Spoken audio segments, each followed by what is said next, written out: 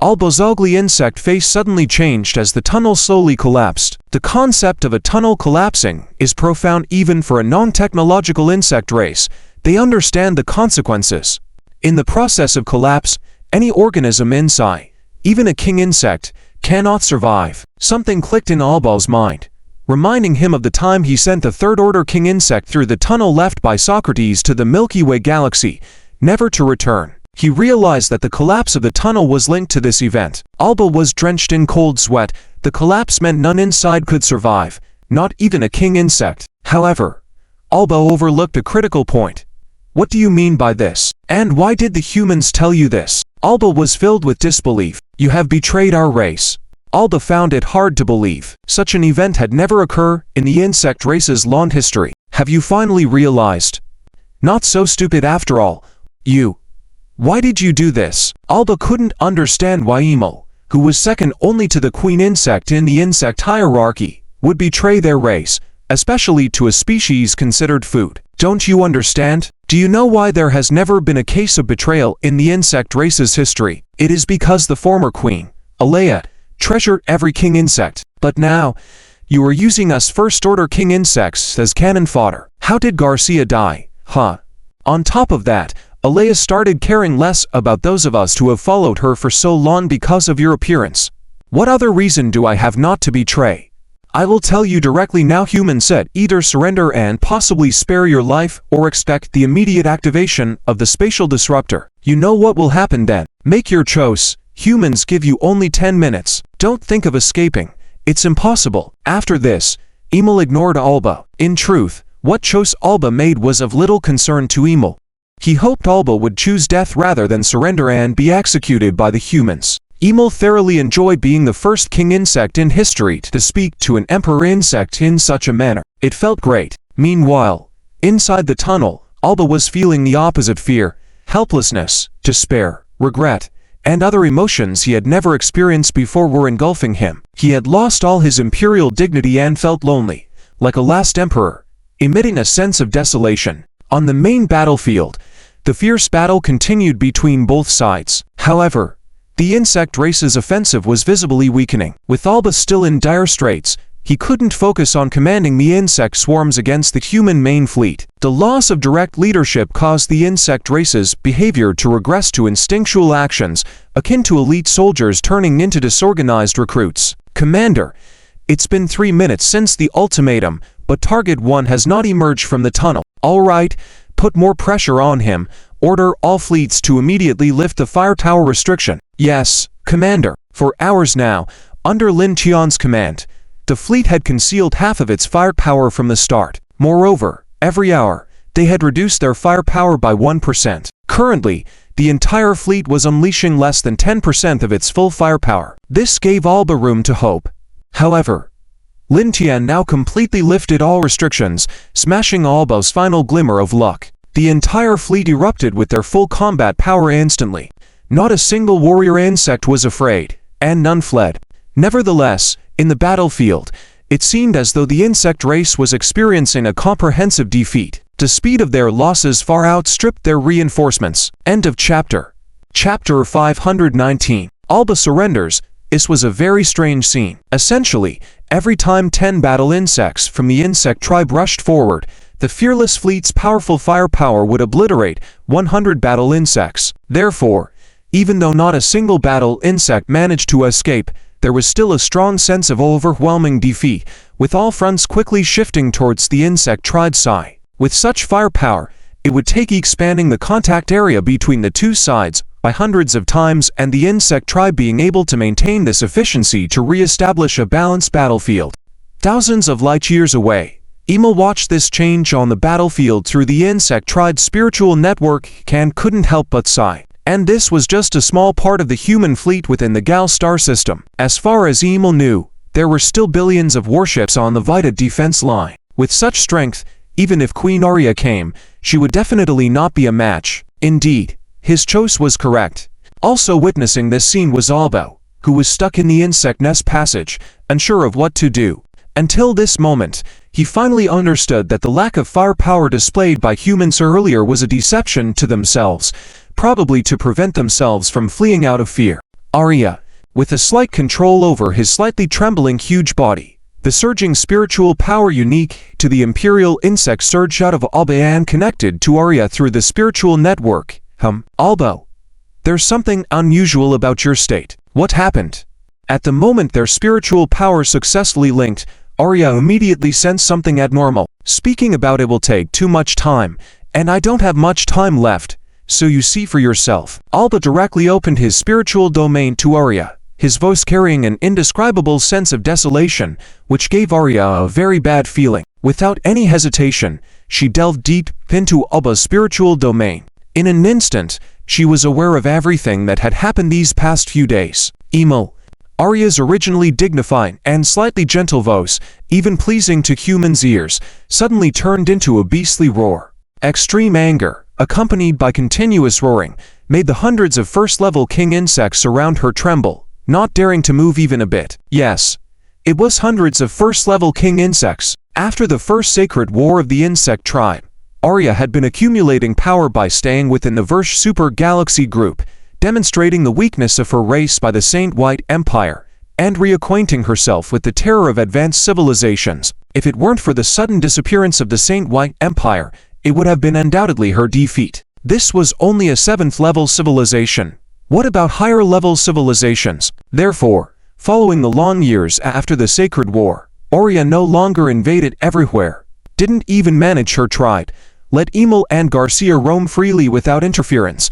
solely focused on accumulating her power and trying to break through the evolutionary limitations. Obviously, these efforts were not in vain. The tens of thousands of king insects around Arya, each with hundreds of first-level kings, strongly affirmed this. Even Emil and Garcia were unaware that Arya's power now far surpassed that of the First Sacred War by several times.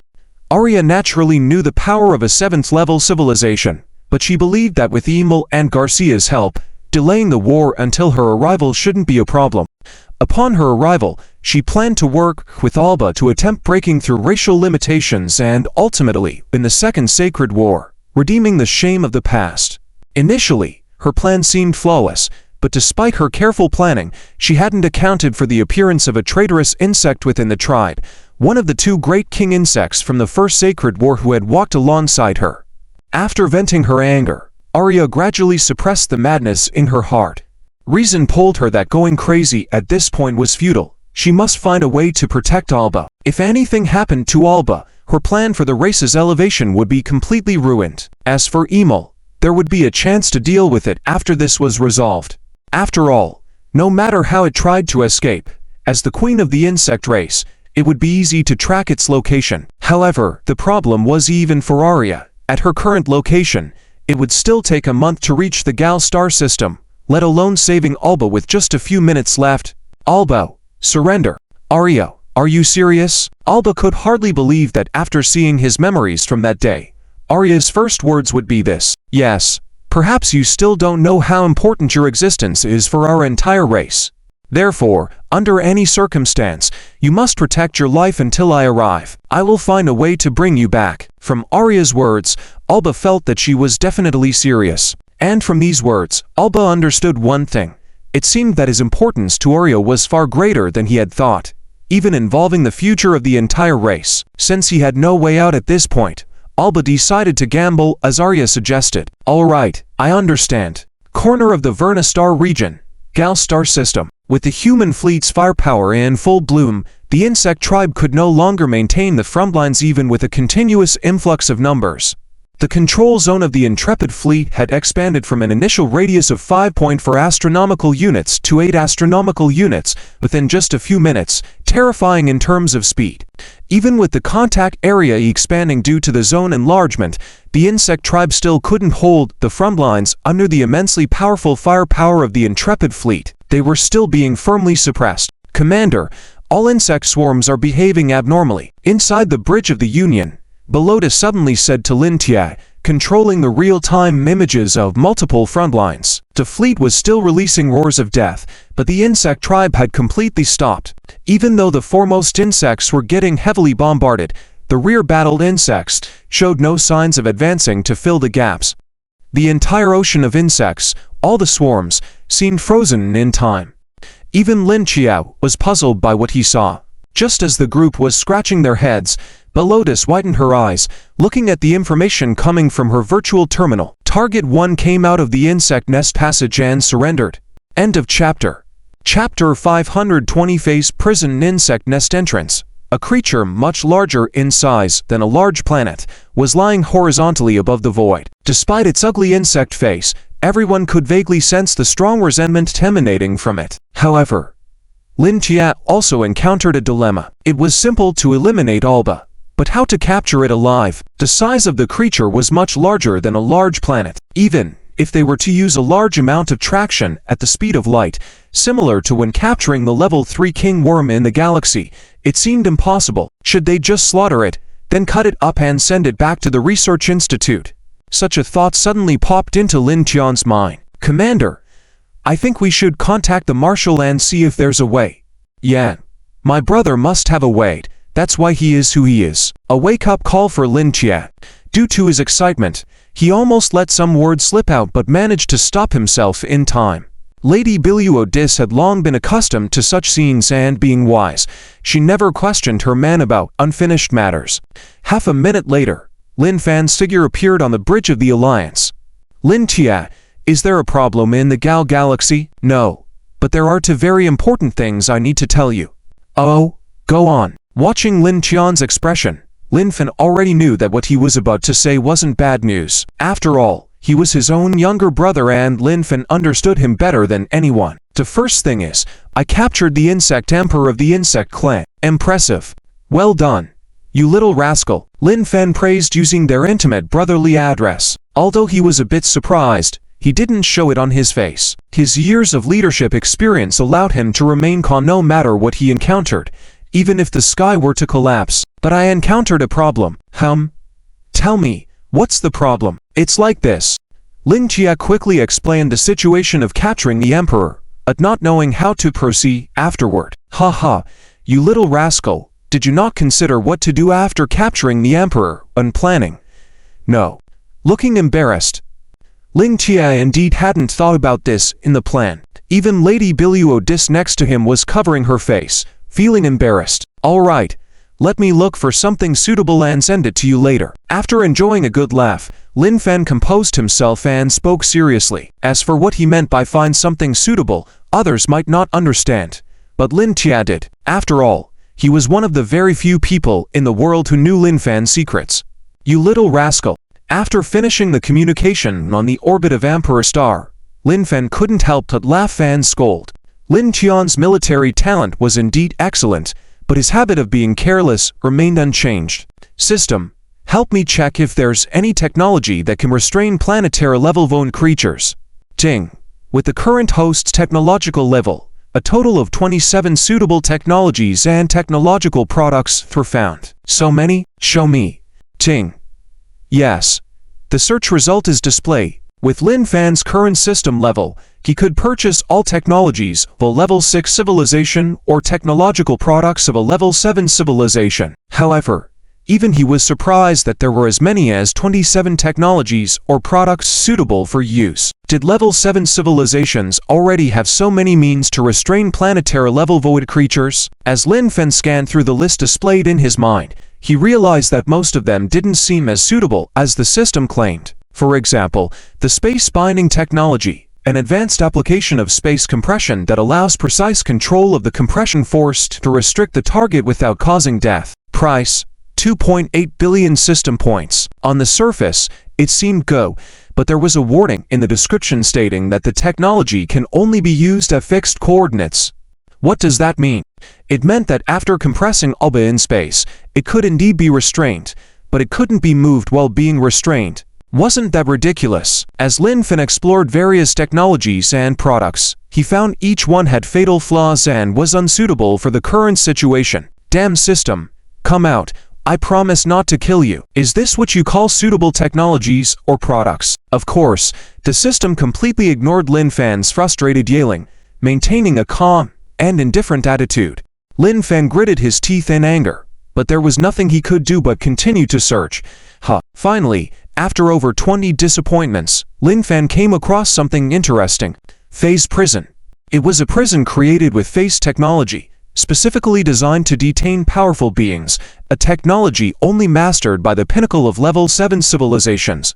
In this phase prison, there was no size limit, no quantity limit, and no presence of prison cells. There were only independent phase spaces, and beings confined in these spaces couldn't break through the phase barrier and escape by any means. It was simply a prison artifact. After reading the description, Lin Fen couldn't help but admire it. Most importantly, this phase prison could even partition the phase space where the prisoners were located. For example, if Bai Zizhuan wanted to study Alba's eyeball, he could manipulate the phase prison to isolate the part of space where Alba's eyeball was located from the phase space. In short, Alba's eyeball would be the only tangible entity, and any part of Alba's body attacking couldn't harm anyone. After all, only his eyeball occupied the same phase as the target. This way, all dangers of the target going berserk during the research process could be completely avoided. It was just perfect. However, Lin Fan's Zhou was short-lived as he was left stumped. Prize: 500 billion points. Lin Fen had previously exchanged for all technologies from level 6 civilizations that humans hadn't mastered to complete the federal skill tree. Those technologies had already depleted all his accumulated system points through the years. Although he had earned tens of billions of points again through battles in the Gao Galaxy these past few days, a single phase prison cost 500 billion points. It was the most expensive item he had seen so far. End of this chapter. Chapter 521. After detaining for 5 hours, although a super-spatial window opened, a Federal General battleship arrived not far from the entrance of the Insect Nest Passage. Commander, per the Marshal's orders, we are escorting this thing to you. Please sign for it. Looking at the mid-level military officer who just arrived on the shuttle to the Union, as well as the box he was carrying in his right hand, Lin Qian's eyes contracted. What was in the box? Lin Qian knew it was definitely something related to the imprisoned Emperor Worm. However, was this thing really so small? Small to the extent that it could fit in a tiny briefcase. Commander Lin Qian, the Marshal has some words for me to convey to you. Well, go ahead. Lin Fan's thoughts were already on the box in his hands at this moment, not caring about what Lin Fan had to convey. You brat, this thing cost me half of my savings, you better make it back for me. Do you hear me? Those are all the contents the Marshal asked me to convey on his behalf. Well then, I will take my leave. After saying this, without any hesitation, the mid-level military officer saluted Lin Qian and walked back into the shuttle. Half of his savings. Originally, Lin Qian had no interest in what Lin Fang had to convey, but he was suddenly startled. As someone who knew Lin Fan's secret, he naturally understood the meaning of half of his savings and how terrifying it was. What kind of terrifying thing is this? Looking at the small briefcase in his hands again, Lin Qian no longer had the relaxed expression he had before, but instead a hint of seriousness. After verifying his identity and successfully opening the briefcase, he was surprised to find that there was only a metal sphere inside. Yes, just a metal sphere, with a very smooth surface that could even be used for playing billiards. As Lin Qian opened the box, a document also arrived at his terminal. It was an instruction manual for using the spherical device. After spending several minutes carefully reading through it, Lin Qian finally understood. The thing Lin Fan exchanged was called a phase prison, created with technology possessed by a level 7 civilization, and its functions left Lin Qian dumbfounded. Most importantly, this was not the main body of the phase prison, but an auxiliary entity, one among countless auxiliaries. Its role was containment. It could create a temporary phase space, lock the target inside, then escort it to the main entrance of the phase prison, effectively imprisoning it,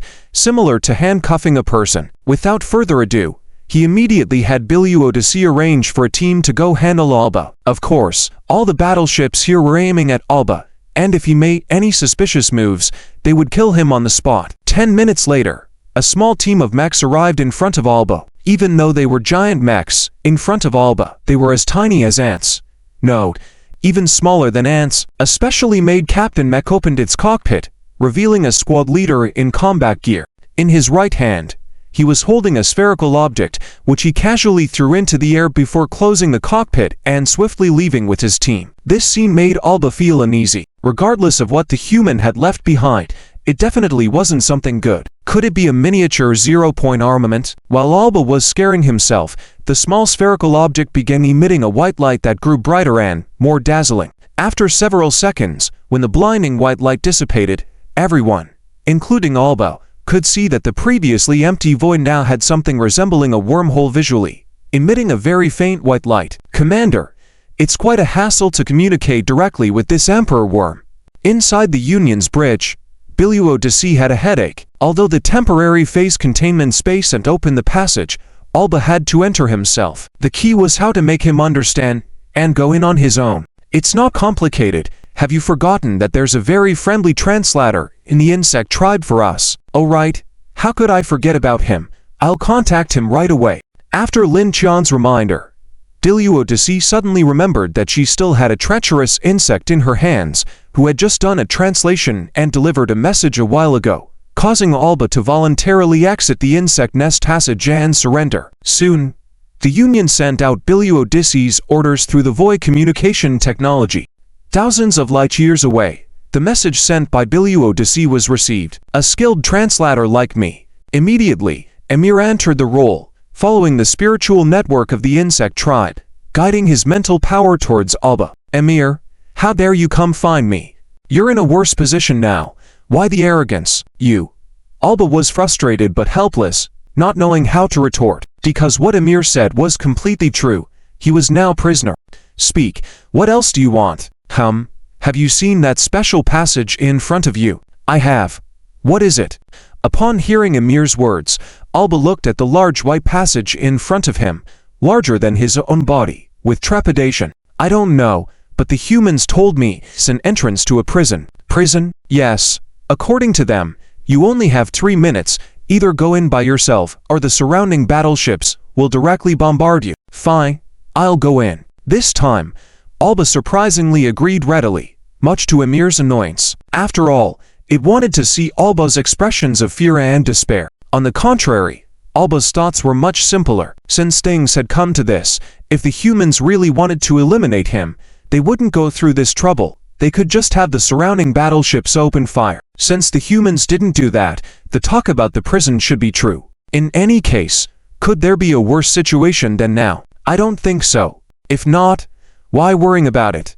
Alba forced a bitter smile, then moved his massive body toward the bright white light emanating from the passage in front of him. End of this chapter. Chapter 5-2. Although the web-addicted Emil states that the current highest ruler of the insect race in the Mel's Galaxy cluster, Arba, has been captured by humans, the Three-Eyed Empire still needs to evacuate from the Gal Galaxy. After all, based on the information obtained from Emil, Lin Qian's speculation has been confirmed. That is, there are currently 2 insect emperors in the insect race, and Arba is just a newly crowned insect emperor. Compared to the ancient Arlia Empress, who has lived for hundreds of thousands of years, in terms of personal strength and the strength of her subordinates, she can be said to be negligible. The key point is, according to Emil's information, Arlia will arrive in no more than a month. Additionally, according to the situation of the First Holy War of the insect race, she has a special insect species in her hand that is specifically designed to counteract phase shields. In the middle of the Holy War, Arlia relied on this special insect to shatter the main fleet of the Holy the Fifth Empire and almost annihilated it. It was not until the later stages that the Holy the Fifth Empire developed zero-point particle armaments that the situation was reversed. Facing such a situation, the entire Federation attached great importance to it, even convening a summit once again. In the virtual conference room, more than 30 people had already taken their seats. However, all of them were curiously looking at one corner of the conference room, where there was a Bub-1 first-level king bug. Allowing a king bug to enter the virtual conference room was not a difficult task. After all, decades ago, after the Federation first obtained the body of a king bug, Bai Zixuan had already accessed the boob's brain and hacked into the boob's mental network, gaining a lot of information. On this aspect, Bai Zixuan's research was deep, so naturally, he easily could integrate it into the virtual conference room. Emil was also quite interested in the corner of the conference room. It is noteworthy that these humans in front of him were usually insignificant in his eyes, but now in this conference room, they all had a similar size to him. For Emil, it was a new and unique experience. Especially, when Bai Zixuan tried to connect Emil to the virtual network, he threw a few human games at him to test. The result was, for Emil, who had never participated in any entertainment activities for tens of thousands of years and did not even know what entertainment was, he instantly became addicted. It was as if there was a paradise in the bug world.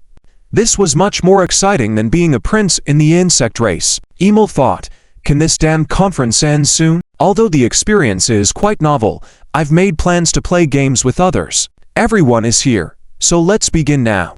First of all, let me introduce the only first-level king bug in the current insect race, Emil. Of course, it is now a good friend of our federation. As Lin Zhen's words fell, everyone in the room looked at Emil with strange eyes. Good friend, huh? In fact, it is just a captive. Emil? Looking at Emil, who was still dazed in the corner, Lin Zhen reminded him aloud. What? Is the meeting over? Great, I had made plans to play games with someone else, and there's still time. Phew. Fortunately, this was just a virtual conference room, and no one had tea, or it would have undoubtedly turned into a big splash fest. Was this high-end mighty first-level king bug in the insect race like those children in the Federation who have severe internet addiction? Ahem. Emil, we are having a meeting. Oh, it's not over yet? All right then. Emil was helpless. It seemed he couldn't keep up with his schedule today. Sigh. Seeing Emil like this, Lin Zhen suddenly felt tired in his heart. Of course, in the virtual conference room, there were two people who were different from everyone else. They almost broke their backs laughing. If Lin Fin and Lin Tia hadn't suppressed their laughter, Lin Zhen would have exploded. Emil, please explain to us in detail again about the first holy war of the insect race. Ah, haven't I said this several times already? Emil, all right, I'll say it again. Under Lin Zhen's powerful and imposing aura, Emil finally remembered his current status and became more obedient. This is going to start from 120,000 years ago.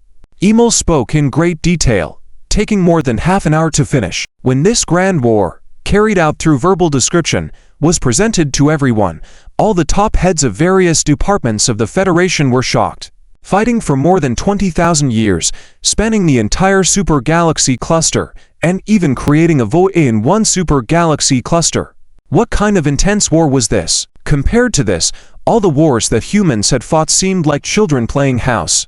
And when everyone heard that during the Holy War, the insect race had hundreds of first-level king bugs, among which even the weakest was many times more powerful than Arba of the Gal Galaxy, everyone was astonished. Initially, upon learning that Lin Tia easily defeated and captured the Insect Emperor, these top heads somehow got the wrong idea that the insect race was weak. But now, through Emil's storytelling, they realized how wrong they were. This was an incredibly powerful insect race, which almost wiped out an old 7th-level civilization called a Holy the Fifth Empire more than 10,000 years ago. King Emil, can I ask, although the previous insect race sounded strong, but now isn't there only you as the lone king bug? After being shocked for a while, Sander suddenly realized something and asked Emil. Others were also puzzled. Indeed, even if they were strong in the past, as Emil himself said, the Holy War almost led to the extermination of the insect race. Only 2 first-level king bugs survived, and even after more than 10,000 years, only a new first-level king bug had been born. If that was the case, why worrying? The strength of the insect race today was probably close to nothing. Everyone's confidence was restored on their faces. However, reality soon poured cold water on them. No. On the surface, yes, the current king of the insect race is indeed just me. But, do you really think that in the 100,000 years, the entire insect race has only spawned Arba, a first-level king bug? This statement left everyone puzzled. King Emil, what do you mean by that? Someone asked in confusion. First of all, you need to know that the evolution of our king bugs is quite difficult, especially evolving from a second-level king bug to a first-level king bug. Without the help of a queen, it is almost impossible. That's why, for the past 100,000 years, only one Arba has been born. However, as I said before, this difficulty arises when evolving without the help of a queen. After the Holy War, Queen Arlia sent all our king bugs out to expand their influence in the Laniakea super galaxy cluster. Therefore, whether it's me or Geisha, neither of us has returned to the Versace super galaxy cluster in the past 100,000 years. End of this chapter. Chapter 523. Winning time in the conference room, Emil continued speaking, but the faces of others didn't look good. As Emil mentioned, both Yan Garcia hadn't returned to the Verse Super Galaxy cluster for 100,000 years. This meant something significant, and everyone present understood it. Therefore, over the past 100,000 years, whether Queen Ariel has cultivated new First-Order Royal Worms in the Verse Super Galaxy cluster, or how many she has cultivated, I have no idea. But I do know that if Queen Ariel has cultivated new First-Order Royal Worms, then over the past 100,000 years, the number of First-Order Royal Worms alone would definitely not be less than 100. If that's the case, then Queen Ariel's current strength, even if it's not as powerful as when the Holy War began 120,000 years ago, is still significantly strong. Everyone in the room took a sharp breath. The strength of the insect race during the First Holy War. That was the peak strength of the insect race. With over 100 First-Order Royal Worms, each one commanding a force much stronger than those in the Mel's Galaxy group. This implied that the entire community's strength was likely several hundred, even thousands of times more powerful than the current Mel's Galaxy group. What a terrifying force! And perhaps your phase shield technology may be effective against the races under our First-Order Royal Worms, but if we engage in a full-scale war with the insect race, it won't cut it. You see, the Holy VI Empire also possessed phase shields back then, but they were still overwhelmed by us. If it weren't for, therefore, to deal with Queen Ariel's all-out attack, your only chance is to, like the Holy VI Empire, use zero-point particle weapons without restriction. Since he had already betrayed them, Emil sold out his own race and even strategized with humans on how to defeat the insect race. Just as Linzen said, truly a good friend of humanity. However, after Emil finished speaking, most of the people in the conference room were confused. Most of them were familiar with phase shields, especially through reports read as the Federal leaders, following battles with Dark Star battleships captured by the Federation and past conflicts in the Orion Arm Galaxy. But according to Emil, the Federal fleet was now equipped with phase shields. How did they not know about this? Especially Bai Zixuan was greatly perplexed. Phase shield technology, which he and Lily Z were still researching, although there had been significant breakthroughs, was still a long way from practical use. Now he was being told that the Federal fleet was already heavily equipped. Could this not be a joke played on him? Cough. In regards to the phase shield, not all fleets of the Federal Navy are equipped with them. We obtained a batch through special channels and equipped a few fleets. One could say we discovered an ancient high-tech civilization relic containing many phase shields. With these shields, we armed the fleet, serving as the Federal's most ultimate strength, so only a few know of their existence. Seeing the chaotic atmosphere in the conference room, Lin Fan reluctantly explained. Of course, the real reason would not be disclosed. So that was it. While not going into detail, Lin Fan gave a somewhat acceptable explanation. Only Bai Zixuan looked at Lin Fan with a meaningful gaze, making him uncomfortable. All right, regarding the existence of the Invincible Fleet, it is the Federal's strongest force and also their top secret. There's no need to delve into it, we had more critical issues to deal with. When Linzen came forward to intervene, everyone came back to their senses. Yes, now was not the time to brood over the Invincible Fleet. The key was what Emil said. Even with phase shields, encountering Queen Ariel wouldn't end well. That was the most crucial issue to tackle. If left unresolved, would the Federation really resort to using zero-point particle weapons without restraint, directly piercing through the insect race? And even if the Federation did so, it might not achieve the same results as the Holy VI Empire. After all, the Holy VI Empire had an entire supergalactic clan, and despite being pushed back during the middle of the war, their sheer size still far exceeded the current Federation. For the Federation, perhaps their production capacity couldn't keep up with the frontline consumption.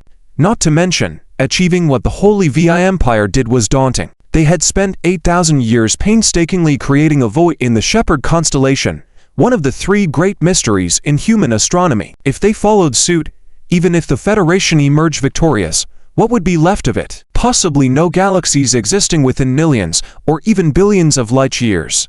The Federation didn't have the luxury of 8,000 years to deplete their resources against the insect race. With furrowed brows, everyone pondered on what to do. This series of events was not promising news. Lin Fan, what are your thoughts? Linzen noticed that his son's expression differed from the others and remained unchanged. He understood that Lin Fan likely had a plan in mind. Although, from the information Emil shared, Our zero-point particle weapon technology should be stronger than that of the Holy VI Empire from 120,000 years ago. In conventional technology, we are significantly weaker than them. Therefore, we need time, a significant amount of time, to absorb and develop. Only this way can we defeat the insect race. And for this time, we need our prisoners to fight for us. Everyone's gaze turned towards Lin Fan as he spoke. Prisoners. General Lin, are you referring to? Correct, I am talking about the captured insect emperor. Alba. Lin Fan nodded in confirmation. Emil, you mentioned before, Alba is quite special, being the only male insect emperor since the birth of the insect race. And it seems that Queen Ariel cares deeply about Alba, to the extent of it affecting her, transcending racial limitations, further evolving, and even sacrificing your only two remaining Grand Dukes. Is that correct? That's right. And isn't it apparent?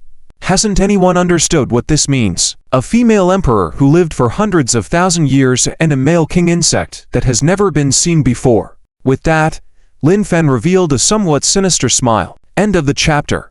Chapter 520. For friends of the human meeting room, a group of people staring at Lin Fan in astonishment. What does the gender of the insect emperor of the insect clan matter? Are you going to say that these two insects are in a romantic relationship? Give us some specifics.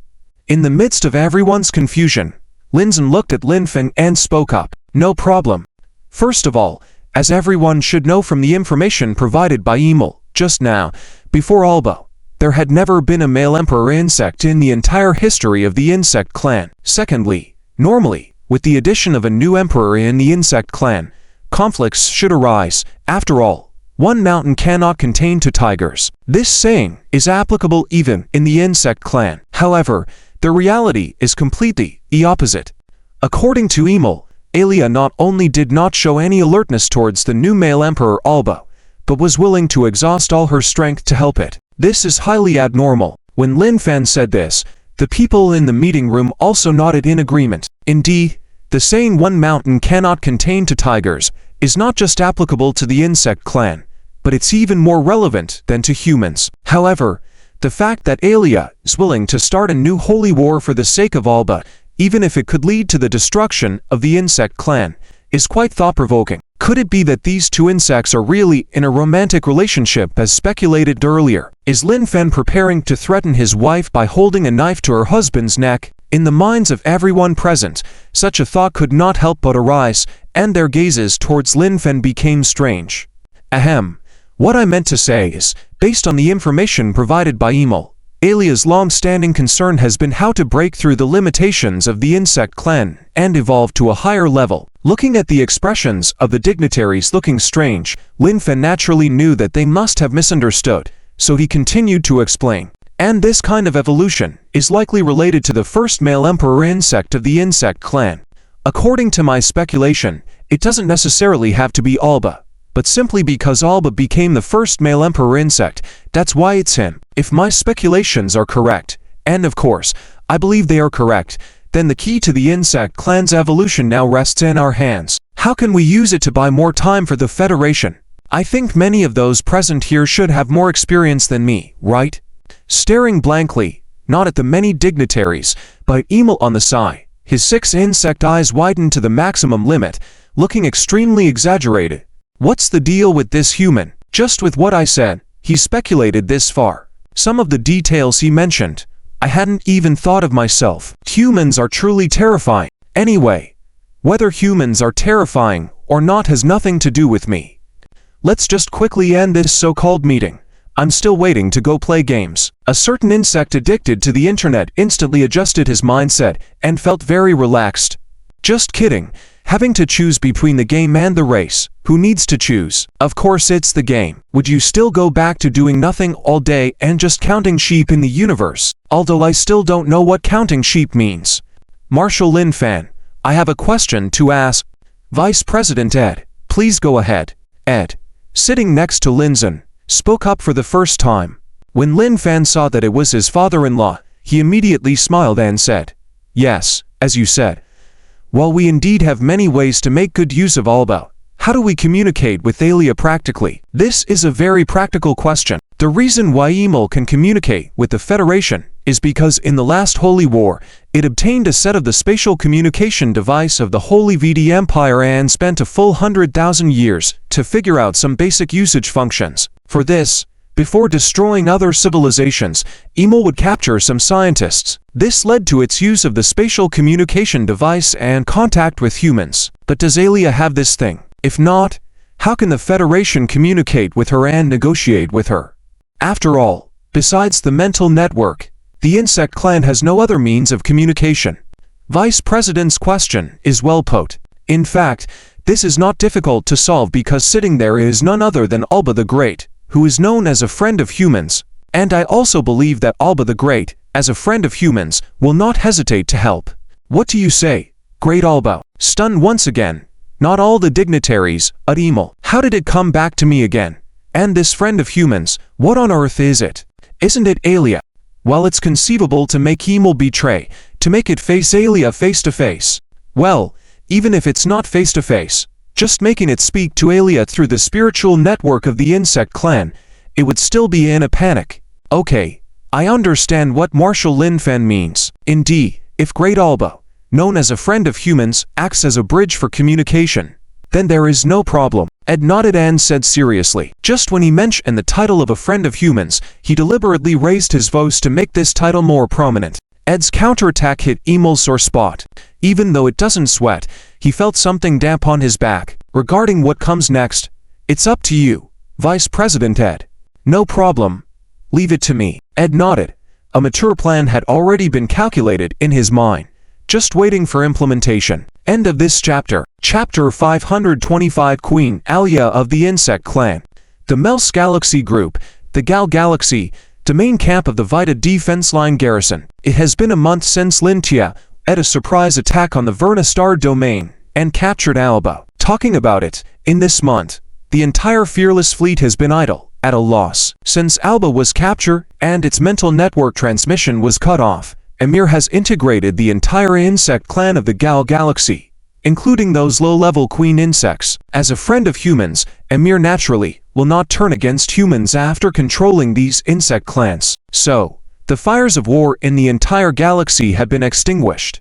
Of course, there are exceptions, such as Heine, who is extremely loyal to Alba, taking a few 4th or 5th level queen insects and fleeing to other star systems within the Mels Galaxy Group. At first, Emir kept commanding his subordinates to pursue them, but later on, some of the insects had already developed a serious internet addiction, and now their minds are full of gaming, who could still care to chase Heine. Anyway, they are just 2nd level queen insects, and when Emir gets bored of playing games someday, he can deal with them then. Unfortunately, a month has passed, and Emir not only has not grown tired of playing but is getting deeper into it. Now, if you only voice chat with him, and not do video, you definitely wouldn't realize that this is an insect. He uses various internet slang smoothly. Although the entire galaxy has been calm for a month, in recent days, Lin Tiat dares not be careless at all. According to Emir's intelligence, the day when Queen Aelia of the insect clan should arrive should be these days.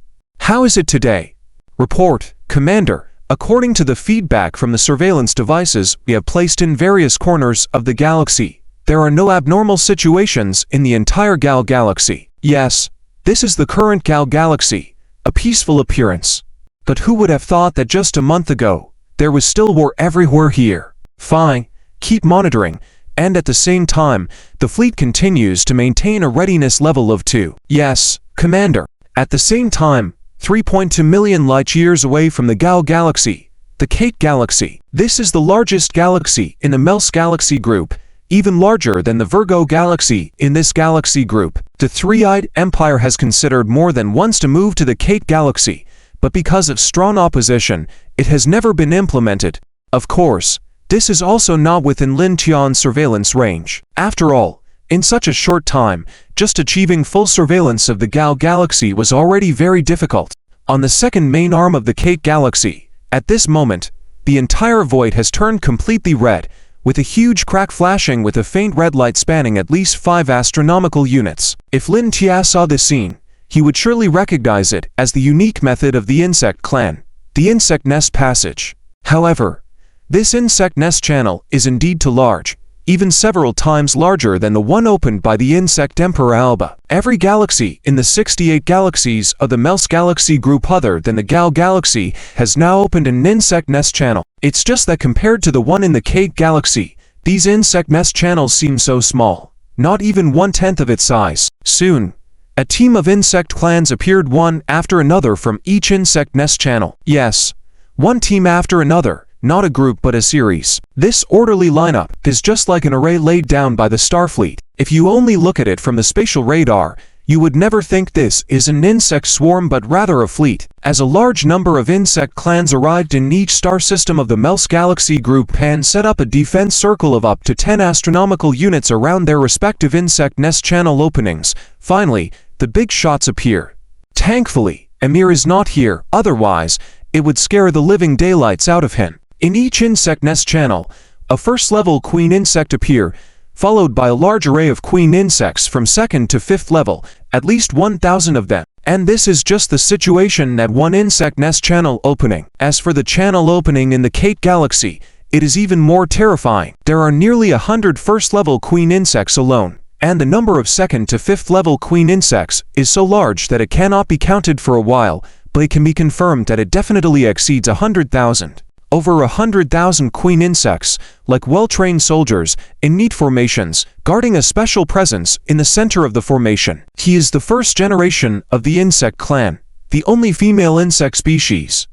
Even his appearance is obviously different from other queen insects, with an overall silhouette resembling a human figure rather than that of the insect clan. You can distinguish where his eyes, nose, and mouth are located, and even some human female features are clearly visible. However, on Alia, there is no delicacy appearance like that of a human. It's a bit like a female giant Lin Fen had seen in an anime in his previous life, though its roughness is even worse than that female giant. This is a very strange thing. Even if Emir were here, he would be equally surprised. After all, Alia from 10,000 years ago did not look like this at all. At the entrance of the channel, Alia's much more powerful spiritual force than Alba's was suddenly activated, spreading outward like a stone falling into water, creating waves that quickly spread. After a few minutes, Alia deeply furrowed her brow.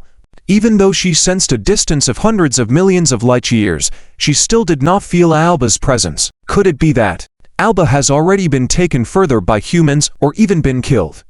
Well, with so little information, it's hard to make a judgment. But since Alba can't be found temporarily, let's capture some humans and ask them that direction. Thinking this, Alia once again started to sense. This time, she controlled the range of perception to just the MELS galaxy group. Due to the significantly reduced scope, the perceived details were clearer. Soon, Alia discovered that in the entire MELS galaxy group, apart from the insect clan, only one place, the Gal galaxy where Alba had an accident, had the presence of other life forms.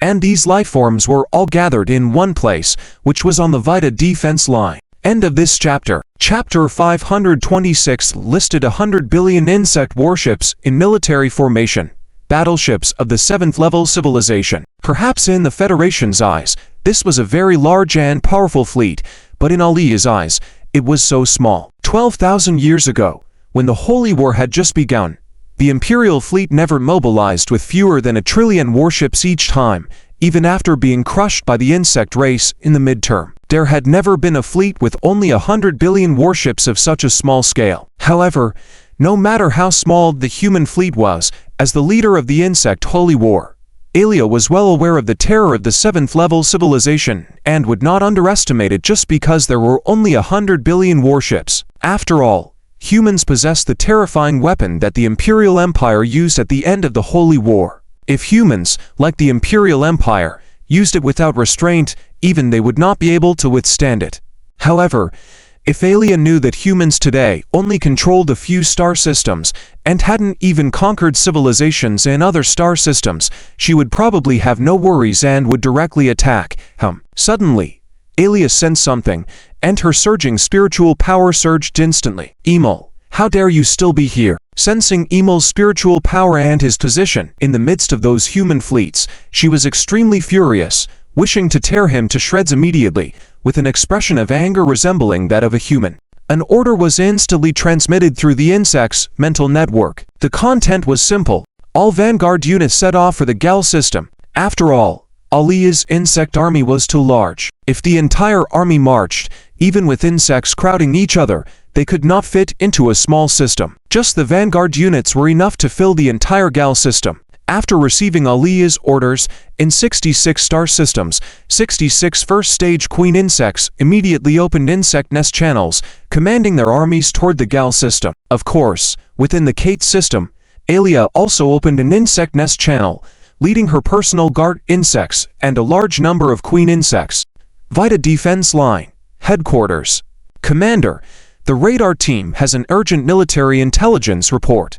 What's going on? Report to the commander. Just now, we detected a large number of spatial movement traces through the Vody radar. Judging by its energy pattern, there is a 98.7% probability that it is an insect nest channel. An insect nest channel? Wait, did you say a large number? Yes, Commander. The current number detected is 67, all coming from every star system in the Miles system except the Gal system where the Fearless Fleet is. 67, all from every star system in the Miles system except for the Gal system where the Fearless Fleet is. This is not good news. The Federation today is no longer as ignorant of the insect race as it used to be. With the help of that human ally, they have a very deep understanding of the insect race. Opening an insect nest channel is not a simple matter for 3rd to 5th stage queen insects. Their bodies do not contain enough energy to support such an operation, and it requires a large amount of resources.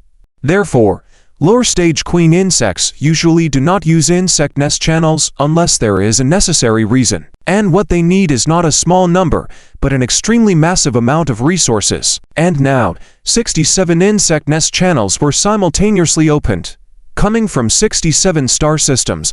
What does this mean? It means that what's coming out of 67 insect nest channels is very likely 67 second stage queen insects, or even first stage queen insects. Damn, we miscalculated.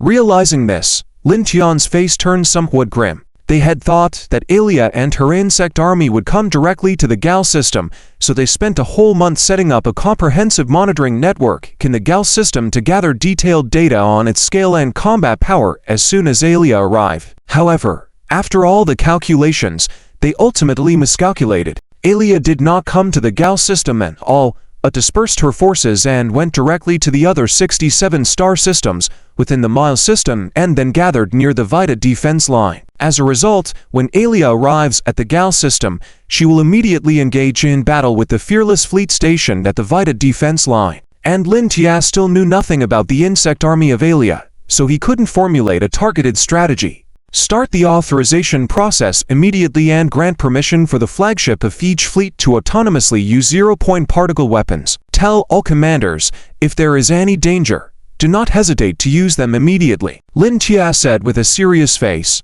In addition, calculate the arrival time of the insect race for me. Yes, Commander. According to the calculation, the insect race will arrive in 3 to 7 days. 3 to 7 days. Lin Tia pondered, but he did not consider contacting Emil and Alia directly. After all, the conclusion of the headquarters was to first strike, go all out, and talk after the battle. This meant that, as humans would say, it was using force to push for negotiation. However, there was a major difficulty that had suddenly appeared before Lin Tia. The fact that he was completely unaware of his imminent opponent and impending engagement was a worrying situation. There is still time. It seems I have to deploy that thing ahead of schedule, Lin Tia muttered to himself. 3 days later, a massive insect nest channel suddenly appeared just 10 astronomical units away from the Vita Defense Line, and was immediately detected by the stellar monitoring network set up by Lin Tia. The shrill alarm sounded instantly, and all fleets on the defense line were ready for battle within 3 minutes. Finally, bring up the image of the insect nest channel entrance for me. Yes, Commander. With Belladie's operation, a virtual image appeared in the bridge a few seconds later. The space crack emitting a faint red glow. Yes, this was indeed the insect nest channel. Judging by the size of the channel, it was clearly opened by a queen insect of the same level as Alba. This made Lin Tia frown deeply. It seemed that what Emil had said earlier was correct. Alia, who had hidden in the Verse supercluster for 100,000 years without coming out, had likely cultivated a new generation of queen insects. And the image in front of him just confirmed this statement. After a short wait, the insects began to emerge from the channel. However, the image transmitted through the monitoring network shocked everyone. This orderly formation, was it really the insect race? End of this chapter. Chapter 527 Outpost Part 1. Don't mention Lin Tia. Even Emil's eyes would widen at this scene. The impression people usually have of the insect race is of chaotic swarming actions. But what was happening before their eyes now? Successive teams of insects were emerging from the passage, all just like the first team, as if they were rigorously trained soldiers, incredibly orderly and synchronized. In no time, dozens of huge formations had taken shape, each composed of a large number of different insects, blinding everyone's eyes. At first glance, one could easily mistake them for a fleet from some technological civilization. Despite the terrifying number of gathered insects, Zaka was not eager to attack, instead stopping their advance at above 5 astronomical units from the Vita defense line, and adjusting the insect race's formation based on the opponent's deployment. Watching this scene from the bridge of the Unity, Lin Tia was once again shocked. He suddenly realized that all his past experiences of battling the insect race seemed to be of no use. What is this all about? Are they waiting for reinforcements to arrive, or? Lin Tian's brain spun rapidly, instantly deducing over a dozen possibilities, but regardless of which one it was, he had no absolute confidence in affirming it. What to do then? Be unchanging in the face of myriad changes. This was the ultimate conclusion Lin Tia arrived at after contemplating. After all, despite the convergence of a considerable number of insects, only one route out of the 67 insect armies had appeared, and not a single royal insect had shown up. In this situation, using that thing would definitely make other insect races more cautious, perhaps even suspending the attack until a way to counter it was found. If things were to develop like this, it would be utterly meaningless. Therefore, Lin Tia decided to wait for an opportune moment to launch a devastating attack, maximizing the depletion of the enemy's forces. As agreed upon, neither side made any moves. The fearless fleet continued to hold the defense line, while the insect race stood in formation like an honor guard, displaying no signs of aggression. As time passed, the area in front of the Vita defense line gradually became lively. Adding to the previous group, now 5 insect armies had arrived at the Vita defense line, and just like the first one, the newly arrived 4 armies were as disciplined as a well-trained military unit. Despite the insect race having gathered 5 armies, with numbers exceeding hundreds of trillions, they still did not launch an assault, continuing to confront the fearless fleet at a distance of 10 astronomical units. Soon, a day passed in this standoff, and the insect race facing the fearless fleet on the Vita defense line had increased to 19 armies. As for the numbers, Lin Tia couldn't be bothered to have his subordinates report anymore, because it was meaningless. Didn't they see that the armies were still constantly arriving through the 19 insect nest channels without any intention of stopping? Another hour passed, and finally, the 20th army arrived. Simultaneously, in the first insect nest channel, after dozens of royal insects appeared, standing off against the fearless fleet for a whole day, the insect race finally moved. As the first-tier royal insect to arrive and the one responsible for the outpost before Alia's arrival, Zakat, who had been containing the emotions built up within the Vilster supercluster for a whole 100,000 years. Upon reaching the location, immediately wielded the command authority in its hands, releasing the pent-up emotions. All forces, attack. When its majestic voice echoed through the neural network and transmitted to the brain of every insect, the entire army began to advance. Even in the charge, the formation remained intact. It was truly amazing how Alia managed to train the races within these 100,000 years to this level. Commander, the insect race has started advancing. Moreover, the radar team detected the presence of royal insects, with a count of 48, including 1 first tier, 2 second tier, 5 third tier, 15 fourth tier, and 25 fifth tier insects. By Lin Tian's side, Biluodixk was providing the latest update. They have started moving already. Lin Tia initially thought they would wait until all 67 armies were assembled, but did they give in already at just 20? Although it still felt a bit early. First, let's conduct a practical test with this batch of insects using that thing. Have all silent ones been deployed and confirmed to be functional? Yes. After deployment, we checked 3 times to ensure there would be no mishaps. Good. Do not activate immediately. First, use the fleet's artillery to block the enemy. gather detailed combat data of this batch of insect race, and then act. Understood. It wasn't that Lin Tia didn't want to act immediately, but based on the observations made that day, these warriors were a bit different from those they had fought before. Perhaps, at first glance, they didn't seem too different, still having combat insects, jet insects, warship insects, various ranks of royal insect guards, and so on. But upon closer examination and analysis, one would discover that these insects were quite different from their predecessors. The most noticeable was that in terms of energy levels, these warrior insects were clearly a few notches higher than the previous ones. For example, for combat insects, if the energy intensity inside the previous ones was compared to 1, the current combat insects had already exceeded 3 and even approached 4. Therefore, Lin Tia had to first understand what these insects were like in actual combat and whether they possess any new capabilities to provide intelligence for future battles. This was somewhat risky, as attacks, attack distances, or attack methods could be different from before. Who could guarantee that these insects would pose no threat to the fearless fleet on the defense line as they did before? This was a risky but necessary attempt. Of course, now that Lin Tia had decided to go ahead with it, he had made the necessary preparations. On board the Unity, over 1,000 zero-point missiles were unlocked and in an active state, ready to be launched at any moment. It wasn't just the Unity. On the Vita defense line, every fleet flagship station in each defensive zone had undergone the same operation. If the situation turned unfavorable, a large number of zero-point missiles could be fired instantly, completely covering the array of insects in front of them, completely eliminating all threats. End of this chapter. Chapter 528 Outpost Part 2. The intense battle began. The first to launch an attack were the Fearless Fleet Station on the defense line, initiating the first wave of attacks when the two sides approached within 5 astronomical units. Of course, at this distance, range-based spatial attacks were not feasible.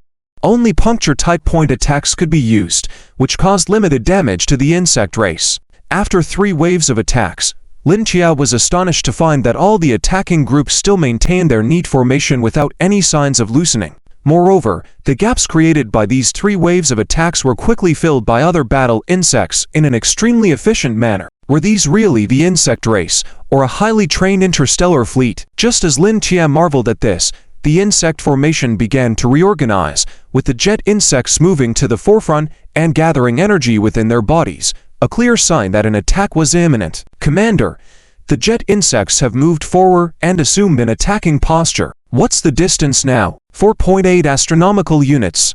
This was a full 4.8 astronomical units, well within the attacking range of the Federal Fleet, according to past human-insect battle experiences close enough for the insect race to be in line for being killed.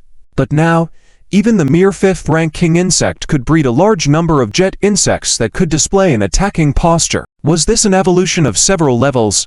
Closely monitor and analyze the jet insects attack. Establish a new file in the database for high-tier jet insects. Yes, Commander. Although Lin Tia was confident that the Fearless Fleet could withstand their attacks, he would not be complacent or underestimate the enemy. In the next moment, a large number of jet insects on the battlefield, so numerous that Lin Tia couldn't be bothered to count, began their attack. Like scorpions, their tails slightly recoiled backward, then suddenly extended forward, releasing their attacks.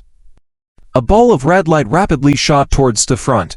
Commander, we have detected the attack released by the high-tier jet insects. The energy output is extremely high, but the speed is not fast, only 120,000 kilometers per second. It will take about 105 minutes to make contact. Is this a physical attack? A physical attack? No. That's not entirely accurate. It should be described as an energy projectile shrouded in a physical shell. Hearing this explanation, Lin Tia understood why the high-tier jet insects could launch attacks at a distance of nearly 5 astronomical units. The key lay in the physical shell.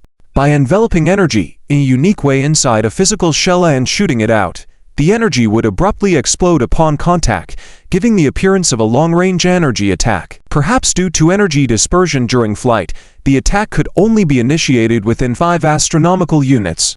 Even though theoretically, with a physical shell, the range could be infinite. If all the energy, the main source of lethality, dissipated, it would be meaningless. However, Lin Tia couldn't help but wonder what type of attack was contained within that physical shell. Calculate the pathway of one of the attacks, send an unmanned reconnaissance ship to collide with it. I want to know the specific parameters of this attack. Yes, Commander. Based on the current attacks of the jet insects, the advancing speed and the previously reported radar data, there was still over an hour until contact, providing sufficient time for Lin Tia to test the nature of this attack before it made contact. Suddenly, in the middle of the battlefield, a hyperspace window opened without warning. A Fearless-class battleship swiftly emerged and released a small unmanned reconnaissance ship from its hangar. Commander, the battleship has reached a designated position and released the reconnaissance ship. Has the attack path of the high-tier jet insects been confirmed?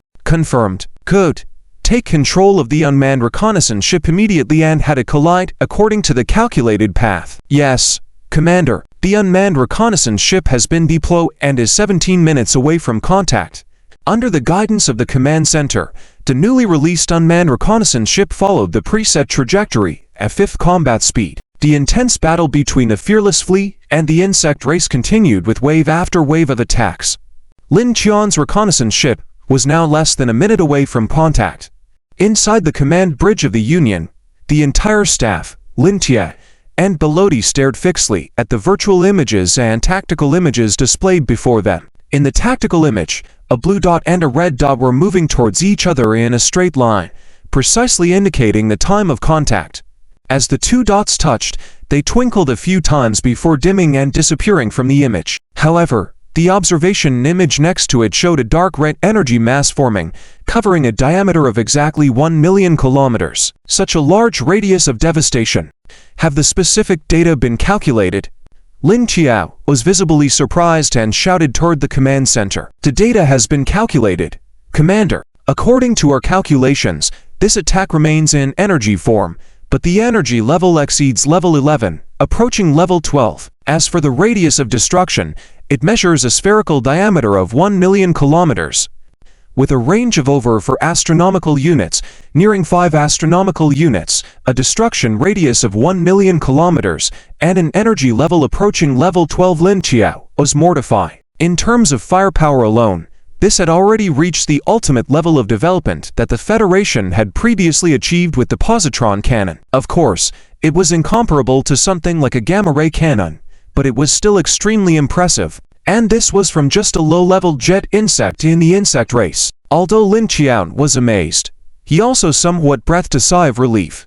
After all, this type of attack fundamentally posed no threat to the phased shields. However, just as he relaxed a bit, a new situation arose from the insect's side. When there was still a distance of 3.8 astronomical units between the two sides, the battleship insects within the array opened fire.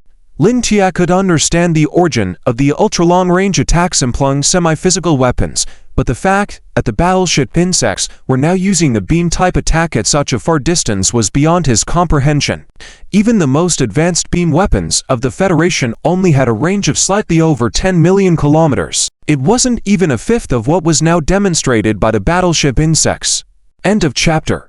Chapter 529 Outpost Part 2 inherited the appearance of those traditional battleship bugs, with hundreds of tentacles converging on the head that can emit beams, all revealing a small section on the outside. It still looks like a lotus, but its method of attack is completely different now. No longer limited to intensive attacks only in front, it can now gather all energy by slightly turning its tentacles and unleash an extremely powerful beam attack. In simple terms, it maintains the previous short-range intensive firepower while adding a new means of ultra-long-range attack. Another difference is that the beams it shoots out are no longer dark red as before, but a kind of dark green. However, Lin Tia made a mistake in thinking that the battleship bug's ultra-long-range attack had a range as much as he thought, for astronomical units. The dark green beams filled the sky and headed towards the Vita defense line. Although this kind of attack was much faster than the jet bugs, it still took half a minute to reach the defense line where the Fearless fleet was stationed. Federal attacks are all space-based technological means, which act directly on the target location upon release without the need for waiting. Therefore, although both sides have been fighting for a long time, and both were attacking fiercely, currently only the insect race continued to suffer losses. 20 minutes passed, and in the middle of the battlefield leaning toward the Federal defense line, a large amount of energy kept erupting, with the dark red light almost illuminating the entire void. Even the tactical images inside the joint bridge were affected, as if being interfered with. What's going on? Commander, the advanced battleship bugs of the insect race caught up with the attacks of the advanced jet bugs in the previous rounds, triggering an internal energy explosion due to the large scale of the attacks, causing a certain level of damage to space. The battleship bugs attacks caught up with the jet bugs attacks, triggering a large-scale chain reaction, damaging space. So that's it. These advanced battleship bugs' range is not that far at all, and their target was not our defense line, but the semi-physical energy projectiles previously launched by the advanced jet bugs. And these dense energy chain explosions directly cause damage to space. Generally, energy attacks do not damage space, but there are exceptions, such as when the energy level is too high or the energy form is special, it may cause trauma to space. It seems like what the insect race did before was to fill a large area with bombs and then use long-range attacks to detonate them. And these bombs were most likely formed by a special type of energy. They are indeed capable. Report the losses. Lin Chia raised his head and shouted at the command group, who were a bit flustered. According to calculations, the range affected by the insect race's attack this time reached a depth of 1.8 astronomical units, leaving the space in front of our defense line in an extremely chaotic state, which is expected to take at least an hour to return to normal. There is another issue. Our space is blocked by the chaotic area, and we cannot directly act on the enemy array. In other words, within an hour, we can only attack targets up to 90 million kilometers in front of us, and not penetrate the chaotic area to attack more distant targets. There is a more serious problem.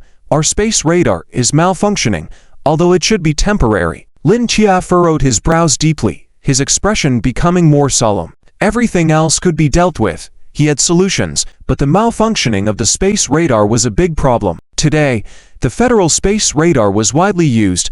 Even the ship cannons relied on it for data support and attack. Now, with this problem arising, it wasn't just his ship affected, but all the ships.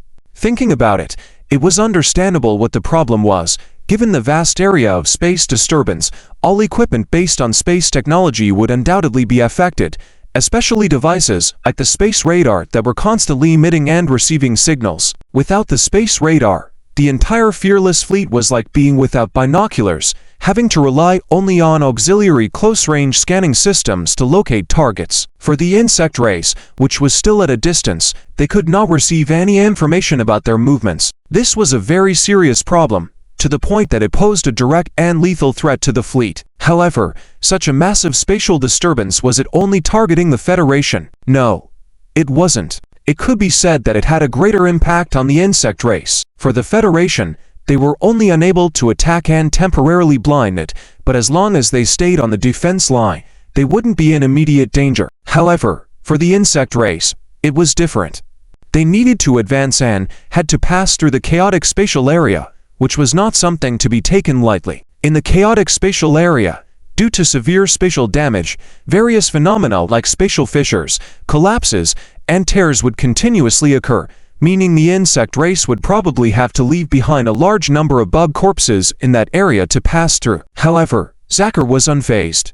After all, his vast army within the 15 AU range posed no real threat to the Federal fleet. Thus, by sacrificing 30% of his forces to enter the 1 astronomical unit range, it was evidently a very cost-effective deal.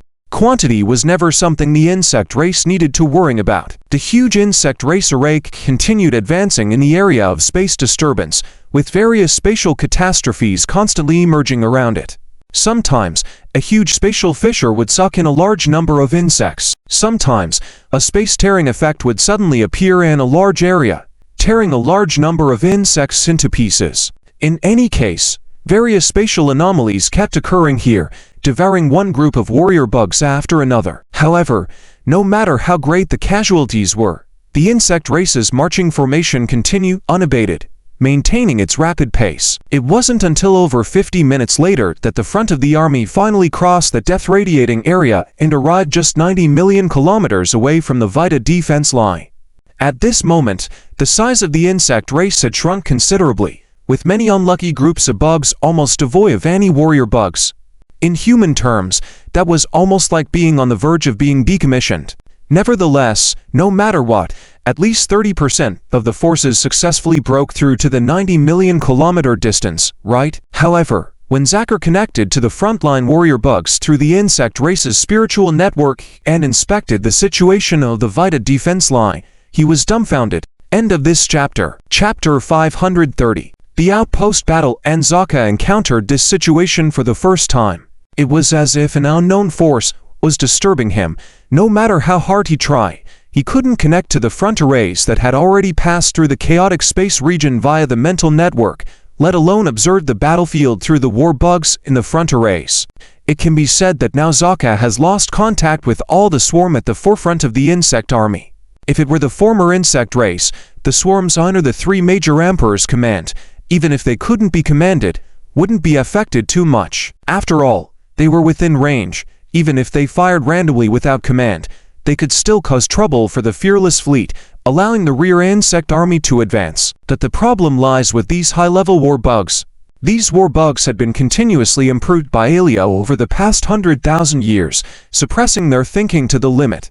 In simple terms, the war bugs were turned into existence like marionettes. The advantage of this was that all war bugs were easier to control, just like federal soldiers, completely obedient. However, there was a huge drawback. If there was no Queen Insect command, these war bugs would become as motionless as marionettes. This was something that even Lin Tiad didn't anticipate. This device he had deployed before the war was actually a mental transmission interference device developed by Zixuan based on research on the Queen Insect's brain. Its function was only to interfere with the insect race's information transmission within a certain range. The original intention was just to disrupt the insect race's command system at a crucial moment, thereby decreasing the combat power of the insect swarm slightly. However, he didn't expect that after the device was activated, all the insect race in front of him seemed to have turned into statues, not moving an inch. According to the plan, shouldn't the insect race turn into a mode of action according to instinct after losing the Queen Insect's command? But what was this situation now? Command all fleets, unleash firepower, and eliminate all insect swarms in front of us as quickly as possible. Yes, Commander.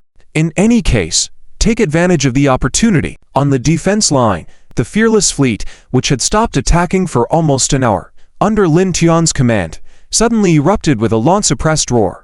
In an instant, dazzling white light was rising everywhere in the array of insects. The distance now was only 90 million kilometers, not even one astronomical unit. At this distance, all warships of the fearless fleet had adjusted their cannon mode to the space-tearing mode, the ultimate form of the gravitational cannon. Under this attack, it was like sweeping leaves with an autumn wind, clearing a large area. However, even though high-level war bugs were turning into cosmic dust under the space-tearing effect, other war bugs remained motionless, completely unresponsive, as if unmoved by the collapsing mountain or unchanged by the dancing deer.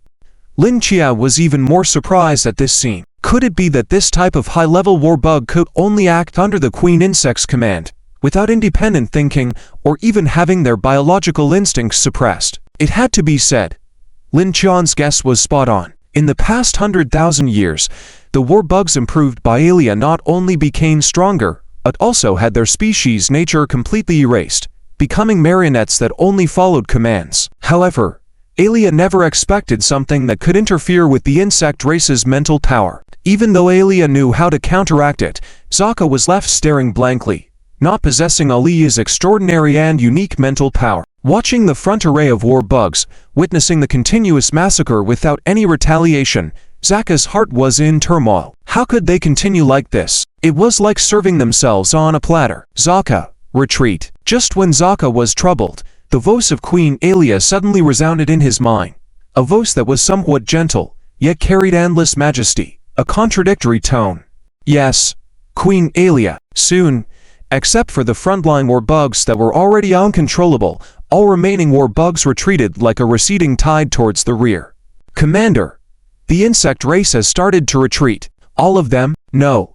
The war bugs within the range of the mental interference device are maintaining their original state. Couldn't even make them retreat.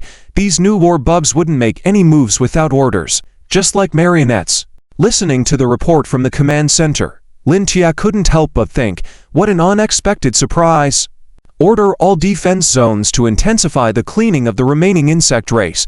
As for those retreating, leave them be. Yes, Commander. Half an hour later, without using the zero-point particle weaponry, all war bugs that had lost the Queen Insect's command were swept away by the Fearless Fleet, marking the official end of the outpost battle between the Federation and Queen Nalia. Though the outpost battle started with a bang, its ending carried significant meaning for both sides. It could be said that both humans and the insect race were merely probing each other, rather than fully engaging. The Federation did not unleash many of its heavy artillery, including the zero-point particle weaponry, testing only the small TOW given by Zixuan, unintendedly achieving such great results. On the other side, even the war bugs specialized in targeting face shields, as mentioned by Emil, did not appear on the battlefield. Aelia had never expected Zaka to directly break through the Veta line of defense. Similarly, Lin Tia didn't expect to inflict damage on the root of the insect race. However, Lin Tia knew that the next battle would not be as easy as today. Any mistake could spell disaster for the entire Fearless Fleet. Soon, the detailed battle report of this battle had arrived in the hands of Lin Fan. As Lin Fan looked at the battle report, he furrowed his brows deeply. Only the basic units of the insect race had shown such strength during the outpost battle. What about the guard insects of each queen and a variety of special insect species? After 100,000 years of evolution, the insect race had progressed so much. The next battle would be crucial, but looking at the current situation, it seemed like it would be tough. Notify Lin Yu, the commander of the Pleiades Star System Garrison, and the leader of the Space Group 2 of the Technology Department, Li Lizzie, to attend an emergency meeting in 10 minutes. Yes, Marshal. End of this chapter. Chapter 531. Ambush. The meeting, convened by Lin Fan, was urgent and had very few participants. Besides Lin Fan himself, there were only Lin Tia, Lin Yu, and Li Lizzie. After Lin Tia gave an introduction to the situation of the outpost battle, the expressions on Lin Yu and Li Lizzie's faces became serious. Both of them could analyze that the next battle wouldn't be easy. It was precisely for this reason that Lin Fan called for this urgent meeting and had Li Lizzie participate. Lizzie, introduce them to the Heavenly King Plan first. The Heavenly King Plan. What is that? Lin Tia and Lin Yu were puzzled. They had never heard of it before. All right, Marshal. The Heavenly King Plan began in the 122nd year of the Federation's history, with the purpose of achieving intergalactic group combat for the Neutron War Star. As you all know, due to its extremely strong gravitational effect, the Neutron War Star severely restricted in space teleportation and hyperspace travel, making it almost unable to conduct intergalactic level combat, let alone intergalactic group combat. Upon hearing this, both Lin Tia and Lin Yu nodded. Indeed, the biggest issue with the Neutron War Star was its inability to travel long distances in space. This was why the Purple Cloud Empire remained in the Virgo system instead of attacking other star systems in the past. Similarly, the Federation had not utilized the Neutron War Star on the battlefield. It was impossible for the Neutron War Star to fly out of the Virgo system on its own, and thus, the Heavenly King Plan was born.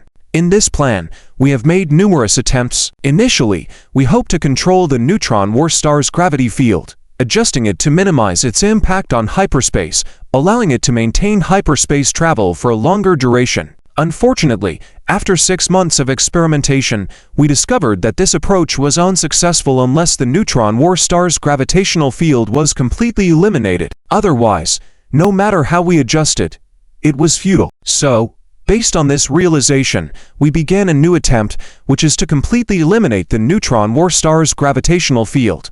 Completely eliminate the Neutron War Star's gravitational field. Can that be achieved? Although there were gravity barriers within the Neutron War Star's outpost station that could isolate the gravitational field, it was of no use since the Neutron War Star's strong gravity made it impossible to install any devices. Why could the control room of the Neutron War Star be protected by a gravity barrier? It was because the interior of the gravity barrier was empty, hollowed out by some technology of the Alpha civilization. However, installing a gravity barrier device inside, and then getting it to penetrate the Neutron War Star and act on its exterior was simply impossible. Maybe it was possible, but with the Federation's current technology, it was impossible. Despite many attempts, we tried various unconventional methods, but none proved successful. Until one day, I had a strange idea. Since we couldn't directly manipulate the Neutron War Star, Why not target the exclusive outpost station belonging to the Neutron War Star? Target the outpost station. Wait a minute, that sounds feasible. Lin Tia and Lin Yu somewhat understood what Li Lizzie's idea was. If isolating the gravity was the goal, then the outpost station, as a dedicated base for the Neutron War Star, was perfect for isolating the gravitational field. Since it was impossible to give the Neutron War Star the ability to travel across intergalactic groups on its own, why not make the entire outpost station capable of doing so? Indeed, Li Lizzie's method was exactly what Lin Tia and Lin Yu had guessed. Since the outpost station could accommodate the Neutron War Star and completely isolate its gravitational field, simply constructing a supersized Stargate or installing sublight engines and hyperspace engines on the outpost station would solve all the issues. Well, as you guessed, since the Neutron War Star is actually very small, the outpost station is not very large. In terms of volume, this outpost station is not even as big as a Planet-class battleship, much smaller actually. So, the solution is simple. We just need to refit the outpost station to give it the ability to travel through space and hyperspace, and the final modifications were completed 3 days ago. Currently, we are just awaiting final testing. That's the entire Heavenly King plan, and its current progress. Lin Tia and Lin Yu took a sharp breath. Did this mean the Neutron War Star now had the capability for intergalactic group-level combat? Now that you both understand the Heavenly King plan and its approaching completion, I have decided to deploy the Neutron War Star in the galactic systems, or as the final validation stage of the Heavenly King plan. Clapping his hands to bring the two shaken individuals back to focus, Lin Fan said. Upon hearing this, Lin Tia became instantly excited. With the Neutron War Star, what did he have to worry about? This thing could simply drill into the swarm, and there was no way a flesh and blood body could resist the Neutron War Star's intense gravity. However, just as Lin Tia was getting overly excited and starting to rub his hands, Lin Fan continued speaking. The Neutron War Star is only to be used as a threat. Unless our defense line faces a crisis of being breached, it is not to be revealed. Lin Tian's expression turned gloomy as he responded. He wasn't foolish. He had already realized the reason behind not revealing too much. The upcoming battle was the Federation's showcase of power. Following this battle, they would rely on Amira and Arya to initiate contact and utilize Alpha to fully enact their delay plan. In other words, the timing was still too early. After the negotiations were completed, if the Neutron Star was to be used as an executioner against the insect race in case of a sudden breach or further delay followed by an all-out war in the future, it would be most appropriate. Therefore, as stated by Lin Fan, in this war, the Neutron War Star would only be a looming presence and would not act unless absolutely necessary. Now, let me assign your tasks. 1 day later, Lin Yu, who had been appointed as the first commander of the Neutron War Star by Lin Fan, along with Li Lizzie, who was the technical advisor, had all arrived at the outpost station where the Neutron War Star was docked. Of course, the two of them hadn't entered the Neutron War Star yet. They were currently inside the control center of the outpost station. Report, all preparations are completed. Good. Activate the hyperspace engines. Target the Gull Star system in the Mirrors Galaxy, Vitter Defense Line's main base. Yes, Commander. End of chapter. Chapter 53-528. The second Vita Defense Line Battle Part 1 with Lin Fan backing him up. Lin Tian's courage grew significantly. Bold tactics that were once deemed too risky to attempt could now be put to the test. After all, with the Neutron Battle Star supporting them on the sidelines, their confidence was unwavering. 10 days passed without notice. During this time, both sides maintained a standoff at a distance of 10 astronomical units with no other movements. However, as time passed, the number of the insect race on one side continued to increase. The numbers had grown so much that even a single insect spewing water could submerge the entire Fearless fleet without exaggeration. Chief of Staff, how many zero-point particle missiles do we have in stock now? Observing the results detected on the space radar, Lin Tia asked towards the staff group. We currently have 75,195 ready zero-point particle missiles, 950 zero-point particle bomb carriers, and 29,560 zero-point particle mines. The Chief of Staff opened his terminal system and reported the inventory of zero-point particle weapons. Listening to the report, while still closely watching the feedback on the space radar, Lin Tian's expression grew more serious. Just the amount that had already arrived would require at least 2/3 of the stock to be used for a cleanup operation using zero-point particle weapons. However, based on the current daily production of zero-point particle weapons at the Vita Defense Line main base, they couldn't keep up with the continuous influx of the insect race. In other words, once they started a full-scale battle, if they couldn't suppress the momentum of the insect race, then within no more than 3 days, the entire Fearless Fleet's zero-point particle weapons would be depleted. After a simple calculation, Lin Tia immediately reached a very unfavorable conclusion. As expected, the only feasible option is to capture the leader first, right? It's no wonder Lin Tia would think like this, as even if the entire Fearless Fleet used up all their energy and depleted all their zero-point particle weapons, they still wouldn't be able to wipe out all the insect race, not even a fraction. But capturing the leader wasn't an easy task either, because, as Amir previously mentioned, Alia had the means to counter phase shields 100,000 years ago, and with a heavily armed royal guard protecting her, it wouldn't be as simple as facing Alba. If they charged in headfirst like with Alba, it's likely they wouldn't return even one ship.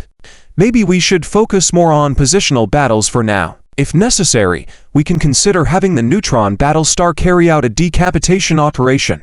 2 more days passed.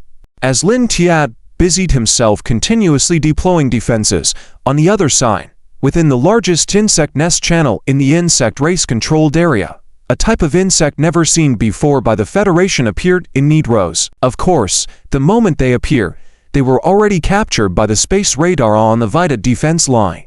Commander, a new type of war insect has appeared on the insect race side, with its appearance and biological energy characteristics not found in any records in the database.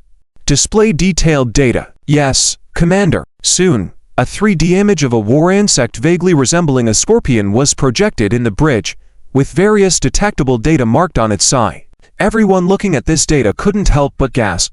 The data was simply too exaggerated. Each one was the size of a Titan-class battleship, and the energy inside even exceeded the standard of a second-order king insect. If they were as rare as king insects, it wouldn't be surprising, but the problem was that there were too many of them. In less than 10 minutes, over 100 million had already appeared, and more were continuously arriving. Retrieve the data from the battle with Alba before, check the records of the Royal Guard insect cocoons, and compare them horizontally with this new type of insect. Yes, Commander. Suddenly, Lin Tia, who thought of something, turned to Belotus. According to the analysis of the 3 advanced basic war insects that appeared on the battlefield before, even if the insect race evolved to be more powerful, leaving aside the various functional organs inside the body, the energy fluctuations wouldn't change much, at most just significantly increase strength. To confirm his speculation, Lin Tia decided to check it out. Soon, Daylofer retrieved all the data from the previous battle, as he said. Although Amir informed them that those cocoons were the Royal Guard insects of Alba after they were destroyed, they were not recorded in the insect race's war insect database at the time to prevent misjudgment, as the Royal Guard insects of Alba had not fully hatched. After a comparison, while the energy intensity contained was weaker compared to the new insects that appeared, the basic energy fluctuations were very similar. Indeed, these are Royal Guard insects, likely Alia's entourage. Since it's Alia's Royal Guard insects, the next battle should be coming soon. Inform all fleets, raise the combat readiness to level 1. After confirming that these insects were indeed Alia's Royal Guard, Lin Tia quickly made a judgment. War was imminent. Just as if to confirm Lin Tian's speculation, a day later, when Alia's Royal Guard insect numbers had gathered to over 100 billion, the insect race began advancing again. However, what Lin Tia didn't know was that this time, the commander leading the attack was not the first-tier king insect on the front lines, but Alia located in the Kate Galaxy 3 million light-years away. As a prelude, after the insect race's vast army entered the 10 astronomical units range of the Vita Defense Line, the Fearless Fleet took action first as always. Each piercing-type spatial strike release acted almost simultaneously on the array of the leading insect race units. There was no way to resist, and Alia had no intention of resisting. She continued her march silently. For the Fearless Fleet at the Vita Defense Line, the losses caused by attacks every 30 seconds were completely ignored. Indeed, this damage couldn't even be described as making the insect race lose a hair. It was almost like a repeat of the previous reconnaissance battle. 2 hours later, When the front of the insect race army entered the 5 astronomical units range, the jet insects began their attacks. This shouldn't happen. Watching the scene on the tactical screen, Lin Chia was puzzled by the identical unfolding threads as in the reconnaissance battle, which was completely unexpected. Based on his expectations, having gained experience from the previous battle, the insect race would undoubtedly employ different tactics this time, but reality proved otherwise. Where is the Royal Guard? In the 3rd section of the insect race array, currently 9 away from our defense line. The 3rd section, IC, order all fleets to stop attacking the jet insects in the front of the insect race army. Bypass the first 2 sections of their array and directly attack the Royal Guard located in the 3rd segment. Yes, Commander. End of this chapter. Chapter 533. Second Vita defense line battle to space-based attacks have the advantage of ignoring obstacles and directly targeting the objective. Of course, this ability to bypass obstacles is limited. If there are issues in the spatial dimension between oneself and the target, the attack cannot reach. Similar to what the insect race did in the outpost battle, they unleashed a dense burst of special energy in a certain area, causing spatial damage that cannot self-repair in a short period. Lin Tie roughly guessed the intentions of the insect race, which were not very complex tactics. Like the outpost, they initially advanced with 3 types of basic battle bugs, then used jet bugs and battleship bugs to create chaos in the space between the 2 sides to block the long-range spatial attacks of the fearless fleet. They took advantage of the deaths of many battle bugs to advance rapidly within 1 astronomical unit of the defense line. Lin Tie knew that if this was all they did, he had multiple means to counter it, and the result would be similar to the outpost battle, with the insect race ultimately having to retreat. However, it was apparent that the insect race had other plans, and the key lay with the Royal Guard position in the 3rd segment of the array. Although it was unclear if Falir's Royal Guard had undergone substantial improvements and enhancements like other battle bugs, at least based on the information provided by Emil, it was frightening enough that Alir's Royal Guard existed over 10,000 years ago. Their attack range reaches 3 astronomical units, using space-cutting attacks. Despite this being not particularly alarming to Lin Tie, as powerful as their space-based attacks might be, without a means to counter phase shields, it would be useless. Otherwise, the insect race would have been wiped out by the Holy Sane Empire in the early stages of the war. And how could they have an advantage? It was like a 4th-level civilization having no way to deal with a 5th-level civilization, or a 6th-level civilization being unable to deal with a 7th-level civilization. Moving beyond the threshold of space-based technology or phase-based technology respectively.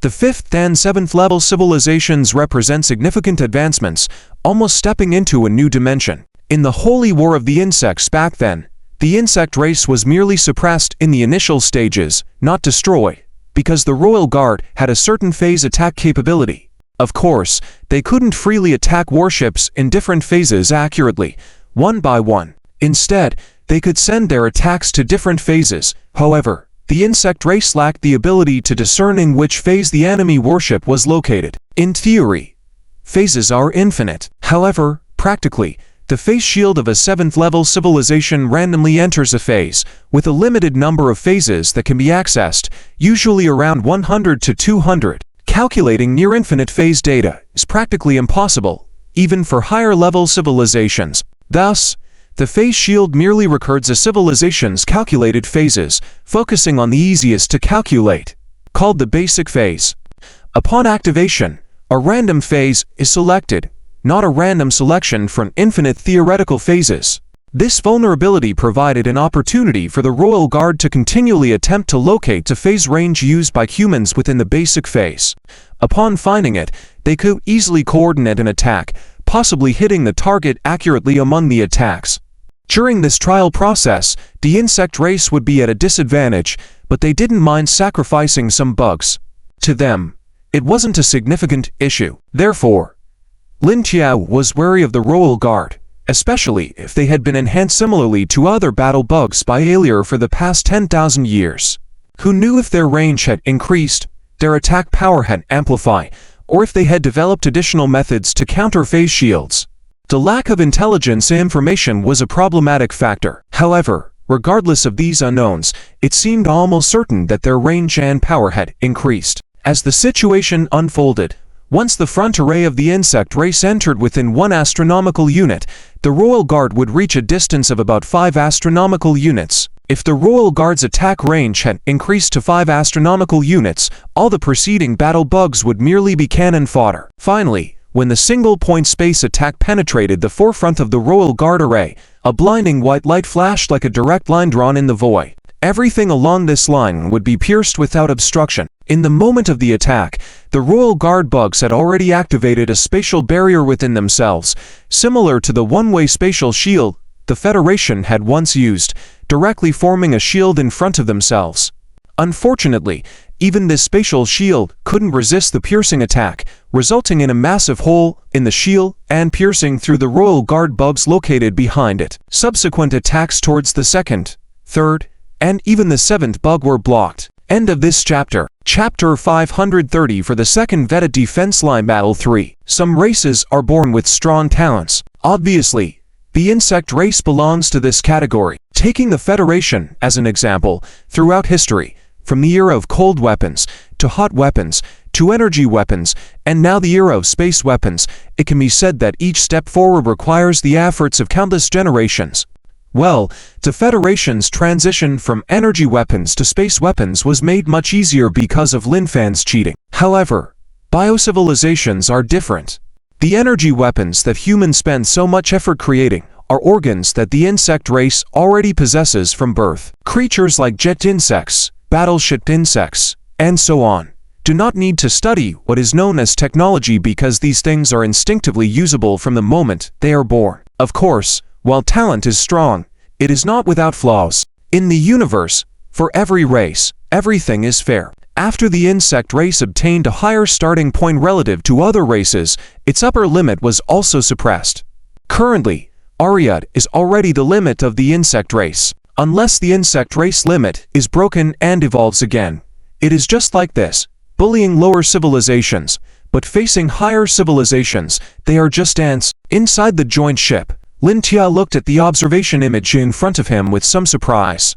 In his expectations, the space piercing should pierce through the entire array of insect races directly. But in reality, after piercing only 6 Royal Guard insects, it was blocked. The problem lies with the Royal Guard insects, as these creatures can use spatial shields.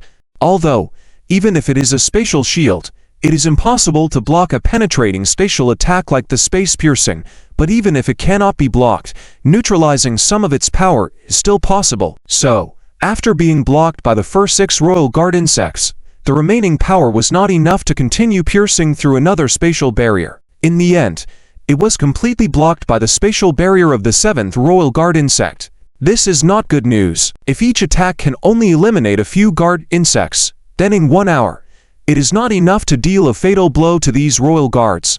Staff, immediately calculate, with the current method of attack, how many Royal Guard insects can be destroyed at most before the space distortion caused by the insect race. Yes, Commander. According to calculations, at most, only 30 to 33% of the Royal Guard insects can be damaged. Only 30 to 33%. That's too little. Lin Tian's original expectation was over 80%, but now he found out that not even half of that goal can be achieved. Although the number of these Royal Guard insects is not large, unlike other war insects that can easily reach billions in scale, they are all concentrated in one defense zone. You know, the Fearless Fleet may have 10 billion warships, but they are scattered over all defense zones of the Veta defense line. Moreover, even if it is one defense zone, it is very large. This is not a flat war. The defense line cannot just be a straight line. It is a three-dimensional space war. And each defense zone needs to guard a very large three-dimensional cross-section, the range of which is even calculated in light years. Otherwise, why would a defense line be able to guard a star domain? The array of these Royal Guard insects only occupies a very small part of this cross-section. What does this mean? It means that only a small part of the fleet can launch an attack on these insects in the defense zone. Of course, Lin Tia can mobilize all the warships in the defense zone to concentrate and even mobilize the entire fleet within the entire defense line for support. But once that is done, the defensive strength of other defense zones will be greatly weakened. Perhaps this is Arya's intention. Lin Tia dare not risk it. mark the path of their advancement with the zero-point particle mines we deploy. Yes, Commander. Soon, in the tactical image, many special markers appeared, each representing a mine. These are not ordinary mines, but members of the Federal Zero-Point Particle Series weapons, zero-point particle mines, a type of mine deployed in space. The biggest difference between it and the zero-point particle missiles is that while one emphasizes speed of attack, the other emphasizes stealth. In order to install a small hyperspace engine and achieve temporary hyperspace capability, the zero-point particle missile sacrifices some of its zero-point particle storage, reducing its power significantly. The zero-point particle mines operate entirely in the opposite direction, focusing on stealth and ultimate power. While they are not as powerful as the zero-point bomb carriers, their killing range is sufficient to cover a radius of tens of millions of kilometers, and, for better concealment, both the shell design and internal zero-point particle shielding have been done to perfection. Without special means, even if placed in front of you, you will only think it is a common asteroid fragment in space. But once it is detonated, are there a total of 37 mines. Staff, plan the fleet's targets for the next are according to the new strategy, avoiding the insects that will enter the kill zone of the zero-point particle mines and focus on attacking other areas. Finally, calculate how many Royal Guard insects can be eliminated within an hour using this plan. After some thought, Lin Tia immediately made a decision. These Royal Guard insects must be dealt with in the shortest possible time, even if it means revealing some cards. Yes, Commander. The operational model has been established according to the new plan and is being calculated. Calculations completed.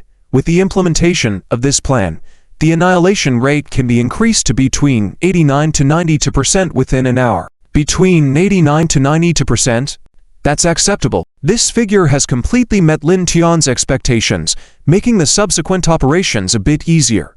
Distribute the operation plan to the second fleet and order Ling Kedin to execute it immediately. Yes, Commander. At the same time, 7th Defense Zone of the Vetted Defense Line, 2nd Fleet of the Fearless Fleet, Flagship Loshin. Commander, a new strike plan has been sent to your terminal from headquarters.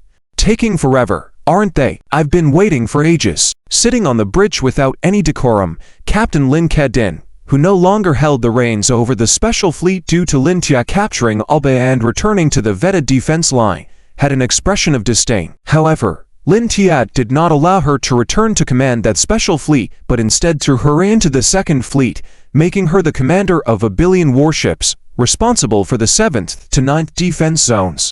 Is this it? Took so long to come up with this. After seeing the strike plan, and without the leverage of commanding the special fleet anymore, Lin Kexin's face showed even more disdain. End of chapter. Chapter 535. The second Vita Defense Line battle part for can be said that Lin Kexin and Lin Tia had completely different styles of fleet command. If we were to compare Lin Kexin's command style to anyone in the Federation, the closest person that comes to mind would be Sophia Duncan. Equally strong-minded and disliking of tricks, individuals like them on the battlefield will always do one thing, which is to crush you thoroughly from the front. Ravage you. And Lin Tia is the type who likes to use unconventional tactics to win. Although in recent years, under the supervision of Bai Luo DC, he has become more stable, his fundamental nature is still full of various unconventional tactics. Therefore, when presented with Lin Tian's proposed attack plan, Lin Kexin immediately showed disdain. However, disdain aside, Lin Kexin still understands the rules of the battlefield. Even if unwilling, she must execute what needs to be done meticulously. In this regard, Lin Kexin is still very clear. According to this plan, the staff will reassign attack targets and distribute them to the corresponding fleets. Yes, Commander. On the defense line, the fleets responsible for the related areas' attack missions, after receiving the latest attack plan, immediately unleashed their firepower, but soon resumed the attack. However, the current attack method is very different from before. Previous attacks, although also targeting Arya's Royal Guard, leaned towards more comprehensive balanced attacks.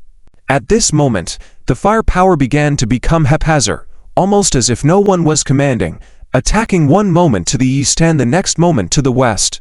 Naturally, this situation was also observed by Arya, who was millions of light years away. What are humans doing? Unlike Alba, Arya was not just a second-order king worm 100,000 years ago. To put it harshly, just a common soldier, even a pawn.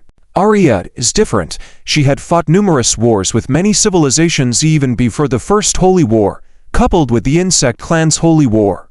Her battlefield experience is extremely rich, and she is well-versed in the ways of technological civilizations. However, at this moment, she is somewhat puzzled by the humans' intentions. However, regardless of whatever tricks are being played, Arya does not care because, contrary to Lin Qian's speculation, even the more than 10 billion royal guards are just a feint, even being used as cannon fodder. Think about it, Alba, who had just evolved into a royal insect, directly cultivated trillions of royal guard insects. How could Arya, who had been developing for 100,000 years, have a mere 10 billion royal guard insects? If Lin Fan were here, he would definitely not overlook this point. But Lin Qiao obviously did. It's almost time. Arya closed her eyes, and through her powerful mental power, she sensed something, revealing a very human-like scene. Just as most of Lin Qian's attention is focused on the 7th defense zone, the 19th defense zone. This is a defense zone spanning 3 light years, where the insect offensive is concentrated in the central part of the zone. Similarly, 90% of the fleet within the zone gather in the center, while the remaining areas were patrolled by the remaining 10% of the fleet for basic vigilance. 5 astronomical units away from the 19th defense zone, a large insect army is advancing. That the defending forces on the defense line are completely unaware, and even if you were next to this insect swarm, relying on naked eyes to see would reveal only empty space, nothing at all. This insect army is one of the 3 special insect races under Arya's command, in addition to the Royal Guard insects, known as the Hidden Blade insects. Speaking of the Hidden Blade insect, its most prominent feature is its ability to generate the barrier enveloping its entire body through a special organ inside its body. This barrier has no defensive capability, but can isolate most investigative methods, whether conventional mechanical scans or the space radars used by the Federation today cannot detect its presence. Moreover, this barrier can even make the Hidden Blade insect invisible to the naked eye, allowing it to hide like a chameleon in the environment, even in the empty space where there is nothing. Of course, there are still ways. As long as the barrier exists, it will emit energy. Therefore, by scanning the energy index, the presence of Hidden Blade insects can still be detected, of course, provided that you deliberately scan the area. However, it is apparent that the defenders of the 19th defense zone do not have the ability to scan the energy index in that area and are only monitoring using space radars. According to the speed at which the Hidden Blade insects are advancing and their current distance from the defense line, in approximately another 2 hours, no one is aware that a massive crisis is imminent. An hour has passed unknowingly, and within each defense zone, the warship insects have already released their aggregate ultra-long-range beam attacks just like in the previous skirmish. And these attacks are about to catch up with the special energy-containing semi-physical projectiles released by the front jet insects. Commander, according to our calculations, space turbulence is expected to be triggered again in 3 minutes. Over at the Staff Division, the Chief of Staff reported loudly to Lin Qiao. In fact, Lin Qiao was already aware without the report, as he was currently staring intently at the tactical image in front of him, with the second batch fast approaching the first batch among the 2 sets of red dots on the screen. Inform Lin Kexin, don't delay any longer. Immediately detonate all zero-particle mines that can cover the Royal Guard insects in the damaged area as per the established plan. Yes, Commander. On the Luo Shen, Lin Kexin was exceptionally focused on something on her terminal, not even hearing the deputy's report until the deputy repeated it at a higher volume. What's the matter? The commander has ordered the immediate detonation of all mines according to the established plan. Understood. Carry out the order immediately. With a few waves of her hand, Lin Kexin's attention shifted back to her terminal, focusing on the tactical image of the 19th War Zone. There seems to be a problem in the 19th War Zone. End of chapter.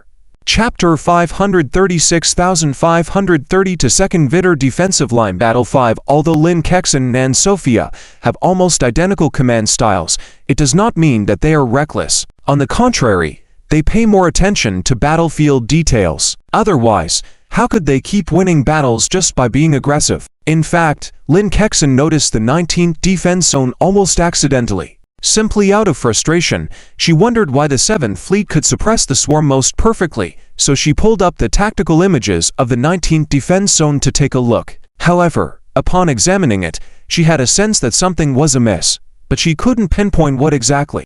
Nevertheless, Lin Kexin always trusted her instincts. Even if she didn't immediately understand the issue, she continued to think about it. Until just now, when the swarm created spatial chaos in all defense zones, similar to what happened in the outpost battle, Lin Kexin finally understood where the problem lay. In the other defense zones, the swarm had completely filled the area, launching a full frontal assault without any gaps. Only in the 19th defense zone, they concentrated their forces in the center, leaving the outer regions undefended. Similarly, the defenders in the 19th defense zone also concentrated their forces in a central area about 1 light-year wide, with only minimal ships stationed in the surrounding areas. When Lin Kexin discovered the source of her discomfort, her initial reaction was that the swarm deliberately attracted the defenders to the center of the defense zone to lay the groundwork for ambushing them with the rest of the swarm. Shaking her head unconsciously, although her first thought was this, in interstellar warfare since reaching a level 5 civilization, ambushes had become an almost impossible tactic. The universe was too vast, and with advancing technology, detection methods had become more powerful. For instance, the Federation space radar could even detect objects several light-years away. In this situation, how could one hide to carry out an ambush successfully? It would require a completely new supralight speed method to render all current detection and interference systems ineffective. Just as the Federation could block the Vitter defensive line, preventing the swarm from opening wormhole channels on or behind the defensive line, Lin Tia had never considered the possibility of a swarm ambush. But obviously, he had been careless. Due to the swarm creating spatial chaos once again, the Federation couldn't use space-based weapons to penetrate the chaotic area directly affecting the swarm's formation in the rear, while in the chaotic area's front portion, there were temporarily no swarm present. Consequently, resembling the outpost battle, the entire Vitter defensive line entered another brief ceasefire.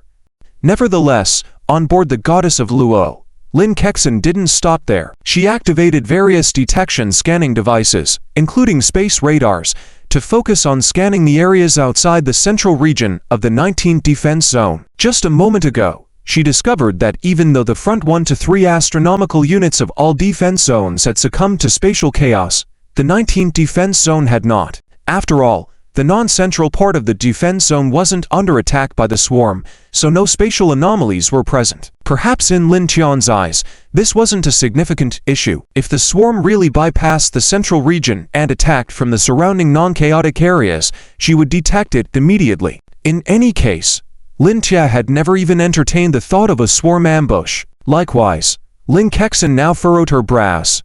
Despite her escalating sense of unease, even after utilizing multiple means to scan those areas, she found nothing. How is it possible that there's nothing? Could the insects be invisible? Wait, invisible.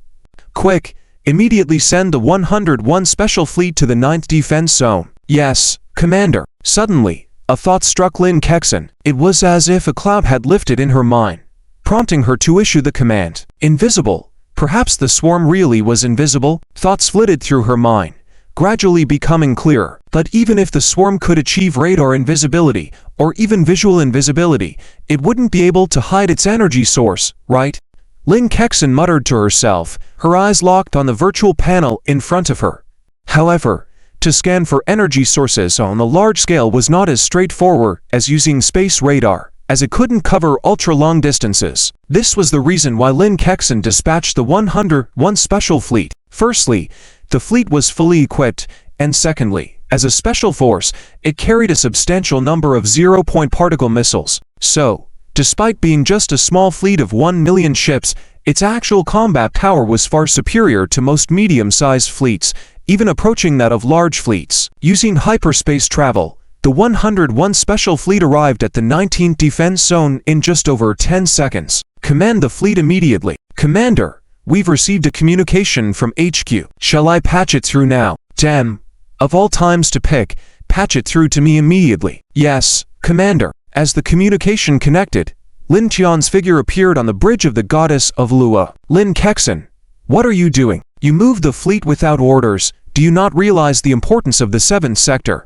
Judging by Lin Tian's expression, It was apparent he was somewhat angry. Although just 1 million warships were inconsequential in the grand scheme, Lin Kexin's decision to act without orders was somewhat overbearing. "I'm busy right now. No time to explain to you. Just stay aside for now.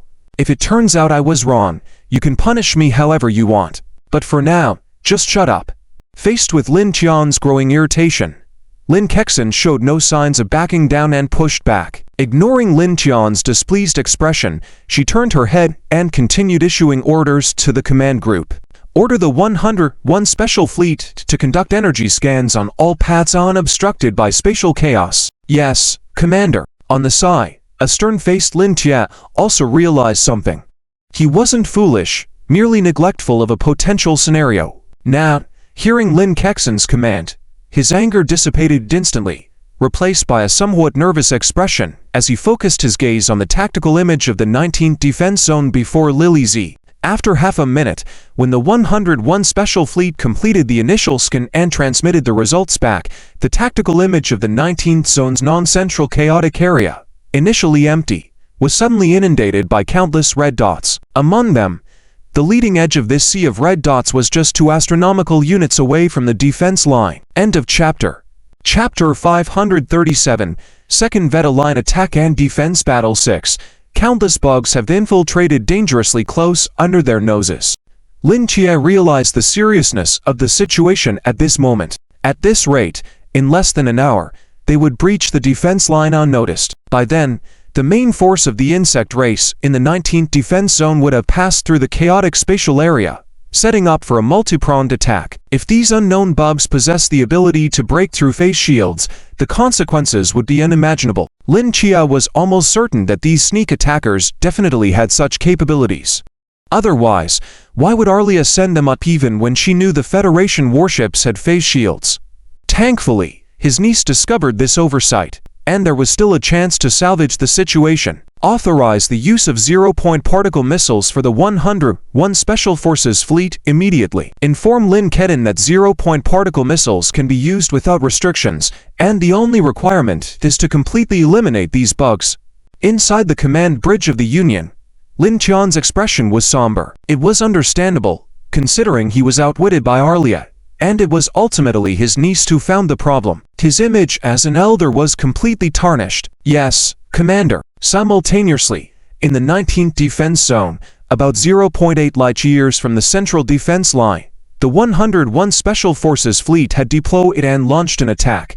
Although the entire Special Forces Fleet consisted of only 1 million warships, while the insect race numbered in the billions, the distance between the two sides had now closed to within 2 astronomical units, well within the range of the 101 Special Forces Fleet's wide-ranging attacks. At this moment, all warships had adjusted their ship cannons to spatial tearing mode, the ultimate form of gravity cannons. Besides special weapons, it was the most widely used conventional armament in the Federation. As the ship cannons flashed, countless light beams simultaneously enveloped a large area within 2 astronomical units. Previously empty space now revealed massive insects that were not recorded in the Federal database, and they were torn into pieces by the spatial tearing effects. Clearly, Arlia had not anticipated that the Federation would discover her scheme so quickly and mount an attack. There wasn't even time for the hidden dagger insects to resist. One wave of attack resulted in the loss of at least 1 billion insects. Although 1 billion may seem insignificant to these stealth attackers, as one of the 3 special insect species cultivated by Arlia, the resources required for its cultivation were vast. Even if Arlia had cultivated for tens of thousands of years, the number would not exceed 100 trillion. Commander, authorization has been granted for the unrestricted use of zero-point particle armaments. Oh, they're getting serious this time. Well, war is an art, and the ultimate weapon on the battlefield, the zero-point particle armament, is the pinnacle of that art. Lin Kedin had longed to experience the exquisite artistry of this weapon, seldom allowed for use under normal circumstances. Now with unrestricted usage, if it weren't slightly restrained, he would be grinning from ear to ear. 300,000 light-years away, in the Kate Galaxy, they found us so quickly. Arlia was surprised by the events in the 19th Battle Zone. In her original plan, the hidden dagger insects should have successfully reached the defensive line. But now, there was still a full 2 astronomical units of distance to cover. The hidden dagger insects, assassins by nature, had no long-range capabilities or even defense capabilities. Continuing for another 2 astronomical units under this firepower seemed increasingly unlikely. However, Arlia wasn't completely helpless. While the hidden dagger insects could evade radar detection, they couldn't completely conceal their energy signatures, a point she was well aware of. So, it wasn't hard for her to guess how humans had discovered the hidden dagger insects. The only thing left to do was to completely evade human energy source scans, a talent specifically tailored for the hidden dagger insects. Let's begin. Even when the assassin's blade was found, the Queen remained confident. In the 7th defense zone, within the bridge of the Divine Ship, Lin Kedin continued to focus on the tactical images in front of her. Staff, create a model and calculate, based on the current attack efficiency. Can we completely eliminate these strange bugs in an hour? Yes, Commander. The staff were well versed in handling such tasks. Half a minute later, the model was complete, and within a minute, the calculation results were available. Commander, based on the current efficiency, we can eliminate 69% of the bugs in an hour. Still too slow. Is it because the number of warships is too low? Lin Kedin frowned, dissatisfied with only 69% efficiency. However, just as she was considering whether to use the 0-point particle armament to hasten the cleaning process, she noticed on the tactical image that there was a sudden energy burst within the insect race array. Soon after, all the bugs disappeared from the tactical image within a radius of over 1,000,000 kilometers from the epicenter of the blast. Find out who launched the 0-point missile? Just as she was contemplating using the 0-point missile, the scene in front of Lin Kedin indicated a striking similarity with the effects of a 0-point missile, raising doubts. Commander, none of the warships have launched 0-point missiles, and the defending forces in the 19th defense zone have not launched any either. What's going on? Retrieve the previously recorded observation footage from me. Understood, Commander. Soon, an image appeared before Lin Kedin. In the footage, the void was empty, but suddenly, a bug resembling to long knives appeared. Its internal energy began to boil and gather gradually. Even its shell couldn't conceal the glowing energy, emanating shades of dark red light. Then, the bug exploded. Yes, it exploded, at least visually. Strangely, the exploding bug's blast wasn't significant, but after the explosion, numerous insect races vanished from the view of the 101 Special Forces fleet.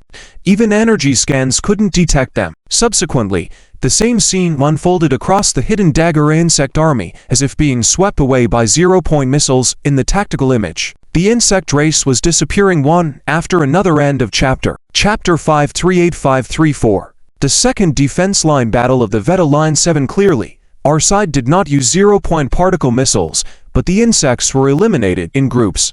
It wasn't until Lin Kedin reviewed a recorded observation image segment that she discovered that the insects did not disappear, but somehow hid their shapes again. Tech team, have you figured out what's going on? Commander, based on our initial analysis, those strange bugs seem to self-detonate, but there's something strange. After they self-detonate, a special kind of energy seems to rapidly spread from their bodies. Special energy? Yes.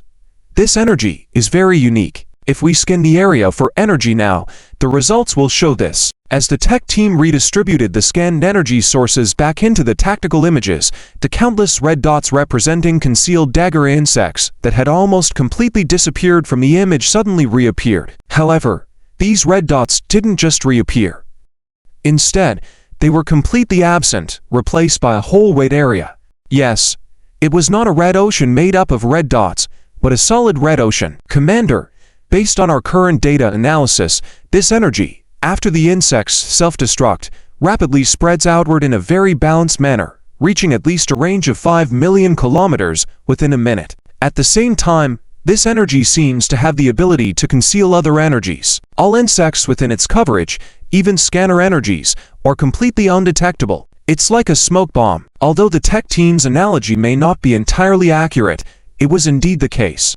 Looking at the tactical images, Lin Kedin could only see a whole red area and couldn't distinguish the positions of the insects within it. It was quite a puzzle because this was a space war, and attacking randomly without knowing the enemy's precise position was as ridiculous as searching for a needle in the ocean. Well, maybe not as exaggerated as searching for a needle in the ocean, considering that humans used large-scale attack patterns, but the efficiency would undoubtedly plummet. It's not that simple. Calculating based on the previous positions and speeds of the insects. After launching two attacks at the calculated positions, Lin Kexin muttered with a furrowed brow. Originally, with 2 waves of attack, at least around 3 billion bugs could have been taken out, but now, according to calculations, only tens of millions were eliminated, a 100-fold difference.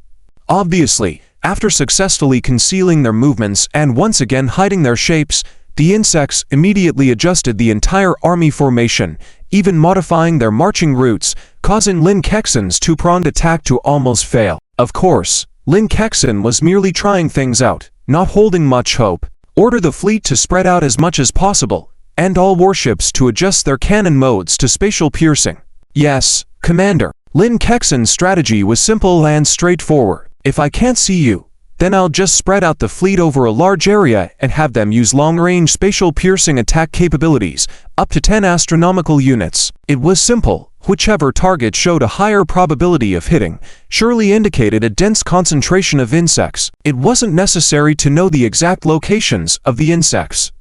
A rough idea was sufficient, followed by the launch of zero-point particle missiles. With Lin Kexin's command, the entire 101 Special Forces fleet of 1 million warships quickly spread out along the defense line, with distances between every 2 warships reaching hundreds of thousands of kilometers. Since the speed of the insects' movements was unknown, it was clear that using ultra-long-range piercing attacks was more appropriate. No matter their speed or position, as long as they were in the line of fire, they could be hit. From the disappearance of the insects just now until the current moment, even at the fastest speed, they could only cover a distance of 0.2 astronomical units maximum. Therefore, the first probing attack was aimed directly, a location 1.8 astronomical units in front of the defense line. 1 million warships fired simultaneously. The firepower was scarce. Nonetheless, it didn't matter since the goal wasn't mass extermination of the insects. There was no need for concentrated firepower. Almost exactly at the moment when the 101 Special Forces fleet fired, millions of attacks hit the area, and white masses rose rapidly. Then, the entire void seemed to be pierced by millions of holes and expanded further into the distance. Some attacks were in vain, but others caused bloodshed, with many unfortunate concealed dagger insects hit, revealing their shattered bodies in the void. At the same time, inside the bridge of the Divine Luo, Commander, the preliminary model has been drawn based on the first wave of attacks. How many targets can be confirmed now? Reportedly, 392 targets have been confirmed. The rest will need further corrective data from subsequent attacks. Could immediately plan the targets for the second wave of attacks and distribute them to all ships. Yes. Deputy, have the 101 Special Forces fleet deploy 392 zero-point particle missiles to the targets provided by the staff. Execute immediately. Yes, Commander. Lin Kexin didn't have time to wait for all the confirmations. Who knew if the insects would change their positions again? Once detected, immediate action was necessary to ensure the best attack effects. On the defense line of the 19th District, a ship in the 101 Special Forces had a distinctive appearance compared to the other warships. This ship had not participated in the first wave of attacks. It was a zero-point particle arm carrier within the 101 Special Forces. Inside this ship were 3,000 zero-point particle missiles, making it a strategic arsenal ship. Captain, all 392 targets have been locked and assigned, ready for immediate attack. Good. Open the back armor and begin deploying the zero-point particle missiles. Yes, the back armor is opening, and the deployment of zero-point particle missiles has begun. Report, deployment completed. Fire. Yes, firing. The back armor of the ship moved aside, revealing its hidden contents, a strategic arsenal filled with half a ship's worth of warheads, a hair-raising sight. Everything on this ship could wipe out a planet or even a stellar system. The 392 zero-point particle missiles were already activated, ready to launch. With the final command from the captain, they flew out from the launch channel. End of this chapter. Chapter 539. The second Veta Line battle, and 3 million light-years away, in the Kate Galaxy, Alia was paying attention to the situation in the 19th defense zone of the Veta Line. Since the start of the recent human attacks, she found their tactics somewhat perplexing. After the invisible knife insects concealed their traces with energy, the effectiveness of the human attacks was greatly reduced, to the point where they couldn't achieve even 1% of their previous success. This was expected, as aside from the central area of the 19th Defense Zone, there were larger surrounding areas that provided enough space for the entire army to maneuver. Faced with just 1 million warships, a slight change in marching routes and speeds was enough to render most of the attacks ineffective. However, regardless of the diminished effectiveness, human attacks were still powerful in space and had a wide coverage. Even random attacks could hit a significant number. Although the impact might be less potent, they could still take out a substantial amount. It was just that they couldn't easily take out billions as before. But now, humans had adopted a different approach, abandoning the area of effect attacks in favor of initial long-range penetrative strikes. When luck favored them, they could take down tens to hundreds of invisible knife insects in one strike. When luck didn't, they might not even get one. The majority of the recent attacks fell into the latter category, since these penetrating strikes, despite their long range and ability to travel several in distance, had a small contact area. Achieving precision hits on the invisible knife insects in the current situation was nearly impossible. After an entire wave of attacks, the total number of invisible knife insects taken out was less than 1 million. Clearly, this kind of attack strategy was highly unconventional, leaving Aelia somewhat puzzled. What's this? Just as Aelia was feeling uncertain, a large number of swirling azure superspatial windows appeared in various corners of the invisible knife insect army. 392 zero-point particle missiles swiftly shot out. Oh no, these were zero-point particle armaments. Having seen human zero-point particle missiles in Albosh's memories, Aelia instantly recognized the danger. But it was too late. In the Federation's zero-point particle armament system, speed in striking was crucial, leaving no room for escape. 392 dazzling white energy masses rose in the 19th Defense Zone, each with a diameter of millions of kilometers, swallowing everything within them. For zero-point particle armaments, unless one possessed phase technology, resistance was futile. All attack points were within the dense array of invisible knife insects, resulting in at least a 20% casualty rate across the entire army. Damn it, the humans weren't attacking just now. They were gauging the distance and positions of the army using those penetrating strikes. Aelia finally understood the humans' bizarre actions, and yet, before Aelia could dwell on this realization, the second wave of attacks by the 101 Special Fleet had already begun. It consisted of long-range penetrating spatial strikes, creating numerous holes in the void, with invisible knife insect corpses appearing afterwards. Compared to the first wave, the second wave had a noticeably higher hit rate. Following the first attack wave, Lin Kexen had already formulated a preliminary model based on the results, allowing for more precise calculations in the second wave. It was akin to having numerous pieces in front of you, with only one having a distinct base color, and you could only pick up a few pieces at a time to confirm. Naturally, the fewer unconfirmed pieces you had, the higher the likelihood of identifying the special one. After the second wave was completed, just over 10 seconds later, more than 400 zero-point particle missiles once again descended through the superspace, creating another round of carnage. Under these two volleys of zero-point particle missile attacks, nearly half of the invisible knife insect army had been destroyed. Would they continue attacking like they did against the Holy Vampire, consuming the enemy's zero-point particle armaments through numerical superiority? Or should they retreat, regroup, and then counterattack? Aelia hesitated,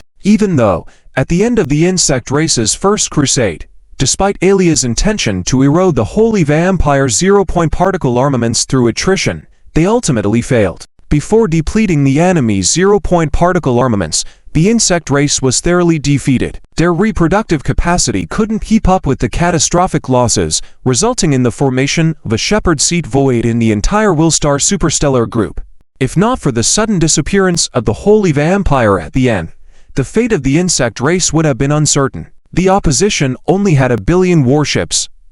There was no guarantee they could endlessly use zero-point particle armaments like the Holy Vampire did back then. Perhaps it was so, or maybe not.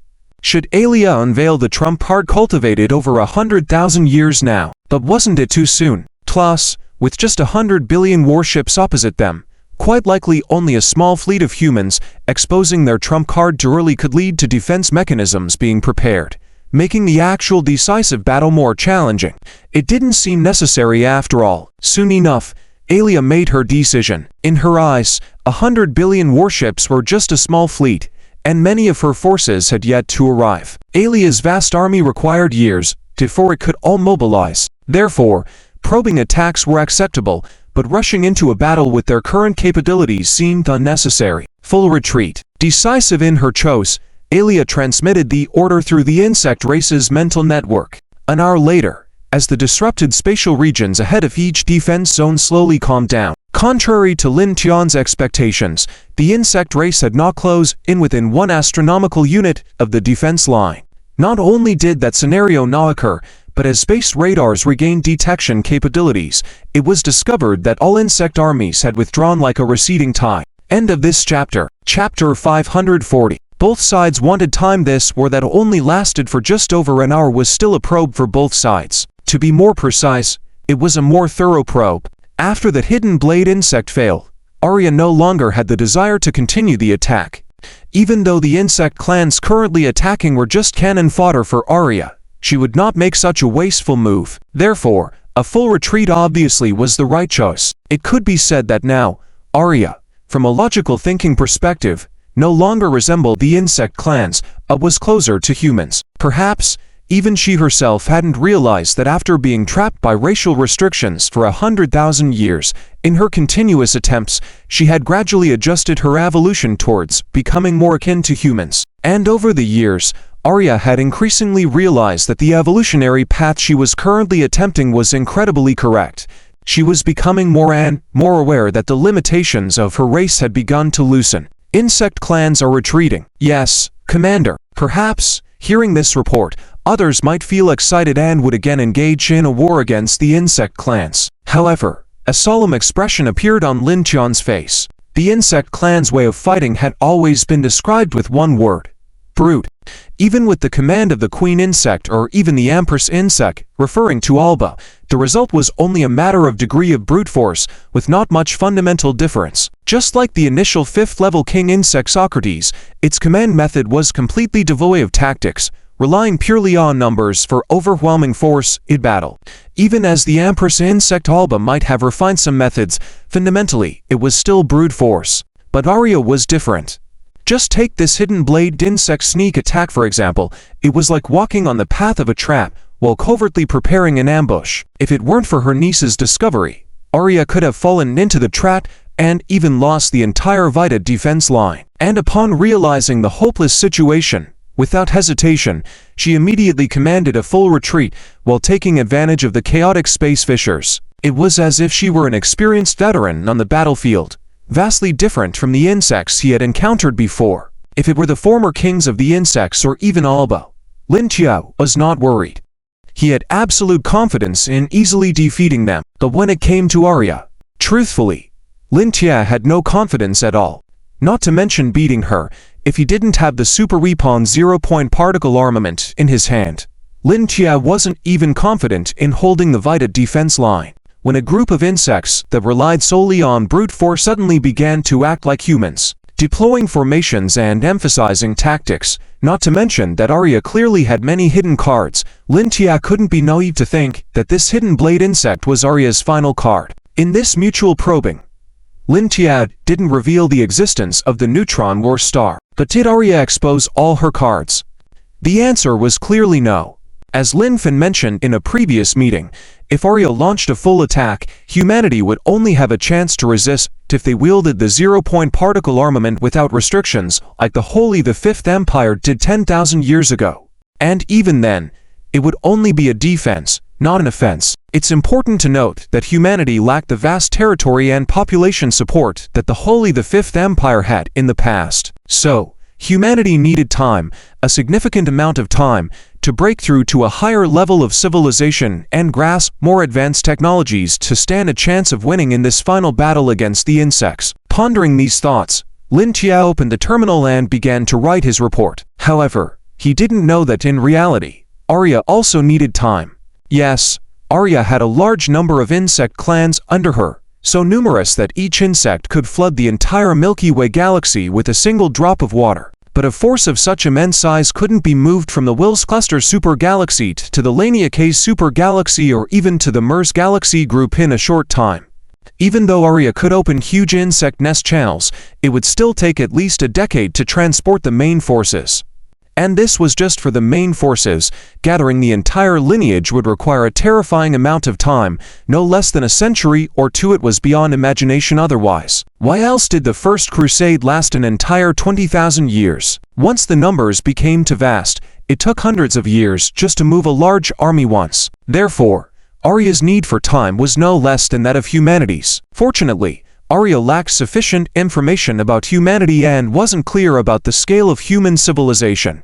It could only be referenced against the Holy the Fifth Empire, which was another level 7 civilization. Okay, that was a powerful civilization with an entire super galaxy group.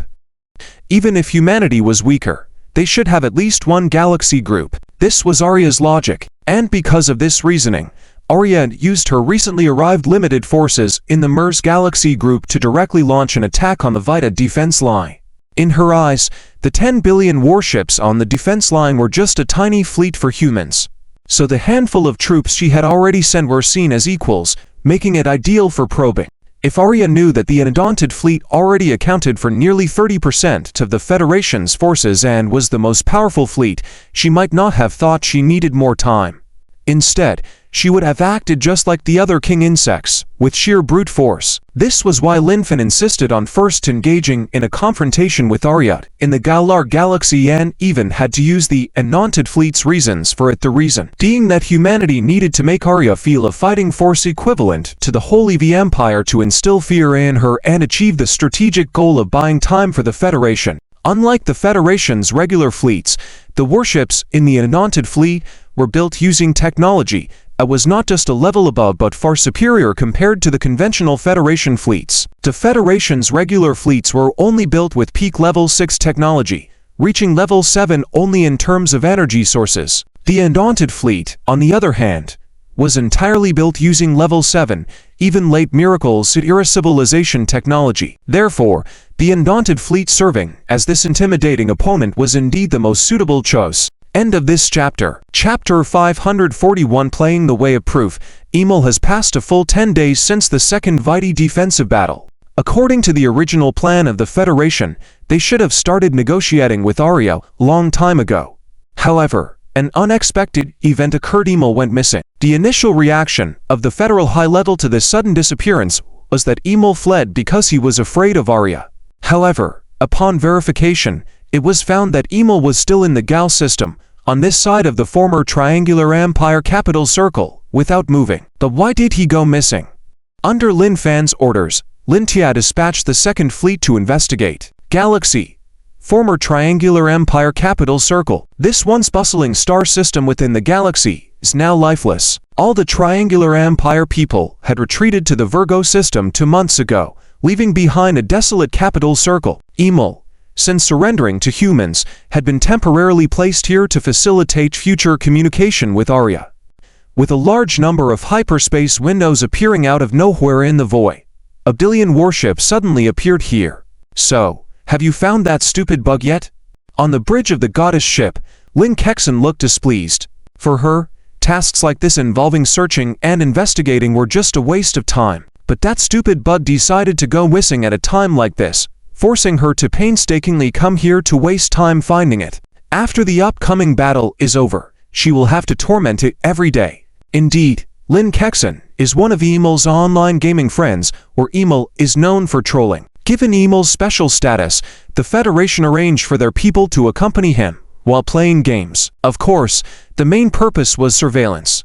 Lin Kexen was one of those people, and due to tormenting Emil daily, Emil now even referred to her as sister. This was quite a bizarre situation. Commander, the target's position has been locked, but it appears strange. Take a look. Goodness, do you understand what it means to hide while I've diligently searched for you? As the deputy reported, images captured by the sensors were displayed on the bridge. A huge cocoon made of energy stood erect in the void and something could faintly be seen inside it. Although it wasn't visually confirmed that it was Emil, the energy fluctuations indicated that it was indeed him. However, The energy intensity was far stronger than the data on Emil in the Federation's database. Lin Kexin couldn't help but sneer at this sight, but, despite the sarcasm, they had to attend to the matter, so Lin Kexin immediately reported the situation. Soon, Lin Fen received Lin Kexin's report, but after reading it, he too was somewhat at a loss. What was this situation? Had it evolved suddenly? But how did it evolve all of a sudden? Wasn't it nearly impossible for the insect race to evolve into a royal insect? Although Alba had evolved into a royal insect, based on various clues, its evolution had numerous Fen shadows. This meant that Alba evolved under Fan's intervention, not natural evolution. But what on earth was Emil now? Humans hadn't intervened, had they? Could it be that an insect from the insect race had truly evolved naturally into a royal insect? Lin Fen continued to be puzzled. If this was indeed happening, what was the impetus for the evolution? It couldn't have happened for no reason.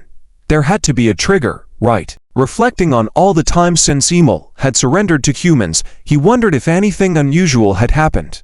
But after racking his brains for a while, he couldn't come up with anything. Wait, what if something did happen, different from Emil's time as an insect, and could possibly be a trigger for evolution? What about the game? Lin Fen recalled reports from the surveillance team. After Emil started interacting with human games, he became less like an insect and more like a human, even developing a deep addiction to the internet. So, this all seemed quite ridiculous. Did the royal insects need to play games to evolve naturally? Okay. This reasoning was too absurd. It should be about changing the insect race's habits, learning how to be human, right? After thinking for a long time, Lin Fen suddenly felt that the more he thought about it, the more far-fetched it became. Discarding such thoughts, he immediately called for the establishment of a special think tank for the insect race to analyze if Emil had successfully evolved into a royal insect, whether the Federation could continue to let it roam freely, or if it posed a threat that would require Alba-like containment or even destruction mid-evolution. However, after 3 full days of discussion, the think tank's conclusion left Lin Fen dumbfounded. Instead of controlling it, they suggested allowing Emil to interact more with human networks and even proposed setting up a professional team of tens of thousands to play games with him and develop games specifically for him. Unbelievable. Were they serious with this conclusion? Well, it was the analysis of tens of thousands of professionals who had scrutinized every move and word of Emil's daily life, leading to an undeniable conclusion.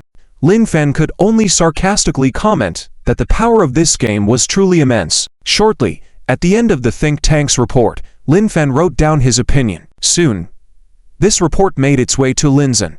Upon reading the report and Lin Fan's suggestions, Linzen was rendered speechless. Considering that the royal insect Emil is deeply engulfed in internet addiction, I suggest we heed the think tank's advice and establish a new department dedicated to playing with him and creating games specifically for the insect race, ultimately subduing him for the use of our Federation. Moreover, during future negotiations with Arya, we should consider leading it onto the path of the internet and gaming as well. What in the world? Why did it seem so logically sound to him? Dakat the Gal system, former Triangular Empire capital circle. Commander, there's an unusual situation unfolding. What's happening? The energy intensity within the target's body has suddenly skyrocketed exponentially. It has now reached the same level as Alba in the database and is still on the rise. Damn it, can't you bud give me a break? Can not stir up trouble. Can't we just have peaceful black plays every day? Listening to the deputy's report, Lin Kexin's mouth twitched. I request immediate authorization to use a 0-point particle missile. Yes, Commander. End of this chapter. Chapter 542. The third Emperor Worm is born. Applying for authorization to use 0-point particle missiles does not mean Lin Kexin wants to directly take out Emil. After all, the energy index has reached a level equivalent to that of Alba, and is still rising steadily. Who can guarantee that nothing unexpected will happen? Therefore, applying for this authorization is just a precaution. Commander, authorization for the use of 0-point particle missiles has been granted. Good. Keep a close eye on this stupid worm for me, and report any issues immediately. Yes, Commander. At the same time, more than 3 million light-years away from Emil's location is the Cake Galaxy, outside the former Triangular Empire capital circle.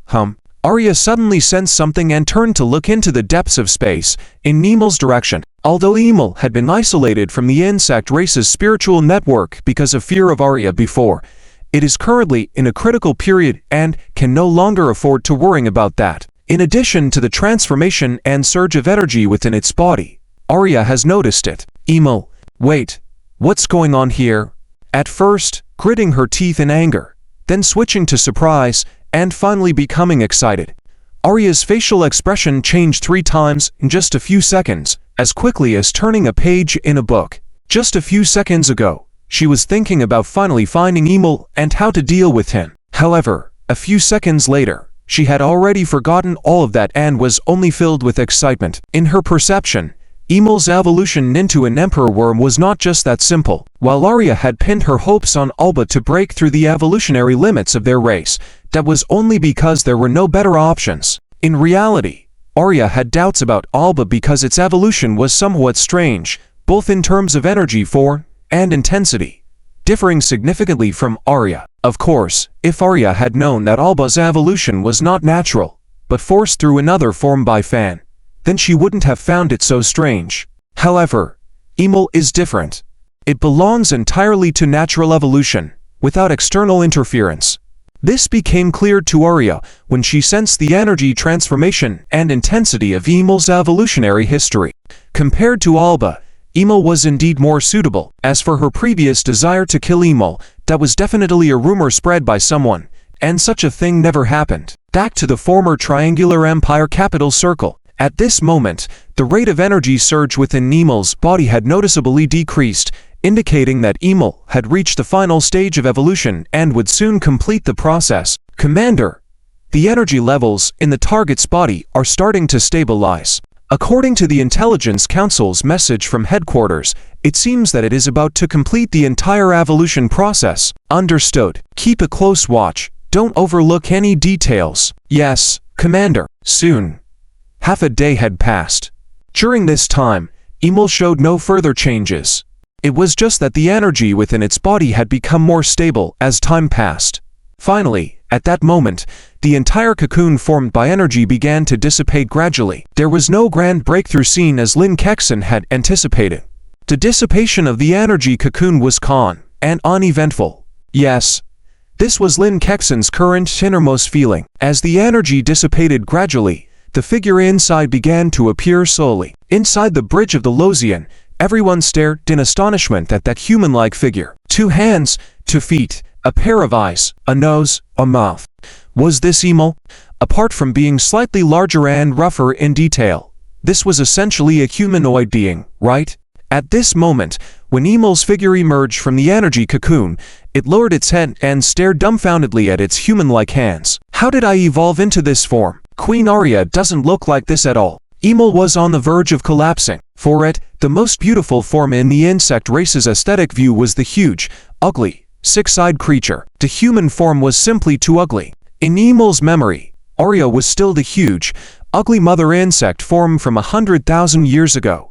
Emel hadn't seen Arya's current form, as she had been inside the Verse super galaxy cluster for 100,000 years without emerging. Call me that stupid worm. Inside the Losian, when Lin Kexin saw Emel almost on the verge of collapsing as it looked at its new form, she was so angry. What's the big deal about becoming a humanoid? Commander, we can't contact Emel. The brainwave transceiver device assigned to the target seems to have been damaged, possibly during its evolution. This guy, after sorting things out here, he will have to compensate for this. Go. Arrange for an engineering ship to deliver the spare device to him. Also, order all the battleships to charge weapons and aim at the target. If it dares to do anything inappropriate, take it out immediately. Yes, Commander. Soon, a small engineering ship flew out from the belly hangar of the Losian and headed quickly towards Emel's location. It was only at this moment that Emel realized that it was surrounded by battleships, 1 billion of them with their weapons loaded and ready to attack at any moment. Feeling timid, although it had ascended to Emperor Worm, could it survive being surrounded by 1 billion battleships from a 7th-level civilization? It dared not make any move. It was only when Emel noticed a small warship approaching and had a deep impression of its appearance that it felt a sense of relief. Wasn't this the warship that had previously installed the communication device that allowed communication with humans? Hey, big sister Lynn Kexon, are you there? Understanding what was happening, Emil tried to contact its best friend Lynn Kexon as before. However, not only could it not establish contact, but even the familiar operating interface could not be accessed. Emil realized that the device installed by the human on itself must have been damaged during its evolution, and this engineering ship was mostly there to reinstall it. Once again looking around at the billion surrounding battleships, Emil gave in and obediently waited. After all, even if it ascended to Emperor Worm, it had no intention of escaping or rebelling. As appealing as Emperor Worm sounded, it was not as fun as playing games online. End of chapter.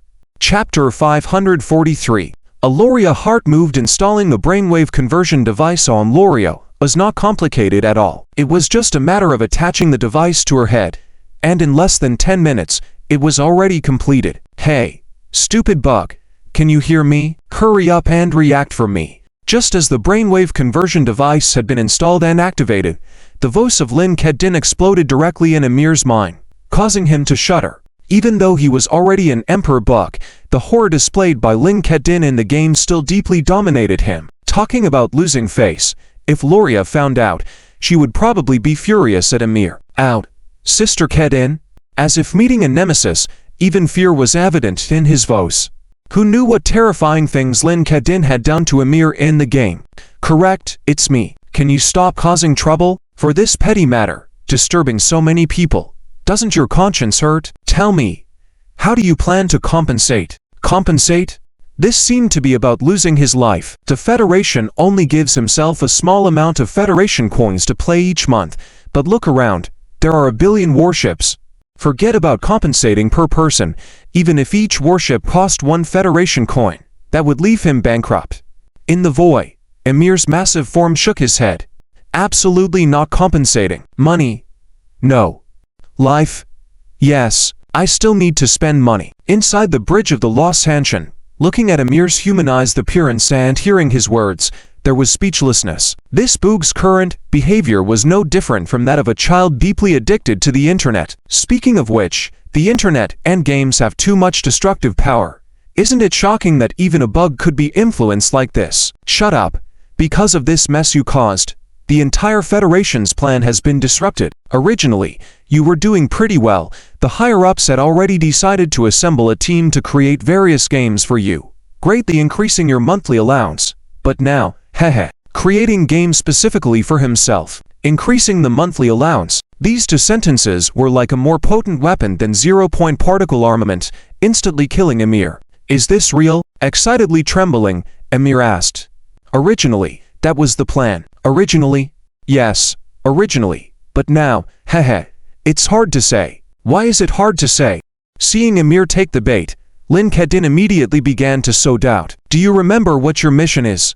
Yes, to establish communication channels between the Federation and Queen Loria. Thank you for remembering. Do you know how much time you've wasted evolving here? How long? Over a month.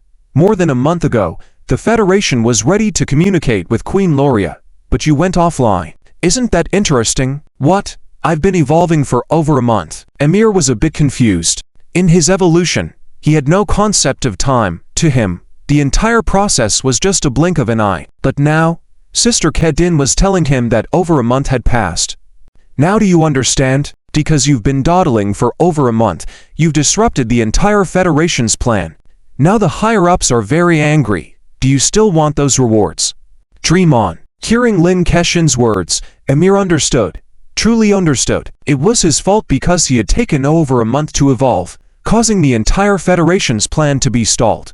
Now, the higher-ups in the Federation were very dissatisfied with him, right?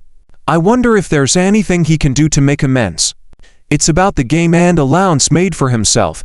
He must make amends. I don't know if it's still possible to help the Federation establish communication with Queen Loria in time. Looking at Emir's expression, Lin Kedin was very satisfied. Bugs should be the kind that you can sell and they'll even pay you.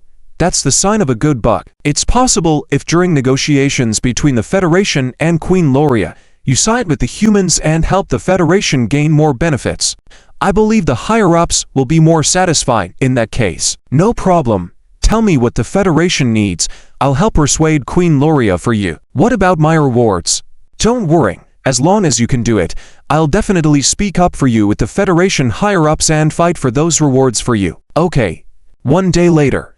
3 million light-years away from the Gal Galaxy, in the Kate Galaxy, Queen Loria. Yes. Yesterday, since Amir successfully evolved into the Emperor Bug and once again disrupted the spiritual network of the bug race, Loria had been unable to sense Amir's situation. When she was anxious, Amir's voice suddenly came through the Boog spiritual network. Amir, is that you? Yes.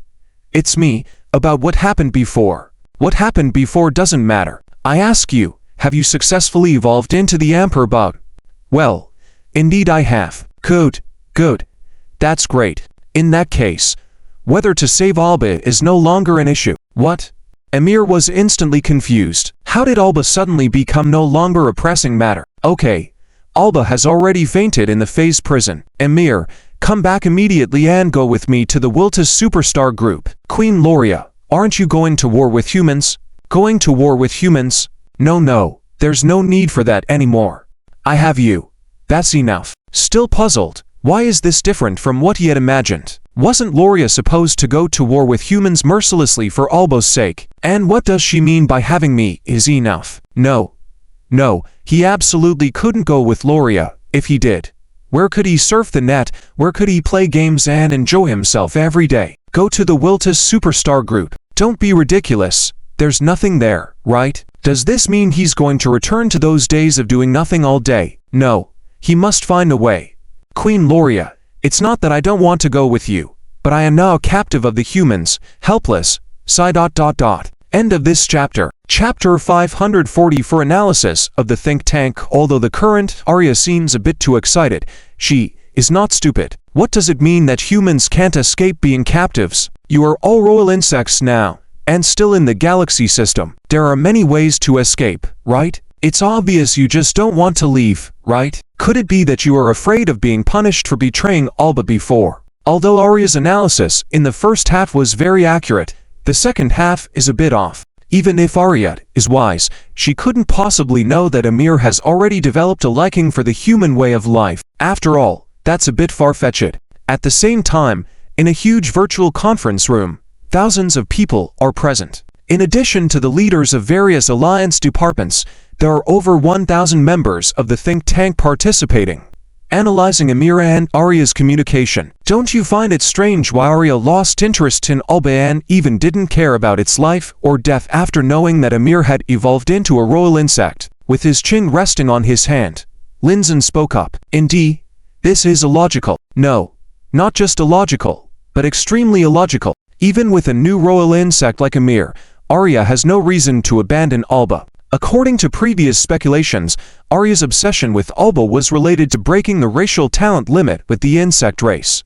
Even if Arya was confident that she only needed a male royal insect to complete, she wouldn't be so decisive, abandoning Alba without hesitation. After all, regardless of anything, Alba is currently one of the strongest warriors of the insect race, one of the only 3 royal insects. Mr. President, we have a preliminary speculation. Just when everyone was full of doubts, the chief of the think tank, John Kai, stood up and spoke. Linzen nodded, signaling him to continue. It's like this. Based on our analysis of the previous Alpha civilization situation in the galaxy system, we have reached a conclusion. Although it's hard to believe, we consider this the most likely scenario. Alba is not a product of natural evolution. It was forcibly evolved through biotechnological means by the Alpha called Fane. We can verify this by comparing the data of Amir's evolution. There are significant differences in both energy form and energy intensity between the two. Perhaps considering Alba as a semi-evolved royal insect is more appropriate. As for Arya, she may not be fully aware of this situation, but she may have sensed something, such as flaws in Alba's evolution. If all these speculations are correct, then Arya likely lost interest in Alba after sensing Amir's level of evolution. After all, there was no choice before. For hundreds of thousands of years, the insect race had only one male royal insect like Alba. Who knows when the next one will appear? But Amir's appearance has completely changed the situation, and Alba is no longer Arya's only choice. Zhang Kai reiterated the entire deduction. It must be said that the think tank specially set up for the insect race is like witnessing the events it describes firsthand. Incredibly precise in its conjectures, with full access to all related top-secret files. And the various leaders present were not fools. After listening to the think tank's report, they all nodded in agreement. Mr. President, there is another issue. Yes. Go ahead. It's like this. Based on our analysis of Amir's previous daily activities and this time's conversation with Arya, we believe that it doesn't want to return to the insect race and its previous life, but wants to stay in the Federation. At the same time, our think tank also doesn't recommend sending it back. If we must send a male royal insect back to Arya, the think tank suggests considering releasing Alba. While everyone had already sensed this, when Zhang Kai said it out loud, everyone's expressions turned strange. A member of the insect race actually despising the insect race's life and wanting to stay in the Federation for the rest of its life was indeed a ridiculous matter. As for not recommending sending Amir back, after hearing Zhang Kai's analysis of Arya earlier, Lin Zhen and others deeply agreed. It's too dangerous. We must not let Arya get hold of Amir. Maybe as Zhang Kai said, if a decision is necessary, giving Arya a male royal insect to buy time means choosing to abandon Alba, not Amir. I agree with the think tank's views. Just as everyone was contemplating Zhang Kai's words, Lin Fen stood up and spoke.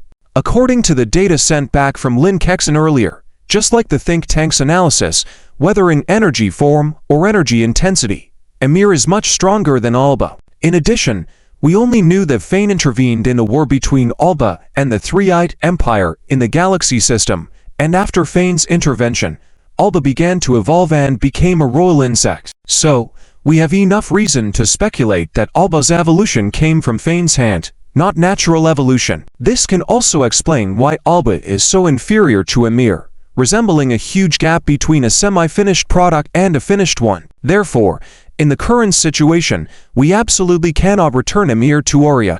Otherwise, if Arya breaks through the racial talent limit with the insect race, the consequences would be unimaginable. Even as Zhang Kai said, if necessary, we could proactively propose returning Alba to delay time. Perhaps, this semi-finished product could bring trouble to Arya's evolution back in return. This line of thought left the various leaders somewhat dumbfounded. Giving Alba to Arya might actually thwart her evolution. Although it seemed incredible, it had some sense to it. Nonetheless, none of the leaders dared to make a decision. After all, if something went wrong and Arya succeeded in breaking the racial talent limit through Alba, it wouldn't be fun at all. So, no one dared to make a final decision. Mr. President, Amir is requesting access. At this moment, Lin Zhen's secretary's voice came through his earpiece. He paused for a moment, then smiled. Perfect timing. Help him connect to our virtual conference room. Yes. Mr. President. End of this chapter. Chapter 5 for 5 Enslavement Agreement. When Nemo's figure appeared in the virtual conference room, everyone stared at it with a very strange look in their eyes. At this moment, it was no longer the ugly six-eyed giant bug from before. Upon entering the virtual conference room, it had shrunk its size to be equivalent to that of a human, appearing as a humanoid being very close to humans. Its skin was rough like tree bark, and the details were relatively indistinct. For the insect clan, this guy was basically like a piece of delicious meat, right?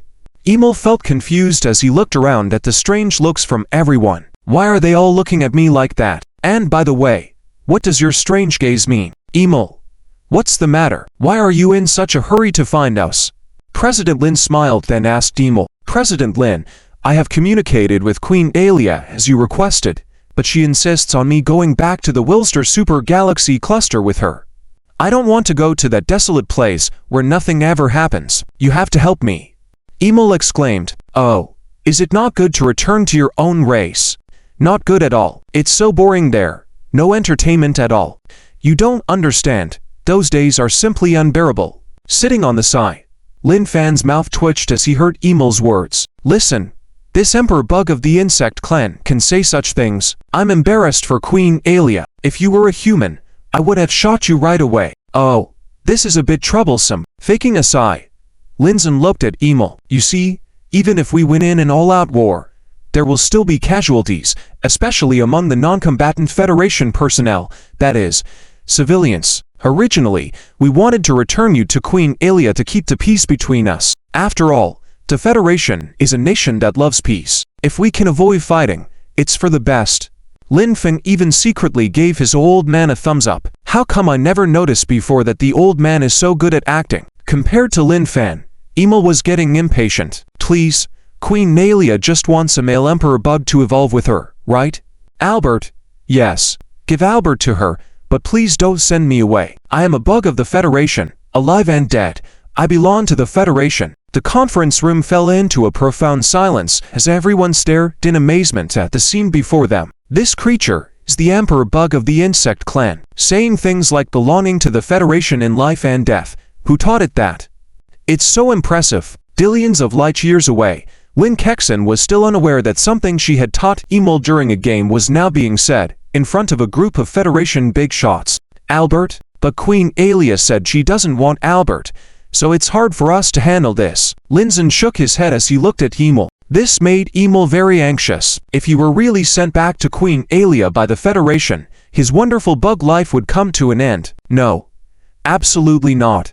Emil used to be a calm and intelligent emperor bug, but now in this state, he could only blame the game for causing so much trouble. Seeing Emil being toyed around by Linzen, the big shots all felt sorry for him. In the past, this would have been impossible because, after all, the object of pity is the insect clan, the fierce and brutal insect clan that only knows to slaughter other life forms. Here's the deal.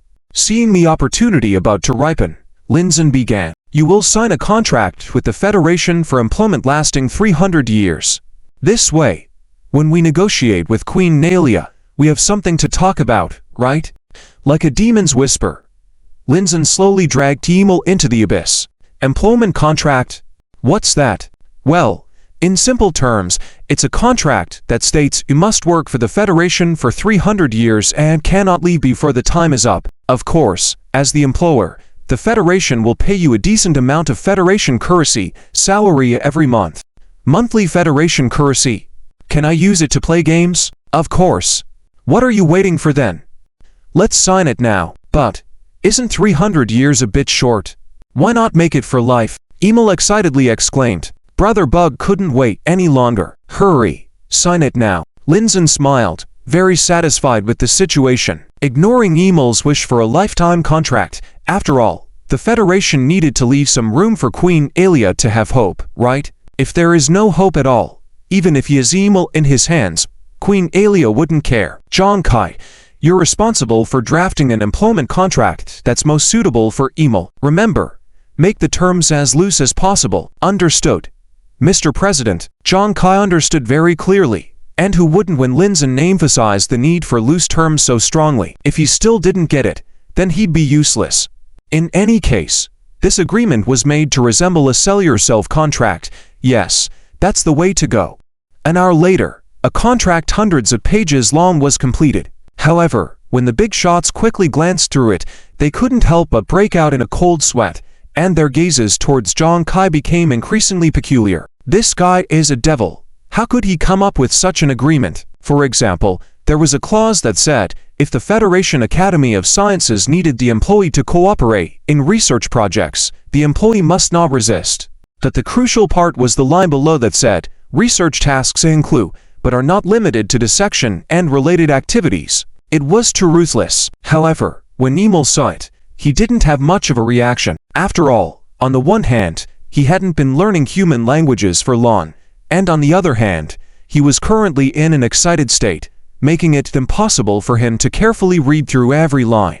Plus, with hundreds of pages of terms, even a normal human wouldn't be interested in reading through all of them, unless they were professionals. Emil quickly stated that there were no problems with the contract and was ready to sign at any time. Of course, in this era, signing a contract didn't involve paper and pen, but instead used biometric records. Soon, the entire signing ceremony was completed, and from that day forward, Emil became a slave of the Federation. Oh, no.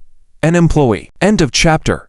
Chapter 546 Human-Insect Negotiations Part 1. The signing of this agreement was satisfactory for both parties. Next, it was time for a performance. Under Emir's persuasion, Arya agreed to use a device that converted brainwaves to negotiate with humans. 3 days later, a federal warship arrived in the Kate system, bringing the corresponding device components for Arya and completing the installation and debugging process. The equipment, which had undergone numerous trials on Ymir, had no issues, and the debugging process went smoothly, with just a few minor adjustments needed for normal operation. Inside the virtual conference room, 4 individuals were seated around a circular table.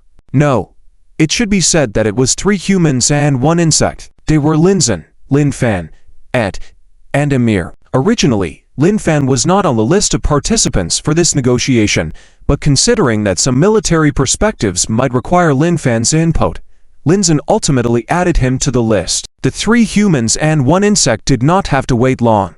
With a flash of white light in the virtual conference room, a figure appeared directly in the last chair. Obviously, this figure was Arya. Not only Linzin and the others, but even Ymir seemed bewildered, all staring wide-eyed at Arya, who was now in a humanoid form. Ymir was somewhat taken aback. Where had the once powerful and beautiful Arya gone? How had she transformed into this appearance after not being seen for 10,000 years? Could this human possibly be our ancestor? Otherwise, why would evolution eventually begin to shift towards a human form? Ymir had countless questions in his mind, and even Linfen was silently critiquing the situation. Were the insect race and the Alpha civilization related? According to intelligence obtained from Lin Han, humans were essentially ancient Alpha people. But what was the deal with this insect race? Ymir seemed to be a special case, but now it was clear that this was not the case. Looking at Arya and Ymir, their appearances differed only in small details. Aside from the fact that their external skin was as dry as bark, they truly resembled humans. Or perhaps it was more accurate to say they resembled mummies. Like a huge mummy? Could this be another creation of the Alpha civilization? Something like angels, elves, but due to some issues, they turned into insects, and now evolution was reverting to their original form. That was too far-fetched, right? Well, everyone was filled with question marks. Of course, Arya was even more shocked. In the early days, as the queen insect, Arya didn't look like she did now. She was a very ugly and large insect with 6 eyes. Of course, this ugliness was from a human aesthetic perspective. Among Ymir and the royal insects, Arya had always been the most beautiful insect. In other words, the original Arya was not like she currently appears, but was a full-fledged female insect. As for why she evolved into her current appearance, Arya admitted she wasn't sure. After the First Holy War, feeling powerless against advanced civilizations, all she could think about was how to break through the racial limitations. After a full 10,000 years and numerous attempts, she finally took a step towards breaking those limits. And it was this step that made Arya evolve into her current form. Never having seen Alpha people, or humans, Arya had no concept of her current form. But seeing the 3 humans in front of her now made Arya confused. And it wasn't just Linfen and the others.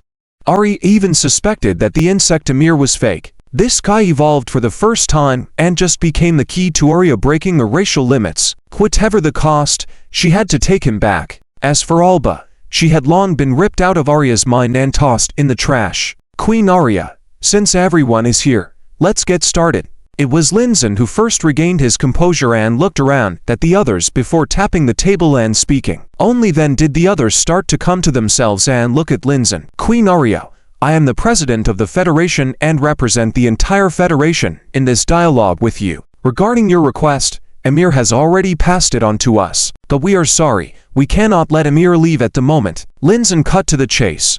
This was also the recommendation of the think tank. When negotiating with the insect race, it was better to be straightforward and direct. HMPH. So are you ready to go to war with us completely? No. My point is that Ymir previously signed a contract with the Federation, valid for 300 years. Our Federation puts great emphasis on contracts once they are signed. We will not violate them in any way. No. I don't care if you have some so-called agreement, but Ymir must come back with us to the Whale Supercluster. Sternly, each holding their ground. Seeing Ymir in his current state, Arya knew that he was the key to breaking her racial limits, and no matter the cost, she had to take him back. As for Alba, she had no idea where she had thrown him out of her mind long ago. Queen Arya, our Federation's stance is clear. Anything that violates the spirit of the contract is absolutely impossible. Of course, after 300 years, we will comply with Emir's wishes. At that time, he can leave whenever he wants. At the same time, don't even think about using force. Not only is our Federation not afraid of you, but even if you do manage to take Emir away, our zero-point armament hidden within him will take his life at any moment. And what is this zero-point armament? I think the Queen should be very clear about it. In short, Linzhen meant that they could try to use force, but they would not succeed. Even if they did, they could easily kill Emir, leaving them with nothing. Besides, humans were very reputable. After 300 years, Emir would be free, and at that time, he could leave if he wanted, and the Federation would not interfere. Of course, provided he wanted to leave and go back to the Whale Supercluster. End of this chapter. Chapter 547 Human-Insect Negotiation Part 2. In the virtual conference room, Alia was glaring at Linzhen with a murderous look in her eyes. If it weren't for the fact that she couldn't do anything to Linzhen in the virtual conference room, she would have torn him into pieces. However, Linzhen's threat hit Alia where it hurt. Humans actually implanted zero-point armament into Emil's body. How dare they? Just as Linzhen said, even if she went all out, the chance of winning this human-insect war was extremely slim. And even if they succeeded, humans had a way to turn the tables. Clearly, implanting zero-point armament into Emil's body was their ultimate trump card. This made things difficult. They couldn't attack, but humans wouldn't back down either. Did they really have to wait for 300 years for that ridiculous mercenary agreement to expire? Just as Alia was stuck in a dilemma, she didn't notice the sudden change in Linzhen's expression. 1 minute ago, an encrypted communication entered the virtual conference room, a communication sent by Zixuan that only Linzhen could hear. Though the message was simple, it was quite shocking. According to the biological laboratory under the Department of Science, after comparing the data of Alba and Emil, they confirmed something. Alba's evolution showed clear signs of artificial manipulation, or rather, it could be said that it had been modified. Because of this modification, it completely cut off any possible future evolution paths for Alba. Additionally, the laboratory conducted an interesting experiment. They attempted to fuse Emil cells with Alba cells, and the result was unexpected. The newly fused cells, compared to Emil's original cells, did not show any enhancement, but rather degradation. It could be said that Alba today was like a bowl of poison to the insect race. Upon receiving this information, the Insect Affairs think tank led by Zhang Kai immediately discussed it and came to a conclusion. The think tank supported Marshal Lin Fan's previous suggestion from the meeting, which was to find a way to return Alba to the insect race. It seems this brat hit the nail on the head. Linzhen glanced oddly in Marshal Lin Fan's direction, confusing him as he wasn't informed. Empress Alia, I have a new proposal. Although Emil has signed a 300-year mercenary agreement with us, out of respect for the spirit of the contract, we cannot let him leave before the agreement expires. However, Alba, being a fellow Emperor insect, has not signed any agreement with us yet. As a gesture of goodwill, we can hand Alba over to you. As for Emil, the same applies. After the 300-year agreement ends, we will not hold him against his will. This is the biggest concession the Federation can make. If you still refuse, then let there be war. Once it starts, it won't be the Border Patrol Squad you dealt with before. Think carefully. Border Patrol Squad.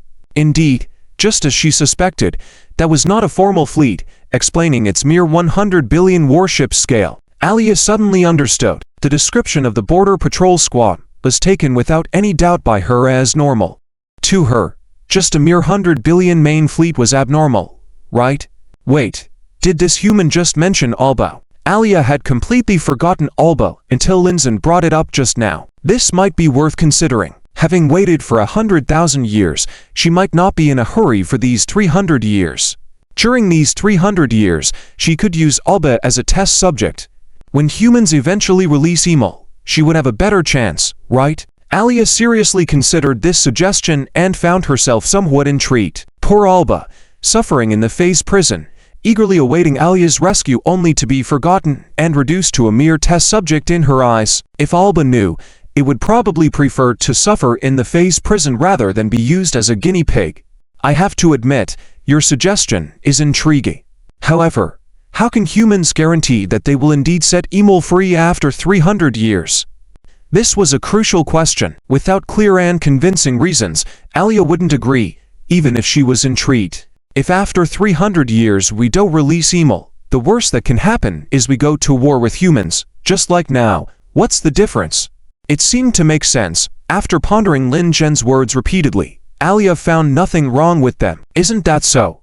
Even if the Federation doesn't release him, after 300 years, the worst outcome will only be going to war with humans, just like now. Moreover, she needed time to gather her forces, and now with 300 years, she could concentrate all her military power in the Laniakea supercluster. By the time war broke out, it would definitely be much more advantageous than now, right? In Alia's logic, 300 years is just a blink of an eye for a civilization, with no significant changes. After all, this is normal for a civilization.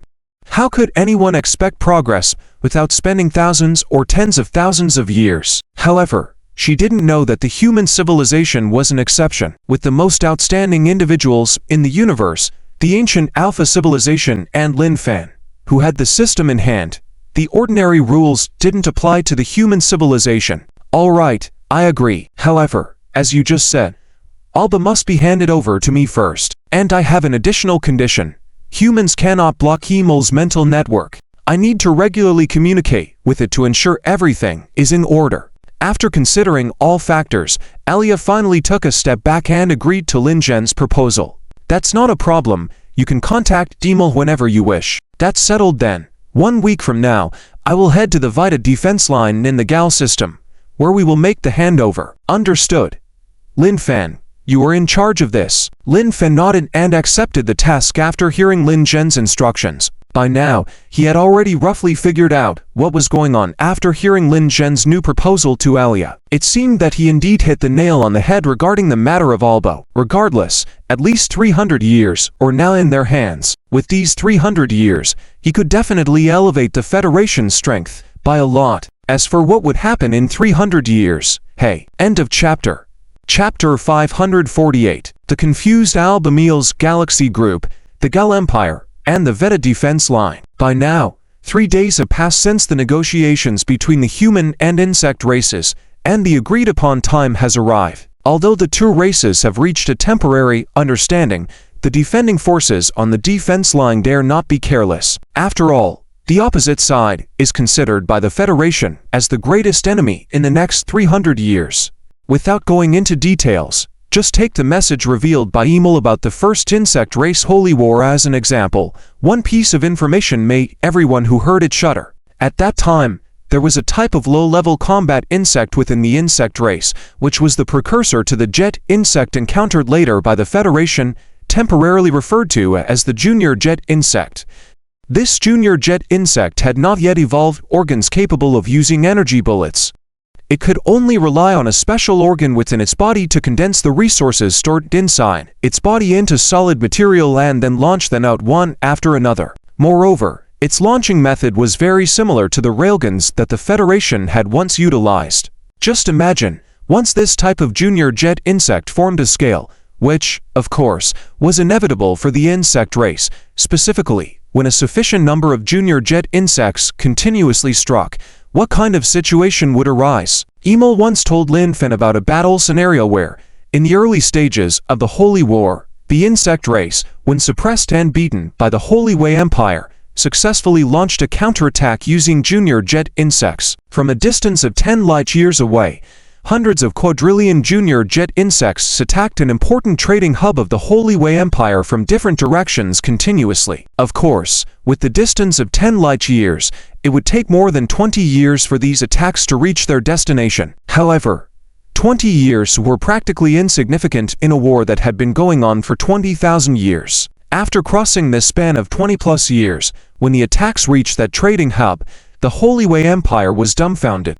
Attacks from dozens of different directions, covering the sky, akin to railgun strikes. Just imagine, facing waves of attacks numbering in the hundreds of quadrillions. What a hair-raising scene it would be, even if the Holy Wei Empire's defending forces relied on spatial attacks to intercept, they still couldn't completely block the nearly all-encompassing, continuous strikes. Ultimately, even though the defending forces within the trading hub consisted of billions of warships, they could not hold their ground. All the planets in the entire star system and the structures in space were shattered. Therefore, sometimes, even the lowest level of insects, once their numbers reached a sufficient threshold, could still pose a significant threat unless you elevated to a higher level of civilization that could completely disregard the insect race's numbers. Like an 8th level civilization. And this was precisely the goal that Lin Fen hoped to achieve within these 300 years of struggle.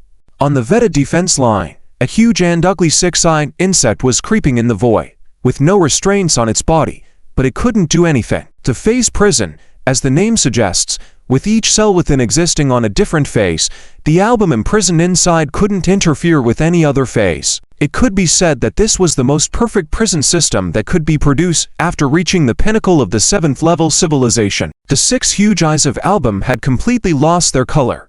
In this prison, it was as if it was isolated from the entire world. Even as the Emperor insect, it was almost being driven insane. As for why it was brought to the Veta defense line, the Federation did not inform it, and album also had no idea. It even wondered if the Federation was preparing to execute it publicly. However, just as its 6 lifeless eyes exuded despair, 10 away from the Veta defense line, on the side of the insect race, within the most massive insect nest channel, a slender figure appeared. Indeed, a slender figure. There was absolutely no error in the description. However, it was merely slender in body shape, with a size still gigantic like a planet, with external skin as dry and rough as bark, with facial features showing only slightly crude markings. This figure was the insect race queen, the original Empress insect, Alia. Come to think of it, if Alia were to shrink to the size of a human, with her skin evolving to a finer texture, disregarding the face, her body is indeed admirable. Inside the Union vessel, watching the images displayed in front of him, Lin Qian muttered. However, even if it was a very light voice, it did not escape the ears of Bilrodis beside him. After all, the elves naturally had a hearing far superior to that of humans. Instantly, a killing intent emanated, enveloping Lin Qian and startling him, causing him to turn his head. Still, wearing the same slightly smiling face, Bilrodis made Lin Qian's whole body hair stand on end, trembling involuntarily. Right? I was wrong. Immediately admitting. There was no shame in front of his wife. As Lin Qian admitted his mistake, the suffocating aura around him dissipated to some extent, allowing him to breathe a sigh of relief. Since the main characters have arrived, let's begin. Release album. Lin Qian, now recovered, immediately turned to the bridge command unit and gave the order. Yes, Commander. Applying for temporary control authorization of Federal Phase Prison, A01 cell. Authorization obtained. Phase in A01 cell is transitioning. Phase transition completed. The prisoner has been released. Immediately after the phase transition, Album suddenly felt the space around him twist and then immediately returned to normal. Unaware that he was now in the standard phase, he remained motionless while still in the federal military. Naturally, the federal military had installed a brainwave conversion device on him for easy interrogation. As Album continued to lay motionless, Lin Qian's voice entered his mind, causing his 6 lifeless eyes to show a slight response. Helpless, finally hearing another person's voice, even if it was an enemy, even if it was for questioning, was a very joyful thing for the isolated Album. Album, you have been released. Lin Qian's first words almost didn't register with Album until a few seconds later he finally reacted. Those 2 words the other said were released. What a joyful word it was, but why would these humans release him for no reason? Restoring some consciousness to his 6 huge eyes, Album now showed a hint of confusion. However, before he could ponder further, a familiar aura wafted to him. He raised his head and gazed into the distance. How could there be an insect that looked somewhat like a human but was so ugly? Yet, this repulsive insect gave him a sense of familiarity. Gazing at Arya in the distance, Album fell into confusion. End of this chapter. Chapter 549. Opposing attitudes in Alba's memory. Arya from 100,000 years ago remained strong and beautiful. However, now, the creature in the distance, as hideous as a human, did not trigger any memories of Arya in Alba's mind. Looking at the distant Arya, Alba's endless disgust was revealed. As the eldest individual and the one with the strongest mental power in the entire insect race, Arya instantly sensed the disgust in Alba's gaze towards her, furrowing her brows involuntarily. Goodness, Do they have to be so human-like? If they continue to evolve, will they really become humans? Inside the command bridge of the Union, observing Arya's frown on the screen, Lin Chia was also speechless. Could it be that his suspicion was correct, and there was some connection between this insect race and the Alpha civilization? The thought sent shivers down Lin Qian's spine. Beautiful angels, elves, or the triad race were all acceptable to Lin Tia, but if this insect race was related to the Alpha civilization, he couldn't accept it. Perhaps he was overthinking, just as Lin Fan was. At the moment, the true reason remained unknown. Only when the Federal Union reached a certain level could they understand. Hey, it seems like that guy still doesn't understand the situation. Watching Alba, who was motionless in another screen, lying in the void, Lin Tia tapped his forehead. Why are you standing there dumbfounded? Haven't you seen that your queen has come to pick you up? If you don't want to leave, just say so, or I'll have you locked up again. When Alba seemed lost in thought, Lin Qian's voice resonated through the neural conversion device attached to his head, echoing in his brain. However, instead of snapping Alba out of it, his words only confused him more. Arya is here? Where is she? Wait, why does the creature, emitting such familiar spiritual energy, seem so similar to Arya? Just like Arya. This realization left Alba dumbfounded. How did Arya transform into such an extremely hideous form, similar to humans? Could this be some kind of illusion or trap? What have those damn humans done to me? Give you a minute. If you don't leave, I'll have you thrown back into the cell. Without waiting for Alba to contemplate further, Lin Qian's somewhat irritated voice once again resounded. The mention of a cell caused Alba's huge body to shudder involuntarily. Ignoring the present Arya's identity, he swiftly flew in the direction of the insect race. Finally, he's gone. Couldn't do without a good scolding. Inside the command bridge of the Union, watching Alba flying off on the screen, Lin Tia said disdainfully, Alba's matter is settled, but our mission ahead is crucial. According to the agreement, the insect race must completely retreat from the Mel star system, and our fearless fleet must supervise and thoroughly clean up the entire Mel star system in preparation for the subsequent plans. Observing Lin Tia, Bai Luodi reminded him, I don't know what your brother is thinking about. Although the insect race has withdrawn from the Mel star system, it remains the frontline against the insect race here. After hearing Bai Luodi's reminder, Lin Tia frowned dissatisfiedly. Lin Tia intended to relocate the entire headquarters of the Federal Interstellar Fleet and most of the warship production bases to the Mel star system. This decision puzzled him. Brother has his reasons. Don't meddle unnecessarily. Focus on your tasks. Bai Luodi, a staunch supporter of Lin Fan, rolled her eyes upon hearing Lin Qian's complaints. To her, Lin Fan must have had his profound reasons for making such decisions, but their perspectives were too divergent for them to comprehend. This is understood. Just a few complaints. Lin Tia felt powerless every time he criticized his older brother, with his wife siding firmly with his brother. Who do you think you are? His wife. Inform the entire fleet. It's not time to relax yet. Keep a close watch on the insect race's every move and report any abnormalities immediately. Yes. Alba. 2 hours later, crossing over dozens of astronomical units, Alba, who had entered the insect army array and reached Arya, asked with a hint of uncertainty, What? Does the young man from back then not recognize me now that he's become the Emperor Insect? Arya still furrowed her brows. Not only did Alba disdainfully look at her earlier, but now he seemed unsure of her identity, which displeased Arya greatly. Even if he was now the Emperor Insect, he had just ascended. Who am I? I am the original individual of the entire race, and also the earliest Emperor. In her eyes, Alba, despite being the Emperor Insect, was still like a child to her, far from her level. However, what did that disgusted look mean? Did he think he could now stand on equal footing with her? If it weren't for some remaining usefulness, she would have manipulated Alba without hesitation. Since Amir evolved into the Emperor Insect, Arya's attitudes towards Alba had changed completely from before. Without Amir, Arya might have tolerated Alba's current attitude, but now she didn't even want to talk with him. Activating the vast energy inside her, Arya opened a nest channel and quickly issued an order to all insect races, including Alba. Enter the channel. Retreat. End of chapter. Chapter 550. The cosmic current of the Myers Galaxy Cluster belongs to the Virgo supercluster, adjacent to the Cavinia supercluster originally named the Serpens Capricornus supercluster by early humans. The Cavinia supercluster is located on the outer edge of the Laniakea supercluster and serves as a gateway between the Laniakea supercluster and the Veloster supercluster. Contrary to common belief, crossing between two massive superclusters is not as simple as using methods like hyperspace travel.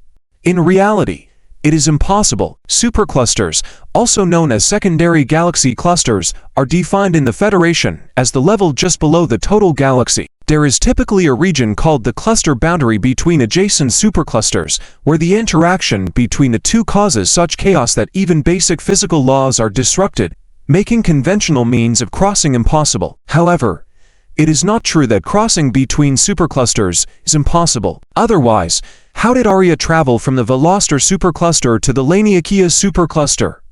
According to Emil, there is usually a universal current connecting to superclusters at a relatively stable point. Emil and Garcia arrived at the Laniakea supercluster through this universal current 100,000 years ago. Emil mentioned that this universal current connecting the Veloster and Laniakea superclusters is located near the Myers Galaxy Cluster, specifically a galaxy group named Lana. The Laniakea supercluster is unique in that it is composed of three parts: the Virgo supercluster, Cavinia supercluster, and Levis supercluster. Why does the Laniakea supercluster contain three additional superclusters? This situation is rare, but exists within the Laniakea supercluster. The three small superclusters met the conditions for superclusters and contain cluster boundaries between them. The intertwining of the three small superclusters formed the massive Laniakea supercluster we see today. After crossing through the universal current from the Veloster supercluster to the Laniakea supercluster, Arya arrived within the Cavinia supercluster. The Cavinia supercluster, once the base of Emil and Garcia and later the destination Arya led the insect race to after leaving the Myers Galaxy Cluster. This is why Emil is so familiar with the Cavinia supercluster. Traveling from the Cavinia supercluster to the Virgo supercluster, where the Federation is located, requires reaching the Myers Galaxy Cluster via the universal current. This is Lin Fan's reason for insisting the insects leave the Myers Galaxy Cluster during negotiations and why the Federal Fleet headquarters was relocated there, concentrating over 80% of the fleet in the following 300 years. In Lin Fan's plan, once the Federal Fleet guards one end of the universal current in the Myers Galaxy Cluster, the remaining two-tenths of the fleet can subdue the star systems within the Virgo supercluster with affiliated civilizations, finally dominating the entire Virgo supercluster. At that point, the Federation's territory will span over 100 million light-years, truly becoming a powerful advanced interstellar civilization. Of course, this will take time, a lot of time. Even though the Virgo supercluster may seem small, it consists of 100 star systems. Just in star systems alone, there are over 2,000 stars no smaller than the Milky Way. Without a couple of hundred years from now, the Federation will not fully conquer them all. After the insect evacuation was completed, Lin Tiai immediately dispatched half of the Vita Defense Line fleet to thoroughly inspect every planet within the star system, confirming the insects had completely left. With the insects' reproductive capabilities, leaving even one could spell disaster in the future, so caution was essential. Surprisingly, the insects' presence actually made Lin Tian's task easier since they had consumed all life on every planet, leaving the system barren. Although the star system was devoid of flora and fauna, it suited Lin Fan's purpose as a military stronghold and a defensive line against the insects, not a tourist destination. The fleets were divided into small squads to efficiently scan planets for life and energy sources, making progress swift. Following this pace, the entire Myers Galaxy Cluster could be searched within 3 months, beginning the planned large-scale construction. At the same time, in the Cavinia supercluster, Morass star system, after a month-long journey, Arya and her insect army finally arrived. After settling the troops and arranging for reinforcements, Arya turned her attention to Alba. Alba had evolved over tens of thousands of years, and Arya, unlike Emil, had adjusted her aesthetics with time. Now looking at Alba, she felt a sense of disgust. Alba, release your mental domain without reservation. Arya, Alba knew what it meant to entirely expose his mental domain for Arya to explore. It meant revealing everything to her. Unacceptable. Shut up. And when calling my name, add Queen behind it. You're not worthy of using my name directly. Arya held a strict hierarchy and believed Alba, not fully evolved into a true leader, was more of an aspiring or semi-queen. In human terms, he was a potential queen or half-step queen. Hence, he was not worthy of using her name directly. This is Arya's inner logic. End of the chapter. Chapter 551. The mysterious Project Way was now both angry and aggrieved. Angry because Alea actually made it shout Queen Alea when calling her own name. Obviously, this was a lower-class way of addressing Alea, but as the emperor of the insect race just like Alea, why should it? And aggrieved because ever since having close contact with Alea, Alba discovered that the energy within Alea's body was at least 100 times stronger than its own. Why? They were both emperor insects. Was there still a hierarchy among emperor insects? Despite being extremely angry, Alba had to reluctantly acknowledge this fact. Besides, now the bugs had to bow their heads under the eaves. Look around, at the countless, huge and powerful insect swarms. How spectacular! Unfortunately, not a single insect among them was under its command. Therefore, Alba dared not show its anger on its face and could only reluctantly call Alea the queen. Watching Alba, who was visibly resentful but already submissive, Alea finally nodded slightly. Not too stupid, of course, while conceding. Alba also completely opened its spiritual domain, allowing Alea to access everything in Alba's mind whenever she wished. 10 minutes later, after Alea had made a full sweep of Alba's sacred domain, a hint of anger flashed across her face. It turned out that Alba was not evolving on its own. It was someone named Fane who forcibly assisted with its evolution. In Alba's memory, this person named Fane bore a striking resemblance to humans in terms of body size, facial features, and other characteristics. However, Alea's intuition kept telling her that this mysterious Fane had no connection with the Federation. That if there was no connection, why would he do this? With his power, he could probably destroy a level 7 civilization single-handedly. Most crucially, this blockhead Alba actually acknowledged the other as its master like that, and even allowed himself to be treated as a pawn. Was it not embarrassing to lose face like that? Alea was increasingly repulsed by Alba. Nevertheless, she was particularly interested in Fane as she appeared in his memory. You. Come with me. Time passed unknowingly. 5 years had already elapsed. The Cabenia Superstar Cluster, the Fires Galaxy Group, the Totter Galaxy. 5 years could change many things, and the huge, ugly insect before her was one of them. Alba now had completely become Alea's guinea pig, cooperating with Alea in various experiments every day, a sight that was somewhat unbearable. However, after a full 5 years, Alea still had achieved nothing. Could it be that only the offspring of the male and female emperors could break through the racial limits? This left Alea extremely unwilling. After all, the current Alba was just too ugly. Yes, too ugly. Over the millennia, Alea's aesthetics had already shifted towards the direction of humans, and in her eyes, Alba was downright revolting.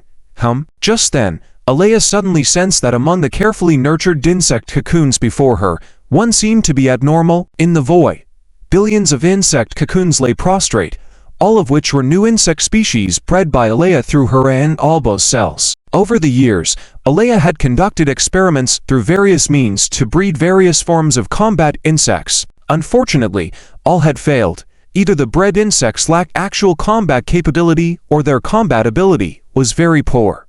In any case, no matter what methods Alea used for breeding, these new combat insects seemed to collectively regress after birth, not even surpassing the primary combat insects from 100,000 years ago. This drove Alea slightly mad, as she had yet to understand the reason behind this. Could it be that she was really at a loss? Now, among the latest batch of combat insect cocoons, Alea distinctly felt that one of the cocoons was unusually different. Its energy was completely different from the others, purer, and immensely stronger. Maybe, when this combat insect breaks free from its cocoon, I'll finally get the answer I seek. Galactic Cluster of Murs, the largest star system. Kate. This place had now been transformed into the Federation's largest laboratory, and the head of this laboratory was Wei. Yes, Wei, now specialized in researching special projects. But unexpectedly, this first project had completely confounded her. Where did I go wrong? Wei was puzzled by the transmitted observation images. Maybe you're overcomplicating simple matters. Her eyes suddenly lit up as Wei seemed to have grasped something. Overcomplicating simple matters. I think I understand now. With that, she paid no heed to Lin Fan, who had entered the laboratory and plunged back into intense scientific research, leaving Lin Fan speechless. It was simply a replica of Beizi Zhuan. Speaking of the project that Wei was researching, it was truly remarkable a field that not even civilizations of levels 8 or 9 dared to touch. Yet she boldly ventured forth. Once this project succeeded, the Federation would obtain an energy even more powerful than zero-point energy. A stronger energy source meant more powerful weapons, signifying an all-round technological advancement. Originally, this was a good thing, and this research should have garnered everyone's support. However, in reality, it was quite the opposite. The entire Federation, including Beizi Zhuan, was skeptical of this project. After all, what Wei sought to research was beyond the realm that the Federation could currently access. Consequently, under the leadership of Beizi Zhuan, the Science Department directly rejected Wei's project application. This was why Wei's laboratory was built within the Mers Galaxy. Unwilling to give up after her project was rejected by the Science Department, Wei sought out Lin Fan. While no one knew what they discussed, what was known by everyone was that the next day, the military announced the establishment of its own laboratory, with Wei as its head. This decision left everyone shocked, especially Beizi Zhuan, who specifically contacted Lin Fan and gave him a resounding scolding. In his view, what Wei sought to research was premature, and researching it now would only waste resources and time, likely yielding no results. However, Lin Fan's perspective differed from Beizi Zhuan. Perhaps to Beizi Zhuan, Wei's action seemed akin to having primitive humans research space battleships, bridging to many levels, but to Lin Fan, it was not entirely implausible. After all, wasn't the Federation able to produce zero-point particle energy that a level 7 civilization should have even when it was only at level 4 civilization? Moreover, there was the self who was somewhat overpowered. End of this chapter. Chapter 550 to Spiritual Sensing Network. However, Lin Fan just thought about it. After all, the only project, he had a lot on his plate, and couldn't bear it temporarily. You should know, the name of this project is Black Hole. Yes, it's the same black hole Lin Han mentioned, the region between universes, an existence that only those who have reached the 11th level of civilization, that is, super civilization, are qualified to understand. And now, Wei wants to research this. It's no wonder Bai Zixuan criticized it as a waste of resources and time.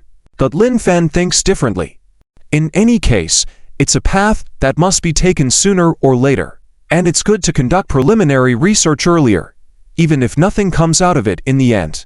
Another point is, among the 3 strategic scientists in the Federation, Lin Fan doesn't want this matter to affect his courage to innovate in scientific research. As for whether failing to research it will lead to a decline, that's not within Lin Fan's considerations.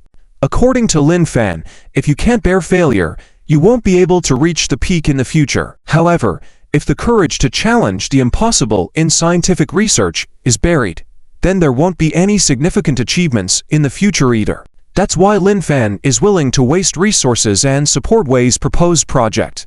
So that's it. I understand. At this moment, Wei's voice suddenly came into Lin Fan's ears. Understood. Really? Could it be that just with a casual word from himself, she figured out everything? Wei, what do you understand? Oh, Marshall, when did you arrive? Coming to Wei's side, he gently asked, causing her to startle. This guy.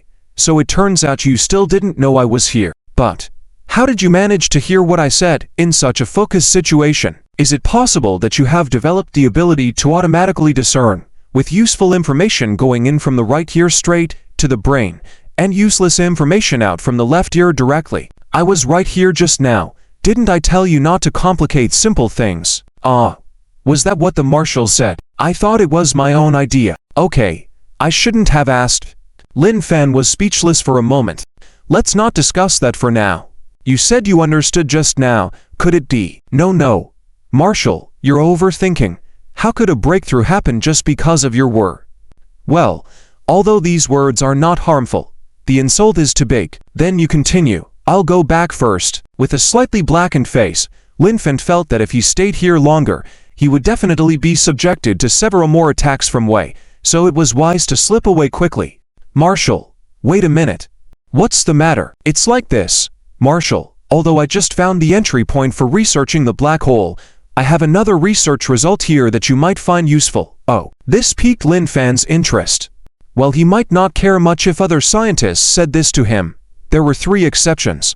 And coincidentally, Wei was one of those 3. In fact, besides the interference device for the wormhole and spatial migration technology, I have another research. Although this technology is also close to success, there was no time back then, so it had to be temporarily put on hold. Recently, I restarted this research and finally succeeded, Wei said with some dancing, showing how excited she was.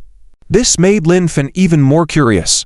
What could it be that got a strategic scientist like Wei so excited? I call this technology the Spiritual Sensing Network. Spiritual Sensing Network. Wait, your name, could it be the kind of spiritual network that the worm race has? That's right. With Wei's confirmation, Lin Fan suddenly widened his eyes, looking at Wei with a face full of astonishment. When it comes to the spiritual network of the worm race, Lin Fan is not unfamiliar at all. This is a very magical thing, even stronger than the current virtual communication used by humans, almost capable of unrestricted communication throughout the universe, and also capable of doing more things with this spiritual network. Of course, once the Federation learned about the power of the spiritual network of the worm race, they naturally conducted research on it. However, after studying it for many years, Bai Zixuan could only intervene in the worm race's spiritual network to a limited extent by relying on the worm race's brain, intercepting some information. Bai Zixuan expressed his helplessness in truly utilizing this spiritual network. Again, biotechnology is not Bai Zixuan's strong suit, but who would have thought that just coming to check out things, he would be told that he had already mastered the technology related to the spiritual network. Well done. I will arrange for a group of federal prisoners to cooperate with you in the experiments later. Make sure to apply this technology as soon as possible. This, Marshall, speak, as long as it doesn't violate principles, I agree to it. Seeing how Wei was hesitant to speak, Lin Fan smiled knowingly. End of this chapter. Chapter 553, is the promised technological civilization. Good partner. Truly worthy of being a strategic level scientist. With this thing, the federal civilians will greatly benefit. Yes, it's civilians, not military. Although from a military perspective, the mental sensing network can also bring convenience, the current federal use of the void communication is already efficient enough, and humans have not yet developed to the point where they can travel throughout the entire universe. Therefore, whether using void communication technology or mental sensing technology, there's hardly any difference in the areas where the current federal activities are taking place. But if this technology is applied in civilian use, it would be truly remarkable. After all, void communication technology is still a top-secret military technology, and civilians are still using the mainstream quantum communication technology of level 5 civilizations, with no significant innovations in many years in this regard. However, there is still a serious issue with this technology. If it is similar to the mental network of the insect race, then when using it, we might be invaded by the insect race. This is indeed a serious problem. The insect race, which naturally possesses the ability to use mental power instinctively, would it easily invade the human mental network? If this question remains unanswered, then this technology can only be permanently sealed. Marshall, rest assured, that won't happen. Essentially, mental power is also a type of wave, which I call mental waves. And theoretically, mental waves can be divided into infinite frequencies, and on different frequencies, they cannot interact with each other. In other words, once we activate the mental sensing network, if the insect race wants to invade our mental sensing network, they would need to find the corresponding mental wave frequency. And due to the infinite nature of these frequencies, even a single insect might spend tens of thousands or even hundreds of thousands of years and still not be able to break in. As for when Bai Zixuan used the brain of the insect race king worm to invade the insect race mental network, it actually required certain things as a medium to succeed, such as the brain of the insect race. Therefore, theoretically speaking, even the insect race does not have the ability to invade other mental networks. It's like having a password-locked door in front of you, and you can only try to open it by continuously entering various combinations of passwords. And when the number of digits in this password is nearly infinite, you will find that opening this door is almost an impossible task. So, the problem that Lin Fan is worried about will not happen. That's good. Also, Marshall, in reality, communication is just a basic function of the mental sensing network. Explain. It's too troublesome to explain. Why don't I just demonstrate it? As she spoke, Wei picked up a small patch from the table and placed it on her right temple. When she removed her right hand, it could be seen that the patch had already attached to Wei's temple. Then, Wei raised her right hand and opened her delicate palm toward another cup on the table.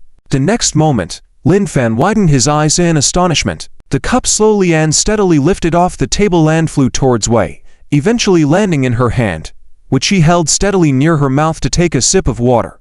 Mental power. Similar to the insect race. Yes, it's mental power. Just like the insect race. Indeed, you are quite. It should be noted that previously Bai Zixuan researched the mental power of the insect race, which did not originate from the insect race itself, but from outside. It seems that mental power itself is a form of universal energy that is everywhere. However, even knowing the true nature of mental power, Bai Zixuan still couldn't extract and utilize it. But now, Wei in front of him, like the insect race, was instinctively using mental power. How could Lin Fan not be shocked by this? Of course, this is still one of the most basic applications of mental power. The more advanced applications are yet to be discovered. At the same time, the subsequent advanced applications do not require scientific research efforts, but rather focus more on personal understanding and creativity using mental power. Well, it's like what is said in human novels about cultivation, gradually developing oneself to use mental power more skillfully and employing more powerful means. In comparison, although the insect race has the innate ability to acquire and use mental power, their way of using mental power can be said to be very rudimentary, even rough. It can be said that the insect race is simply wasting their powerful talents. Lin Fan was suddenly puzzled. He understood Wei's meaning. Indeed he did, but why did it feel so strange? Wasn't Wei suggesting that the small device, like a piece of iron, only helps human sense and manipulate the invisible mental power? And once you can control mental power, how you use it depends on each individual's subsequent development. Perhaps out of 10,000 different people, there could be 10,000 different ways to use mental power. This means, it sounds somewhat like cultivation, and there may even be various schools of mental power in the future. This feels like the beginning of a new civilization for the Federation, a cultivation civilization, or perhaps a psychic civilization. This trend seems a bit unusual. Lin Fan's expression at that moment was quite peculiar, and if that's the case, the insect race indeed seems to be wasting their talent. Clearly possessing a powerful talent similar to cultivation, yet the insect race has managed to turn it into a mere communication ability. How ridiculous is that? Thinking about this, Lin Fan's mouth twitched involuntarily. So, submit the complete documentation of this technology to me first. As for how to apply it, I will convene a high-level meeting of the Federation for discussion. Code. I will immediately organize all the data and send it to your terminal. Marshall. Okay. That's it. I will go back and arrange it. After nodding, Lin Fan prepared to leave. After all, this matter was indeed quite significant, involving the future civilization of the Federation, and there was no room for any negligence. Soon, Lin Fan, who had just returned from Wei's laboratory through the Stargate to the headquarters of the Interstellar Fleet, had already received a large amount of data sent by her, all related to the acquisition and use of mental power. As a result, the most important high-level meeting in the history of the Federation, under Lin Fan's call, began. End of this chapter. Chapter 554. What is psychic power-assisted calculation device of dark energy? Perhaps the cognition of the insect race is different from humans. In the cognition of the insect race, it is a kind of energy that comes naturally, that can be used instinctively like an arm.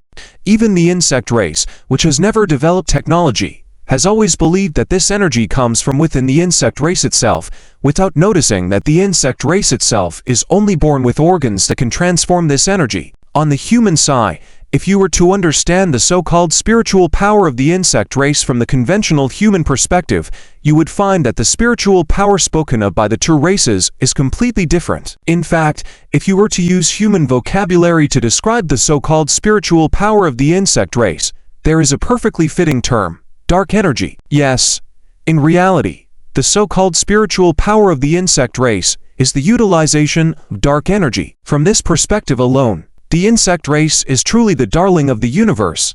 A race that is born with the ability to utilize dark energy must be favored by the universe to come into being.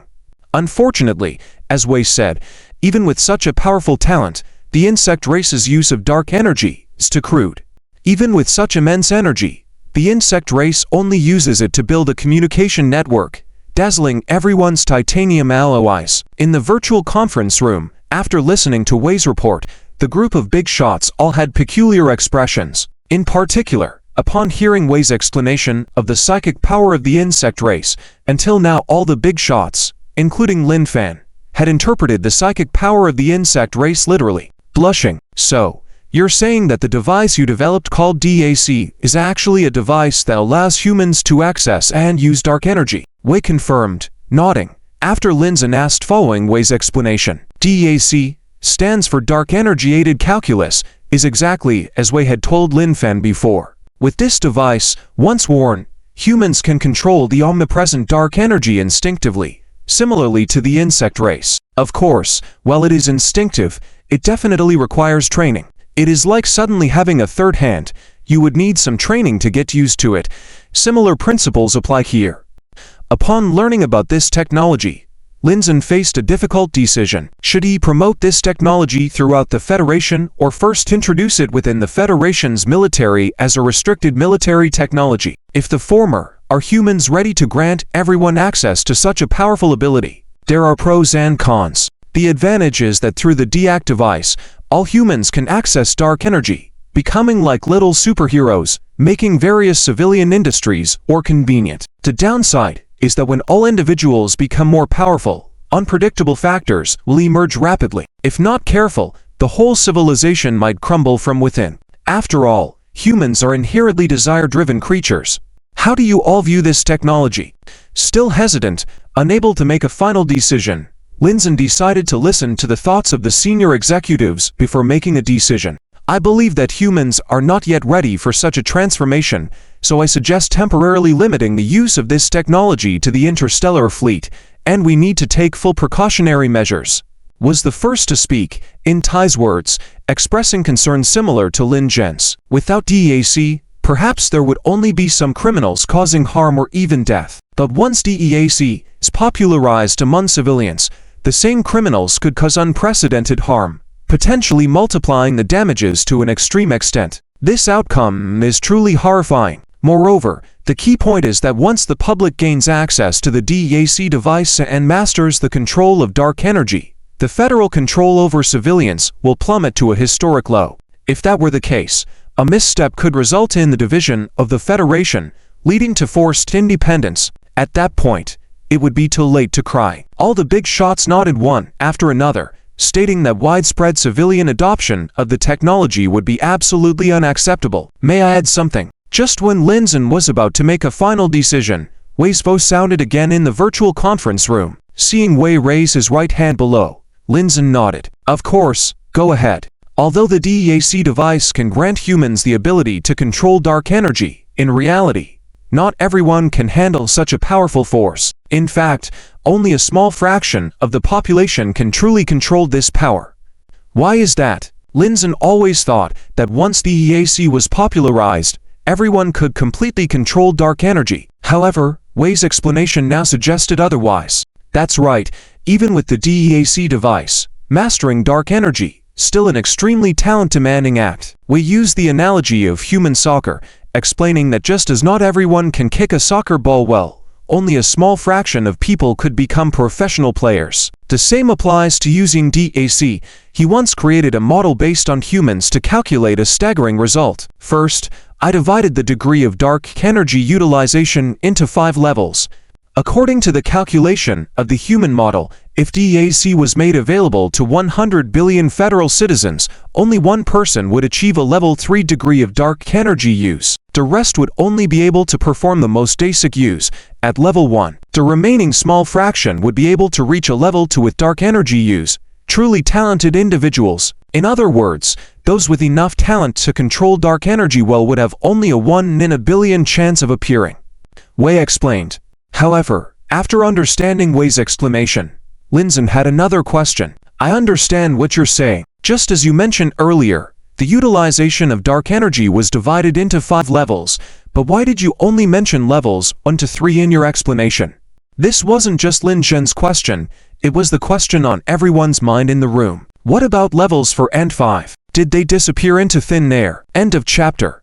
Chapter 555. In the virtual conference room of the Superpower Management Bureau, all the big shots of the Federation looked towards Wei, waiting for her answer. That's because the probability of a level 4 or 5 dark energy controller being born is too low. According to my calculations, the probability of a level 4 dark energy controller being born is about 1 in 100 quadrillion, and the probability of a level 5 dark energy controller being born is so low that it's almost incalculable. Hiss.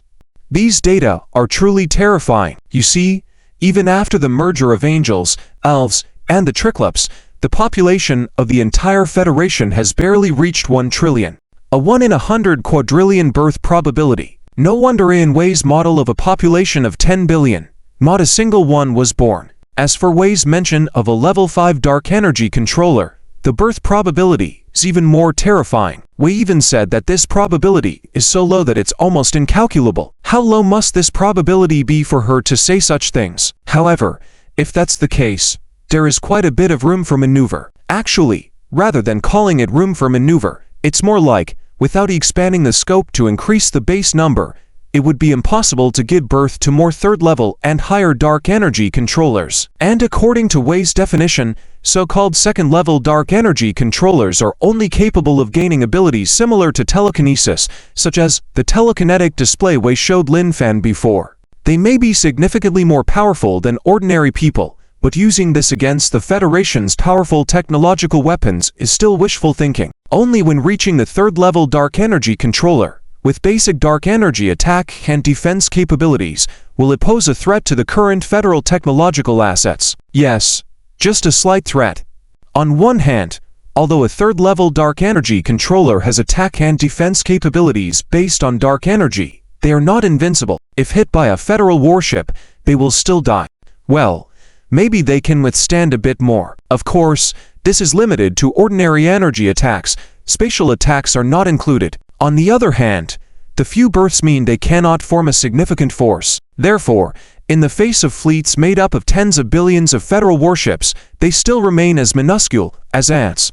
In other words, while a third-level dark energy controller may be very powerful to ordinary people, in front of the overall strength of civilization, they are still very weak.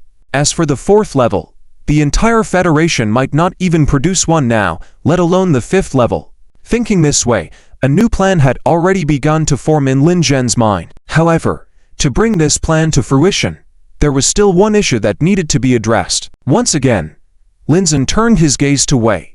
I want to know, can the DEAC device be fully controlled by the Federation, just in case? Lin Zhen's expression was serious as he said this, and Wei naturally understood what Lin Zhen was referring to. After all, the problems brought by this technology are indeed quite numerous. If a 4th or even 5th level dark energy controller were to appear but turned out to be a criminal, the consequences could be severe. Yes, the Federation could promote the DEAC device among the people, but the condition was that the Federation needed absolute control. Of course, that was the more diplomatic way to put it. To be more straightforward, the Federation needed backdoors in the DEAC device, even self-destruct functions, and must be able to control every DEAC device as needed. Even if you are a 3rd-level dark energy controller, or even a 4th or 5th level, if you dare to do something wrong once in possession of power, with a single command from the Federation, your DEAC device would self-destruct. It could even destroy you in the process of self-destruction. Even if you manage to escape the device's self-destruction and the damage it would cause, losing the DEAC device would instantly turn you back into an ordinary person, even if you were previously a 5th-level dark energy controller. It can be done. After just a few seconds of thought, Wei nodded in confirmation. After all, the DEAC device was still a scientific creation, and fulfilling what Lin Zhen required was not a challenging feat. Wei also agreed with what Lin Zhen had said. If this power were to be spread throughout the entire Federation, necessary preventive measures were absolutely essential. All right, then, I've decided. 132 years of Federation history. A piece of news instantly stirred the entire Federation. The latest successful DAC, which stood for the Dark Energy Assisted Calculation Device, was officially revealed to the public. Upon learning what this DAC device was, everyone became excited.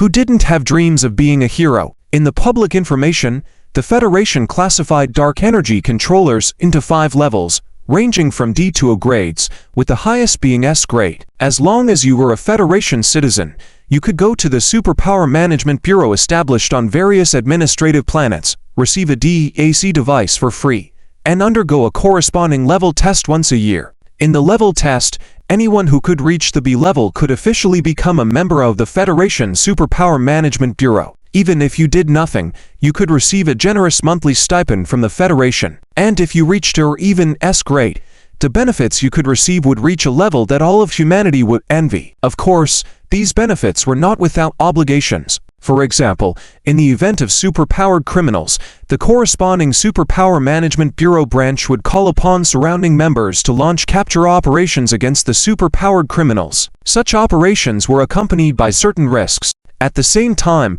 if you violated the dark energy usage regulations issued by the Superpower Management Bureau, but the Bureau would revoke all your current privileges and reclaim your DAC device. Lastly, you would be forever blacklisted by the Superpower Management Bureau. In other words, you would forever be just an ordinary person, or even worse off than a first-level dark energy controller. And that wasn't the worst part.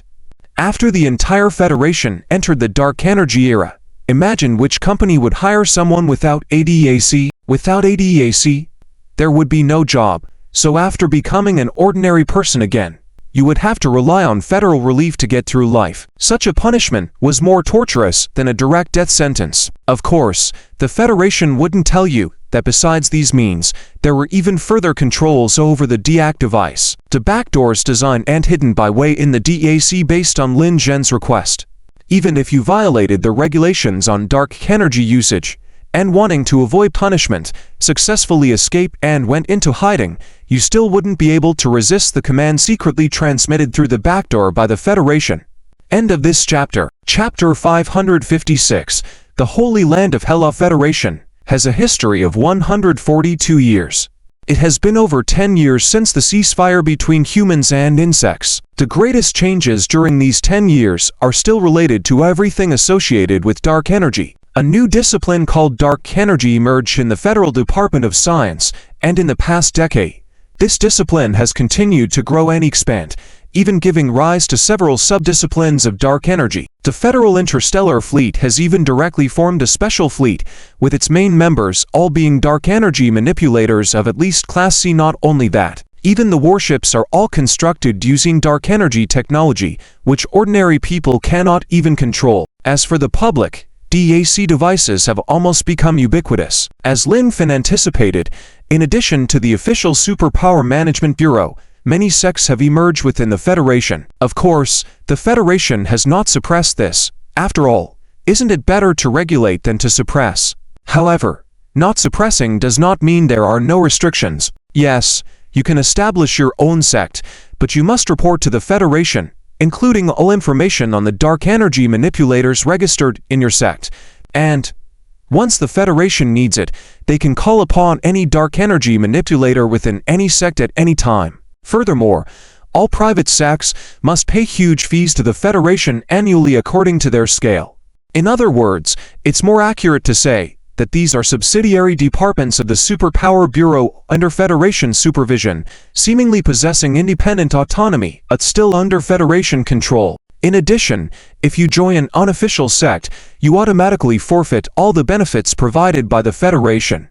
Therefore, those who establish unofficial private sects are basically very wealthy individuals, each one a big shot in their own right. Of course, if you think the Federation allows the existence of private sects solely for communication purposes, you're greatly mistaken. Indeed, within private sects, there are individuals who simply do not care about Federation benefits and are highly desirous of having their own sect. However, the majority are ambitious individuals. What kind of ambition?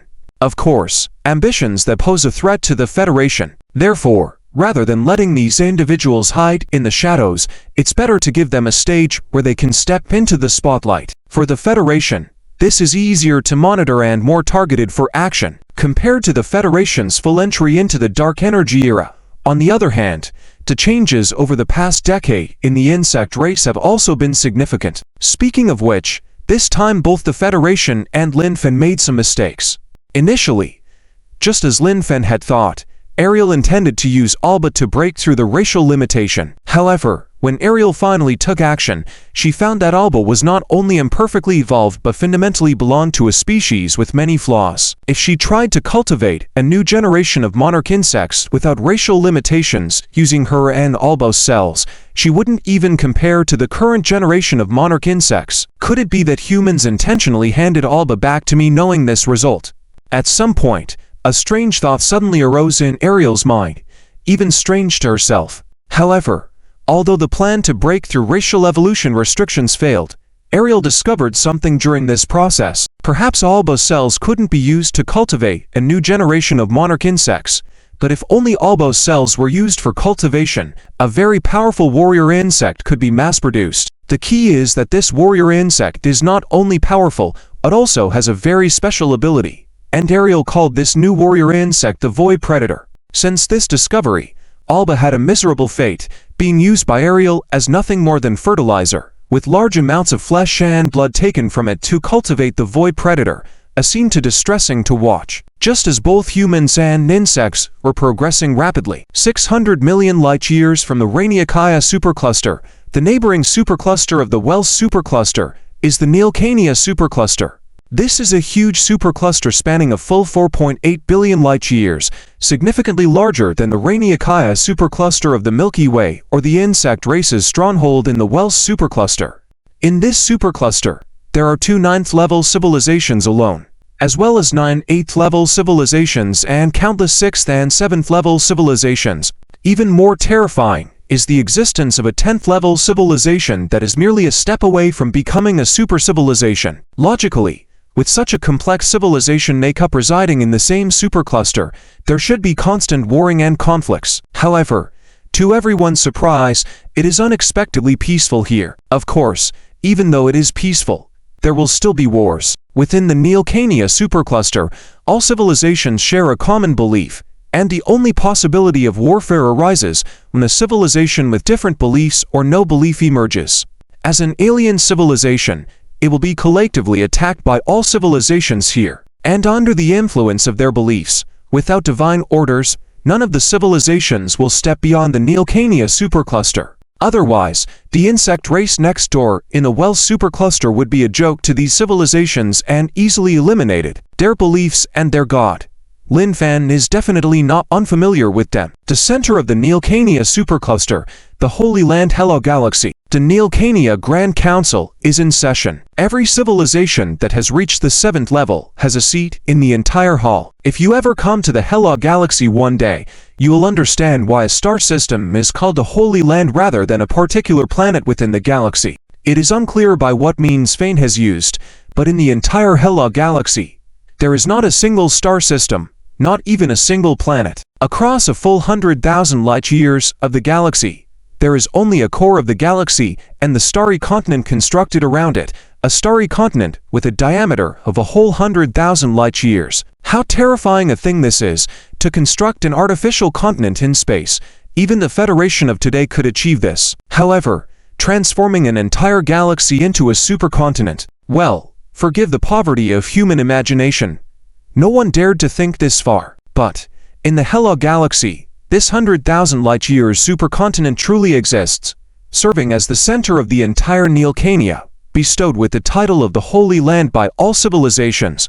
Silence. A voice of unparalleled authority resounded in the council chamber. End of this chapter. Chapter 557. Opening the gates of purgatory. After the majestic voice of Rasht resounded through the entire council hall, the whole place fell silent. As the Emperor of the Purple Lun Empire, a level 10 civilization, and also the most capable servant of Farn, he held absolute authority here, and no one dared to challenge him. Speaking of the seating arrangement in the council chamber, It was somewhat similar to the layout of the highest judicial institution of the Federation. Of course, the main seat naturally belonged to Rasht, and behind him on each side were seats for representatives of level 9 civilizations. These 3 seats together formed the Council of Elders. However, even among the elders, there were distinctions. The biggest difference was that Rasht possessed a veto. Yes, just like that organization during the Earth era in the Federation, he had the power to veto any council proposal. In other words, any proposition that did not align with Rasht's will would never pass. In front of the seats of the Council of Elders, there was a clear distinction as well.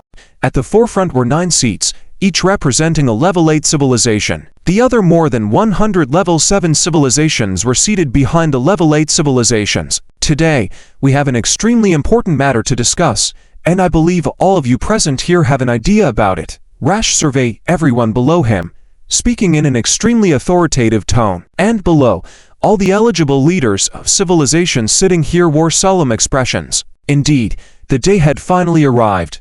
According to the prophecy of the Creator God, if the light of the creation crystal begins to dim, it means that this universe has begun to fall into decadence. For this reason, all civilizations in the entire universe must endure suffering. Only after experiencing true suffering, those civilizations, beginning to fall, will return to the right path. And now, the creation crystal has lost its once brilliant light. Therefore, according to the prophecy of the Creator God, we will open the purgatory, release the purgatory creatures suppressed by the Creator God within, and send them to every corner of the universe, testing all civilizations with hardship. As Rasht spoke, his expression of extreme authority gradually took on a somewhat sorrowful tone. Of course, do not think that Rasht was truly sad, able to display dominance and tyranny in front of countless civilizations, while also being able to turn into a sycophant in front of Farn. He was definitely a master of acting. How could such a person be a genuinely pitiful being? In fact, that creation crystal was just a projection of Farn's energy. If one day, Farn died, or was like this time, pulled into the zero-dimensional space by Lin Han, the creation crystal would gradually fade due to the lack of Farn's energy reflection. As for the so-called purgatory, it was actually just a biological laboratory of Farn. Of course, this biological laboratory was a small world created by Farn, not within the vast universe. And those purgatory creatures were the powerful life forms that Farn had been cultivating all along, among which was a creature very familiar to Lin Fan, Ephros. Yes, it was the same creature that was once known as the Void Dragon tribe leader at the title of Planet Devourer in the Greater Magellanic Cloud. Listening to Rasht's preaching like a charlatan, everyone in the council hall nodded in agreement without a shred of doubt. Looking at the reactions of everyone below, Rasht nodded in satisfaction. Since there are no objections from everyone, I hereby announce once again that in 3 days, the Elder Council members, myself, Friss, and Evelart, will open the gates of the purgatory. May the Creator God guide us forward. May the Creator God guide us forward. This meeting was just a formality after all, because all the council members here knew of Farn's prophecy. In the Neelkenia supercluster, a place with absolute faith, who would dare to oppose this faith? It was not easy to court death in this way. Therefore, even the civilization leaders who did not truly believe in Farn would still put on a devout believer's appearance at this moment. This was called correct faith. 3 days later, on the edge of the sacred grounds, an enormously vast gate suddenly stood there. This gate was called the Gate of Purgatory by all civilizations in the Neelkenia supercluster. Apart from Farn himself, 2 conditions must be met to open the Gate of Purgatory. One was that the creation crystal had lost the energy reflection of Farn. The other was that the leaders of the 3 elder nations had to use the keys granted by Farn to open it together. Are you ready? Lattice looked at the 2 beside him and asked solemnly. Friss and Evelart nodded in confirmation. All right, let's begin, Lattice said as he climbed the steps and reached a stone platform. On this stone platform, there was nothing except 3 crystal-shaped recessed areas. Without hesitation, Rasht took out a purple crystal-like object from his body, while Friss and Evelart took out their own crystal-like objects, but theirs were red and blue, not purple. I'll count to 3, and we'll insert the keys together. Standing in front of the stone, Rasht looked at Friss to his left, then at Evelart to his right, and said, in a deep voice, all right, 1, 2, 3. When the word 3 came out of Rasht's mouth, All three inserted their crystals into the recesses on the stone platform. The seams were tight, showing no gaps, as if the three crystals and the stone platform had completely merged into one. The surface of the stone platform was flat and smooth. Immediately, a crack appeared in the middle of the gate of purgatory, and from this crack, a dark red light burst forth. Subsequently, the whole sacred ground began to shake. It had to be said that Farn had designed the gate of purgatory, the entrance to the small world, in an impressive and grandiose manner. Accompanied by the shaking, the gate of purgatory began to open slowly towards both sides, and with this movement, the dark red light inside became even more dazzling. It took a full 10 minutes before the gate of purgatory was finally fully opened. At this point, the dark red light had disappeared, revealing a spiral crimson space channel inside the gate of purgatory. Roar! A huge roar suddenly echoed from the channel. End of the chapter. Chapter 558. The terrifying roar of the crocodile god Haga sent shivers down everyone's spine. In the massive gate of the purgatory, a thick claw suddenly reached out from the crimson passage, grabbing onto one side of the gate. Even though its full form had not yet appeared, everyone present could sense the immense power emanating from that claw, causing even the leaders of advanced civilizations to feel a chill. Perhaps only Latisse, Fraisse, and Everofolt remained slightly composed compared to the others. As the leader of the supreme civilization under the level 10 civilization, Latisse from the Purple Lun Empire could naturally discern from the intensity of the energy that this was absolutely a life form of a level 7 life civilization, possibly even evolved to a level approaching level 8. Speaking of which, biological civilizations are already rare in the universe, and Fan is an extremely paranoid biological scientist. Any potential extraterrestrial beings in his eyes would be captured for experimentation. Therefore, there were no higher biological civilizations in the Nikaenia hyperstar cluster. Any civilizations of this kind that evolved to level 6 were captured by Fan before evolving further. After all, civilizations that can evolve to level 6 were anything but lacking in talent. Consequently, civilizations in the Nikaenia hyperstar cluster, including the Purple Lun Empire of level 10 civilizations, had never seen any higher life-form civilizations above level 7. Although Latisse was somewhat surprised by the strength of the individual before him, he was not afraid. Regardless, he was the leader of a level 10 civilization and might be amazed or astonished by a level 7 life form, but certainly not afraid. Just the self-defense weapons he carried with him could easily deal with the creature before him. As for Fraisse and Everofolt, though slightly inferior to Latisse, they would not be afraid of an individual who hadn't even reached level 8 yet. However, the leaders of other level 7 or 8 civilizations were quite different. Usually, civilizations of biological origins would dominate over civilizations of technological origins of the same level. This was like the insect race 10,000 years ago, where even a level 6 peak civilization could rival a level 7 civilization like the Saint Va Empire. Even before the Saint Va Empire had 0-point weapons, they would be directly subdued on the ground. The appearance of this claw had even sent chills down the spines of the leaders of level 8 civilizations. The leaders of level 7 civilizations were almost paralyzed with fear. As time passed second by second, a huge monster emerged fully from the gate. It was a massive dragon, strikingly similar to the Western dragons in human fantasies. It was the leader of the Epunos Void Dragon clan that once existed in the Damascus Milky Way galaxy. Although it was the leader of the Void Dragon clan, it was now merely a commander-in-chief, the last member of the Void Dragon clan. After all, back then, Fan only took it away and left other Void Giant Dragons behind. The remaining Void Giant Dragons had been wiped out under the final attack of the Federation on Epunos, which involved 0-point bomb carriers. It's finally able to come out. Ha ha ha. A huge voice came from Epunos, even creating ripples in the surrounding space. If Lin Fan were here, he would definitely recognize this as the Void Dragon clan and the planet devourer of the Damascus Milky Way galaxy back then. After all, Li Liz's favorite phrase was that when the federal forces used the 0-point bomb carrier to attack Epunos, Fan had appeared. This had always made Lin Fan suspect whether the planet devourer hadn't died but was taken away by Fan. However, although the size of Epunos was still huge, it seemed much smaller than before. Otherwise, with its original size, it could never have come out of the Gate of Purgatory. After all, no matter how large the Gate of Purgatory was, it was only so big. At this moment, Epunos was extremely excited. Back then, it had been deceived by Fan. who claimed to send it to a star system without advanced civilizations, only to find out it was a small world created by fun. After passing through the passage, it was true that there were no advanced civilizations, but there were countless powerful creatures, rendering Epunos quite vulnerable, trembling all day. Luckily, it had been a bootlicker for decades and managed to survive until today. Whenever it remembered these times, Epunos was deeply moved. Looking at the huge crocodile-like creature that emerged from the gate, radiating energy much stronger than Epunos, at least over 100 times more, reaching the basic value of a level 9 life civilization, even Lattice was taken aback.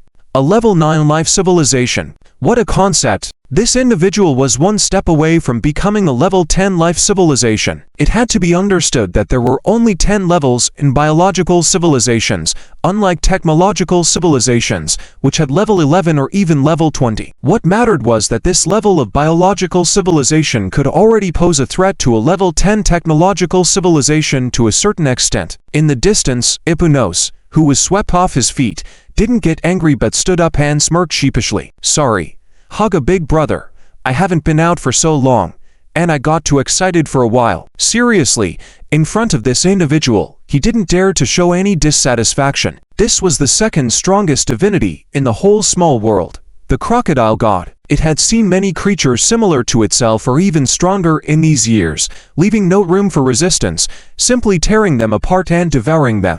Let me be the first to see you, and you stay there being silly. Now shut up. The boss is coming out. These words were magical, making Epunos instantly behave himself, no longer daring to make a move. End of the chapter. Chapter 559.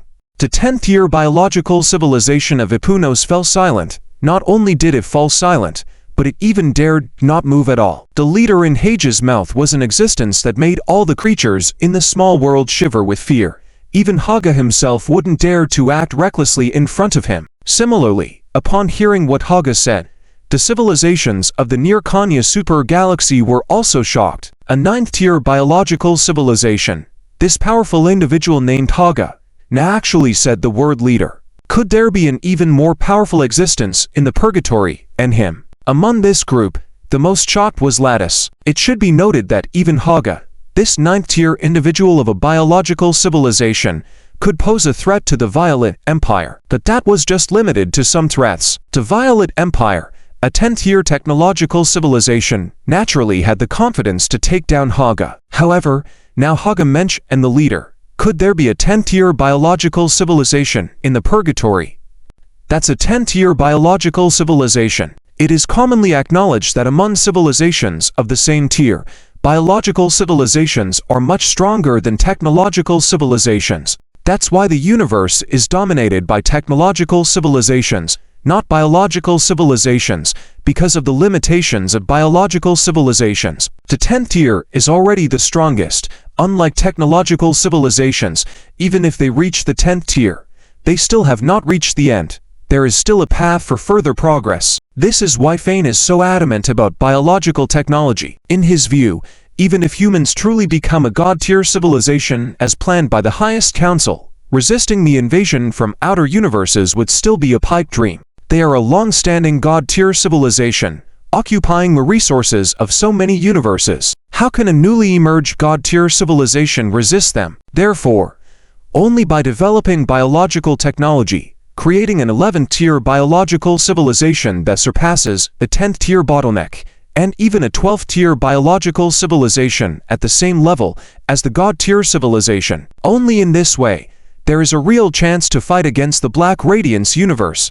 After all, among civilizations of the same tier, biological civilizations are stronger than technological civilizations, right? In fact, this idea was initially supported and endorsed by the highest council of Alpha Thet, given its logical consistency. However, in the process, Fane became increasingly paranoid, to the extent that he ultimately violated the highest standards of the Alpha Thet civilization, that is, not interfering with the development of lower-tier civilizations. Well, even though the highest council has intervened in the natural course of other civilizations, such as humans, elves, angels, and the Three-Eyed Clan, it can be said that they also created them. However, Fane, due to his research interests, did not consider lower-tier civilizations as life forms and directly or indirectly caused the destruction of millions of civilizations. This made the highest council unable to sit idly by. In order to resist the imminent invasion of the Black Radiance universe, some exceptions could be made, but you can't go too far. If this continues, before the invasion of the Black Radiance universe, the civilizations within their universe will have been harmed by Fane. It's like an emperor. If all the subjects are gone, what's the point of the emperor's existence? In the end, unable to tolerate it, the highest council, after multiple failed attempts to advise Fane by Lin Han, had no choice but to exile him as punishment. However, at that time, the highest council did not anticipate that Fane had already foreseen this day and prepared an escape route for himself, successfully evading exile back to the gate of purgatory. Just as everyone fell into silence because of Hage's words, another voice emanated from the gate, a voice full of pressure. If humanity were to describe this sound, it would be somewhat similar to the neigh of a horse, but also carried a roaring like an engine. And according to human records, there is indeed a mythical creature with such a sound. With the sound echoing, a creature that was not particularly large in size appeared from the Crimson Gateway. It had a lion's head, deer antlers, tiger eyes, moose body, dragon scales, and a bull's tail, resembling the mythical creature known as the Killen in human mythology. This was the only entity in Fane's laboratory that had reached the 10th tier of biological civilization, the Killen Beast. Yes, it was the Killen Beast, matching not only the sound but even the appearance recorded in human mythology. However, this was not a coincidence but rather because the Killen was originally the sacred beast of the Alpha Thet civilization. So, in inheriting the ancient Alpha Thet people, it was not hard to understand why humans created the mythological creature, the Killen, in their subconscious. After the emergence of Golan from the gateway, he took a cursory glance at his surroundings, ignoring Last and others, and walked forward slowly. If one paid close attention, they would notice that Golan, as he moved, did not step on the ground but maintained a distance from it, walking in midair. Additionally, with every step he took, ripples formed at the spot where his foot landed, resembling the ripples caused by a drop of water hitting the surface. Has it been 100,000 years since I was captured by that bastard Fane and continuously used for his experiments? Watching the familiar void, Golan thought as he continued to move forward slowly. Since he was released, did something happen to that bastard Fane, or is he already dead? Where is that bastard Fane? Thinking this, Golan turned to look at Aris and the others he had ignored earlier. After all, since this group of people was able to open the gateway connecting the small universe, they must have some connection to Fane. Even though they were ants, Golan decided he had better understand the situation first. Instantly, the faces of the leaders of civilization showed signs of anger. Uttering the name of the creator and using disrespectful terms, this was a severe act of disrespect that could not be tolerated. Even if you are a very powerful creature, we will fight you to the end. It must be said that Fane had brainwashed these civilizations thoroughly. However, there was one exception, and that was Lattice. Unlike the others, he was not so faithful in his beliefs. In normal times, he only acted as needed, and in his heart, he was very clear that the so-called creator was nothing but nonsense, and Fane's power was simply due to his civilization being more advanced. And facing this biological being, a creature of the 10th tier, he did not dare to provoke it. My lord, it's like this, with a respectful expression, causing the leaders of the other civilizations to be dumbfounded, wondering what had just happened. End of this chapter. Chapter 560. Saint Beast Golan Fane. This bastard, even after he's dead, he still wants to scheme against me. After listening to Radis' description, Golan finally understood the situation. Leaving aside whether Fane is really dead, just the fact that Golan was manipulated by him made Golan very unhappy. What kind of behavior is this? Being dead and still wanting to use me to cause trouble? Indeed, the people of the Alpha civilization are all jerks. Speaking of which, the Killen clan is a very special clan. Each generation reproduces asexually, and each Killen can only give birth once in its lifetime. Additionally, once a Killen chooses to reproduce offspring, it will quickly deplete all its energy, leading to its inevitable demise. Therefore, for over billions of years, there has only been one Killen. As the sacred beast of the Alpha civilization, the Killen has always been a protected entity, and in the entire universe, no civilization or creature dares to harm the Killen. Until Golan was born. Just after being born, Galan encountered Fane's betrayal, who not only betrayed but also stole the newborn Galan to conduct advanced biological research on himself. Therefore, Galan had no idea that he was a sacred beast of the Alpha civilization. All he knew was that Fane was from the Alpha civilization, and this guy was a jerk who imprisoned him and conducted various experiments on him. Therefore, people of the Alpha civilization are definitely not good people. This grudge will be avenged sooner or later. However, now that Fane is no longer here, this grudge will naturally fall on the Alpha civilization. But even though Galan made this decision, he had heard from his followers a kind of existence the Alpha civilization is. A 12-level transcendental civilization, far beyond what he could currently handle. Even now, under Fane's various experiments, he had already stepped into the 11th level biological civilization that no creature had ever entered in the universe. Because of this, he needed to continue evolving. Your name is Lasti, right? Yes. Lord Galan. Lasti still maintained a respectful attitude. You're pretty good. You said this place is called the Nierkenia Hypergalactic Group, ruled by that bastard Fane. Perhaps because every generation of his ancestors was the sacred beast of the Alpha civilization, the most honored existence in the entire universe, and this noble status was even engraved in his genes. Galan always enjoyed compliments from others, and Lasti was the best example. In Fane's laboratory, Lasti was not even among the top 100 creatures, but by groveling to Galan, he directly became the third creature in the small world apart from Galan and Haga. Yes. Lord Galan, this place was once ruled by Lord Fane. Lasti's use of the word once was very clever, making Galan feel very pleased. This tiny creature was really understanding, wasn't he? Now that Fane is no longer here, from now on, this Nierkenia Hypergalactic Group will be ruled by me. You can continue living as you used to. I don't have time to manage you, but all civilizations in the Nierkenia Hypergalactic Group must worship me as the sacred beast and provide me with various resources regularly. Any problems? Look, even though he was kidnapped by Fane just after being born, Galan naturally understood the term sacred beast and had an extreme desire to be worshipped by others as a sacred beast.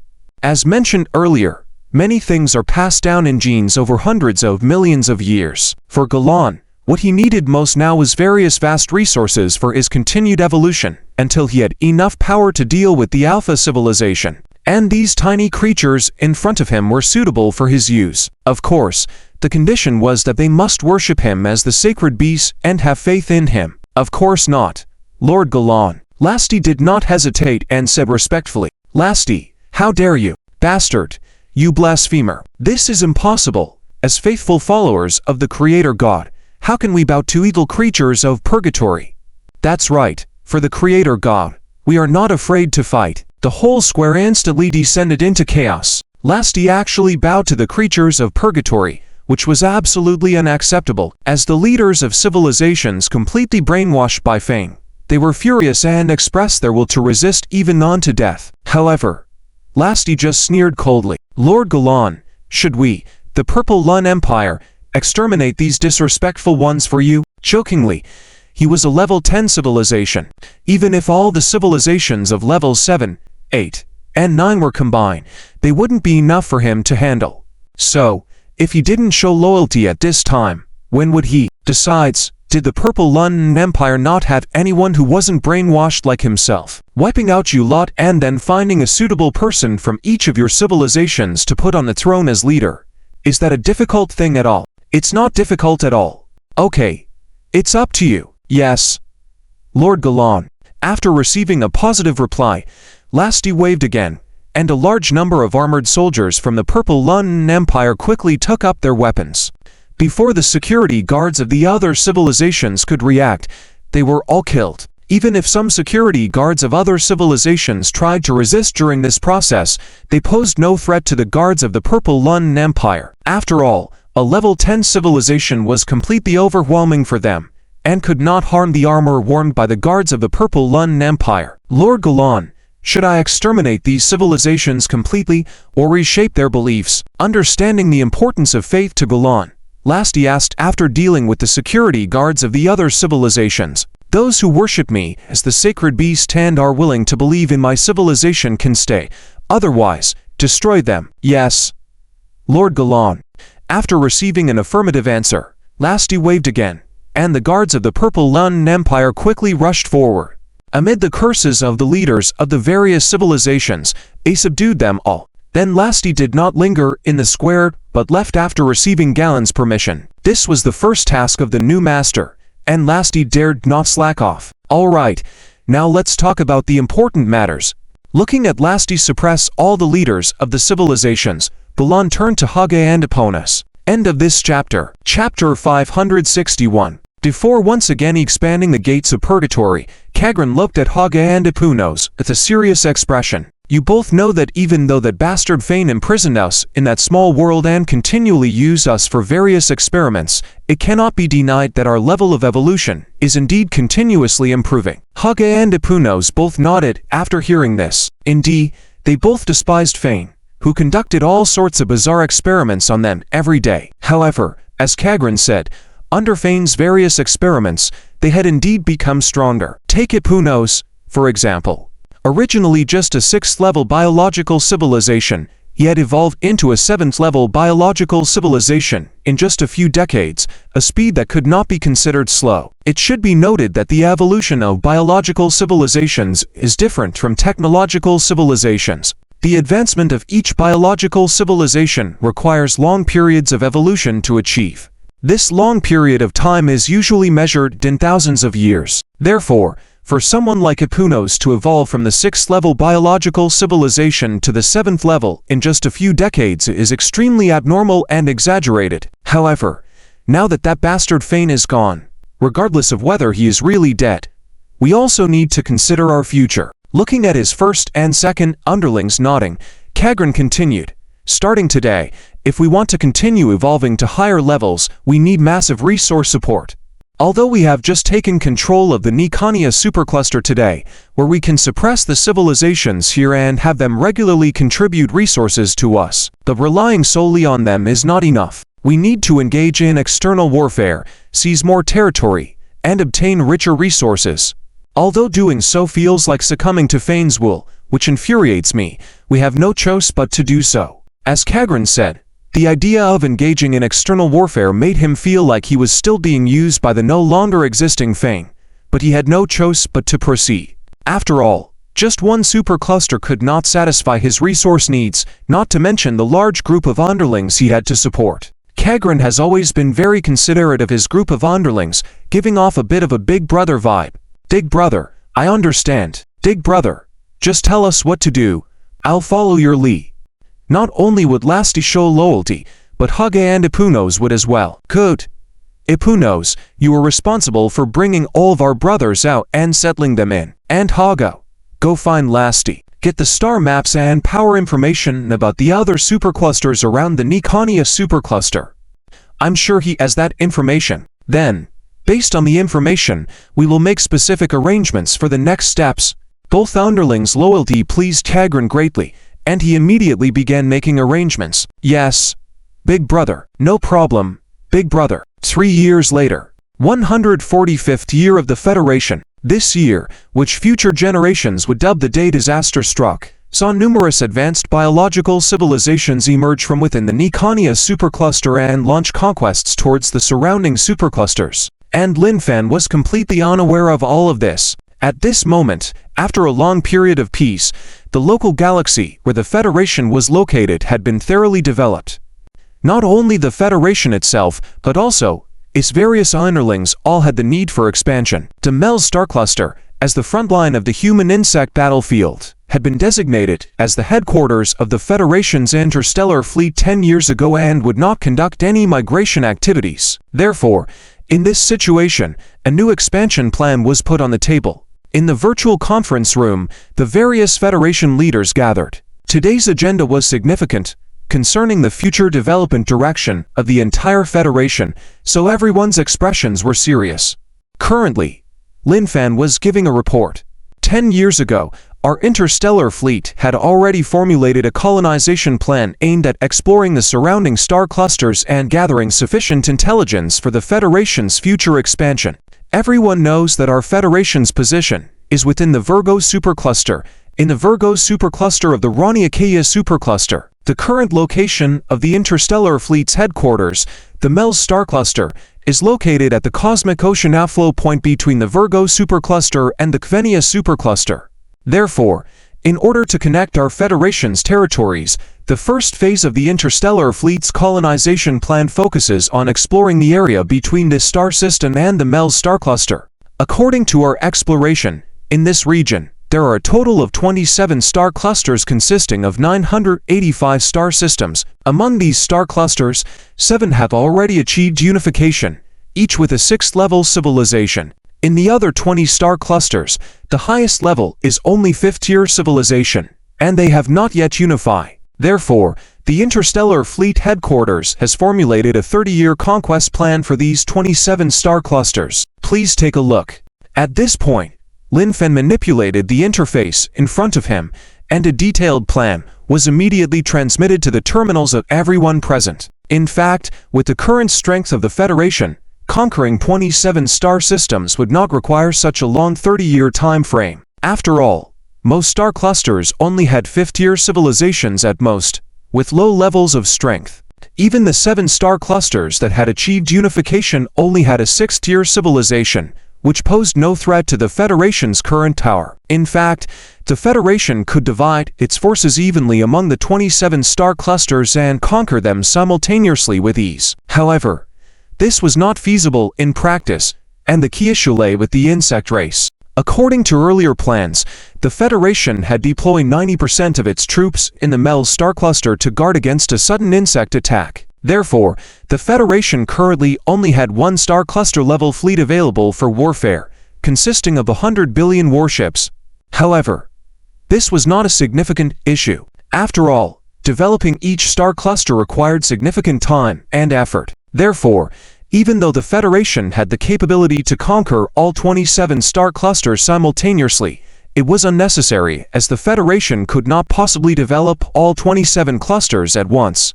Therefore, Lin Fan's 30-year plan had no problems, and other parts of the Federation could follow the interstellar fleet, gradually developing each star cluster. Everyone, our first target is here.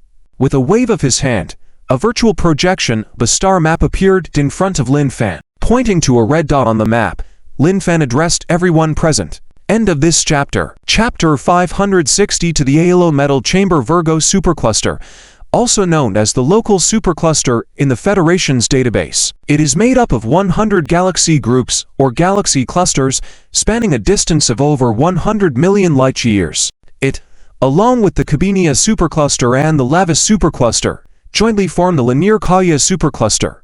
The Milky Way galaxy is located on the very edge of this supercluster and is continuously moving away from it. It can be foreseen that in hundreds of millions of years, the local galaxy group where the Milky Way is located will likely completely break away from the Virgo supercluster.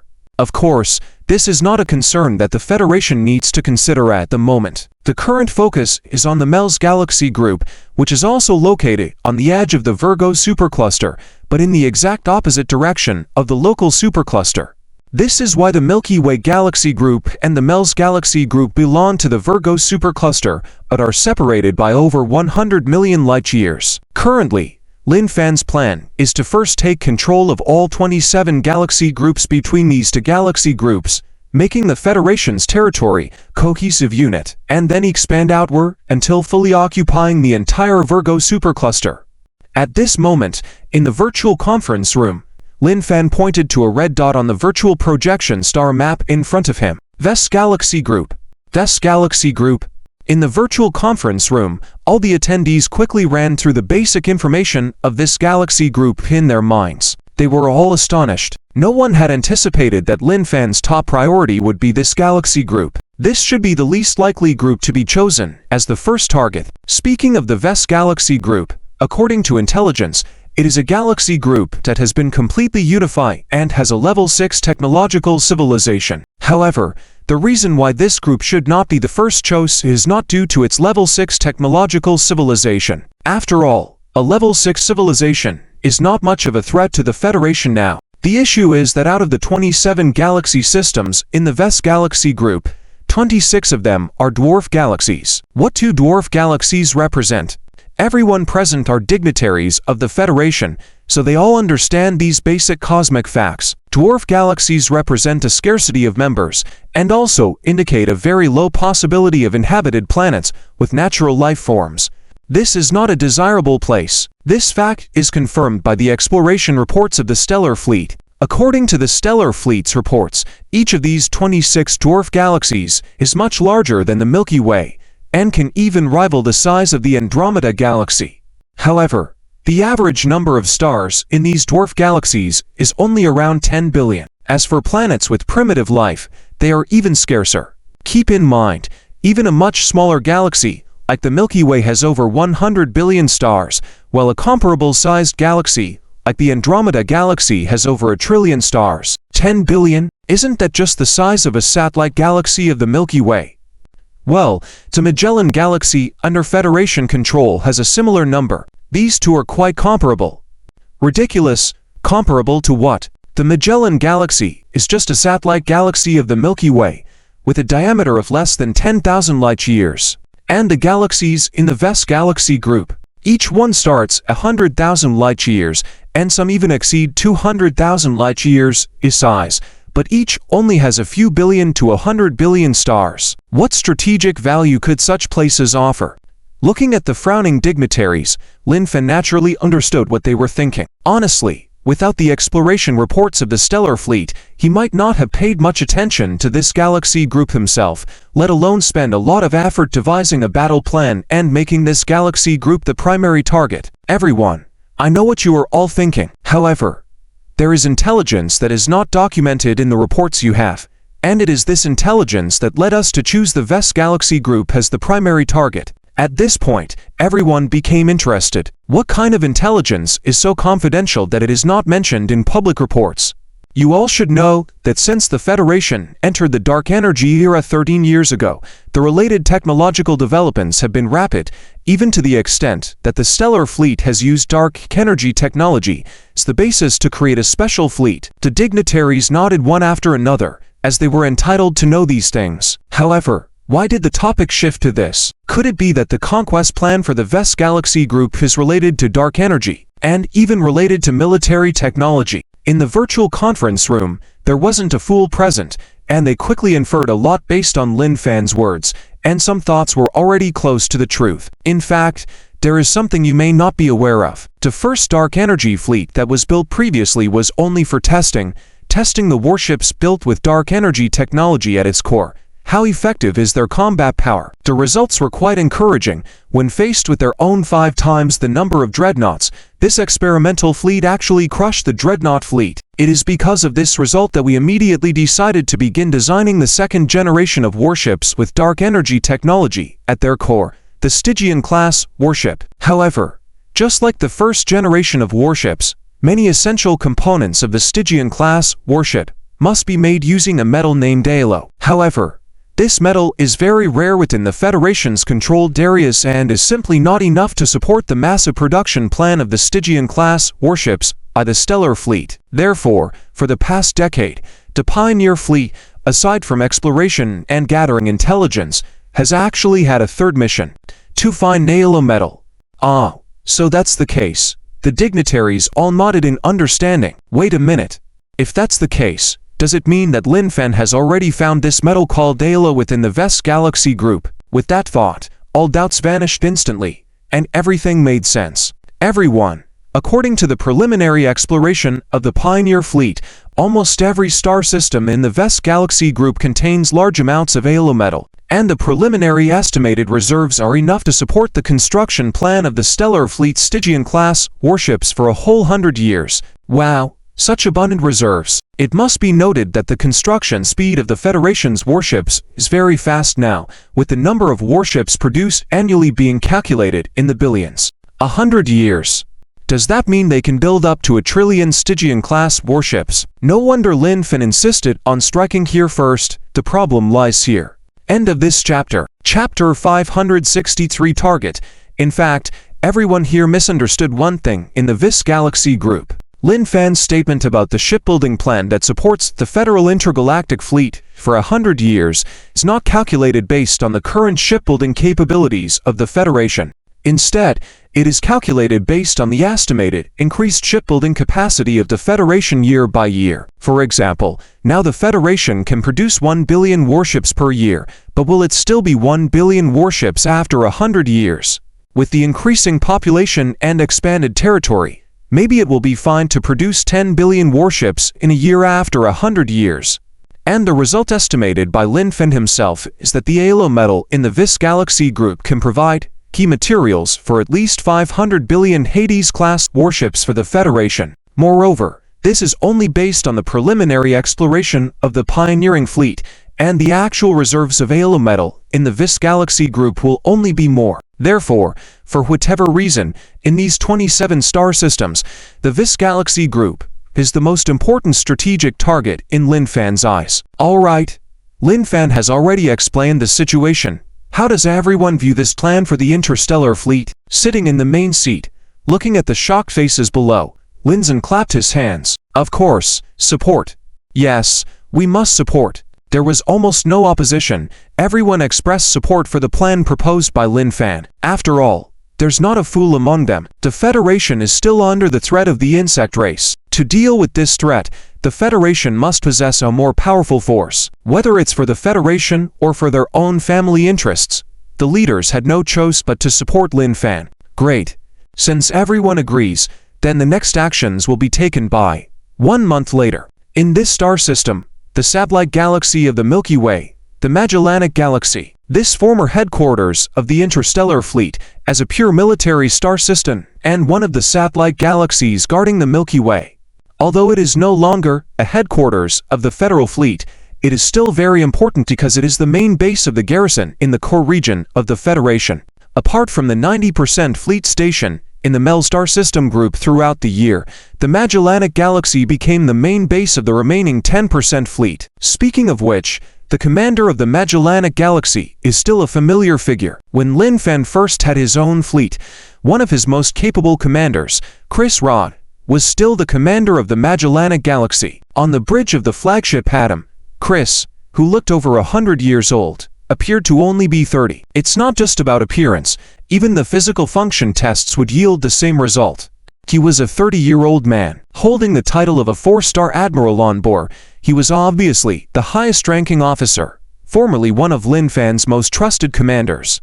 Looking through the porthole at the distant stars, Chris was somewhat excited. After all, as a military man who doesn't want to go into battle, seeking merit and fame, not only would others do it, but even all the officers and soldiers of the Federal Interstellar Fleet would think the same way. But after the first galaxy system, humans have no more enemies. Well, you can't say there are no enemies, as the Mel Star System group has always been battling with the insect race. But the thing is, that glory was all taken away by the Fearless Fleet, and the main fleet sequence was basically sitting idle. This has frustrated the entire Federal Fleet. After all, for soldiers, the battlefield is what they long for. To put it nicely, it's about protecting the homeland, and to put it bluntly, it's the fastest way for promotion. In times of peace without war, if you want to rise through the ranks, you can only rely on building experience. Although Lin Fan was against the promotion based on experience, and even led the downfall of the experienced officials in the Federal Fleet. However, when the war ends and the fleet has no battles to fight, building experience seems to become the only option. Therefore, when a new round of expansion is launched and the fleet sets out, from top-level commanders to low-ranking soldiers in the entire Federal Fleet, everyone is excited. Commander, the First Star Group Fleet's first and second galaxy cluster is ready for deployment and can depart at any moment. The adjutant approached Chris, saluting to report. Although the Federal Core region, which is the garrison in the Magellanic Galaxy, has 10 galaxy clusters, equivalent to a galaxy-level fleet of a full 100 billion warships, not many fleets were arranged for the expedition to the Vis Galaxy group. After all, the Federal Core region also needs fleet station and cannot send out all its fleets. Therefore, this time's expedition, Lin Fan only arranged for 2 galaxy clusters to be commanded by Chris himself. Of course, it doesn't mean that the remaining fleets have nothing to do. After all, in this 30-year plan, the Federation aims to take control of all 27 star systems in this area, and there will be more battles to be fought. The Federal Fleet Station in the core region can take turns to set out. How's the status of the fleet from the subordinate civilizations? Commander, the fleet from the subordinate civilizations has completed 78% of their assembly, and it's expected to be fully assembled in 3 days. Yes, this time Lin Fan not only mobilized the 2 galaxy clusters from the core region, but also issued war missions to the subordinate civilizations, assembling a fleet of 200 billion warships. After all, despite the fact that the 2 galaxy clusters of the Federation have only 20 billion warships, even if the VIS galaxy group is filled with dwarf galaxies and has few stars, each system still has at least several billion stars. Although the number of stars is not equal to the number of star systems, it's definitely not something that can be guarded by just 20 billion warships. Therefore, the Federation needs the subordinate civilizations to provide a large number of fleets to defend the regions already captured by the Federation. And the 200 billion fleet from the subordinate civilizations is just the first batch assembled so far. After Chris commands the fleet to the VIS galaxy group and captures the bridgehead, these subordinate civilization fleets will be transported continuously through the Federation's Super Stargate to share the Federation's defense pressure. Very good.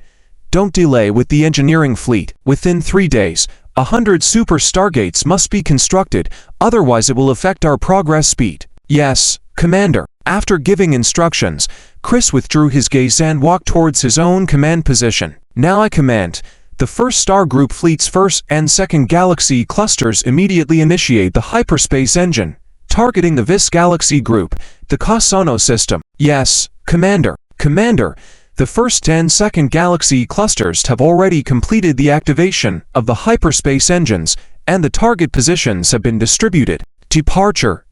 Yes. End of this chapter. Chapter 564. The Seraphis Galaxy Cluster.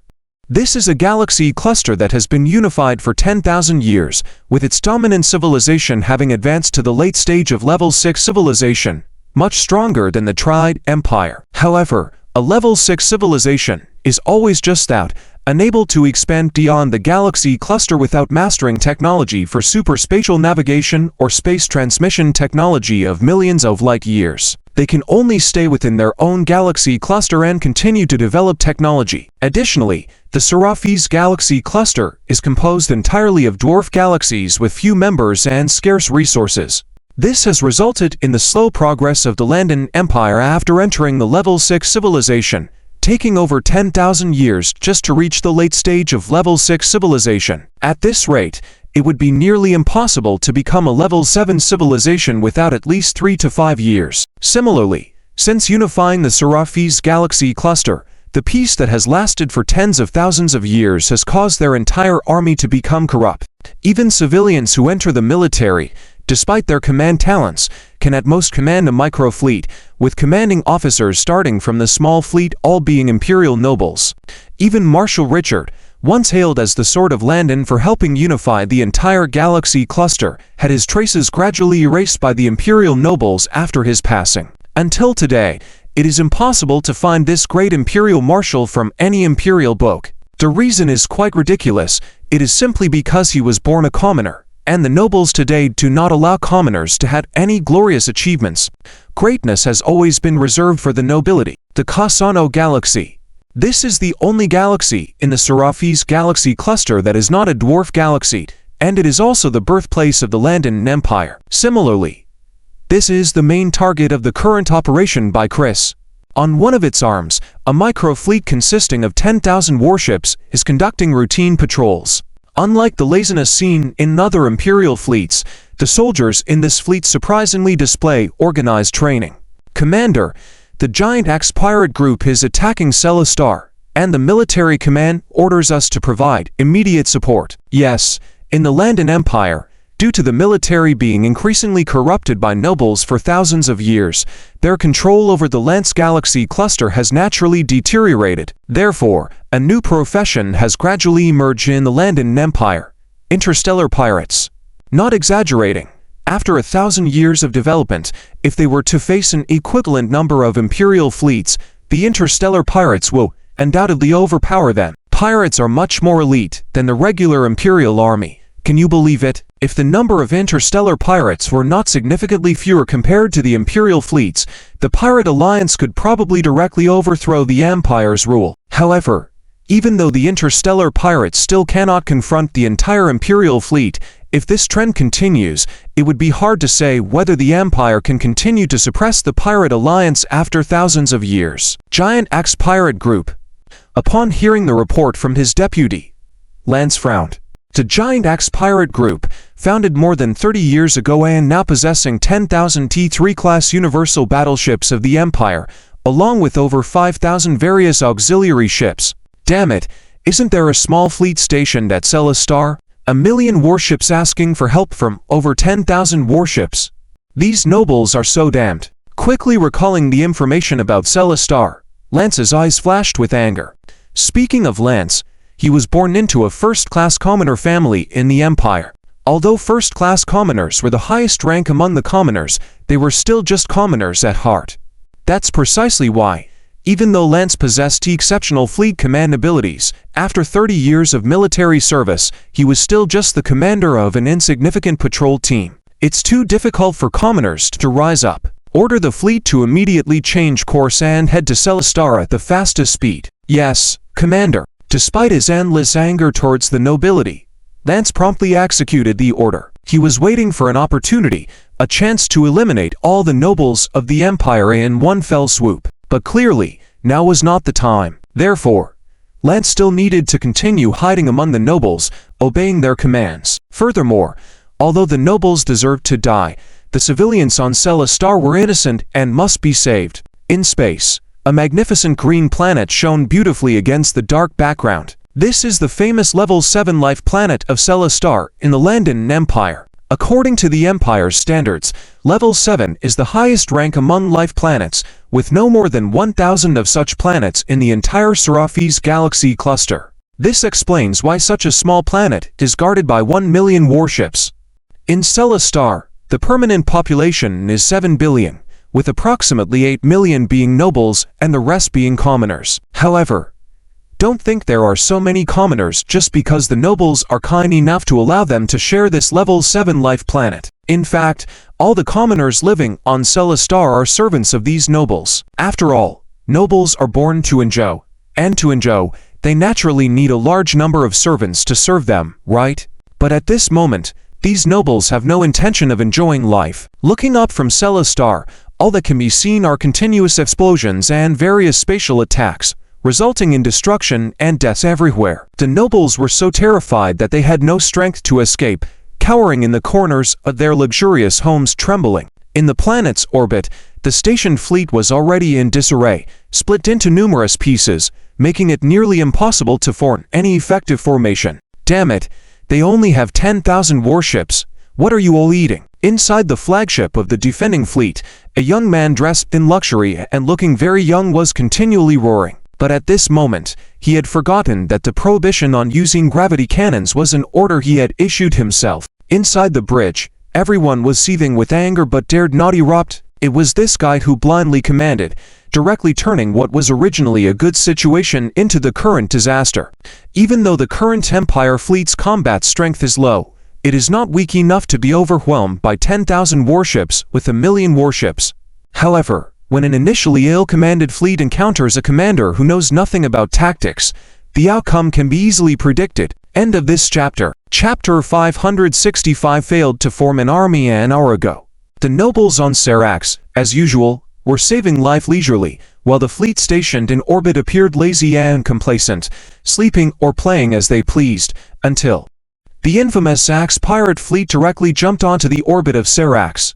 Yes, it should have been impossible. After all, such an important planet would definitely have been deployed with activating jump disruption devices. However, in this decaying empire, the impossible happened. Just by spending a little money, convincing certain people to shut down the jump disruption devices at a crucial moment was all it took. However, the Axe pirates had only 10,000 warships, and even if the defending forces were inadequate, they should not have been no match. However, when the defending forces were suddenly hit by the Axe pirates in a surprise attack, losing over 30,000 ships and barely regaining their senses to prepare to counterattack, a very foolish order was issued by Calvin, the new fleet commander. It was this order that led the entire fleet to its current state. No space weapons allowed. Are you fools? The pirates are so close to Seracs. If we use the gravity cannon, even a small mistake could impact Seracs. Are you ready to bear that responsibility? Everything is fine. Only allowed to use close-range defense and non-space weapons for retaliation. We outnumber them 100-fold. Even if we take some losses, we can still drive away these pirates. At that moment, everyone on the bridge was dumbfounded. Young master, are you serious? Those brutal Axe pirates are equipped with over 10,000 Imperial T3 class universal warships. You want us to retaliate with close-range defense weapons and energy weapons? Is the enemy's spatial shield fake? And so, a scene of crushing unfolded on the battlefield. Not where one side overwhelmed the other with superior numbers, but the exact opposite, where the outnumbered side dominated. The fleet's close-range beam cannons and energy railguns were no threat to the Axe pirates' Imperial T3 universal warships, not even scratching the surface, unable to pose any threat to their spatial shields. On the battlefield, the Axe pirate fleet was bullying the opposing side, as if they were a fifth-grade civilization, making them cry out for mercy. And now, Calvin was inside the bridge reprimanding his subordinates for not using the gravity cannon. This operation simply stunned everyone. Commander, please order reorganization of the formation to reverse the current disadvantage. Since when do you know why you haven't done it? Haven't you always refused to issue orders?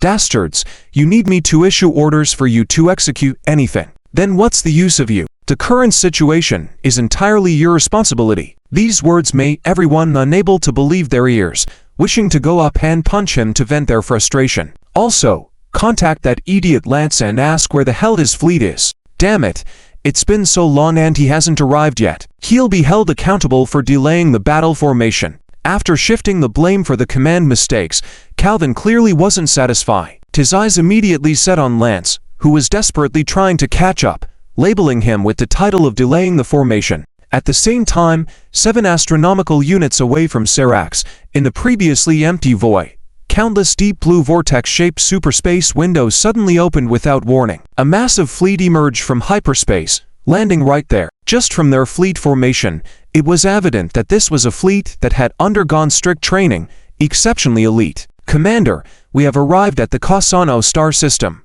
with no ships missing. All right. Immediately power up the space radar to maximum capacity and get a clearer understanding of the surrounding situation from me. Yes, Commander. Normally, a fleet of this size suddenly arriving near an important planet of a 6th-grade civilization should not go unnoticed. After all, even if the Empire was currently crumbling, it was still a 6th-grade technological civilization with that capability. However, due to the events on Seracs, not only did the Axe Pirates Insider shut off the jump disruption device, but even the radar deploy on the orbit was also deactivated. Moreover, the Empire had just started researching space radar, and had not yet equipped their main fleet, let alone local security forces. Therefore, Calvin was completely unaware that the most terrifying enemy was already nearby. Commander, detecting a battle taking place on a planet's orbit 7 astronomical units away from us. Conduct long-distance observation and display the images. Yes, Commander. Under the command team's reconnaissance officer's operation, a segment of images was quickly projected in the bridge, showing various analytical data alongside. However, these data had already left Chris completely baffled. According to analysis of the warships and debris on both sides of the battlefield, it should have started as a confrontation between 10,000 warships against 1 million warships.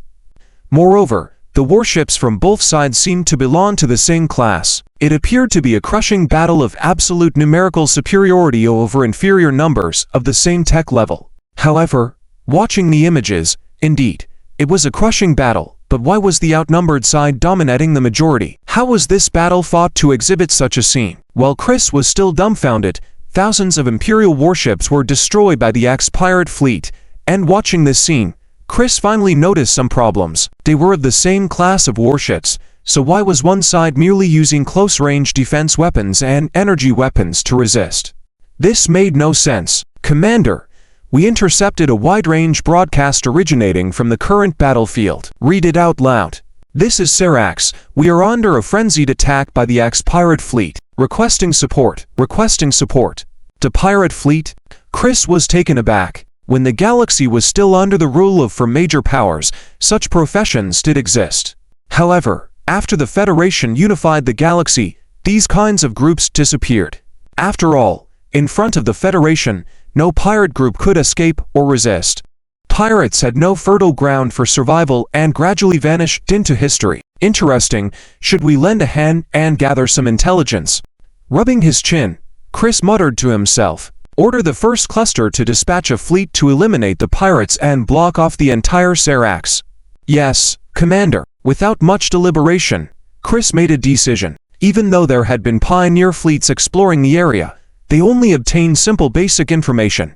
Detailed information could only be acquired through contact with the locals. Soon, a fleet from the first cluster set sail and swiftly headed toward Serax.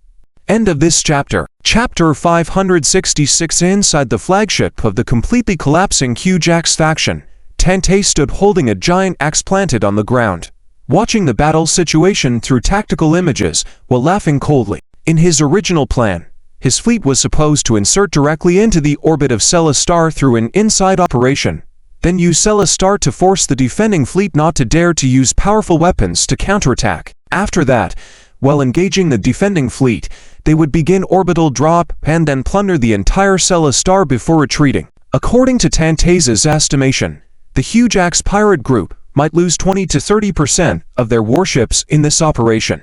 After all, even with the inside operation that allowed his own fleet to carry out this surprise attack, the enemy's number of warships was still more than 100 times their own. But compared to the wealth on Celestar, Tantei still believed this deal was profitable. Originally, it should have been like this. However, once the real battle started, the incompetence of that noble commander once again challenged Tantei's perception of imperial nobility. He could understand not using high-powered ranged weapons to counterattack, but what was the deal using only close-range defenses and some plasma guns for retaliation? As a result, after 2 hours of fighting, the defending fleet had already lost nearly 40% of their warships. This was even though Tantei feared that the high-powered ranged space weapons would end up destroying Celestar, only using small-scale precise space weapons. And most importantly, the entire Hujax pirate group didn't even lose a single warship. Those plasma guns practically did not even have the qualification to tickle the space shields, let alone the low-powered close-range defenses.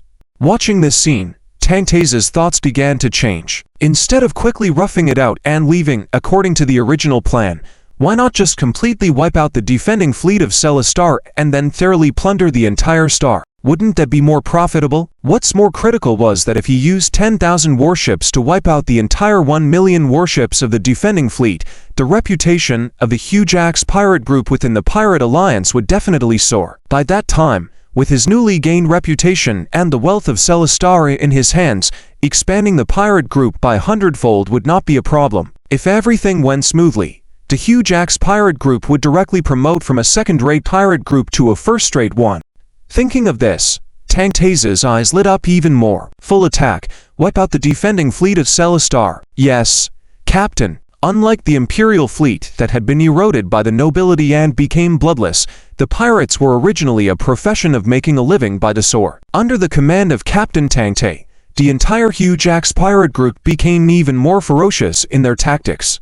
Each pirate warship rushed forward as if they were a step too slow, competing to charge ahead. In stark contrast, the defending fleet of Celestar began to collapse under the pressure of the pirate fleet. Already under absolute disadvantage due to Kelvin's reckless command, they now crumbled under the momentum of the pirate fleet. Numerous fleets began to ignore their formations and turn for escape, an absolute taboo in interstellar fleet warfare.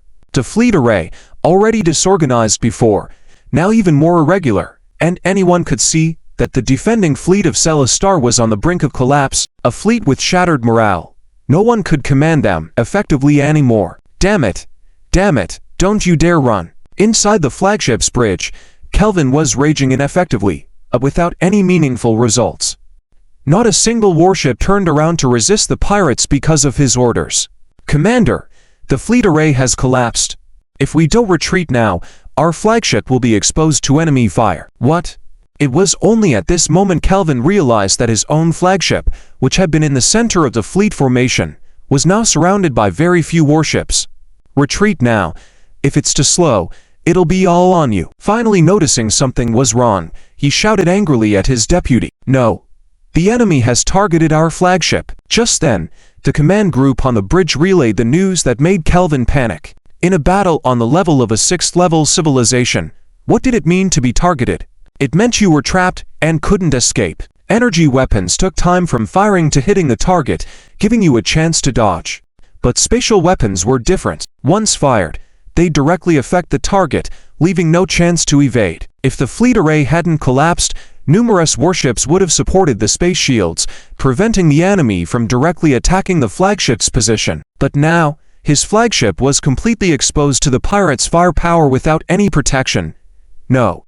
With a flash of white energy from the cannons of several pirate warships, Kelvin only managed to shout this word before several spatial attacks directly hit the warship, tearing it apart after breaking the space shields. Captain, the enemy flagship has been confirmed destroyed. Good. Let our brothers pursue fully and be sure to wipe out all of them. Not a single one is to be let go. Yes, Captain. Tantase's eyes shone brightly. Terrifyingly, he had achieved a flawless victory today with 10,000 against 1 million. If this were revealed, who would dare believe it? Let me ask, who else is there? Captain, we've detected another fleet approaching.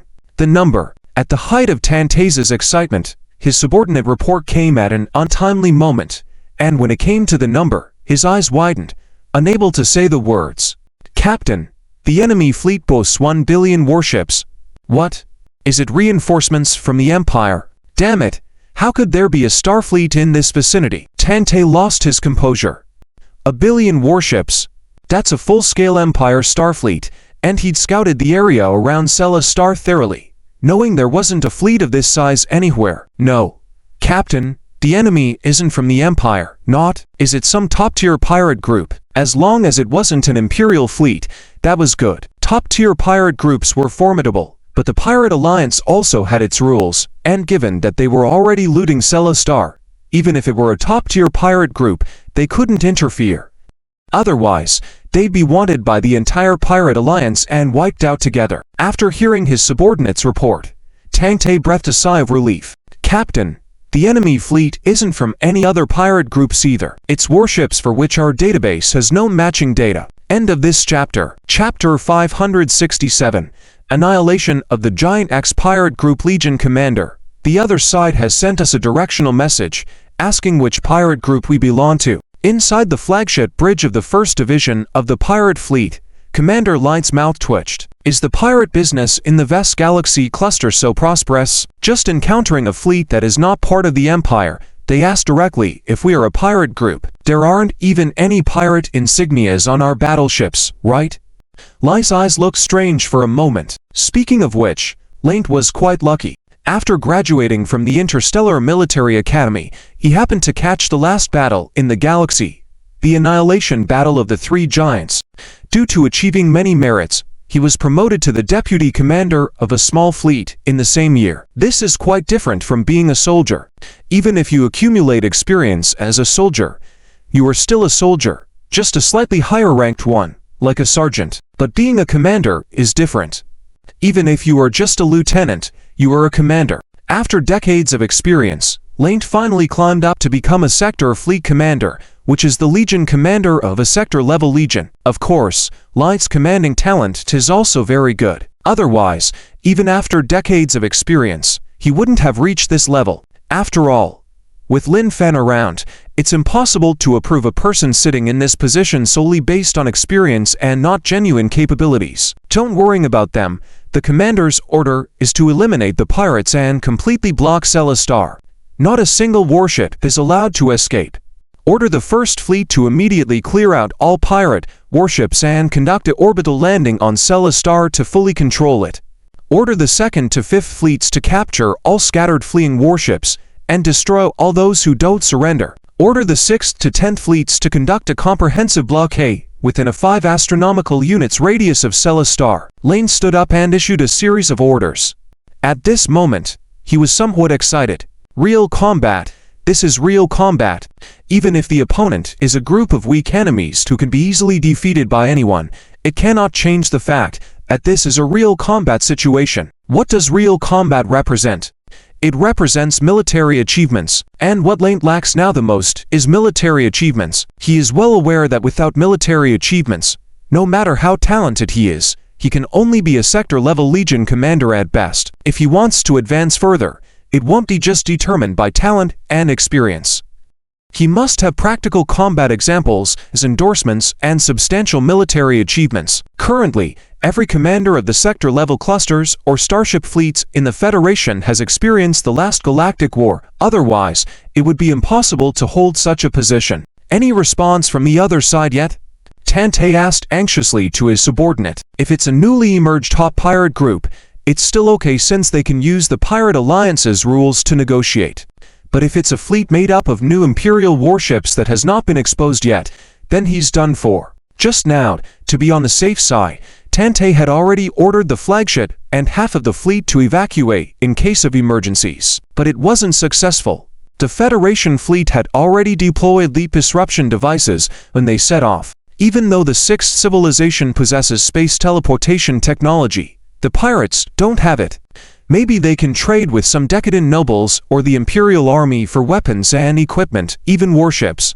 But things like Stargates are too expensive to play with unless you are a first-rate or top-tier pirate group, and moreover, his subordinates don't have the technical team to support them in handling such advanced gadgets. So, Tantei suddenly realized that he was trapped. He even suspected that Celestar itself was a trap designed by the Empire, and the stationed fleet there was just bait. No wonder the stationed fleet is so trash, it turns out it's bait. Damn it. At this moment, Tantei was almost certain of his speculation. Commander, the other side hasn't shown any reaction at all. Wait a minute. Commander, the enemy fleet has moved. They divided into 3 parts. One part is still approaching us, the other 2 parts are chasing down the Imperial fleeing warships, and the other part seems to be setting up a blockade. Looking at the situation detected by the battleship, Tantus's deputy said, uncertainly. Yep, he didn't guess wrong. One part is here to eliminate us, one part is executing escapees, and the last part is arranging a blockade around Celestar to prevent our escape.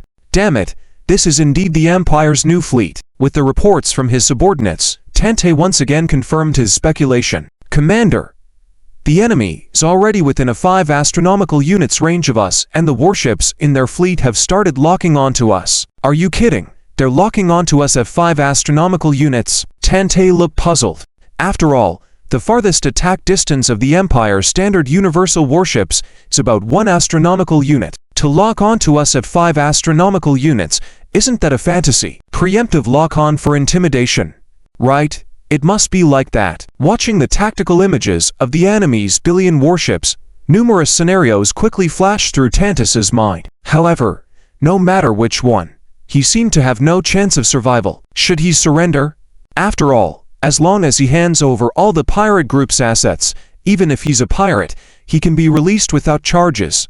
Starting all over again is better than losing his life. Commander, what should we do? Based on the enemy's posture, be prepared to fire at any time. Tantus's deputy looked extremely anxious at this moment. Pirates may be fierce and afraid of death, but that's only during looting. To put it bluntly, pirates are fierce and not afraid of death when they have the upper hand. But when they see no hope, even pirates would be afraid and fear death. Just as Tantei was about to order the signal to surrender, a massive attack was already directly hitting the fleet. To avoid damaging the nearby planets, the Federation fleet was still using long-distance penetrating space-based attack methods. When these attacks hit the pirate warships, the spatial shields were as fragile as paper, providing no protection, easily punctured along with the warships. After penetrating one warship, the attack wasn't significantly weakened and continued to penetrate the ships behind. After consecutively penetrating 9 warships, there were no more warships left at the rear. Just that one wave of attack completely annihilated 10,000 pirate warships, not a single one survived. After all, they were being attacked by a whopping 1 million warships, using space-based attack methods that the pirates couldn't possibly evade. The pirate warships had absolutely no chance of survival. End of this chapter. Chapter 568. Who are you? This is the Sela 17 patrol team, requesting answers from Celestar. Requesting answers from Celestar. 1 light year away from Celestar. Lance, unable to proceed due to interference from the Federal Leap Barrier device, had to stop and continuously call Seela Star through communication. However, no matter how he called, Seela Star did not respond. "Commander, I have tried many times, but I still can't contact Seela Star."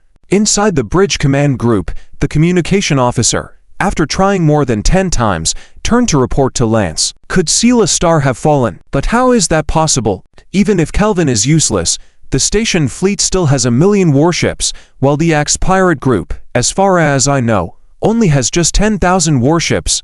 No matter how he thought about it, Lance could not believe the fact that Seela Star had fallen. It wasn't that he held Kelvin in high regard, but the difference in military strength was too great. Normally, this was simply an impossible situation. At the same time, on the orbit of Seela Star, "Commander, the third batch of orbital airborne troops has already departed, but what?" Inside the bridge, Ryan looked at the deputy with a strange expression and asked, "In our original plan, we arranged for 5 batches of orbital space operations, but now that the third batch has just departed, the several armored brigades from the first batch have already reported completing all the suppression missions. Do we need to continue with the 4th and 5th batches of orbital airborne operations?" When talking about it, Seela Star was not a small planet. Even if there was some resistance, it absolutely shouldn't have been suppressed this quickly. And that was the reason for the strange expression on the deputy's face. "Are you sure this is a level 6 civilization that unites the entire star cluster? It's really ... too easy." With hardly any resistance, wherever the armored group went, all opposition surrendered. Even the several armored brigades from the second batch of orbital airborne troops had no battles to fight and could only clean up the aftermaths behind the first batch. "We need to continue. Of course we need to continue. Rare opportunities to go to the battlefield. Even if it's just cleaning up the aftermath, you can't deprive the soldiers of their chance." Knowing how rare opportunities on the battlefield are, Ryan decisively decided to continue the deployment. After all, even though the advance below was fast, with a whole planet, you need to have enough troops to guard the areas that have already been occupied, right? "Yes, Commander." Report, "We detected a planetary-class fleet outside our Leap blockade range, which was blocked on its way to Seela Star due to a Leap barrier device." Just as Ryan was giving orders about the problems with the 3rd and 4th batches of orbital space, the radar officer's voice came from the command group. "A planetary-class fleet. According to the current federal organization, the smallest scale fleet usually consists of 10,000 warships." Even though it was only 10,000 warships, Ryan was not going to let them go. After all, the blockade of Seela Star was intended to prevent news from spreading too quickly. "Good. The first fleet has completed the pirate cleaning mission. Let them go over immediately and capture this fleet. If the other side makes any irrational moves, wipe them out on the spot." "Yes, Commander." In terms of the Federal warship's hyperspace technology, crossing a light-year distance didn't even take a minute. The first fleet that received the order immediately took action, targeting the coordinates transmitted through the data chain and activating the hyperspace engine. And the next moment, all 10 million warships had disappeared from their original position. 1 light-year away from Seela Star, at the edge of the Federal Leap blockade area, a fleet composed of 10,000 warships lined up in neat formation, suspended in the void. In the fleet flagship's bridge, Lance was contemplating how to handle the situation at hand. Seela Star was in trouble, that was certain. Whether it had already fallen was a question for later. But the current problem was that communication was blocked, and Leap travel was also disrupted. He couldn't get real-time information about Seela Star, and couldn't quickly rush to provide support. It was a full light-year away, which might not be much in normal times. With Leap travel, or even space teleportation, you could cross it promptly. But now that Leap travel was interrupted, and his small fleet lacked the components for a Stargate device, the only way to reach Seela Star was through sublight speed travel. Seriously, even if he pushed the speed to the maximum safe value in the area, which was 0.3 times the speed of light, crossing this light-year would take more than 3 years. Reporting to the Stellar headquarters, it seemed that was the only option left. But he hoped those noble old men at Stellar headquarters weren't as unreliable as Kelvin. "Connect me to the governor's office of the Kepler system." "Commander, a large number of unidentified spatial phenomena are emerging. The quantity is as high as tens of millions." "What? Pull up the images for me." "Yes, Commander." Just as Lance was preparing to contact the governor's office of the Kepler system, the command was interrupted halfway. Soon, a set of detected images appeared in front of Lance. It was an extremely shocking scene for him. In the dark void, countless azure vortex-shaped spatial channels were opening up. What is this? As a fleet commander of a level 6 civilization who had never encountered a higher civilization before, Lance had never seen such a scene of a hyperspace channel opening, and he had no idea what he was about to face. Of course, he didn't have to wait long. All 10 million warships soon emerged from the hyperspace channel, surrounding Lance's fleet directly in the middle. What force was this? If you said pirates, just by looking at the formation of their fleet, Lance could tell that they were a well-trained and highly elite fleet. But if you said they were Imperial forces, there was no record of them in the database. And most importantly, the style of the warships in this fleet was completely different from that of the Imperial nobles' fleet. Since the nobles took control of the military power, the warships produced by the Empire had a primary design criterion of nobility and luxury. The fleet in front of him, however, did not have that noble fleet style. Not pirates, not Imperial forces. Who were they? Commander, the other party has sent a video communication to us. Should we accept the call? Bring it over. Yes, Commander. Soon, the communication was established, and a figure appeared on the bridge of Lance's ship. A humanoid creature like the people of the Landan Empire, but with a very different appearance.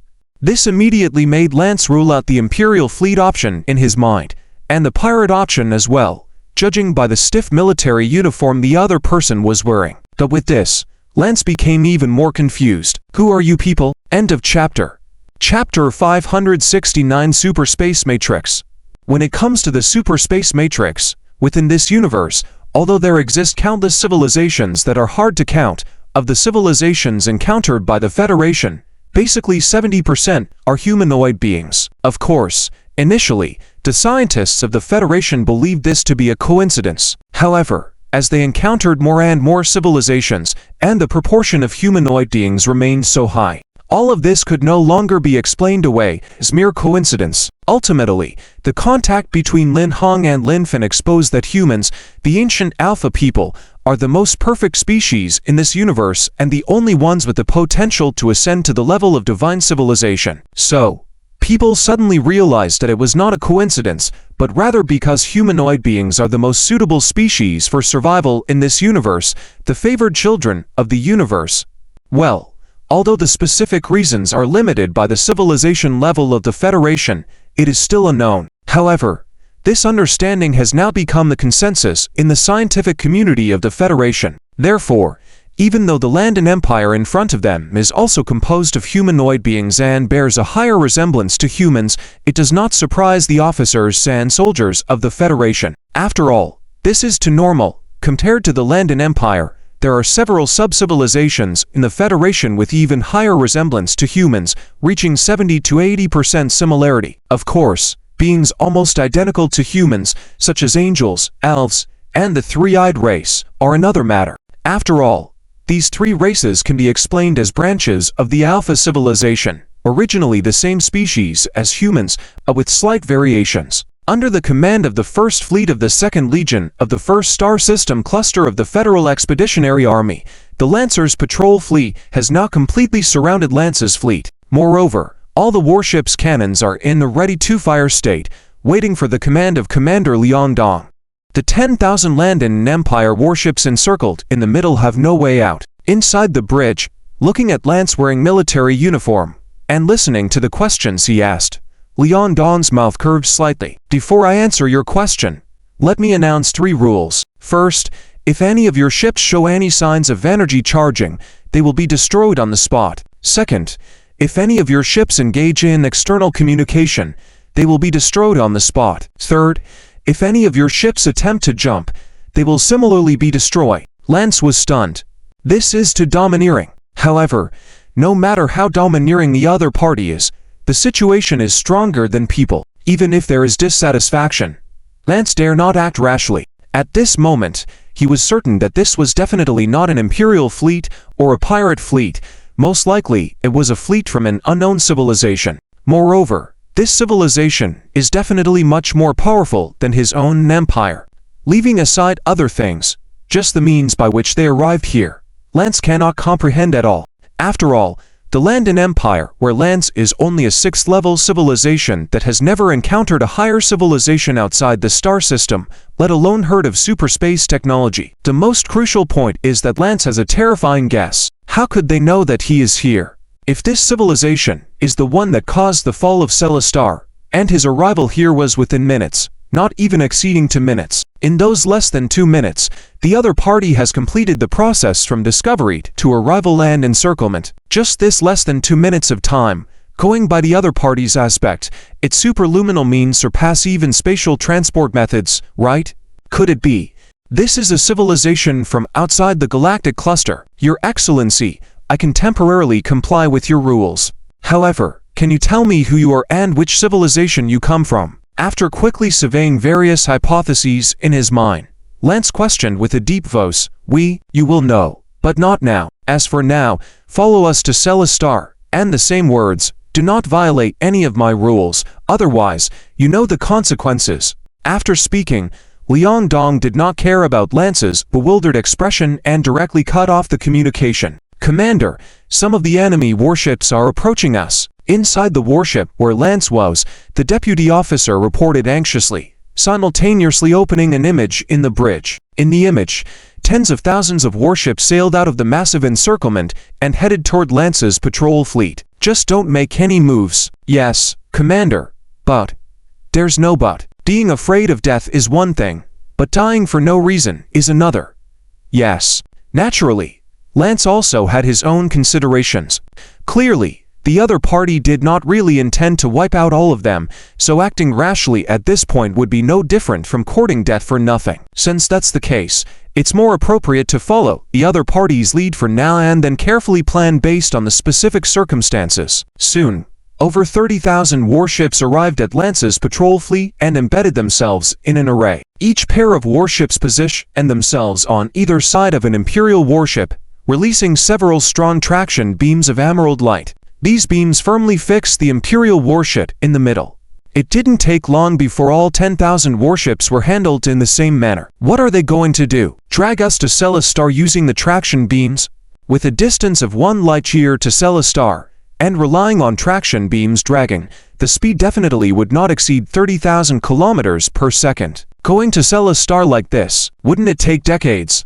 Lance observed the scene in front of him, completely baffled by the other party's intentions. However, the next moment, the sight before him caused his brain to crash directly. Aside from the 20,000 warships, the remaining 10,000 warships arranged themselves in a strange formation in front of the fleet. This formation did not look like an attack or a defense, it simply formed a giant circle. Commander, the preparation of the Super Space Matrix is complete and can be activated at any time.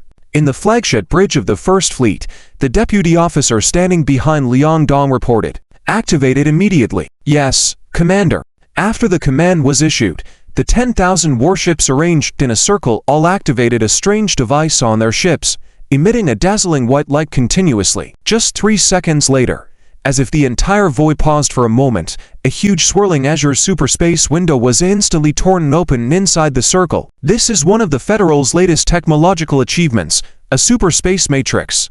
By synchronizing the superspace engines of multiple warships, a larger superspace window can be opened for a certain period of time. Chapter 570. Wasting resources from the warship where Lance was located, it was dragged into the hyperspace window to Federal warships using tractor beams. Lance was still in a bewildered state. Outside the porthole, the colorful dreamlike space made him think of a hypothesis by a scientist in the Empire about the existence of hyperspace. That was back when the Empire had just become a 6th-level civilization, and the nobles hadn't completely eroded the Empire yet. During that era, the Imperial Army was strong, and technology was developing rapidly. There was an outstanding commoner scientist who had made a series of speculations about hyperspace travel, a technology that only 7th-level civilizations could master. However, after the nobles took power, all the great figures born as commoners, like Field Marshal Richard, were erased from history, including the great achievements they brought. As someone with a special status like Lance, of course, he knew about many of the suppressed events, including the scientists' speculations about hyperspace. Is this really hyperspace? Are we performing hyperspace travel now? Lance asked while turning his head to see everyone in the bridge, including his officers, staring blankly out the porthole. There was no time to wake up these days, subordinates. The warship was suddenly ripped open by another huge hyperspace window in front, and the warship had already exited hyperspace. However, what Lance could see outside the porthole made him tremble uncontrollably. Celestar. Yes.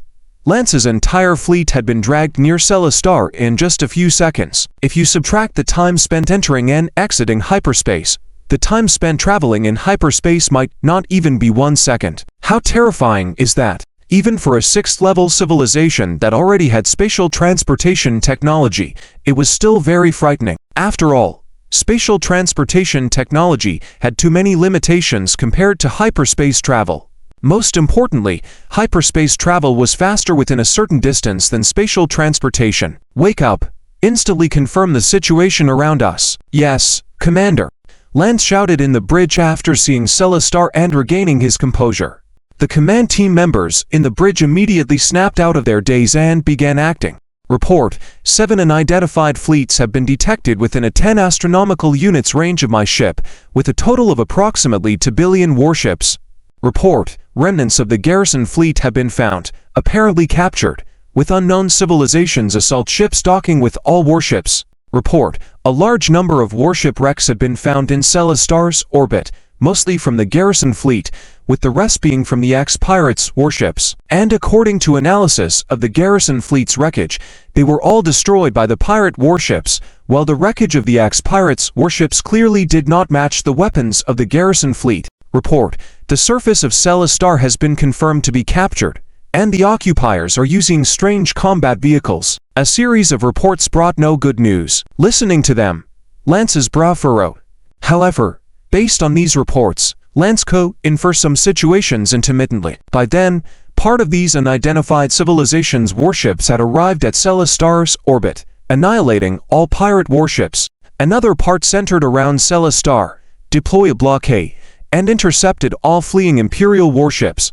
After that, he arrived about 1 light-year away from Celestar, unable to contact Celestar and consequently discovered by this unknown civilization. As per the detected information, Lance analyzed the entire process almost flawlessly, indicating his exceptional talents. However, no matter how good his talents and commanding abilities were, they were rendered useless against the overwhelming disparity of the Federation, and all he could do was obediently surrender. For the pirates, merciless annihilation. For the Imperial warships, mere interception of capture. As for Celestar, occupation without plundering was underway. Faced with these circumstances, a bold idea suddenly popped into Lance's mind. Perhaps it was time. Regardless of Lance's thoughts, as the commander of the expeditionary force, Commander Chris was currently completely bewildered. Just now, he received a report from Leont. A vast amount of alienium was discovered on Celestar. It was literally everywhere. Initially, this would have been an exciting development. After all, the purpose of this Federation expedition to the Vizstar cluster was alienium. However, the next part of Leont's report left Commander Chris utterly confused. The people on Celestar seemed to use alienium as their primary construction material for their cities, residences, and even roads. Almost all were constructed using alienium. Okay, to be fair, the Brandonians weren't entirely to blame. After all, alienium, to civilizations without a grasp of dark energy, aside from its unmatched strength, it had no other uses. Moreover, the reserves of alienium within the Vizstar cluster were as abundant as iron ore within the Federation's territory. However, when these words reached Chris's ears, it didn't sit well with him. Wasting resources, isn't it?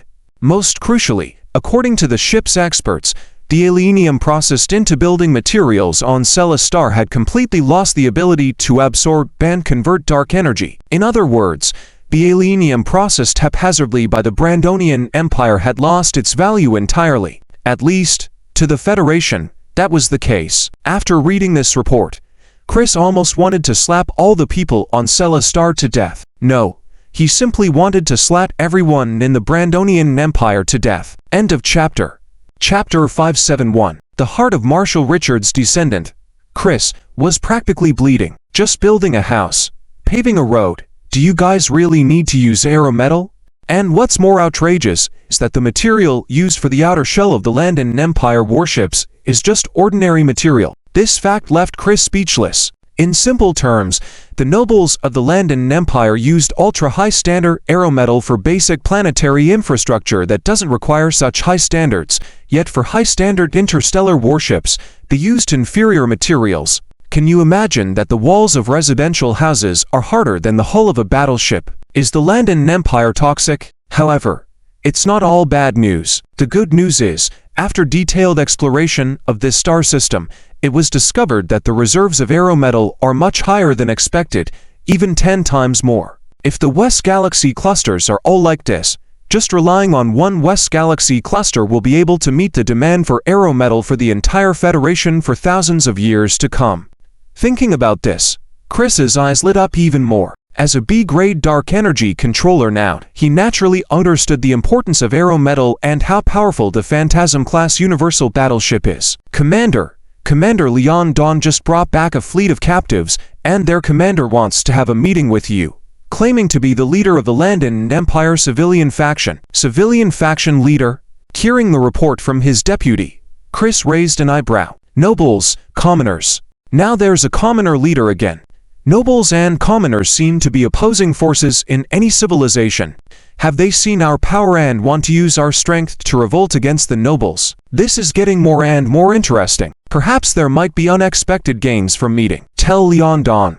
I agree to the meeting and bring the person to the Atom Sphere. Yes, Commander. 10 minutes later, a shuttle ship brought Lance to the hangar bay of the Atom Sphere. Unlike Leon Dawn's Titan-class flagship, Chris, as the Supreme Commander of the Federation's core region, had a proper planetary-class battleship. This level of battleship, apart from the for-captured Dark Star-class ships, the Federation had only built 3 until now, owned by the Marshal Lin Fan, the 5-star Admiral Chris, and the 5-star Admiral Lin Tia. Except for Lin Fan, the other two were the Supreme Commanders of the Core Fleet and the Invincible Fleet, representing the top of the military pyramid. Seeing this level of battleship for the first time, Lance was also taken aback. Originally, the largest battleship he knew was only the Titan class, but now, looking at the Atom Sphere in front of him, Lance suddenly realized that the Titan-class battleship in front of him couldn't even compare. So, what kind of civilization can build such a powerful battleship? Level 7? Or maybe level 8? Would such a civilization really help him? Lance's mind was completely confused at this moment, starting to doubt his bold idea. Yes, Lance, the leader of the Landon Empire civilian faction. This is an organization hidden within the Empire for tens of thousands of years, with only one goal: to overthrow the rule of the nobles, achieve equality for everyone, and no longer differentiate people by rank. Well, the ideal is lofty, but they say this organization has been around for tens of thousands of years. What does that mean? It means they've spent thousands of years and still achieved nothing. Maybe the nobles are stupid, but not all nobles are as foolish as Kelvin. True, the lower nobility is indeed stupid, but the higher nobility, while not much better, is definitely not that foolish. And perhaps they are very foolish when it comes to people's livelihoods and military matters, but when it comes to controlling the commoners, these guys are absolute professionals. After all, they've been researching for thousands of years. Through the light transmission device inside the Atom Sphere, it only took a moment for Lance to be directly transmitted from the hangar bay to the central city. Subsequently, under the escort, he arrived at the central building and entered the office of Chris. Obviously, Chris had been waiting inside. Commander, the person has arrived. Good. You may leave. Guard. Yes, Commander. As the guard left, Chris sized up Lance. Compared to humans, the people of the Landon Empire have about 60% similarity, with the main difference being that each hand has 6 fingers and their heads have a pair of short horns. In any case, in terms of human aesthetics, they were acceptable and not overly ugly as a race. While Chris was scrutinizing Lance, Lance was also sizing up Chris. And Lance's first impression was that the aura emanating from him felt very familiar to Lance. Definitely a great general, not a lightweight like Kelvin. I am the commander of this fleet. What do you have to say? After observing Lance for a moment, Chris gestured for him to sit down on the couch in front of him and spoke. Before we begin, I would like to confirm one thing. Are you here to destroy or enslave us? This was the most important thing for Lance. If the other party came to the West Galaxy clusters with intentions to destroy or enslave, then there was no need to continue the conversation. It would be meaningless. To destroy or enslave. Well, we have indeed destroyed quite a few civilizations. Chris's mouth curled slightly. However, this sudden revelation made Lance's heart twitch, clearly startled by Chris's statement of having destroyed many civilizations. Don't worry. Although the Federation has destroyed many civilizations, they were all enemy civilizations of the Federation. Are you enemies of the Federation? As for your question about enslavement, there are clear laws within the Federation that do not allow any form of slavery or slave trade. I wonder if this answer satisfies you. Still wearing a faint smile, Chris looked at Lance. Although there was no evidence to confirm it, Lance instinctively told himself that the other party was not lying and could be trusted. I apologize for asking some strange questions. It's just that my identity is a bit special, and I can only be candid after confirming these things. My name is Lance Veidt, the greatest Marshal Richard Veidt's descendant of the Blue Shield Empire, and also the leader of the civilian faction of this generation in the Empire. And the matter I want to discuss with you needs to start from 30,000 years ago, when the Empire had just become a level 6 civilization. And end of this chapter. Chapter 572. Lance's decision inside the office. Lance vividly narrated the history of the Empire over the past 30,000 years. Chris listened with interest, not showing any impatience. It was mostly what he had suspected. The nobles in power, the commoners living like slaves, and the hidden resistance organization underground. What kind of support do you seek? After overthrowing the nobles, what can you offer to the Federation? Chris asked bluntly after Lance finished speaking, staring directly at him with his eyes. As long as you help us overthrow the nobles and establish a new order in the Empire, we are willing to acknowledge the dominance of your civilization. Become a subsidiary civilization, offering tribute every year. But the amount of tribute. Lance bit his teeth hard, saying words he had never dared to imagine before. He now understood clearly that relying solely on the development speed of the commoner faction, even for tens of thousands of years, there was no possibility of overthrowing noble rule. Lance had made some guesses about the Federation's levels of civilization. 7 levels at least, possibly even level 8. Under such a civilization, it wouldn't be unacceptable for the Empire to become a vassal. Of course, as long as this civilization wasn't too ruthless. Lance knew how the Empire's nobles treated their subsidiary civilizations, practically treating them as cash machines. Under such oppression, these subsidiary civilizations could barely survive. If the civilization before him behaved similarly, Lance would immediately abandon his plan. Chris smiled. Isn't this great? The Federation doesn't seem to value the Vase star system group much. Aside from one star system, all the others are dwarfs with no value for development. If it weren't for the Halo metal, the Federation probably wouldn't bother coming here. So, instead of eliminating the native civilization and having the Federation spend resources to rebuild and exploit the Halo metal, isn't it better to control the local dominant civilization and have them do it for the Federation? That's what I told you before setting out. If we can subdue the dominant civilization in the Vase star system group, we will. And if not, we'll consider elimination. Even before Lance could act, someone came offering themselves.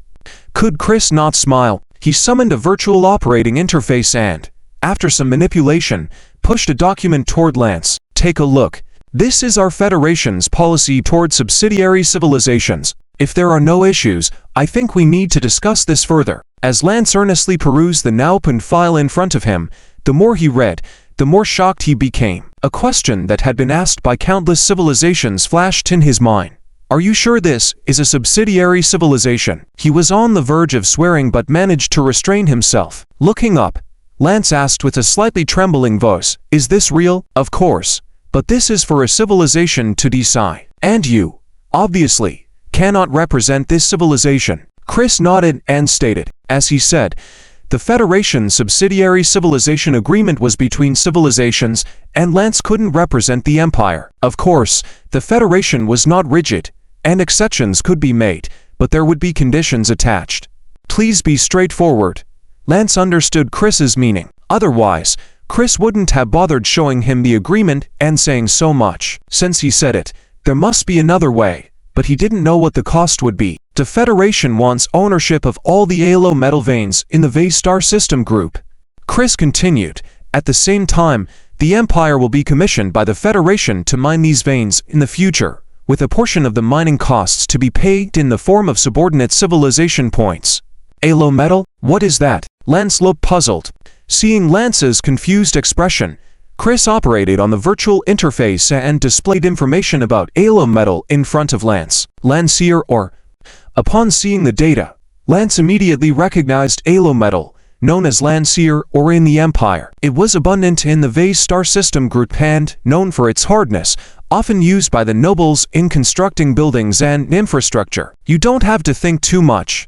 Until you reach the 8th level of civilization, Halo metal is as useless to you as a rock, Chris said to the pensive Lance, matter-of-factly. This wasn't a random remark but a fact. Although the Federation had just entered the 7th level of civilization, dark energy technology was a definitive 8th level civilization technology. Even if the Federation had only scratched the surface, what Chris said was unquestionably true.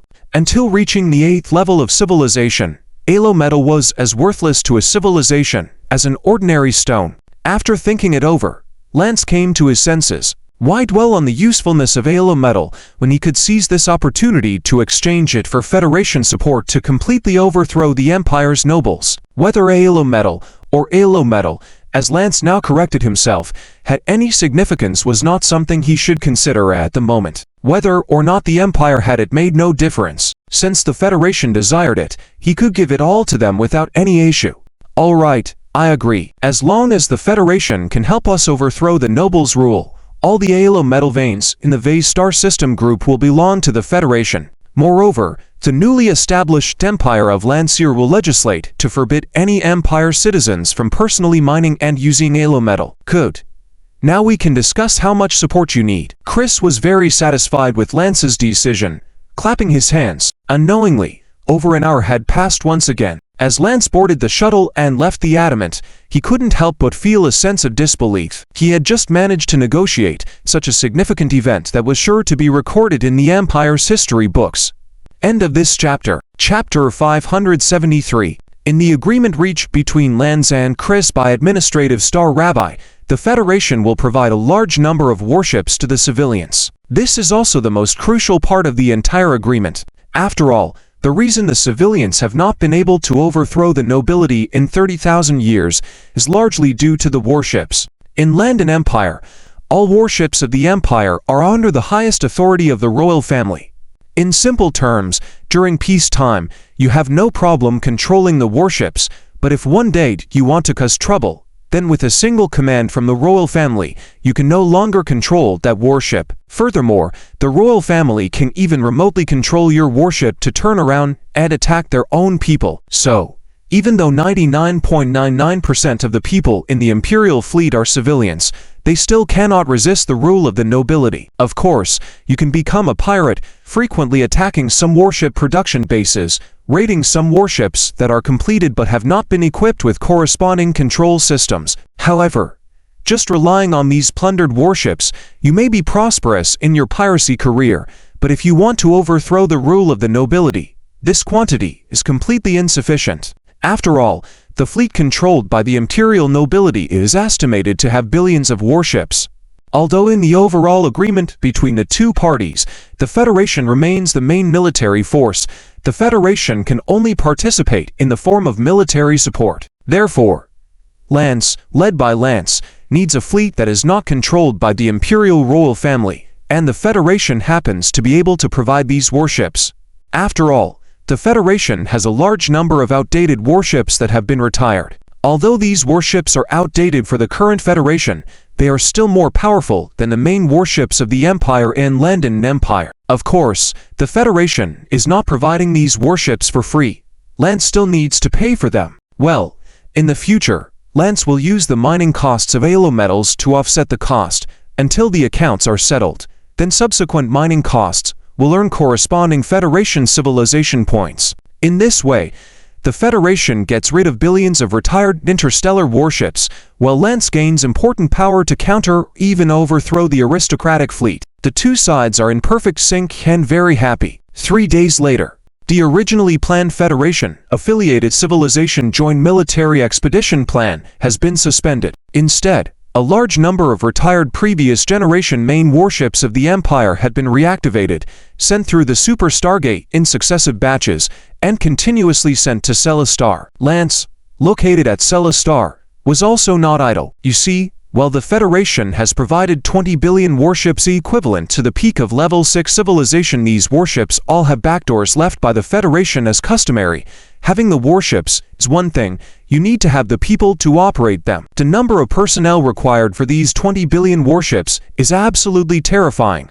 According to Lance's calculations, when the official operation starts, he can only gather a maximum of 3 billion personnel to operate the warships, which is almost all the personnel developed by the civilian factions so far. As for the other warships, they can only be captured or recruited while fighting and rallying more civilians to participate. Once you raise your banner, recruiting should not be difficult, and your fleet will grow like a rolling snowball. Over time, a large number of civilian faction personnel from various administrative regions of the Empire gradually gathered at Celestar, with the vast majority being active duty and reserve military personnel of the Empire, who do not need to start training from scratch and can directly board the ships to become familiar with the warships. The most interesting thing is, so many active duty and reserve military personnel missing has not attracted the attention of the Empire's high command. Although during peacetime, civilians face severe reductions for various reasons, this large number missing at the same time should have raised some alarms. This shows how corrupt the entire Empire's high command has become. After 3 months of preparation, Lance now has a fleet consisting of 2.8 billion warships. Despite the seemingly small number of 2.8 billion, it is several times more than all the pirate fleets of the entire Pirate Federation combined. Not to mention, there are 17.2 billion warships idle due to a lack of manpower. In the past, Lance would never have dared to dream of such a thing. Now, the time is ripe, and Lance has decided to take action, with his first target being the Kepler Starfield. Kepler Starfield, located in the Vice Galaxy Group, on the third major arm of the Cassano star system, it is one of the 9 starfields in the star system and where Celestar is located. At the heart of the Kepler Starfield is the administrative Star Rabbi. In the governor's office that exudes the taste of the nouveau riche, Governor Osal is leisurely enjoying afternoon tea, savoring the life of the nobility. Governor, according to the statistics, our fleet has decreased by a whole 7 billion in the past 3 months, which is quite abnormal. What's abnormal about it? It's just those bastards playing too much. They are just some lowly people. If they die, they die. Anyway, they are like ants. No matter how many die, they never end. Looking at the secretary reporting respectfully in front of him, Osal is indifferent, showing a kind of annoyance not to be bothered with such matters. In his eyes, such things are too normal. After all, when his subordinates, the nobles, have nothing to do, they like to play all kinds of games, and one of the games most popular among those noble young masters is the interstellar warfare game. That's right, the interstellar war game. They would pull out a portion of warships from their fleets and conduct live fire drills to bet on. That's why, even during peacetime, the Empire's fleet experiences significant military personnel reductions and training losses due to the game. And at this moment, regarding the report from the secretary, Osal just thinks that his subordinates have gone too far. These fellows don't know how to control themselves. While complaining, Osal continued to drink his afternoon tea, not taking this matter seriously at all. The secretary had no choice but to look helpless, yet dared not say more. But he knew in his heart that this time it wasn't just a result of the noble young master's live-fire drills, but that such a large group of people had really gone missing. It seems like something big is about to happen. In a colorful space, a massive fleet is advancing, and Lance is inside one of the Titan-class warships. Looking at the magnificent scenery outside the porthole in the hyperspace, Lance couldn't help but be moved. He never thought that in his lifetime he would be able to command such a huge and powerful fleet and navigate through the legendary hyperspace with technology even the Empire doesn't have. Perhaps the long-standing wish of the civilian factions for 30,000 years is about to be realized in his hands. Chief, we are about to arrive at the stellar system where administrative Star Rabbi is located. 30 seconds until exiting hyperspace countdown. Sound the shipwide battle alarm. Yes, Chief. End of the chapter. Chapter 574. Dion Prepare, Imperial Army, is the capital of the Kepler star domain. The star system Keller has stationed half of the stellar fleet for many years, with a high number reaching 5 billion. However, the actual combat power is hard to determine. Just like in the monitoring station on the Robbie orbit right now, 3 duty personnel are chatting and not taking their important work seriously at all. Even when the alarm sounds throughout the monitoring station, none of them even glance towards the control console. After all, they are used to this kind of alarm. It is known that there is an enemy identification system between the Imperial fleets, and because of this system, Imperial warships cannot attack each other. So, the question arises, if they cannot attack each other, how will these noble sons conduct live-fire exercises?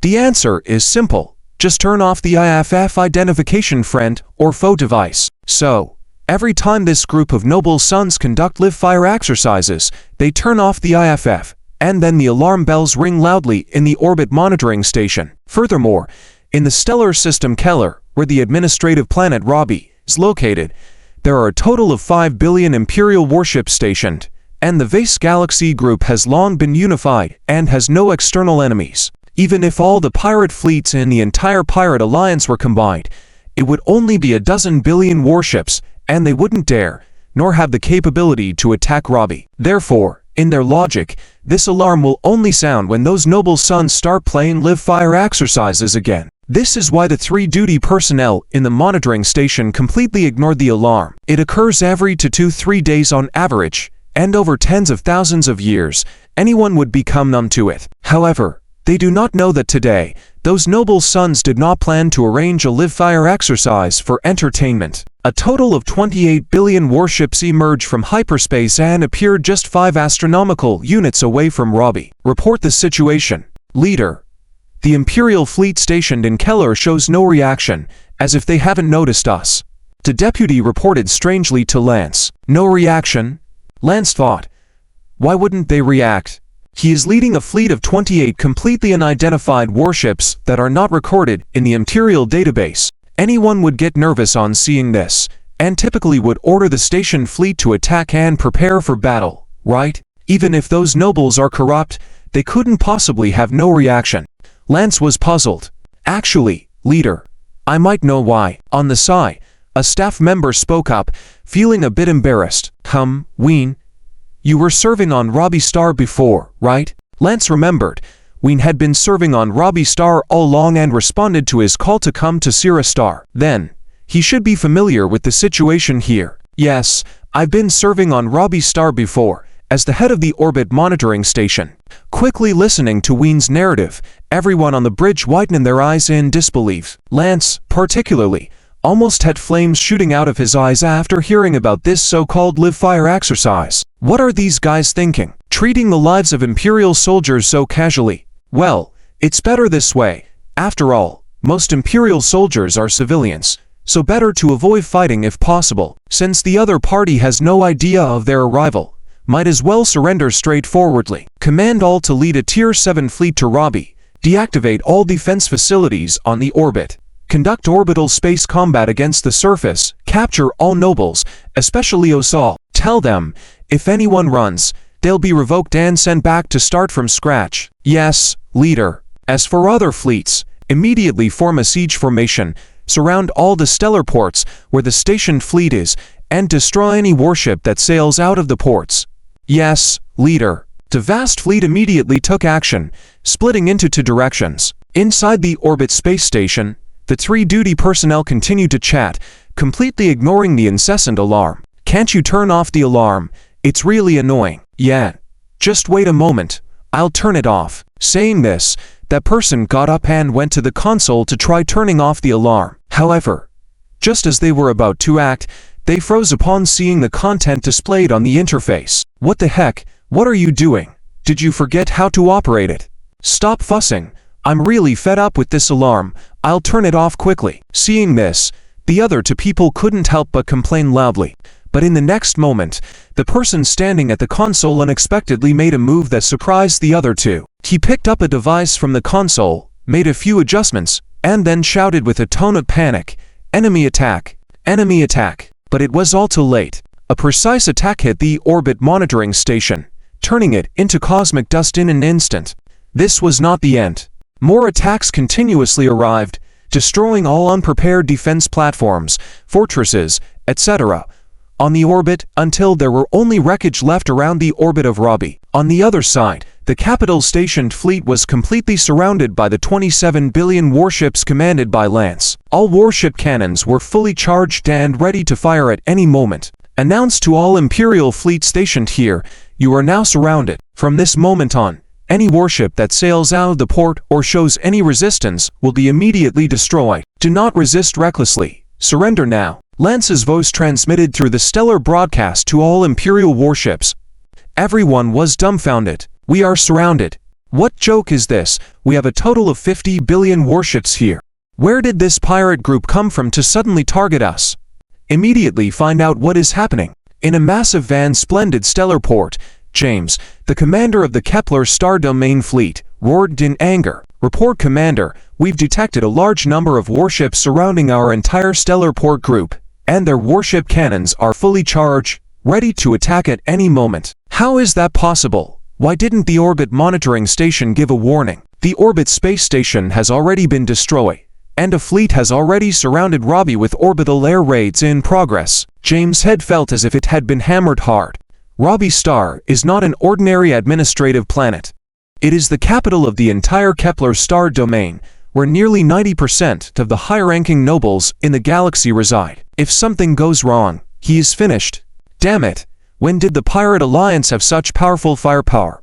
Even at this moment, James still believed that the fleet outside was a pirate group. However, he never thought that the entire Pirate Alliance would act together. Furthermore, the fleet's scale was twice as large as what he knew about. Commander, this seems not to be a pirate fleet. End of chapter. Chapter 575. The Rose Fleet is not a pirate fleet. James seemed visibly stunned. Pull up the images of the enemy ship for me. Yes, Commander. After some operations by his subordinates, an image appeared in the command center, showing a battleship James had never seen before. While the style of the battleship was unrecognizable, it belonged to which faction was unclear. However, when James saw the emblem on the hull of the battleship, his voice trembled. Rose. The Rose Fleet. This is impossible. Richard and the entire Rose Fleet's descendants were supposedly wiped out by the Empire 30,000 years ago. How could it be the Rose Fleet? Although the Empire had spent 30,000 years trying to erase and eliminate all records related to Richard, resulting in 99% of the commoners today being unaware that there was once such a great figure in the Empire, one that came from the commoner class. However, this did not mean that the nobles were unaware, especially within the higher noble families who kept the legitimate history of the Empire. Richard and the Rose Fleet had once been instrumental in conquering the entire Wee star system for the Empire, a fact James was familiar with. However, after Richard's passing and the subsequent ascension of the nobles 3,000 years ago, a thorough cleansing of his descendants had taken place. Not only were Richard's descendants cleansed, but even the descendants of the entire Rose Fleet and its soldiers were also wiped out. This was the largest cleansing operation in Empire history, and logically, the Rose Fleet should have disappeared into the annals of history after that. So why was this massive fleet bearing the Rose emblem before him and dead? Meanwhile, on Robbie Star, the nobles were no longer displaying their usual leisurely demeanor. They huddled in their homes trembling, hoping that the nightmare would end quickly. Numerous squads of mechanized troops descended from the sky, and military facilities across the planet fell without resistance. All the noble commanders fled. In such a situation, how could one expect the soldiers to resist? Moreover, the orbit had been occupied. If one resisted fiercely, the enemy would simply not engage in ground combat and instead rain energy blasts from orbit. Therefore, forget about organizing resistance. Even if you managed to stand and fight, there would be your own people stabbing you in the back. In just an hour, all military facilities and noble estates had been completely seized. After the mechanized troops controlled the surface, assault ships carrying a large number of assault team members began a second round of orbital drops. Since the mechs were too bulky to conduct search operations effectively, their primary role was suppression, while the assault teams handled the cleanup. In Lance's fleet, everyone originated from within the organization known as the Civil Cavaliers. They had no fear of the nobles like regular commoners. Their feelings were only filled with hatred and resentment. With this mood, the landing assault teams immediately began dragging nobles out of their mansions, shopping centers, beaches, and other places. Only at this point did the civilians on Robbie Star realize that these invaders seemed uninterested in them, only focusing on capturing the nobles. Some of the civilians, gradually losing their fear, started venturing out of their dilapidated homes to watch the events unfolding. These scenes on Robbie Star naturally caught James' eye. Surely they are only targeting us nobles. Damn, we can't wait any longer. We must break out, or we'll face certain death. Order all fleets to engage immediately. Break out for me. Commander ... Going out now is like painting a target on ourselves.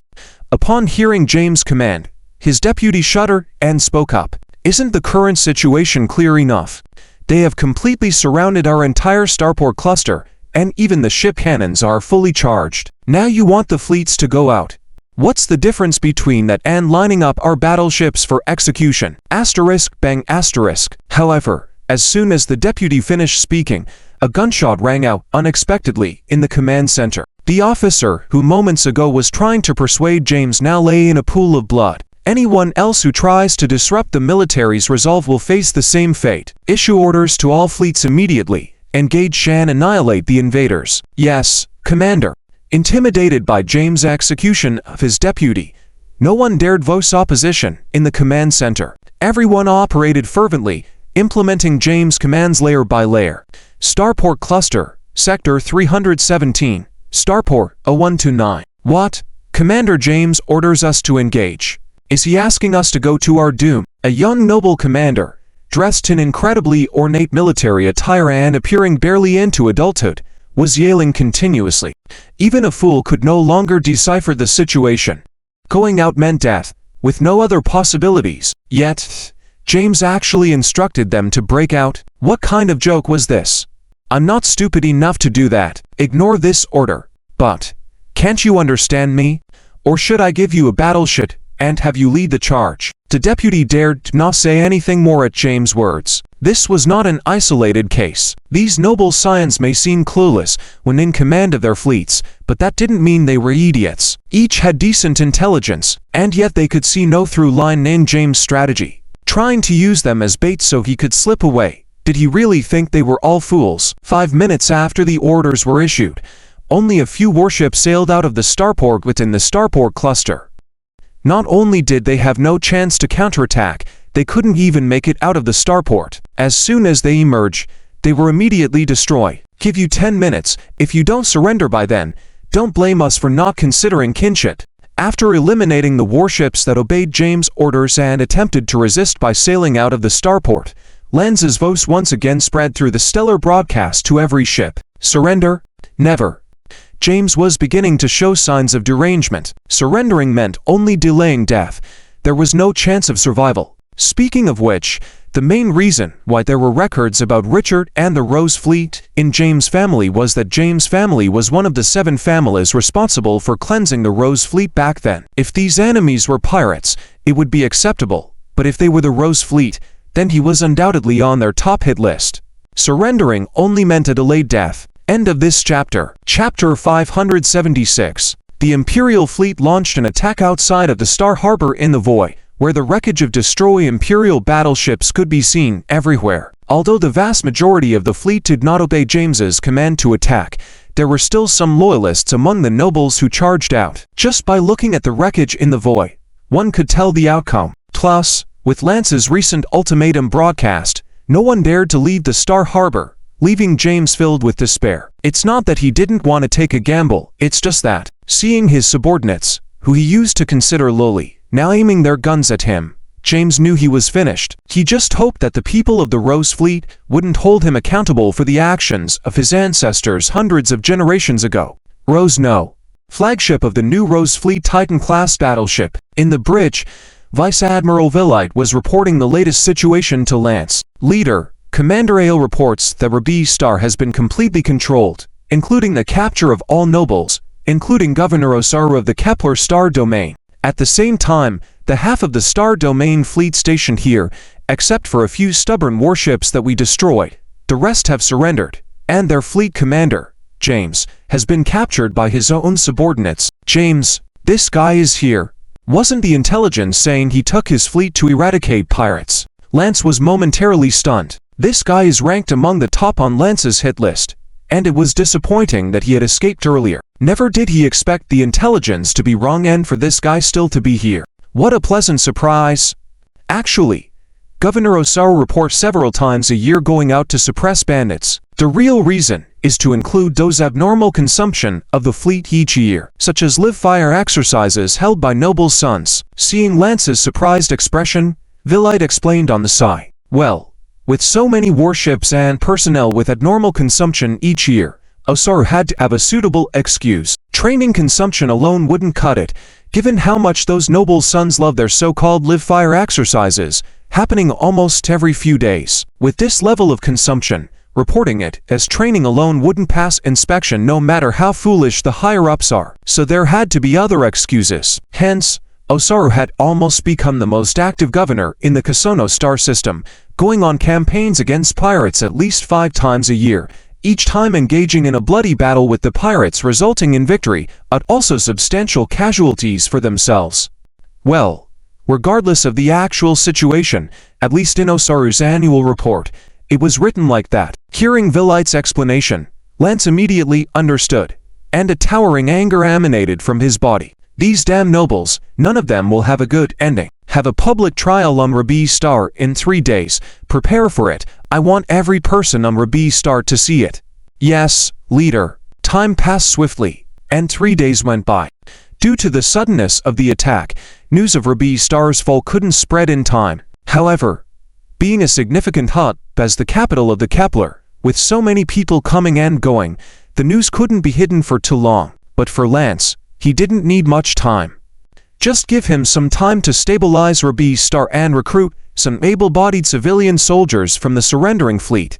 Then, bring in a whole star domain fleet, and he wouldn't flinch a bit. During these 3 days, Lance was indeed not idle. Instead, busy setting the record straight, exposing the history hidden by the nobles for 30,000 years in front of everyone. The power of this exposure was immense. Only then did the civilians on Rabi Star realize that the Empire had such a history, explaining why the data from 30,000 years ago seemed so unnatural in historical records. After this, it was time for the public trial assembly. Today, Lance was ready to unleash all-out war, pushing all the people on Rabi Star against the nobles. And the spark for this war was the truth behind the live fire exercises that had been ongoing in the Kepler star domain fleet for thousands of years. For the civilians on Rabi Star, they were unaware of such live fire exercises.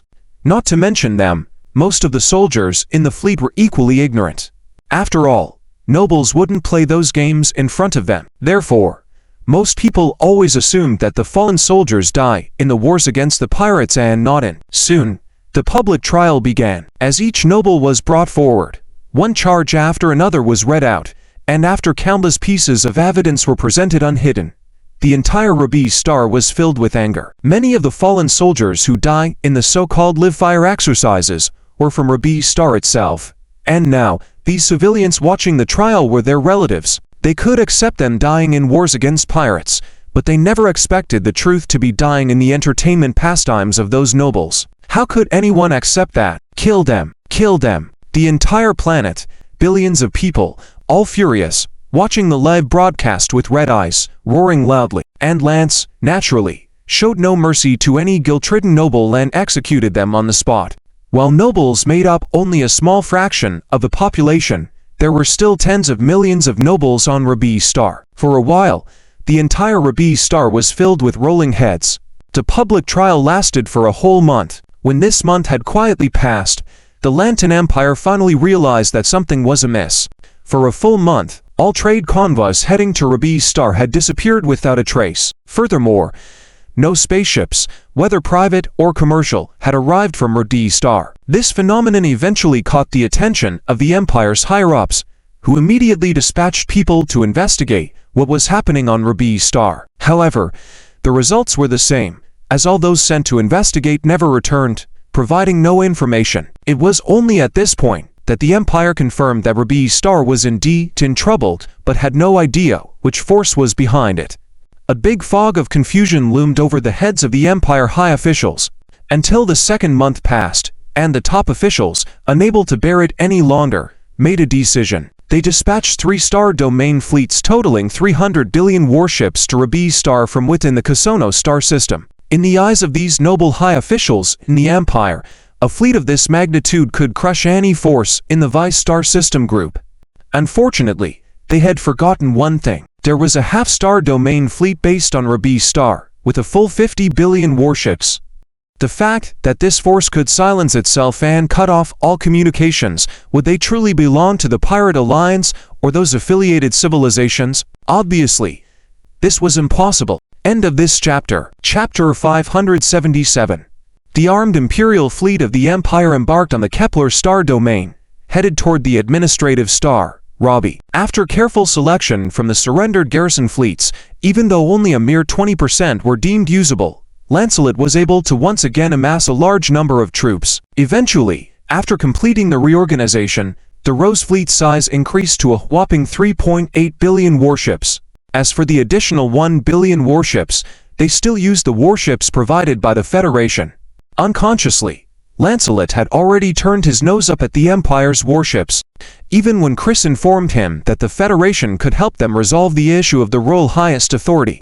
Meanwhile, Lancelot also recruited a large number of civilians on Rabi. However, these civilians were not like the soldiers easily adapted through minor training from the surrendered garrison fleets. These civilians had not undergone any systematic military training, and even though they were now being trained, it would take several more months for them to meet combat requirements. At this time, members of the civilian faction scattered throughout the Empire forwarded the latest intelligence. According to the information, the Imperial High Command had issued an order for a military expedition.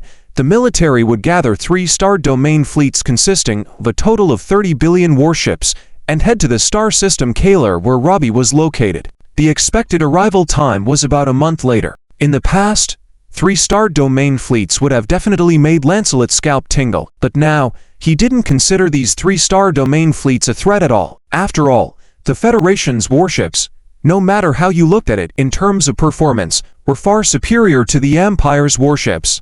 Even with a nearly 1-to-10 ratio of 3.8 billion to 30 billion warships, Lancelot was confident in fighting and winning. Not to mention whether the Empire's fleets, under the command of those noble commanders, could even muster 30% of their combat power was a big question mark. A month passed in the blink of an eye. After all, the Empire possessed spatial teleportation technology. Although their technology was still in its early stages and due to energy constraints, they couldn't construct large or even super stargates like the Federation. However, it was no problem to launch a surprise attack on Rabi using small to medium-sized stargates. Lancelot did not want his stronghold to be seized by the Empire's fleet when fighting them on the front line. Therefore, to be on the safe side, Lancelot requested Chris's assistance in defending Rabi during the war. Chris didn't even hesitate and agreed directly to this request. Ultimately, this was part of the agreement between both sides, and the Federation's interests also required quickly supporting Lancelot's ascension. When necessary, Chris was even prepared to take proactive steps to expedite Lancelot's overthrow of the nobility. 10 light-years from Kalar, hundreds of billions of warships spanned the void. This should have been an awe-inspiring sight, but anyone could see that while the fleet was massive in scale, the quality of the personnel was questionable. Except for a few fleets with particularly neat formations, most fleet formations were crooked and uneven, completely different from a well-trained interstellar fleet. In the bridge of a Titan-class battleship, a dozen or so nobles in magnificent attire were seated around a table. However, they were not discussing the upcoming war, but leisurely drinking afternoon tea and chatting as if on a picnic. Speaking of which, those two fellows, Osal and James, are really useless. 5 billion warships in total, and there hasn't been a single piece of news from them. Who says they're not? We even had to personally make a trip because of that. Look on the bright side. It was just an armed outing. You're right, ha ha ha.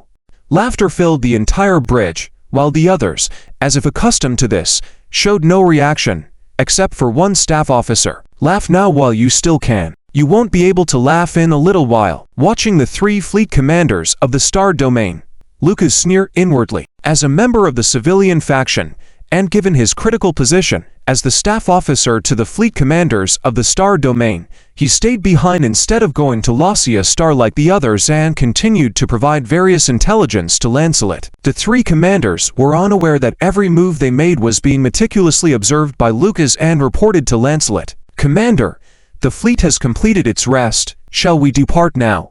The captain checked the time, frowned, and approached one of them, the Marshal Rails, who was leading this conquest campaign, and asked, "You fool, can't you see we're having afternoon tea? Useless fellow." "All right, Rails, no need to be so irritable. Let's just finish up." "That's right, as beautiful as space is, it can get tiring after a while.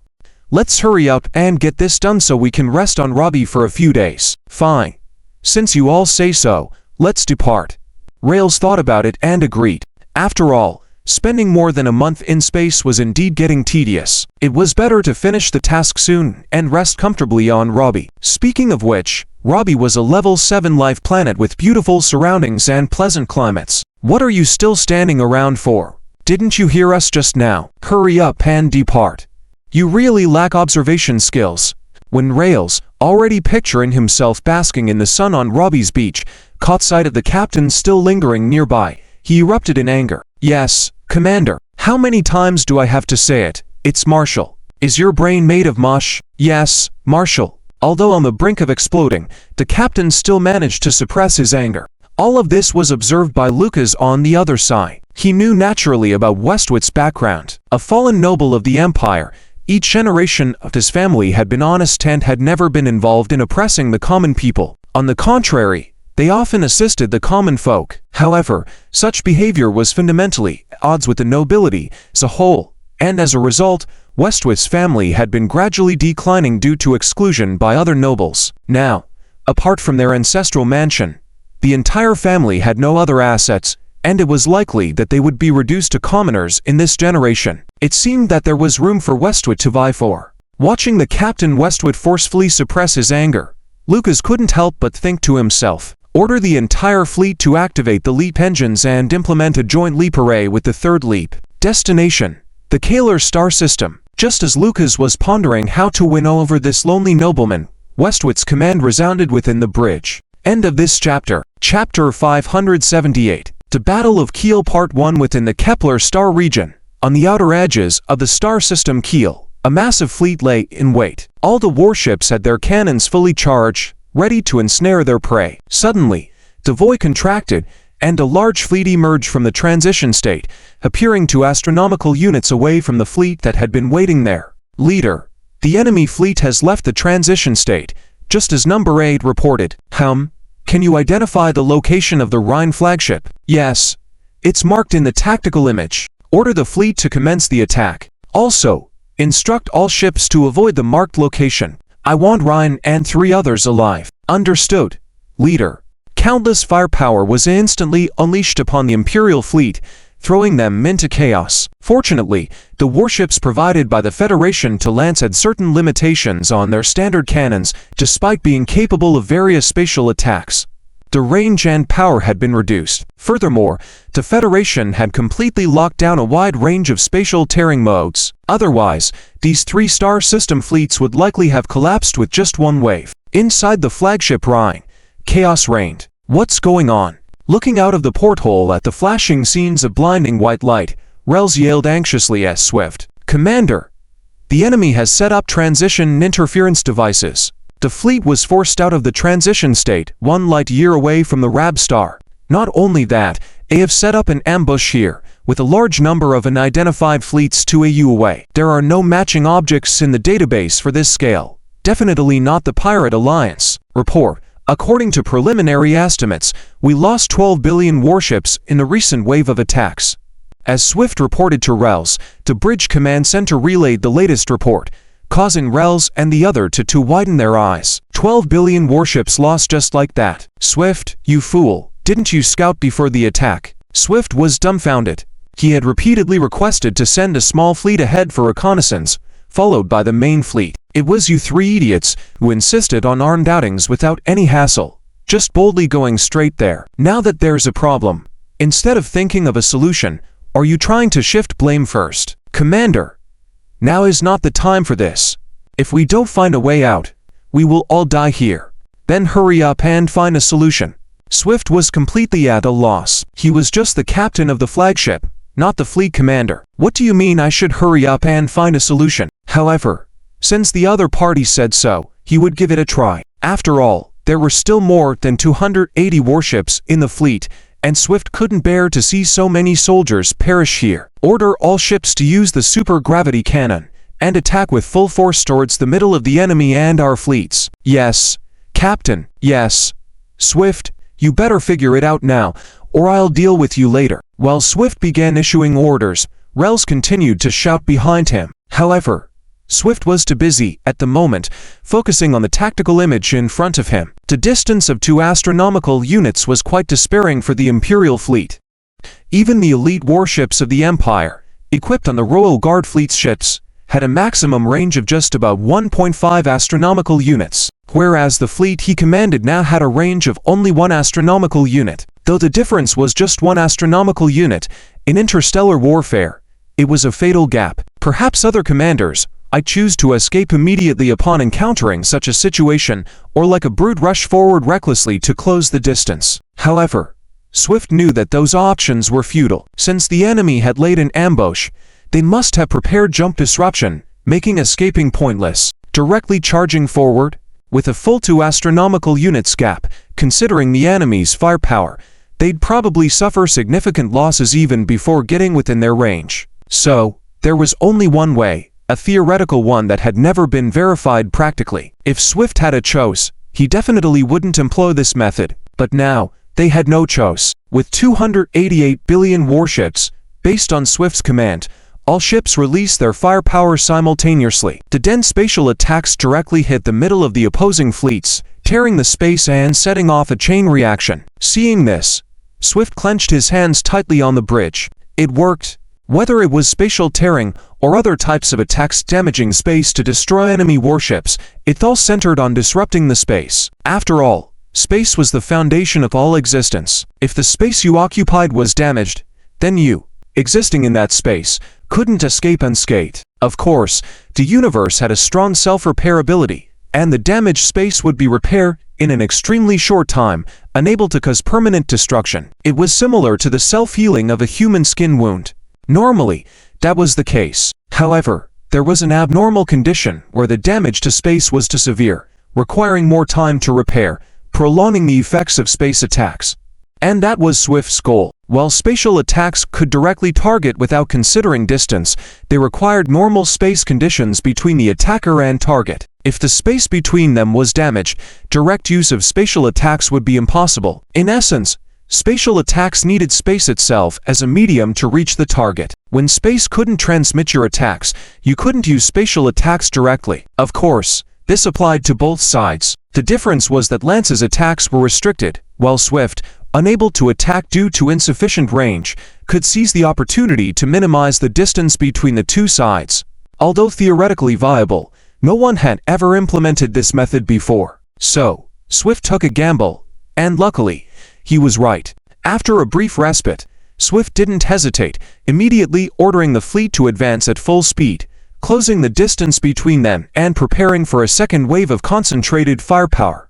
End of this chapter. Chapter 579. The Battle of Kalar Part 2. Inside the bridge of the Rose ship, Leader, it's not working. Our attacks can't penetrate the chaotic area ahead. The Let shook his head towards Lance. Quite a move, indeed. While scientists have theorized about this before, no one has actually done it. That idiot Rouse definitely wouldn't have the guts to do this. Who could it be? Could it be? This move by C-White truly surprised Lance. However, this wasn't a major issue. The enemy commander did show great courage to use this method to break through in such a short time. But in the process of breaking through, it seems he forgot another issue, a common sense one. Space is not flat. Immediately, center our fleet as the focal point, and plan a full-scale encirclement network with a radius of 2 astronomical units around the enemy fleet. Then, split the fleet into 38 formations according to the scale of a galactic fleet, each advancing to one of the 38 different angles of the encirclement using short-range hyperspace jumps. Yes, Leader. Indeed. Space is not flat. Although with space-type attack capabilities, attacking from multiple angles doesn't make much sense. Therefore, after entering the 6th level of civilization, everyone's ways of attack would gradually change, no longer using the complex fleet tactics from before. However, in this current situation, attacking from multiple angles evidently has found its purpose. And the biggest advantage Lance had was that the enemy couldn't use leaps, but they could. Simultaneously, inside the flagship of the Imperial Conquest Fleet, report, currently at 1.9 astronomical units distance, the spatial disruption ahead is easing, and it's expected to no longer hinder space-type attacks in a minute. A minute. The self-repairing of space is much faster than expected. C-White frowned slightly. Order the fleet to launch the second wave of attacks after a minute, and advance the attack area by 0.1 astronomical units. Yes, Captain. C-White. You're doing well. Keep going. Wipe out those scraps ahead. Even though Rouse couldn't understand C-White's commands, the fact that their fleet wasn't under attack was clear to him. He couldn't help but shout in excitement, feeling like C-White was simply executing his own battle plans. Of course, C-White paid no attention to him, which only annoyed Rouse further, contemplating how to deal with him. After the battle, report detected a significant amount of unidentified energy reactions, totaling 37 billion. C-White was momentarily stunned. 37 billion unidentified energy reactions? That doesn't make sense. Even if the attack was disrupted, they couldn't execute multi-directional attacks given that they had released the leap interception device at the beginning of the battle. In other words, not only could they not leap now, the enemy couldn't either. In this scenario, it was impossible for the enemy to launch attacks from multiple directions on their fleet in a very short time. But, if not leaps, what were those 37 billion warships up to? Contrary to Lance's thoughts, C-White initially understood the flaws in this tactic, and even though recognizing the flaw, he still had to proceed this way, backed by the leap interception device. Unable to leap, wanting to disperse the fleet and hit them from multiple directions to dismantle the temporary spatial disruption area they created was an impossible task. Report detected that 37 billion warships suddenly disappear. However, the sudden turn of events in the battle hit C-White like a slap in the face. Impossible. How did they dodge the leap interference? Quickly, center the fleet around us and scan all situations within 2 astronomical units range. Report, at a 2 astronomical units distance from our fleet, enemy fleets have appeared in 37 directions, each consisting of 1 billion warships. A few seconds later, when another voice came from the bridge command group, C-White was left dumbfounded. This couldn't be. How was this achieved? So many questions were racing through his mind, but no answers. Captain, detected spatial energy fluctuations. The enemy fleet is launching a new wave of attacks. In just a moment, similar to the onset of the battle, countless space-type attacks directly hit various parts of the Imperial fleet, destroying billions of warships instantly. Dealing with attacks coming from one direction was manageable by relying on artificial spatial disruption, but how could they handle simultaneous attacks from 37 directions? This was an unsolvable problem. C-White, what's going on? Find a solution quickly, you useless waste. Doom. As the horrifying scene played out in front of him again, Rouse shouted in frustration. However, before C-White could respond, a gunshot echoed in the bridge, and Rouse slowly fell into a pool of blood, leaving the other two fleet commanders startled. All eyes turned to the location of the command group on the bridge. Lucas. When C-White saw it was Lucas who fired the shot, he asked incredulously, Captain, given the current situation, you should understand. Are you still willing to sacrifice yourself for this scum? We are Imperial soldiers, Lucas. C-White answered evasively yet clearly. Yes, we are Imperial soldiers. Shooting and attacking a fleet commander, what kind of behavior is that? It's treason. Captain, do you know who we are fighting against right now? Take a closer look at how the enemy fleet is structured. With a faint smile, Lucas spoke, leaving C-White puzzled. True. From the moment they left the leap to now, which was just a few minutes, C-White indeed didn't have the opportunity to closely examine the enemy's warships. Was there a problem with that? Activate the long-range observation system. Display the visuals of the enemy warships. Yes, Captain. Soon, the image was displayed inside the bridge, and Seawhite froze once again. It was a warship completely different in style from Imperial warships, but what stunned Seawhite was not this fact, but the emblem on the hull of that warship. De Rose Fleet. Indeed, De Rose Fleet, led by the descendants of Marshal Richard, the current leader of the civilian faction. Under his leadership, we will reshape the entire empire.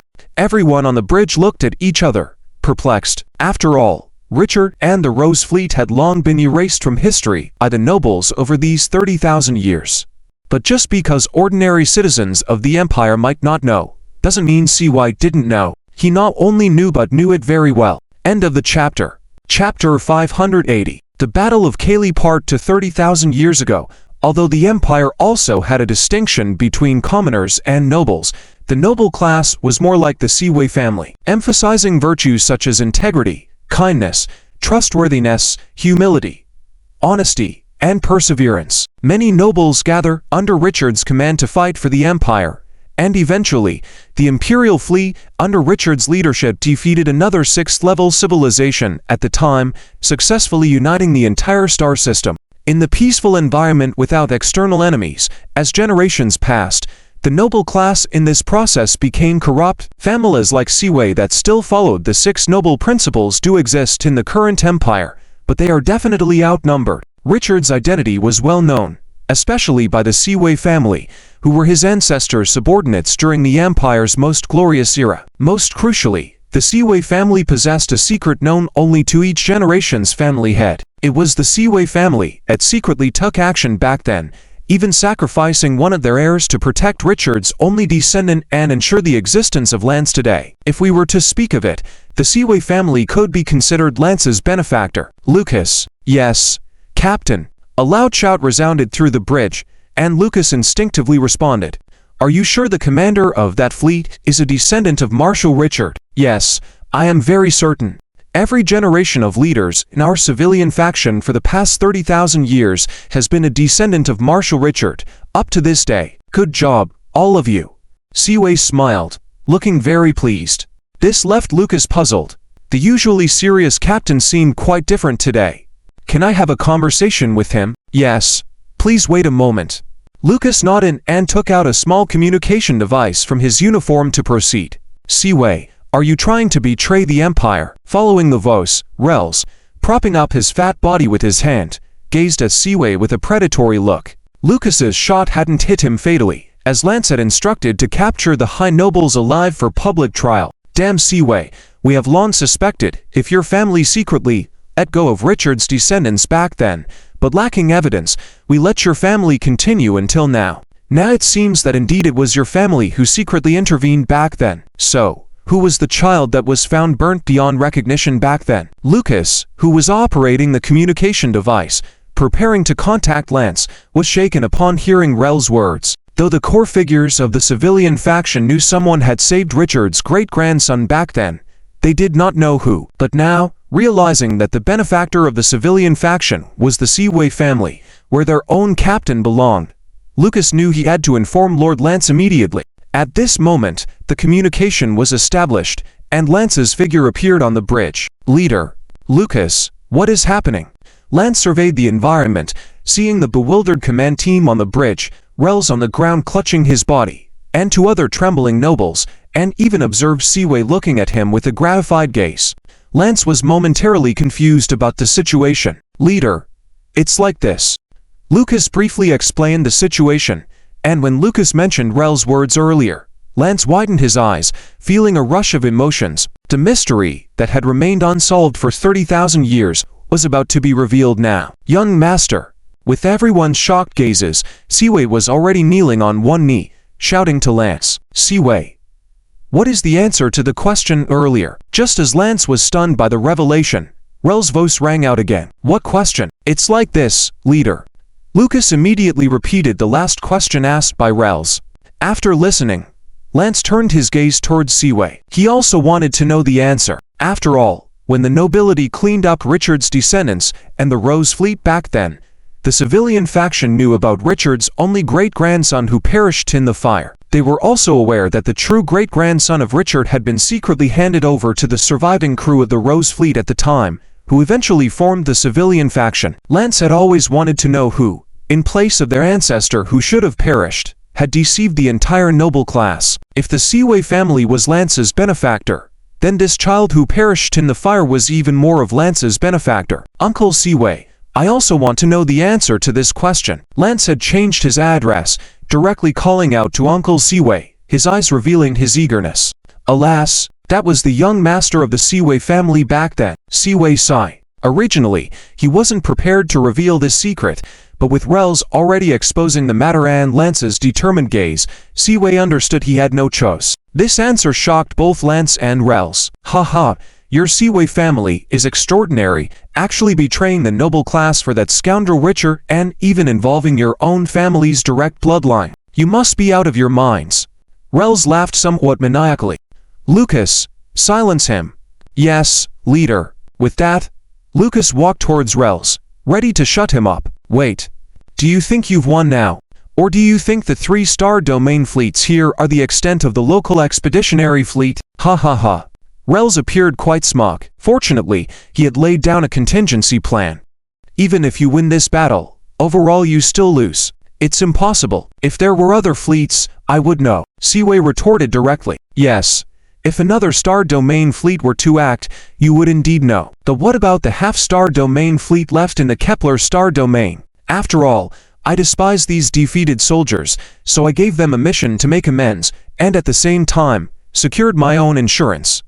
After the war begins, if I do not reach out to them for over half an hour, the entire army will move out, use the Stargate to teleport directly to the Robbie Star, and destroy everything. Now do you understand? If you're wise, order your fleet to cease the attack and retreat. Rels looked smug, feeling his spur-of-the-moment insurance policy was proving useful. Is that all? Lucas, you can shut him up now. I don't want to hear him speak anymore. End of this chapter. Chapter 581. The complete annihilation of the army. Rels widened his eyes in disbelief. He had inadvertently revealed his ace in the hole, but this guy seemed completely unfazed. Could it be that Rabistar wasn't their main stronghold now? It seemed like he had miscalculated. Young Master, Rabistar? Don't worry, Uncle Swift. Just half a stellar fleet, no threat to Rabistar. This. In other words, even if it's just half a stellar fleet, or all 9 stellar fleets of the Kasano star domain together, it wouldn't matter. Lance said confidently. Swift was puzzled, but looking at Lance's expression, it didn't seem like nonsense, so he had no choice but to believe him. Uncle Swift, can you control these 3 stellar fleets? Shouldn't be a problem. The situation here hasn't spread yet. Young Master, you can lead the fleet to retreat a bit first. Then, I'll pretend to issue an order from Rels for all fleet-level commanders to come to the flagship, take them down together, and then order the entire fleet to surrender. There shouldn't be any resistance. Lance nodded. He believed that as long as there were no suicidal nobles causing trouble, with the fighting power he had just demonstrated, the others wouldn't resist the surrender order from Rels. All right, let's do it this way. After it's done, Lucas, you bring Uncle Swift to the Rose number. Yes, leader. The entire operation went smoothly. After Lance ordered the fleet to stop attacking and retreat, Swift immediately issued orders to all fleet-level commanders in Rel's name, requiring them to gather on the flagship for a war meeting. This behavior might seem strange on the Rose fleet or the Federation fleet side. After all, in this day and age, why gather everyone for a war meeting instead of using virtual meetings? But the noble fleet commanders had no doubts. They all boarded shuttle ships and flew to the flagship of the Conquest fleet. These nobles enjoy this kind of thing. Their so-called war meetings usually involved a group gathering, sometimes even with a buffet, more like a party. Otherwise, the commanders of the other 2 stellar fleets wouldn't be on the flagship with Rels. And the result was a foregone conclusion. Swift managed to capture all fleet-level noble commanders and lock them up. After handling everything, Swift once again issued orders in Rel's name for all battleships to shut down weapon systems and engines and surrender to the Rose fleet. Without the middle-tier noble commanders and with the order coming from the supreme commander of the Conquest fleet, Rels, the order was executed thoroughly. After all, everyone had seen the enemy's fighting power just now. If they continued fighting, they would likely be wiped out before getting close, and victory seemed unreachable. Surrender seemed to be the only way out. As the Rose fleet approached again to deal with the aftermath, Lucas and Lance had already boarded a shuttle ship and were heading to the flagship of the Rose fleet.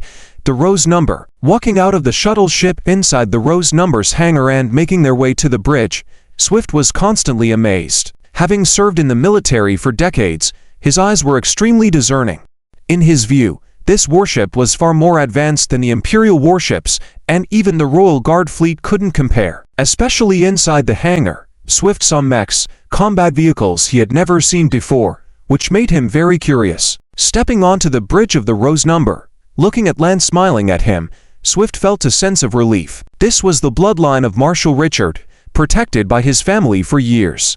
Now, they had such tremendous power. Perhaps what Lucas had said about reshaping the entire Empire and restoring the glory of Lanston could really come true in Lance's hands. Young Master, where did these powerful warships come from? Swift's perspective was extremely high. Compared to the Empire, these warships were technologically several levels ahead.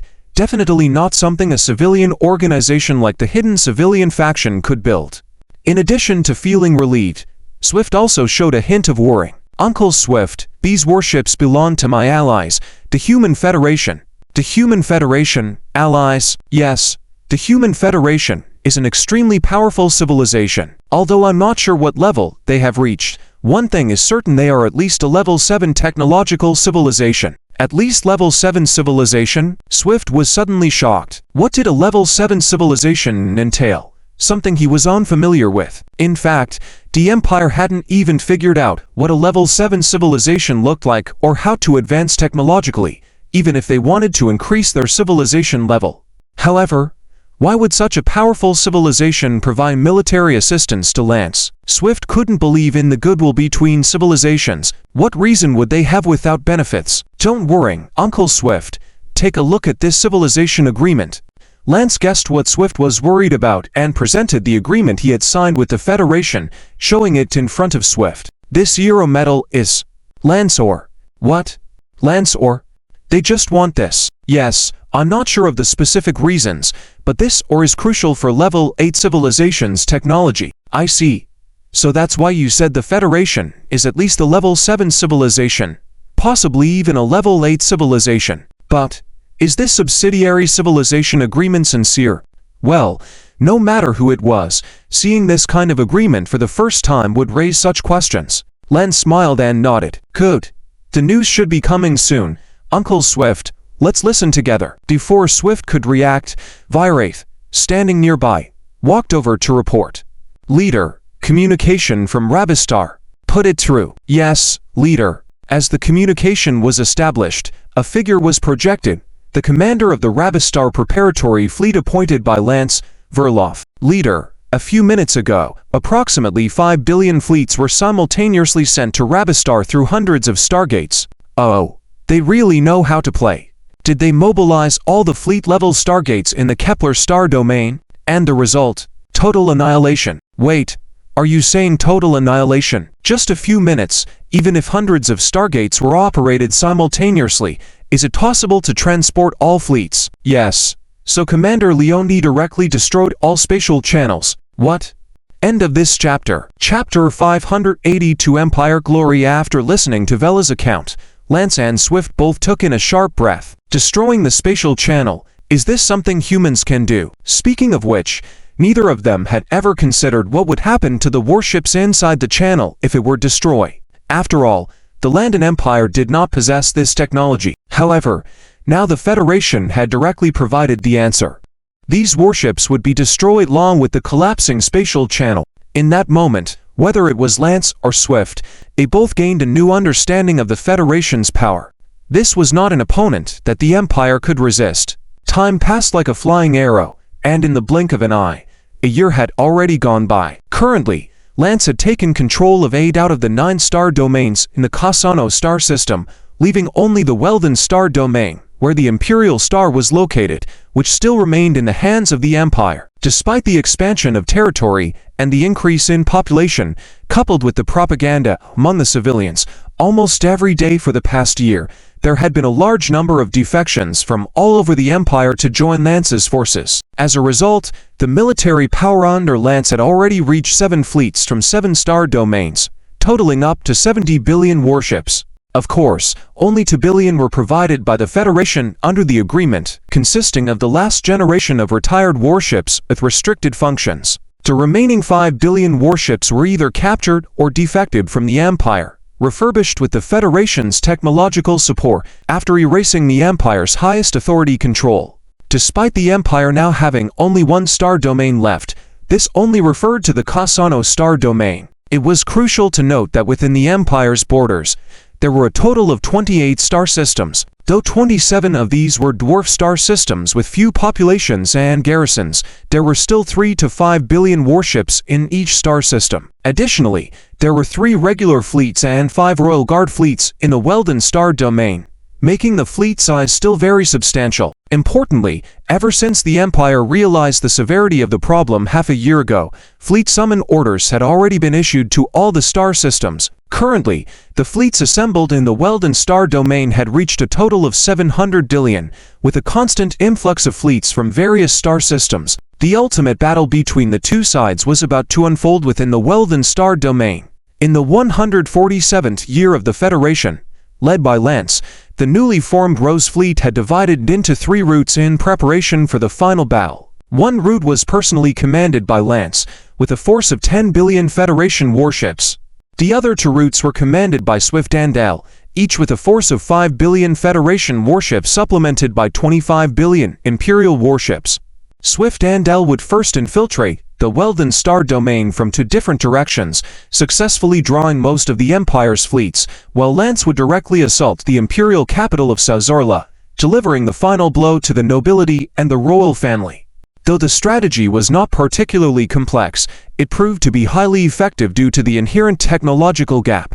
The Empire has been corroding for 30,000 years, and today, everything will be rewritten. The Empire will once again shine in its former glory. This will be a day to be recorded in history, and the people will be grateful to us. Our names will be written in textbooks, and our descendants will take pride in us. Now, let's go and seize this bright future. In a virtual conference room, Lance was giving a pre-battle speech to all the commanders of the Rose Fleet, who were all eagerly waiting to charge into the Weldon star domain. Yes, leader. Hundreds of commanders stood up, shouting in unison. Very well, I now declare the orders. General Swift will command the 1st Legion, infiltrating the Weldon star domain from the direction of the Laswell star system according to the plan 1 hour from now. General L will command the 2nd Legion, infiltrating the Weldon star domain from the direction of the Hylington star system 1 hour from now as per the plan. Remember, control your firepower and give those nobles a feeling that they only need sufficient reinforcements to overcome us. And within 10 hours, attract at least 70% of the Empire's fleet to pave the way for the special attack fleet. Yes, leader. The 2 men stood at attention, saluting with their right hands and loudly affirming. Lance nodded, then turned his gaze to Chris sitting beside him. Commander Chris, as usual, we will rely on the Federation for the security of our rear. Rest assured, that is part of our agreement. The Federation values its reputation as its life. You go ahead and do what you need to. Leave the rest to me. Nodding in agreement, Chris naturally had no intention of refusing Lance's request. After all, only by quickly taking down the entire Empire could Lance begin to fulfill the subsequent agreements with the Federation. This was the scenario that best served the interests of the Federation. Hearing Chris's words, Lance no longer hesitated, loudly addressing all the commanders of the Rose Fleet. Yes, leader. In the Cassano star system, the Weldon star domain, the imperial capital of Sazorla, in the central region of the largest continent on the imperial star, stood an extremely luxurious palace. In a meeting room within the palace, all the top imperial nobles had gathered. It's only been a year and a half, just a year and a half. How could you have lost control of the 8 major star domains in Cassano? Especially you, Duke Saren. What were your words in the beginning? Just 3 fleet regiments were enough to wipe out this rebel force. Huh, and what's the result? Sending fleet after fleet to subdue them not only failed to completely crush the rebels, but also allowed them to grow bigger and stronger. And how does the latest intelligence report read? The rebels have amassed a force exceeding 70 billion warships and are poised to launch an assault on Weldon at any time. Are you all incompetent fools? At the opulent throne, Emperor Landon continuously raged, even feeling an urge to take immediate action against Saren. How did he believe those lies in the first place, continuously fueling the fire time and again, ultimately leading to the current situation? Your Majesty, urgent military intelligence. At that moment, as Emperor Landon raged, a court guard hurried into the meeting hall and exclaimed, "Speak." 3 minutes ago, the Laswell star system and the Hylington star system were simultaneously under rebel attack, with each location having no less than 30 billion warships. End of chapter. Chapter 583. The Battle of Wellington Part 1. Laswell Galaxy, similar to Wellington, located on the outer periphery of the Wilden starfield. After a large deployment of Lee interference, these two places have become the necessary passage for the Rose Fleet to enter Wellington. After all, in the previous battles, except for the first expedition operation of the Empire where Lance used hyperspace navigation in face of Hilt's trick, the technology has not been exposed again. And in that battle, with the help of Westwit, all the Imperial fleet and nobles were directly captured, without any chance to send out a message. Therefore, even at this moment, the Empire did not know that the Rose Fleet had hyperspace navigation technology. In this situation, the Empire directly responded according to the Level 6 civilization, and deployed the defense of the entire Wilden starfield. Due to the long standoff between the two sides, when Westwit's army entered Laswell, the defenders did not panic too much. After all, they had been in a state of highest level preparations all along. And, as the gateway to the Wilden starfield, whether it is Laswell or Hylington, the Empire has deployed a total of 100 billion battleships for garrison. However, although the number of defenders is more than 3 times the Rose Fleet, due to the difference in technology and the elite soldiers' sharpness, they quickly fell into a disadvantage. This is still the case under the circumstances, or Westwit and Earl gathered their strength as much as possible. Soon, seeing the situation wasn't right, the leader of the defending army had to send a request for help to the Imperial Palace. In the audience chamber of the Imperial Palace, listening to the military situation report from the guards, everyone took a sharp breath. The rebels have really made a move on the Imperial capital, and so fast. Originally, in the nobles' considerations, although the rebels have grown in size, they dare not attack the Wilden starfield now. After all, according to intelligence, the rebel fleet is currently only between 600 to 700 billion, while the Empire has already gathered a full 800 billion battleships here. According to the original plan, a month later, after all the Imperial battleships were assembled, the Empire would launch an operation to eliminate the rebels. But none of the nobles could have imagined that before they even took action, the rebels would proactively come to them. And this is even in a situation where the rebels have more than 10 times the forces of the nobles. It's simply unreasonable. Obviously, these nobles still haven't learned from the continuous escalation of the strategy. If it weren't for Emperor Landon still having some brains, reacting and issuing a fleet recall order to the whole Empire, the Wilden starfield would have been lost to these fools long ago. Disappointed by these nobles, Emperor Landon directly took back the command of the Imperial fleet and personally led this final battle. Bring the frontline images over. Yes, Your Highness. The guard immediately operated on his personal terminal, and several large virtual interfaces appear in the audience chamber. Just by looking at the tactical image interface, you could see that the Imperial fleet was already in a decline, and if reinforcements were not received in time, defeat was inevitable. However, despite the decline, with a scale of a whole 100 billion battleships, they wouldn't be wiped out so easily in a short period. After all, even if you had 100 billion pigs to slaughter, you still needed to slaughter them to the point of mental breakdown. In normal logic, this should indeed be the case, but it requires that there isn't such a hopeless gap in military strength between the two sides.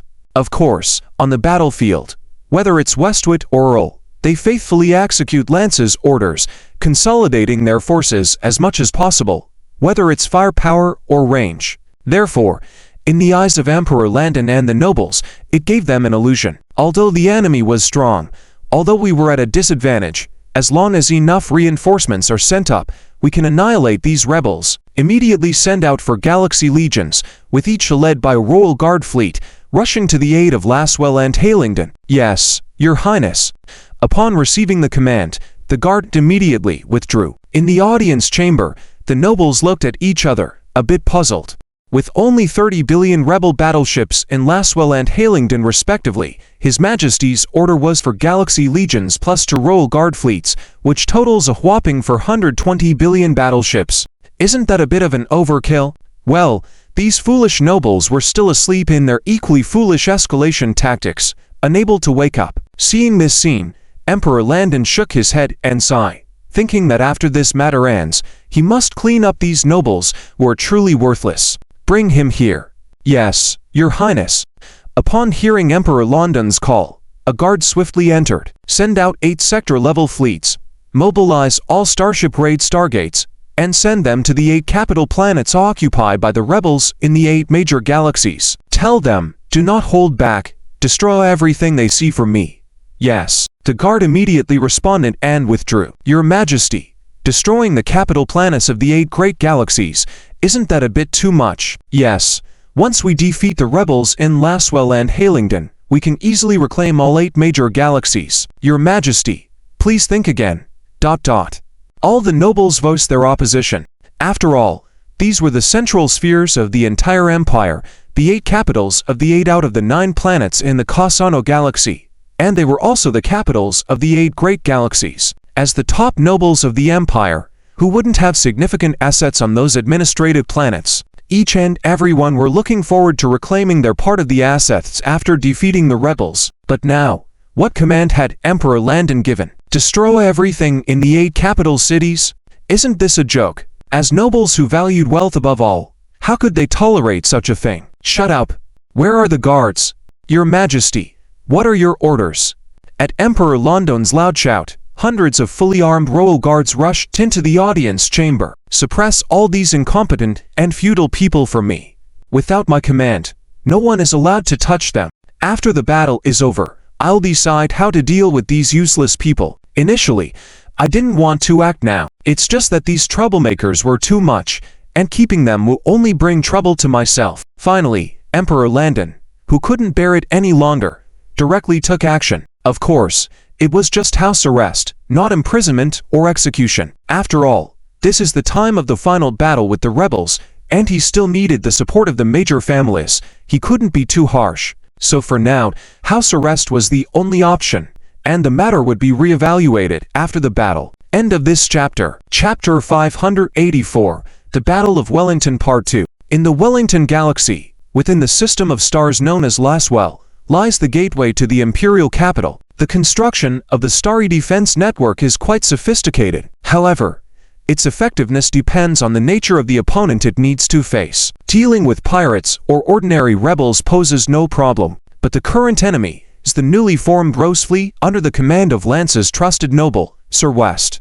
With the advantage of the 5 billion federal warships at his disposal, Sir West could easily destroy the entire defense network without any threat. However, for strategic reasons, Sir West refrains from doing so and instead keeps those 5 billion warships as a hidden reserve fleet, not deploying them for combat. Even without the federal warships, Sir West's fleet, commanded with skill by the noble, is far superior to fleets under the command of inefficient aristocrats. Through some psychological tactics, Sir West lures the defending forces out of the attack range of the defense network. The outcome is clear.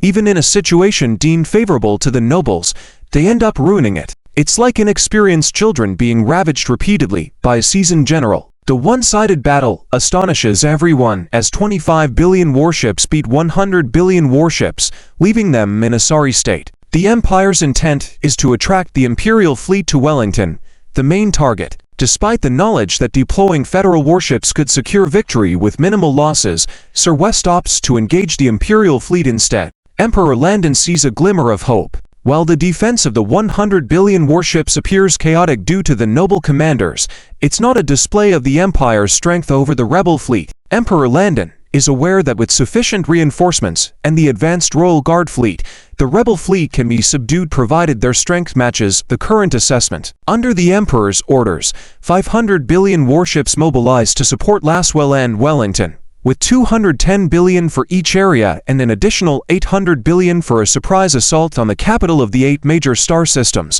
When factoring in the defending forces of Laswell and Wellington, a total of 2 trillion warships, the entirety of the Empire's forces concentrates in Wellington with 700 billion warships mobilized, leaving only 8 Royal Guard fleets and 2 Star System fleets totaling 100 billion warships. This consolidation surpasses Lance's expectations of drawing 70% of the Empire's fleet to Wellington to pave the way for the surprise assault on the capital. As the defending forces retreat into the attack range of the Star Defense Network, Sir West also ceases the chase, positioning dozens of arrays beyond the attack range to confront the regrouping remaining forces, over 700 billion strong. The intense battlefield suddenly falls silent, with each side maintaining their standoff for 3 hours. An influx of fleets through teleportation breaks the stillness, reaching numbers like 5 billion, 10 billion, 30 billion, and eventually totaling 210 billion warships, almost crowding Laswell with Imperial forces. Even better than expected, contact the 2nd Legion. Inquire about the situation with Commander Earl. Any Imperial reinforcements there? Sir West inspects the tactical panel data and is surprised by the arrival of 210 billion warship reinforcements, styles that deviate from usual noble tactics. Sir West had anticipated meeting at least 3 waves of reinforcements to achieve Lance's objectives. Witnessing the Empire deploying 210 billion warships at once surpasses his predictions. The sudden reality of the ample reinforcements renders Sir West's meticulous plans unnecessary. With Thurl's situation awaited, the next move weighs on the young lord to plunge the final blow into the Empire's heart. Sir West, the 2nd Legion reports, 210 billion Imperial warships are supporting at Wellington as well. Very well. Relay the message to the leader. Yes, Sir West. In the void 10 light years from the Wellington galaxy, 100 billion warships stand ready. These warships, distinct from the Empire's style, constitute Lance's assault fleet, led by the Federal warships. Leader, important military information from Laswell and Wellington has returned. In the bridge of the Rose ship, Villith receives reports simultaneously from Laswell and Wellington, rushing to report to Lance. Speak. 3 minutes ago, the Empire's 2 reinforcement fleets arrived at Laswell and Wellington, with each fleet composed of 1 Royal Guard fleet and 20 Star System fleets. Are you saying the Empire dispatched a total of 4,200 warships as reinforcements? Yes, with 4.2 trillion warships deployed, meaning near 1.8 trillion warships remain near the capital. Lance swiftly processes the implications, finding the reduced number of 1 trillion warships near the capital a pleasant surprise. This development signals an easier capture of the capital and, subsequently, ultimate victory. Lance is unaware that only 1 trillion warships remain around the capital, as 800 billion warships have set off through spatial teleportation to the 8 major star systems capitals. Regardless, even if Lance knew, the Empire's mere 100 billion warships pose no threat to the fortified Federal forces in the star systems. Order the fleet to activate hyperspace engines. Destination: the capital, Sasala. Understanding the critical importance of time, Lance wastes no moment before issuing the command decisively. Yes, leader. End of the chapter. Chapter 585 The Battle of Wellington Part 2. The Empire of Lanton, the Imperial City. Inside the Imperial Palace Audience Chamber, Emperor Lanton was looking at the battlefield information from Laswell and Halington. In the tactical images, both rebel forces were constantly retreating, while counterattacking upon the arrival of the Empire's reinforcements. This was exactly as Emperor Lanton had anticipated. After all, each rebel army only had 30 billion warships, while the Empire had nearly 300 billion warships. With almost a tenfold difference in military strength, it would be unbelievable if the rebels did not retreat. Moreover, Emperor Lanton was not afraid of the rebels escaping directly. On the one hand, after the arrival of the reinforcements, the Imperial fleet used leap inhibition devices to prevent the rebels from escaping through leaps. On the other hand, among the reinforcements, there was a Royal Guard fleet. As the most advanced warships of the Empire, in terms of weapon range and warship speed, they were much stronger than the standard Empire warships. Therefore, in a situation where the enemy could not escape via leaps, Emperor Lanton was confident in using the numerical advantage and the powerful Royal Guard fleet to completely eliminate these two rebellious armies. It seemed that everything was just a matter of time. However, was that really the case? There was a saying that intelligence was the cornerstone of all tactics, and if your intelligence was incorrect or lacking, any tactics could possibly fail. Leaving aside the situation in Laswell and Halington, Emperor Lantan was already contemplating how to deal with these incompetent nobles after defeating the rebel armies. A guard rushed into the audience chamber with a slightly panicked expression. "Your Majesty, something terrible has happened." "What's going on?" Seeing the guard's expression, Emperor Lantan felt a sudden twinge of unease, sensing that a major problem had occurred. However, whether in Laswell or Halington, the Empire army currently occupied both locations, and it seemed that the rebels had no chance of turning the tide. So, what could possibly make him feel so unsettled all of a sudden? "Your Majesty, the rebel fleet has used an unknown technology to suddenly breach Sarsara, and the leap inhibition devices had no effect." "What? How was that possible?" Emperor Lantan felt a bit bewildered. He had set up leap inhibition devices ensuring no blind spots within 10 light years, which allowed him to dispatch the majority of the fleet. Yet now he was being told that the leap inhibition devices were ineffective, and the rebels had breached Sarsara directly. "What is the size of the rebel fleet?" "Your Majesty, approximately 10 billion warships." "Bastards! How dare they attack the Imperial City with only 10 billion warships?"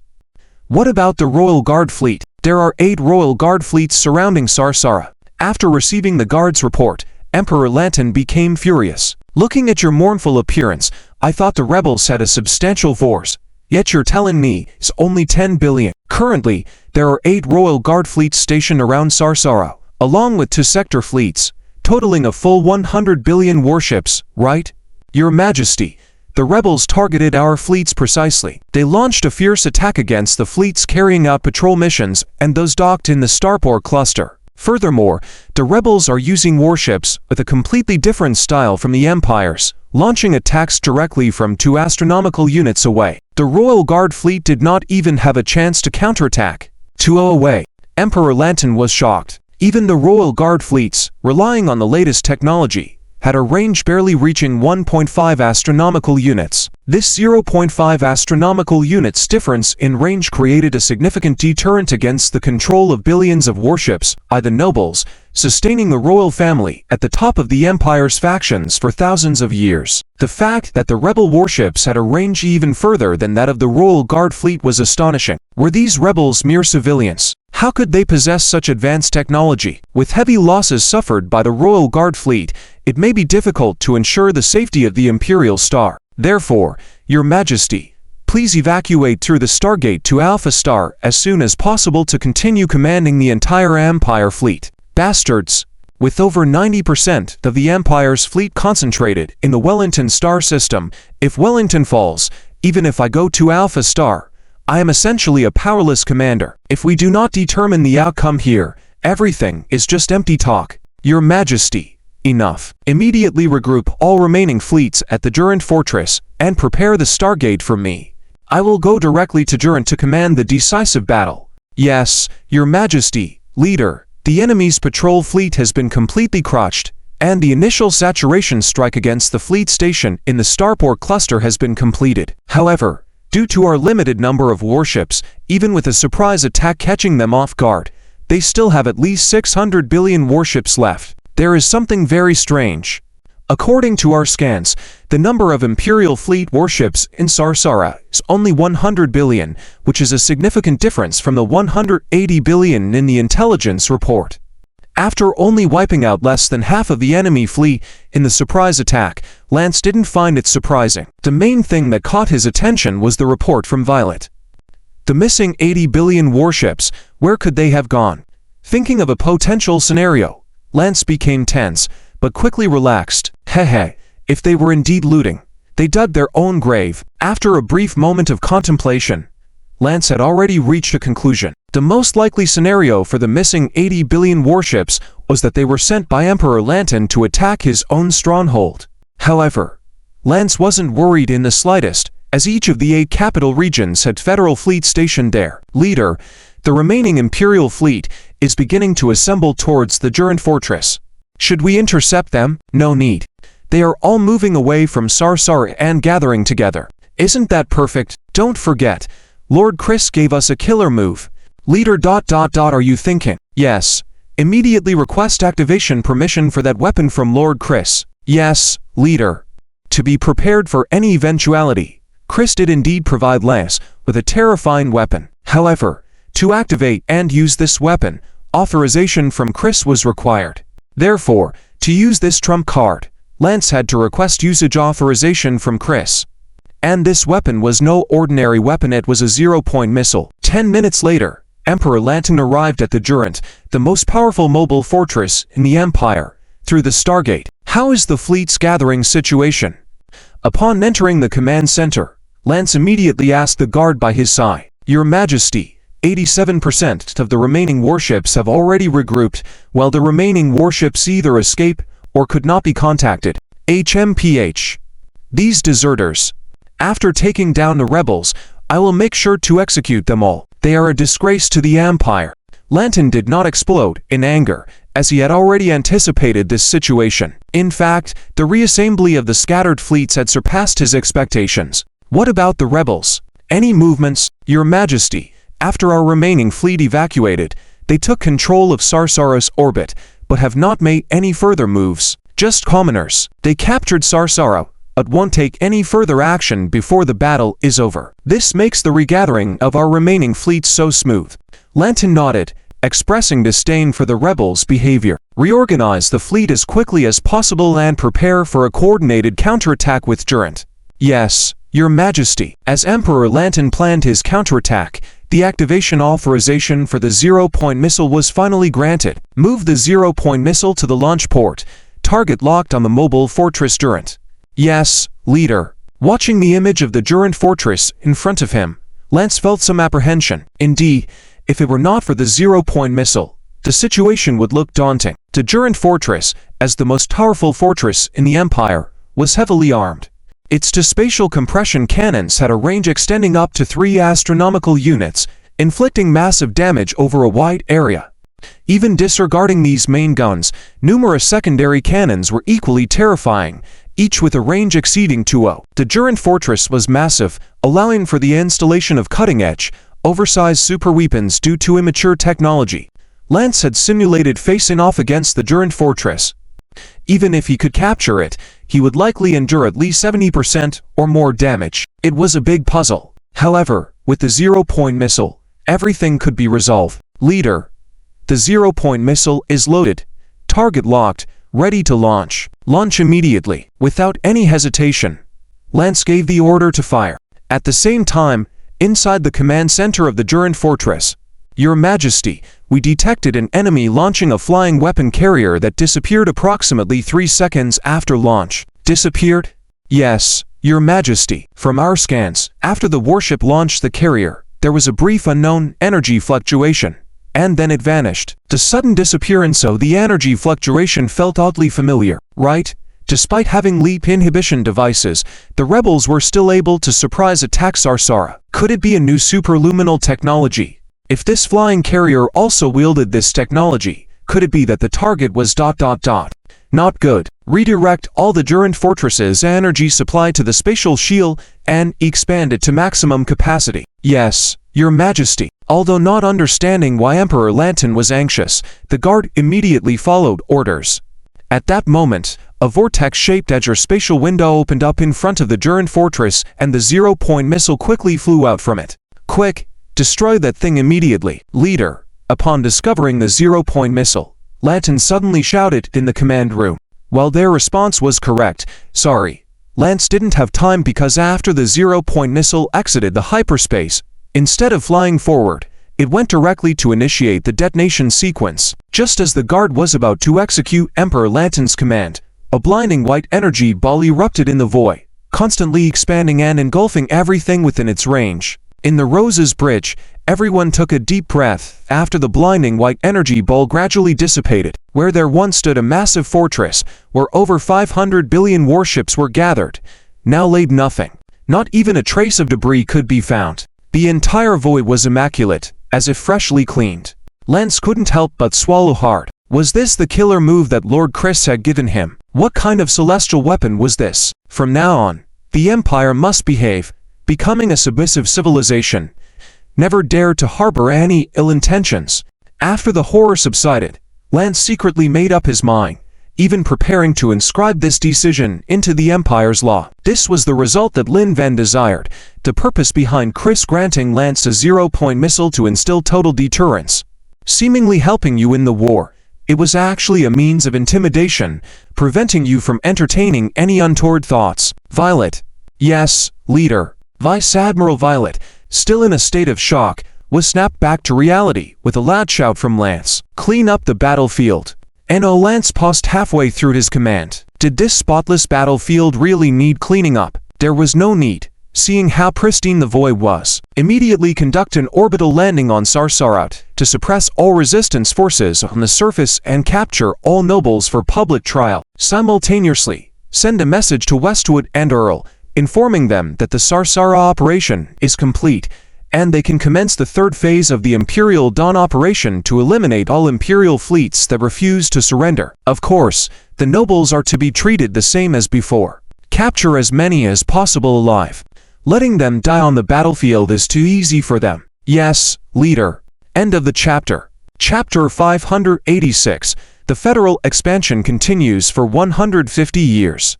The 3-year war had come to an end, and the Empire was reunited, renaming itself the Rose Empire. The newly formed Rose Empire abolished the royal family, the nobility, and all privileged classes, and introduced a new system closely resembling a parliamentary system. Under this system, the entire empire was rapidly recovering. During this recovery process, a new profession suddenly emerged within the empire: the Illo Metal mining official. In simpler terms, it meant that a group of 4 individuals could purchase mining robots and personally mine Illo Metal to sell to the imperial authorities. Why was private mining necessary? This had to do with the uniqueness of the Vistera System Group. As mentioned before, Illo Metal was only found in the Vistera System Group surrounding the Federation.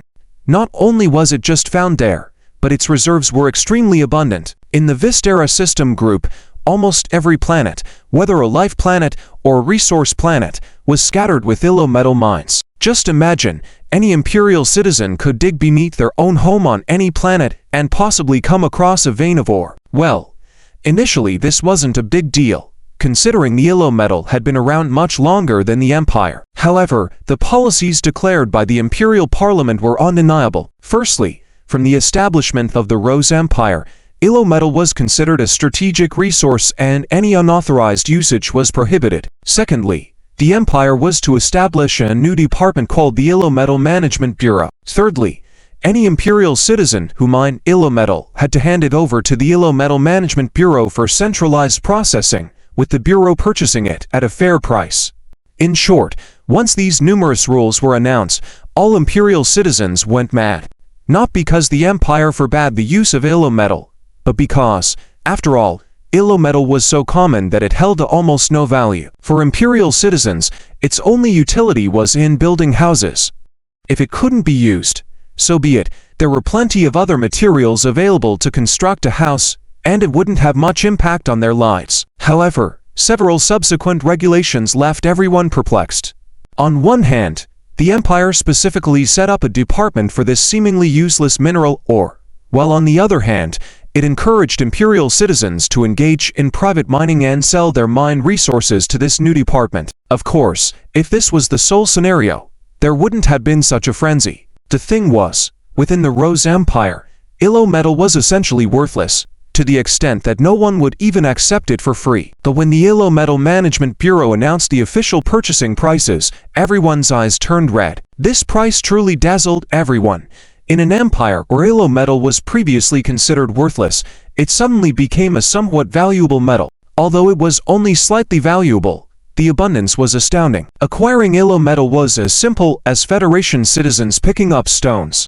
After numerous calculations, it became evident that engaging in Illo Metal mining as a profession would surpass the earnings of most jobs in the Empire. Consequently, the occupation of Illo Metal mining officials instantly gained popularity within the Empire. This development resolved Lancelot's urgent issue. Keep in mind, Lancelot still owed the Federation 200 billion warships, and according to their agreement, this debt had to be repaid using Illo Metal. Moreover, as per the agreement, even though the Federation wouldn't take it for free, the Rose Empire had to annually sell at least 30 trillion standard Illo Metal units to the Federation at the agreed price. Achieving this solely through the efforts of the Imperial Parliament would have been considerably challenging. However, with civilian involvement, the situation became much simpler. Concerning whether continuous purchases would lead to financial difficulties within the Empire, Lancelot didn't seem worried about those issues. Apart from repaying the debts in installments, most of the revenue from mining was traded with the Federation.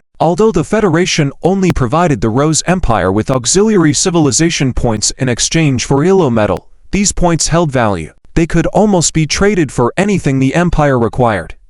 Not to mention that with warships, the Empire could essentially cease expending substantial human and financial resources on constructing warships in the future and directly purchase the Federation's foreign trade warships using points. Isn't this plan appealing? The money saved from this endeavor alone would be sufficient to cover the costs of purchasing Illo metal from citizens each year. Additionally, it could be exchanged for other necessities, all of which could create or save wealth. Unintentionally, the Rose Empire had fallen into the Federation's trap, succumbing to the logic of buying rather than producing. With the Rose Empire now completely stable, and the Federation having a consistent supply of Illo metal, Lancelot turned his focus towards other system groups. Humanity's time was limited. Hence, having secured the Illo metal supply, it was time to fully engage in a unified combat strategy for the Virgo supercluster.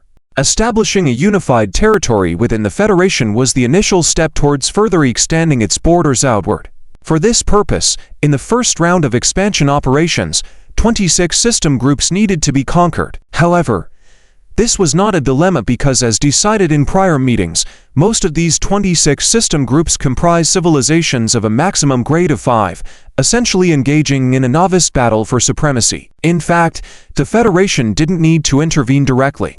They could just send the allied civilizations to handle it. The Federation's goal focused only on the 6 system groups where unification was already achieved and a grade 6 civilization existed. Which one to start with first?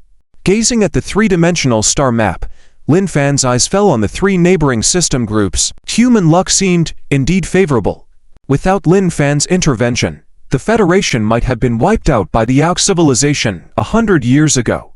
Even if they managed to survive by chance, considering the surrounding 3 system groups already unified with a grade 6 civilization present. Progressing a bit further in super long-distance spatial teleportation technology would render the Milky Way system irretrievable. It was akin to a hell level of difficulty. Totally unreliable, if it weren't for his intervention, this plan wouldn't have stood a chance of success. At that thought, Lin Fan couldn't help but internally critique the Alpha Tech civilization's plan. End of the chapter. Chapter 587. The Federal Army sets out, marking the end of the Federal 150-year history, the Great Magellanic Galaxy. In the void, a large number of fleets have gathered, waiting for the final departure order. For this operation, Lin Fan directly dispatched 70% of the fleets in the Federal core area, which include the first 10th galaxy clusters in the core area, the 101st 105th galaxy clusters, and the first third underworld legions. Compared to the previous mission, it is clear that this time's operation has more highlights. First of all, it is the fleet numbering in 3 digits. It should be noted that the standard size of each galaxy cluster is 10 billion battleships. Even though the Federal development has been rapid, in just a few years, it is not possible for the core area to develop over 100 galaxy clusters. So, what is the situation with the 101st 105th galaxy clusters in the core area? This goes back to the early days when the Angels joined the Federation. At that time, the human population was only in the 100 billion range, while the Angels had several 100 billion people, which was several times more than humans. Therefore, there was controversy surrounding the Angels entering service in the Federal fleet after they joined the Federation. After all, there were too many Angels, and if they were given the same treatment as humans, the Angels would make up more than 90% of the entire Federal interstellar fleet. This was unacceptable to the Federal at that time, even for Linzen, who had married the Angel Queen Bella. From a civilization perspective, regardless of personal feelings, no one could agree on this. Therefore, for a long time, Angels served only in small numbers in the Federal interstellar fleet, mostly in secondary fleets, which were known as the Galaxy's Internal Security Fleet. It wasn't until decades passed and the Angel race completely integrated into the Federation, regarding values and beliefs, that this situation finally began to loosen. It was because of this that the core area started to form fleets with three-digit numbers, the 101st 105th Galaxy clusters, which are 5 federal fleets completely composed of angels. At the same time, this was an experiment for the Federal. As long as there were no problems, many angels would gradually join the frontline fleet in the future, solving the Federal's problem of insufficient personnel due to the population. Similarly, this experiment will also serve as an important reference for the future solutions of the Elf Triad and the Three-Eyed Triad. Speaking of these 5 angel fleets, the commander is well known to everyone, Alfie. As the most famous commander of the angel race, Alfie's command capabilities are unquestionable, but she had to leave the fleet reluctantly due to succeeding the new generation Angel Queen. However, unable to bear the boring life as the Angel Queen, she soon passed the baton to Lin Tia and left. For her, commanding interstellar fleets and engaging in interstellar wars was the life she desired. As for being a queen, she had had enough of it. However, not long after Lin Tia succeeded as the Angel King, he directly sold the entire angel race to the Federation, making them one of the Federation's member states. Afterward, although Alfie joined the Federal Fleet due to the various issues mentioned earlier, she had only commanded the secondary fleets and had not participated in the later Federal Wars until today. When the Federation established the Angel Fleet, Alfie was willing to return to the front line and naturally became the first commander of the Angel Fleet. After discussing these 5 angel fleets, there are the 3 underworld legions. Actually, from the name, one can guess what these 3 legions are. Yes, they are the experimental fleets the Federal built after obtaining a continuous supply of halo metal. Their crew members are all comprised of energy manipulators above sea level, and their warships are all the latest design and constructed underworld-class universal battleships of the Federation. In this campaign, each legion will be combined with 5 galaxy clusters to carry out missions in a galaxy group. Actually, the purpose of sending them out to battle is more about putting them into real combat to assess their performance on the actual battlefield, to decide the future development of the Dark Energy Fleet. If they mess up, the Federal is likely to greatly reduce future budget allocations for the Dark Energy Fleet. It can be said that the burden on these 3 underworld-class legions is not light at all. Not far from the fleet assembly point in space, there is a huge fortress towering in the void, which is the fleet headquarters of the Federal core area. In the command room, Chris and a hologram stand side by side, in front of a huge porthole. "Marshall, can I still go back now?" "No. You need to stay here and oversee the overall situation." "But." "There is no but. Remember, you are the highest commander of the core area fleet." Looking at the fully equipped massive fleet before his eyes, Chris was itching to lead the battle in person, wishing to board the shuttle immediately and take command. But obviously, this idea was rejected by Lin Fan, who was currently communicating with him. In fact, Lin Fan was not wrong. After all, you are the highest commander of the entire Federal core area fleet. What is the point of running to the front lines all the time? Your job is to oversee the big picture. Okay, of course, there was one crucial point that Lin Fan didn't mention. Don't you see that I almost never go to the front line to command now for the sake of the bigger picture? This kind of sin needs someone to bear with you, right? Sigh. Seeing Lin Fan persisting, Chris had to dismiss the thought. He understood these reasons, but it takes time to completely transform his identity. It's like taking a veteran soldier who has fought all his life off the front line one day and making him sit in an office in the rear all day. It takes time to adapt to this role change.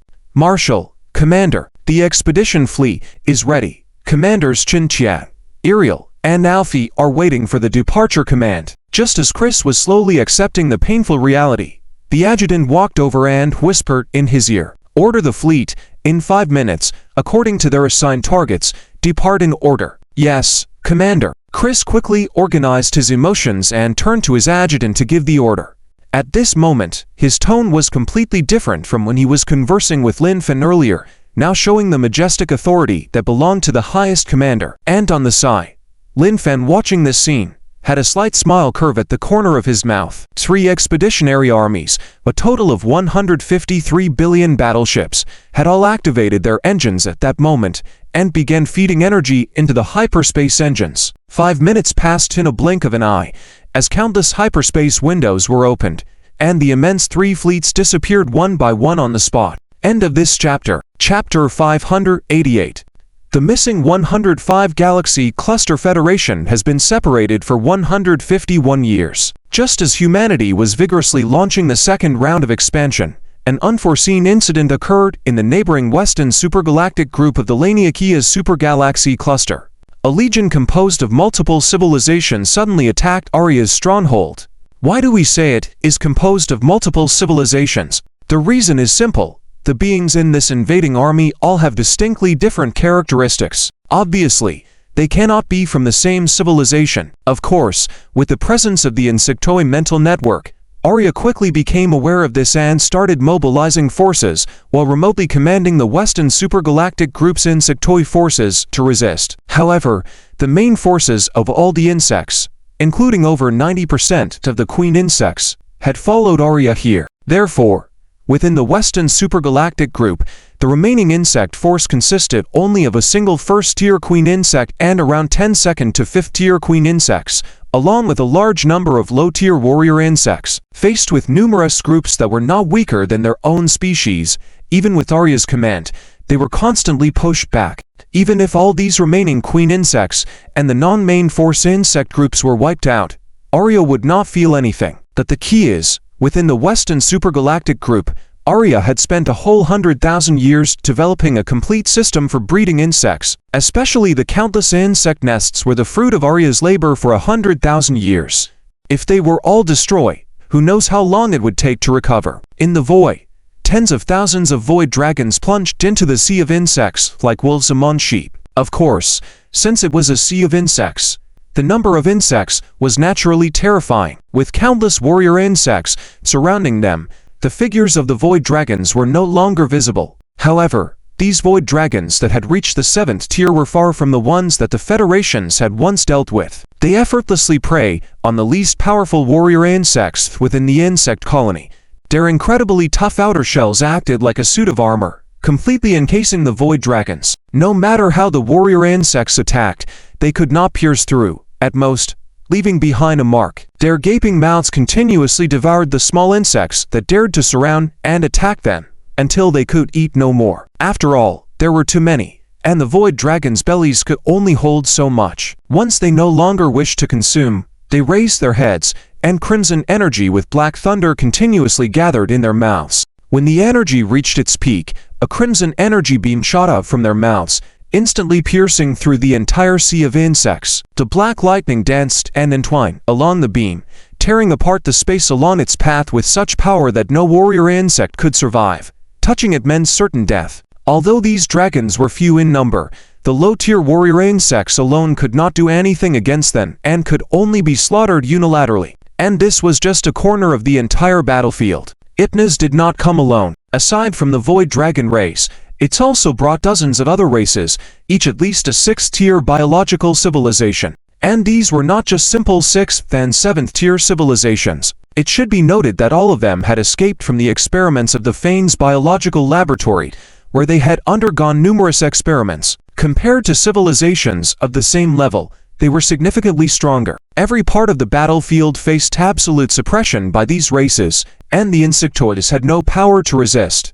In this situation, unless Aria's main force arrived, there was no way to confront them. Although Aria had opened up channels to the Queen Nest level, leading the main tribes to the Cosmic Flow entrance toward the Western Supergalactic Group. However, upon reaching there, they still needed to travel through the Cosmic Flow to return to the Western Supergalactic Group, a process that would take a year. However, Aria clearly did not have a whole year.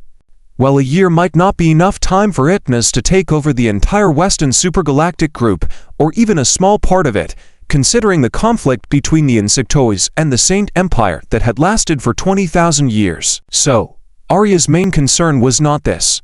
She simply hoped that before her main forces arrived, the invaders would not discover the secret of the Musca constellation hollow. Otherwise, all her efforts over the past 100,000 years would go up in flames. At the same time, while Aria urgently commanded the army towards the Western Supergalactic Group, the Angel fleet heading to the Maxia Galaxy Cluster also encountered trouble. It had been almost a year since they arrived at the Maxia Galaxy Cluster. Initially, everything had gone smoothly. Under Eliphi's command, the 5 Angel Galaxy clusters had swiftly taken control of 38 out of 39 star systems, within the galaxy cluster, forming a siege around the main star system of the United Italo, a sixth-tier civilization. According to Eliphi's estimations, they would completely conquer the Maxia galaxy cluster within a month, marking the end of their first expedition and a triumphant return, concluding the Angel fleet's maiden voyage. However, right at this critical moment, a major issue arose when the Federal fleet claimed the primary attack mission on the United Ditalo and entered the Brixis star system where it was located. They lost contact with the 105th galaxy cluster. Yes, the entire galaxy cluster, all 1 billion warships, went missing. Even the spatial radar couldn't detect their presence, as if they had vanished from the universe in an instant. Inside the flagship RK, chaos reigned as everyone scrambled to locate the 105th galaxy cluster's whereabouts. Eliphi had considered entering the Brixis star system directly to search for them. However, without understanding the cause of the 105th cluster's disappearance, she dared not dispatch her fleet without further investigation. Inside the command bridge, Eliphi sat in front of the tactical command station, brows furrow. If they failed to find the 105th galaxy cluster or understand the reason for its disappearance, she would have to report the matter to the Interstellar Fleet headquarters and seek assistance. However, once she did that, it would mean the comprehensive failure of the Angel fleet's first expedition, something Eliphi wished to avoid at all costs. After all, it had taken nearly a century for the Angel fleet to be established after merging with the Federation and securing the opportunity for a solo expedition. A failed mission would deal a severe blow to the Angel series within the Federation fleet. "Commander Eliphi, we have found them." At that moment, Bernice's excited voice resounded within the command bridge. End of chapter. Chapter 589. Mobilizing Lee Lizzie. By Nisai, previously under the command of Elphi during the era of the Federal Empire of Io, and after inheriting the throne in the Angel City upon Elphi's return, she took over control as the highest commander of the Federal Fleet. Nowadays, she also serves in the Federal Interstellar Fleet and participates in this expedition as the deputy commander of the Angel Fleet. Her loud shout immediately attracted the attention of everyone on the bridge, especially Elphi. Finally, a discovery was made. Whether good or bad, at least there was a discovery. What did you discover? Elphi stood up from her seat, hands on the tactical control console, and asked somewhat anxiously. "Commander Elphi, our communications unit received a section of incomprehensible content earlier. At first, because the content was meaningless, we didn't pay much attention. However, we later found that the communication was still being sent, without any intention to stop, but the content remained meaningless until Angela made a bold attempt. Angela, the angel rescued by Lin Fan's fleet from the Empire of Oaks when humans and angels first made contact. Commander Catherine's sister. She now serves as the head of the communications unit on the Archive. Upon receiving by Nisai's orders, she immediately began to operate. Shortly after, a communication was played on the bridge, an audio communication. ZZ. This is the 105th CZ Galaxy Cluster ZZZZ. What is this? Elphi was excited to hear this fragment of communication, but also very puzzled. Because the entire communication was just one sentence, what about the rest of the content? So, seeing Elphi's puzzled expression, by Nisai explained, initially, this was just a meaningless communication, not like the current content. However, Angela has been very interested in this continually sent communication and has been trying to analyze it. Finally, in one of her bold attempts, she played back the entire day's worth of communication we received at a much faster speed. Elphi widened her eyes, full of disbelief. If she understood correctly, by Nisai meant that after accelerating the audio communication that lasted a whole day by tens of thousands of times, it finally returned to its original form. Just now, the content she heard didn't last more than 3 seconds, so that's over 20,000 times faster. What on earth has happened in the 105 Galaxy Cluster? Commander Elphi, I have a guess. May I speak? Just as Elphi looked bewildered, Angela spoke up and immediately caught the attention of the entire bridge. No matter if it's correct, having ideas at this time is a good thing. Angela, go ahead. Yes, Commander Elphi. Encouraged by Elphi, Angela no longer hesitated and spoke immediately. Here's the thing, I once read a federal work on time technology, which explained the concept of time bubbles. The current situation in the 105 Galaxy Cluster seems to match this description. Therefore, I boldly guess that the 105 galaxy cluster is likely trapped in a time bubble. Whether natural or artificial remains unknown. Time bubble was a professional term Alfie had never heard of. Although she often kept up with the latest federal technology, she wasn't like Angela, always delving into futuristic technological speculations. She quickly pulled up a virtual interface on her personal terminal and searched for time bubble. She found plenty of information about time bubbles, including a paper published by Lee Lizzie 2 years ago, describing time bubbles. After quickly browsing the content, Alfie finally understood what Angela meant by time bubble: time dilation, time contraction. Judging by the current situation of the 105 fleet, it was apparently trapped in a time bubble characterized by time contraction. According to the acceleration rate used to restore the communication from earlier, the contraction effect within this time bubble had reached a staggering 30,000 times. In other words, while they had been searching the 105 galaxy cluster diligently for a whole day, for the galaxy cluster itself, less than 3 seconds had passed.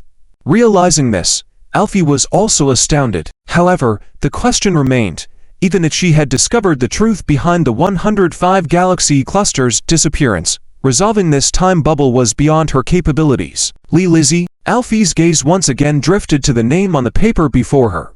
She had made a decision. Immediately connect me to the headquarters of the Interstellar Fleet, Marshal Lin Fan's communication. Yes, Commander Alfie. Mel's Galaxy Cluster Group, Federal Interstellar Fleet Headquarters.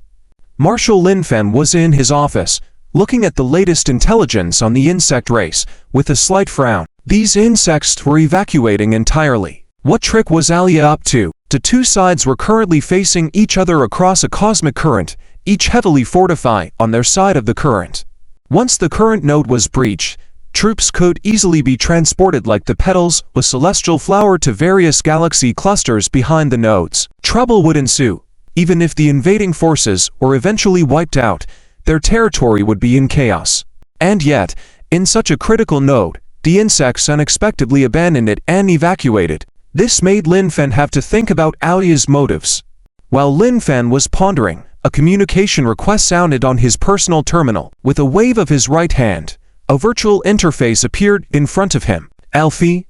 Isn't she commanding the fleet in the Macacia Galaxy Cluster for the Conquest mission? Wasn't the latest report saying they've taken all the star systems except for the Italo Union Mother Star System, preparing for the final battle to take over the entire Galaxy Cluster? Calculating the time, the operation should have been going on for a day now. Are they really about to finish it in a day? While thinking, Lin Fan connected the call. Soon, with the connection made, Alfie's beautiful figure was projected in front of Lin Fan. Alfie, why did you urgently contact me on the emergency line? Marshal Lin Fan, I request to mobilize Lee Lizzie to join my fleet in the Macacia Galaxy Cluster. Alfie was direct, stating her purpose right away. However, upon hearing Alfie's request for Lin Fan, his expression turned serious. Not because he was dissatisfied with Alfie's request, but because Alfie was requesting to mobilize Lee Lizzie, one of the Federal's 3 strategic-level scientists. It's easy to imagine the kind of trouble the Angel fleet must have run into within the Macacia Galaxy Cluster. Tell me, what happened? End of chapter. Chapter 590. Italo Union, the remnants of an advanced civilization. It's just a mid-level 6-tier technological civilization. But to take over the core area of its civilization, the Bracket Galaxy, is not an easy task. At least not for a 7-tier civilization. This is not to say that the technology of the Italo Union is very powerful. In fact, their technology is on par with the Rose Empire, and far below the Federal civilization that has already reached the 7-tier level. However, Alfie fell into the hands of such a 6-tier civilization. And the reason lies in the fact that the Italo Union discovered an ancient civilization site within the Bracket Galaxy thousands of years ago. Moreover, it was an 8th-tier civilization's laboratory on time technology. The capital star of the Union, Otis. Inside the highest council, the chairman and more than 30 councilors gathered, their faces not looking good. Less than a year. They have already lost more than 90% of their territories, 39 entire galaxies, leaving only the Bracket Galaxy. If it wasn't for that thing there, perhaps they would all be prisoners of war by now. In the tens of thousands of years of the establishment of the Italo Union, when have they encountered such a crisis? But fortunately, they discovered that relic thousands of years ago, And after grasping the initial usage of the device, they are not without resistance. At least within the Breakit Galaxy, the other side cannot penetrate. Chairman, this cannot continue like this. That's right, even if we can rely on the holy artifact to defend the Breakit Galaxy, as long as the other party completely traps us here, all of our development will stagnate. Can we try to talk to the other party? ...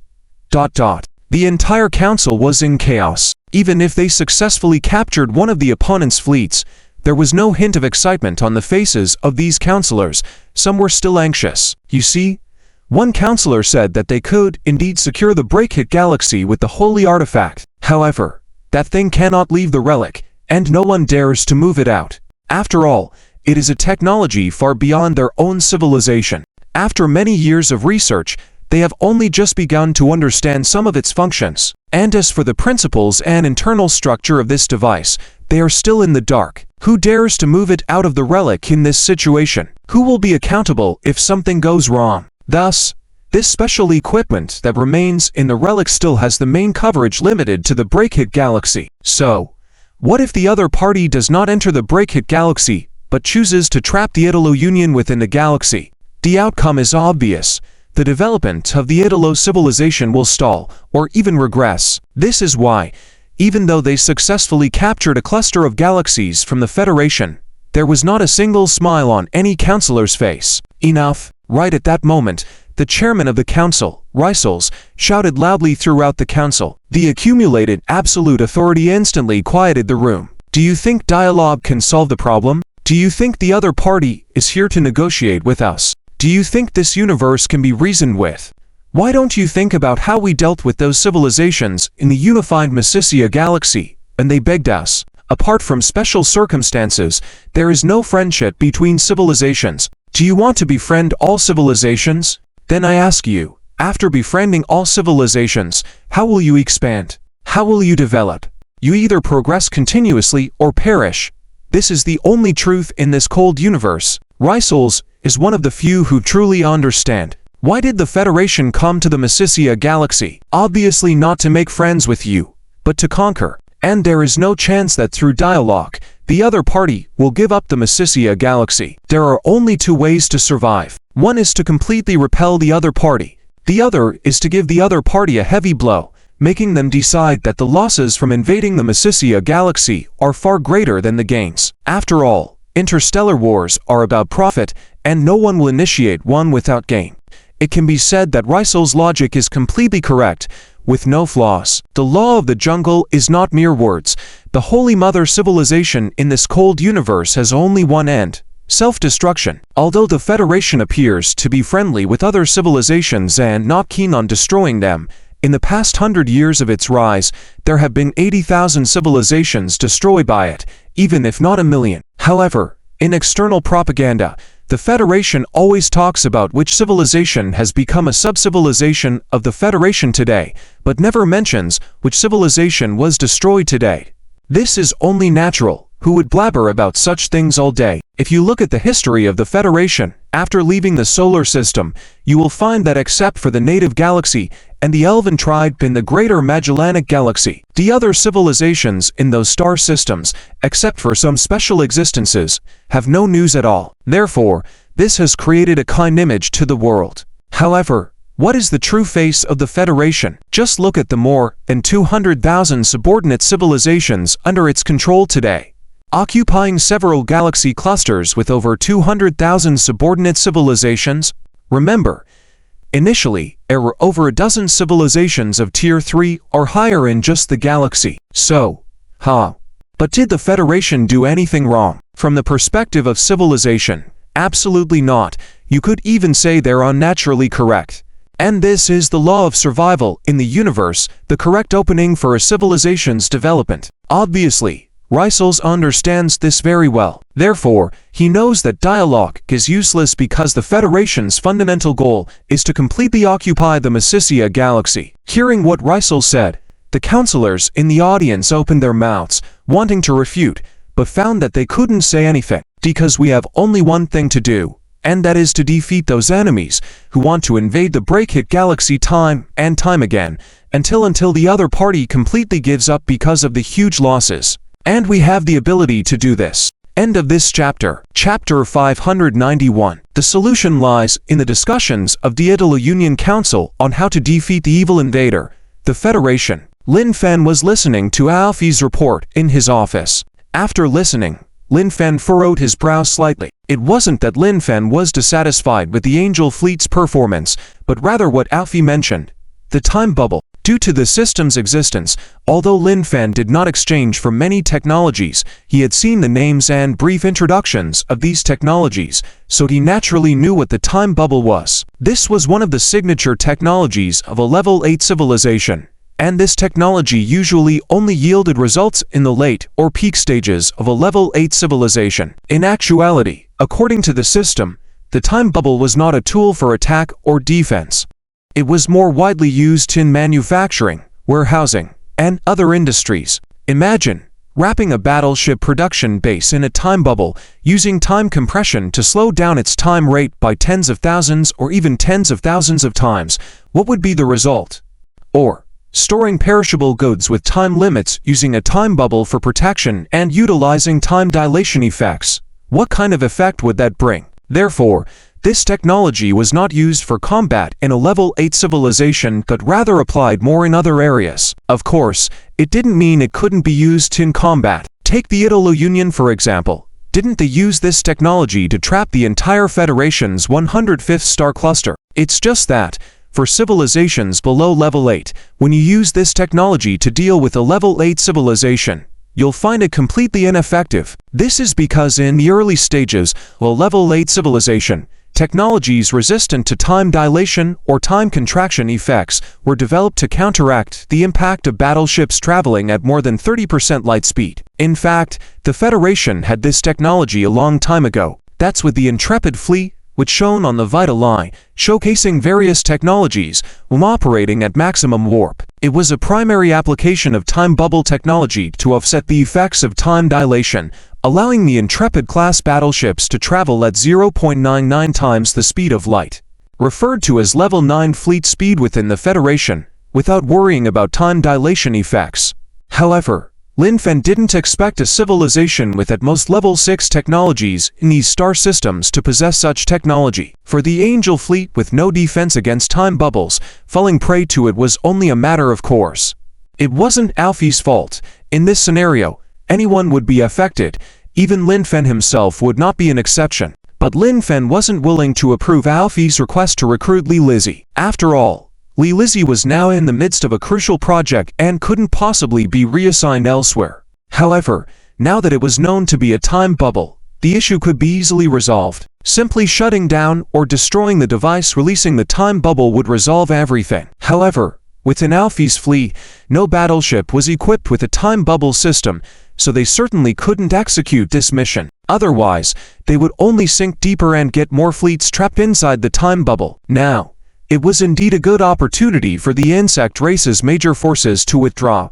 Regardless of what prompted their withdrawal, at least this allowed the Intrepid fleet to relax its high alert stance. They could transfer their main defensive responsibilities to conventional fleets. As a result, the entire Intrepid fleet could free up resources, dispatch some ships to the Maxia star cluster to support Alfie, and assist in solving this time crisis. Of course, freeing up resources for respite didn't mean the Intrepid fleet could completely withdraw from the cosmic current nodal defense lines. After all, who knew if Arya was planning something tricky? However, transferring a legion to provide support shouldn't pose a problem. I understand the situation, but Li Lizzie is currently involved in a critical project at a pivotal moment, and she cannot and will not leave. But Marshal, just as Alfie was about to speak anxiously, Lin Fen raised his right hand to interrupt her. Don't worry. Now that we know it's a time bubble issue, we can resolve it. I'll deploy a star system level legion from the Intrepid fleet to you. It will be temporarily under your command. Alfie was momentarily stunned. The Intrepid fleet? She had heard of this fleet. It was rumored to be the invincible fleet serving as the Federation's trump card, shining brightly in battle against the insect race. However, she didn't know any specifics beyond that. It wasn't her fault. After all, the Intrepid fleet itself was the highest confidential asset of the Federation, and during the Vita Line incident, Alfie was serving in the second-line patrol fleet, and didn't have the qualifications to participate in those core meetings. Therefore, it was entirely conceivable that she was unaware of the actual situation regarding the Intrepid fleet. The Intrepid fleet is the most elite fleet in our interstellar fleet and is only deployed under exceptional circumstances. The key is that every battleship of the Intrepid fleet is equipped with devices that counteract time effects, essentially neutralizing time bubbles. To resolve the current situation trapping the 105th star cluster, you only need to locate the source device and then shut it down or destroy it. With the Intrepid fleet at your disposal, I believe your capabilities should have no problem, right? A moment later, Alfie was a bit dumbfounded. Devices that counteract time effects, able to resist time dilation or contraction effects and nullify time bubbles. Had Federation's technology reached this level? Alfie hadn't anticipated that what seemed like a complicated and unsolvable scenario to her had turned into a trivial matter in Lin Fan's hands, something that could be resolved effortlessly. Answer me. Seeing Alfie standing there with a somewhat shocked expression, Lin Fan shouted a bit impatiently. Yes, Marshal, I guarantee the mission completion. Reawakened by Lin Fan's words, Alfie promptly saluted loudly following federal military protocol. As the communication ended, Lin Fan refocused his attention on the insect race's intelligence. With the Intrepid fleet assisting Alfie, the situation there should be under control. However, the real headache for Lin Fan was the situation with the insect race. Looks like it's necessary to dispatch a small-scale fleet deep into insect territory to discern the truth. After pondering for a moment, Lin Fan couldn't help but mutter to himself softly. End of this chapter. Chapter 590. To return to Blyshit again should be Chapter 588, labeled wrongly. 7 days later, a Legion-class fleet arrived 17 light-years away from the Blyshit galaxy, where it met with Alfie's fleet. This was Alfie's first time seeing the Dreadnought-class fleet, and like many others, she expressed shock at the size of their warships. It should be noted that the Federal main battleships did not yet utilize technologies like space storage, so Alfie's confusion at the sight of these warships, which were only the size of former destroyers, was completely understandable. After all, whether it was the hyperspace engines or other spatial weaponry, each one was considerably large in size. And with such small warships, there simply wasn't space to install these things. Commander Alfie, Commander Lin Kedin of the 2nd Fleet of the Dreadnought Fleet is here to report, came the communication. Alfie's eyes flashed with surprise. She hadn't expected that the one leading the Dreadnought Fleet to support them would be Lin Fan's daughter. No wonder Lin Kedin seemed to have disappeared after the surprise attack on the 3 giants in the galaxy. She had not retired but had gone to the highest level of secrecy with the Dreadnought Fleet. Alfie nodded slightly. Hello, Commander Lin Kedin. Thank you very much for coming to support us. Of course, Commander Alfie. Do you have a specific battle plan? When speaking in front of outsiders, Lin Kedin still appeared quite normal, unlike her usual self in front of Lin Tia, where she wouldn't even call out her usual slang. If Lin Tia saw her like this, he would surely sneer and call her hypocritical. I already have a battle plan here. The Dreadnought Fleet will enter the Blyshit galaxy alone first, search for and shut down the Aetalo Alliance's time bubble device. After you complete this step, the rest of the troops will launch a final siege on the Blyshit galaxy from all directions. It was a simple and direct battle plan. In reality, for Alfie, dealing with the Aetalo Alliance was not difficult. The only problem rested with the time bubble. The Dreadnought Fleet led by Lin Kedin was specifically there to handle this challenge. Therefore, there was no need to formulate overly complicated battle plans. As long as Lin Kedin could solve the problem with the time bubble, the rest of the troops would proceed with the planned overall attack. I understand. Should I depart now? Commander Lin, don't you need some rest?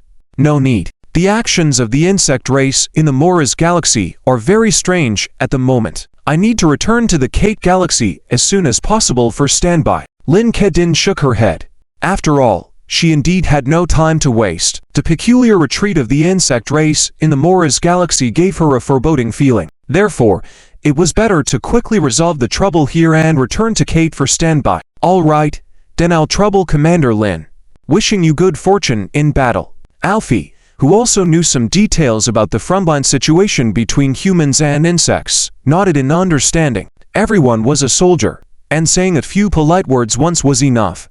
There was no need to repeat them. After a salute to Alfie, the communication ended, and 3 minutes later, Lin Kexin's fleet had set off once again. The capital of the Union, Otis. Inside the Supreme Council, the strategy meeting against the federal invasion had been going on for a full 7 days. However, they had still not been able to come to a unanimous decision. Chairman Weathers's mood was simply abysmal. In a situation where civilization faced destruction, these legislators were still considering their own interests, with nearly half of them even advocating surrendering. Should he detain them all for the future of civilization and make a decisive move? Looking at the faces below, Weathers couldn't help but think like this, and he even felt an urge. Chairman, the latest battle report.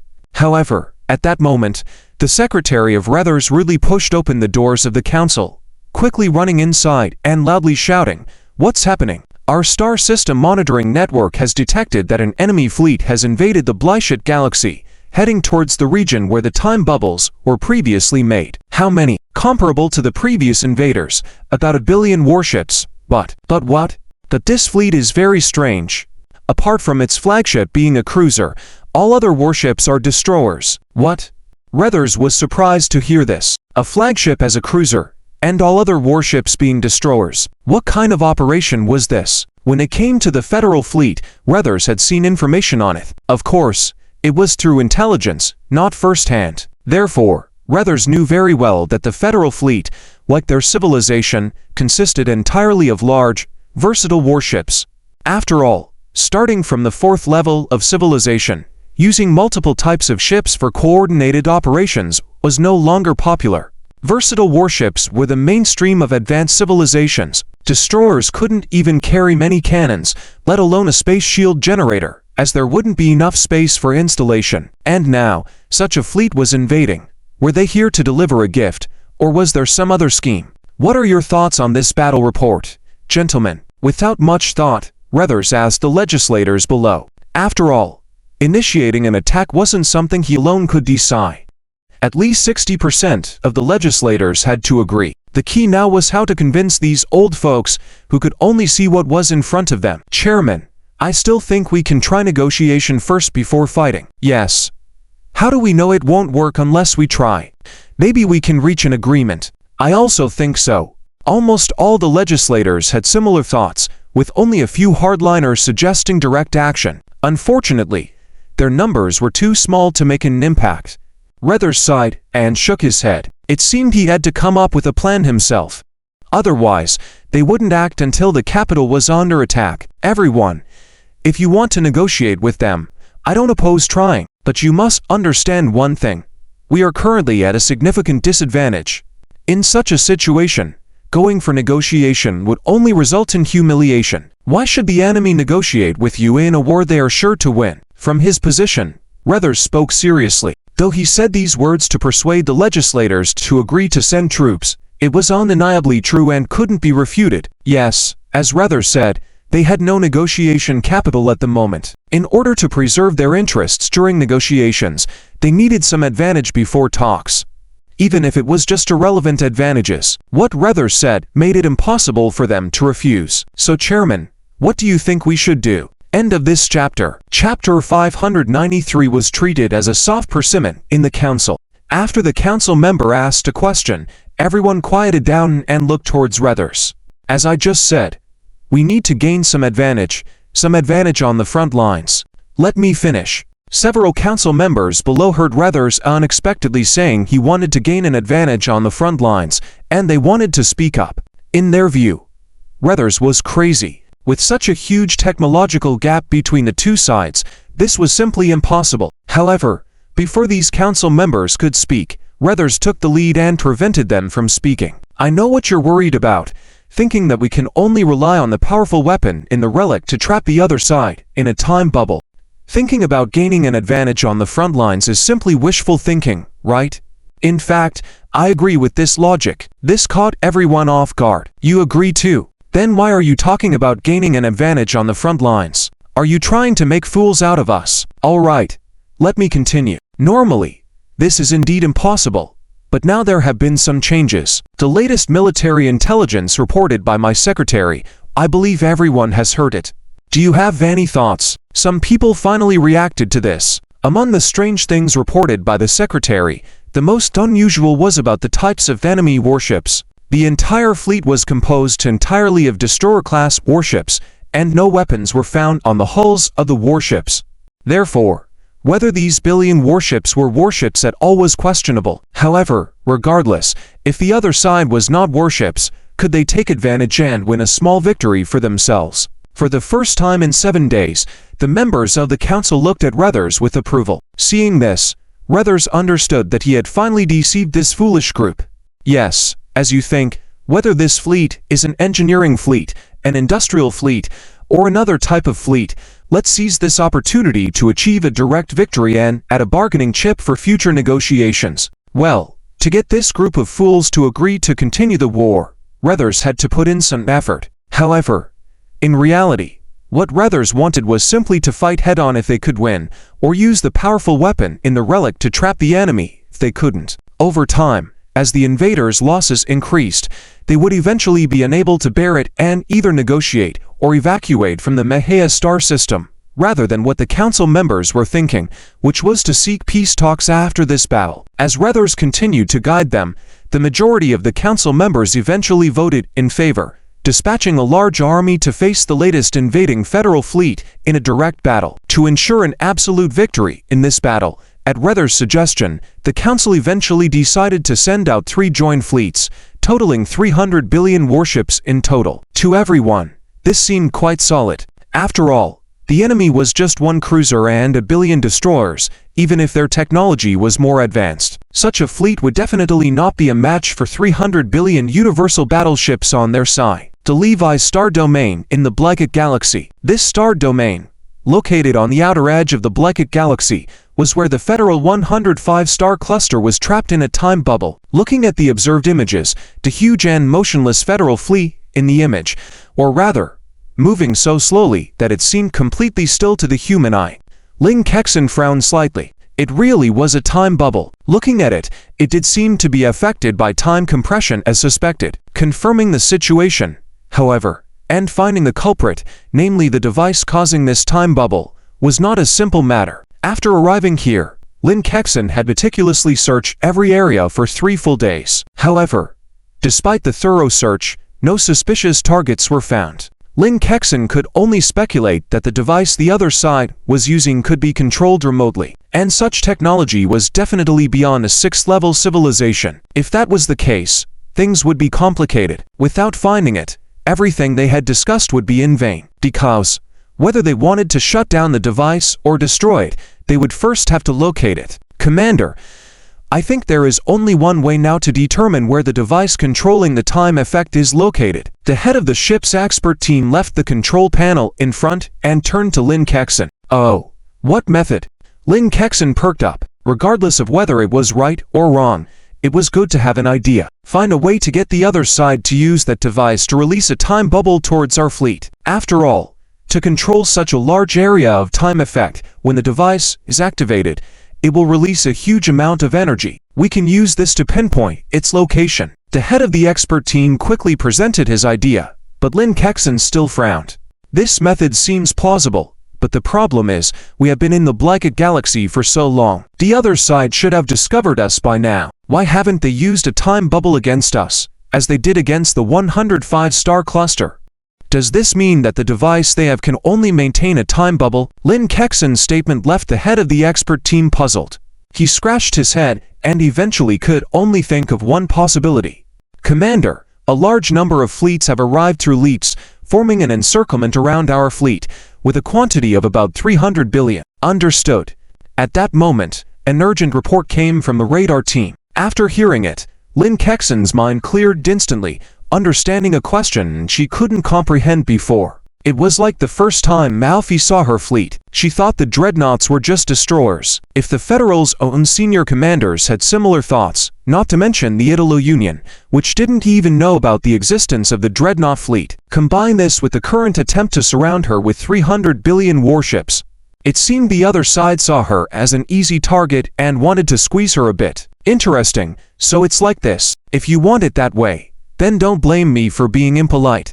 Lin Kexin's catchphrase once again leapt from her mouth. She now had a plan. Simple. Direct hit. Hit them, until they couldn't take care of themselves and have to play their trump card. End of chapter. Chapter 590. For the Battle of Levi's, a total of 300 billion sixth-level civilization battleships broke into the Levi's starfield from 3 different directions simultaneously. As the commander of this expedition fleet, General Satchel was not as confident as the council members. Are you serious about the investigation, logistics, or scientific research fleets? Is your scientific research survey fleet a whole billion battleships? Is your logistics fleet using such small battleships? Your scientific research fleet is even more absurd. Setting aside the number, just looking at the design, it's obviously a combat type, right? Satchel did raise objections, even suggesting that this might be an enemy's combat fleet. However, the council members countered, "Are your battleships this size?" Well, Satchel couldn't argue with that. After all, the Italo Union is only a 6th-level civilization, and they haven't even left their own galaxy, let alone contacted higher civilizations. How could they know that after the development of space technology to the extreme, they could still play like this? Therefore, despite his lingering unease, Satchel had to lead the 3 joint fleets according to the council's orders. Is Ricers really so stupid? The problems that Satchel could see, wouldn't he see them too? It was apparent that it wasn't the case. These issues were already discovered by Ricers at the beginning.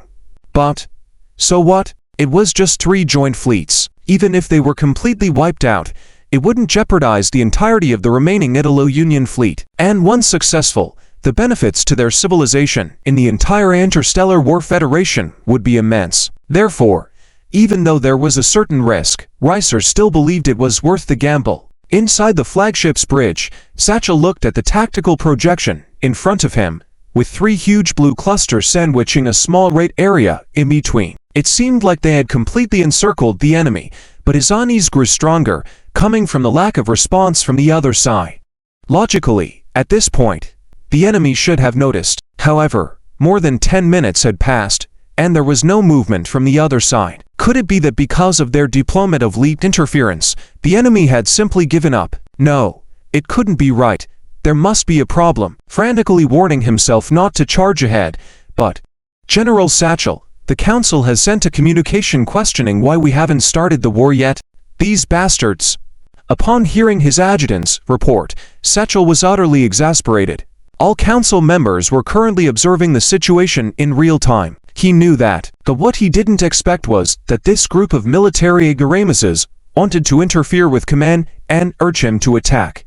Sooner or later, they would end up causing his downfall. However, with the arrow already knocked, there was no choice but to release it. He couldn't just tell those idiots that he felt uneasy, so he decided to abandon the operation, right? If he did that, they might immediately get rid of him and replace him with a more obedient commander to lead the operation. With him around, if any problems arose, perhaps a part could still be salvaged. If it were replaced with one of the council's lackeys, once something went wrong, all 3 joint fleets would be lost. Order the 7th Joint Fleet to begin the attack, the 12th and 13th Joint Fleets to move forward, pushing into a range of 20 to apply sufficient pressure to the enemy. Yes, General. Satchel didn't immediately push all 3 fleets forward but prepared to use one joint fleet as a probe first. Regardless of the results of the probe, the remaining 2 fleets could provide the most favorable support. The distance of 2 astronomical units was based on data accumulated over the past year by the Italo Union from numerous battles with the Elfi fleet, representing the maximum firing range of the enemy battleships. This approach would work fine if the opponent was still the Elfi's Angel fleet. However, the opponent was the Fearless fleet this time. At the same time, inside the council, chaos erupted upon receiving Satchel's orders. What was going on? Why were the 3 joint fleets so timid when facing merely a billion destroyers on the enemy's side? The purpose of this battle was to intimidate the invaders, to show that we still possess a significant fighting force, thereby gaining some leverage in future negotiations. But with such tactics, weren't you completely contradicting our objectives? The dissatisfaction towards Satchel filled the council, with many calling for his immediate removal. Only the council head Ricers remained silent. The truth was, Ricers understood Satchel's concerns and his current strategy. However, in this entire council, he was the only one who truly understood. If all members demanded Satchel's removal, he had no choice. Quiet. Inside the council, Ricers' authoritative voice rang out.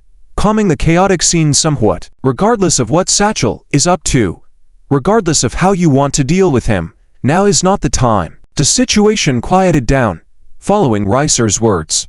Even though this group might be fools in other aspects, they understood the taboo of changing commanders before the battle.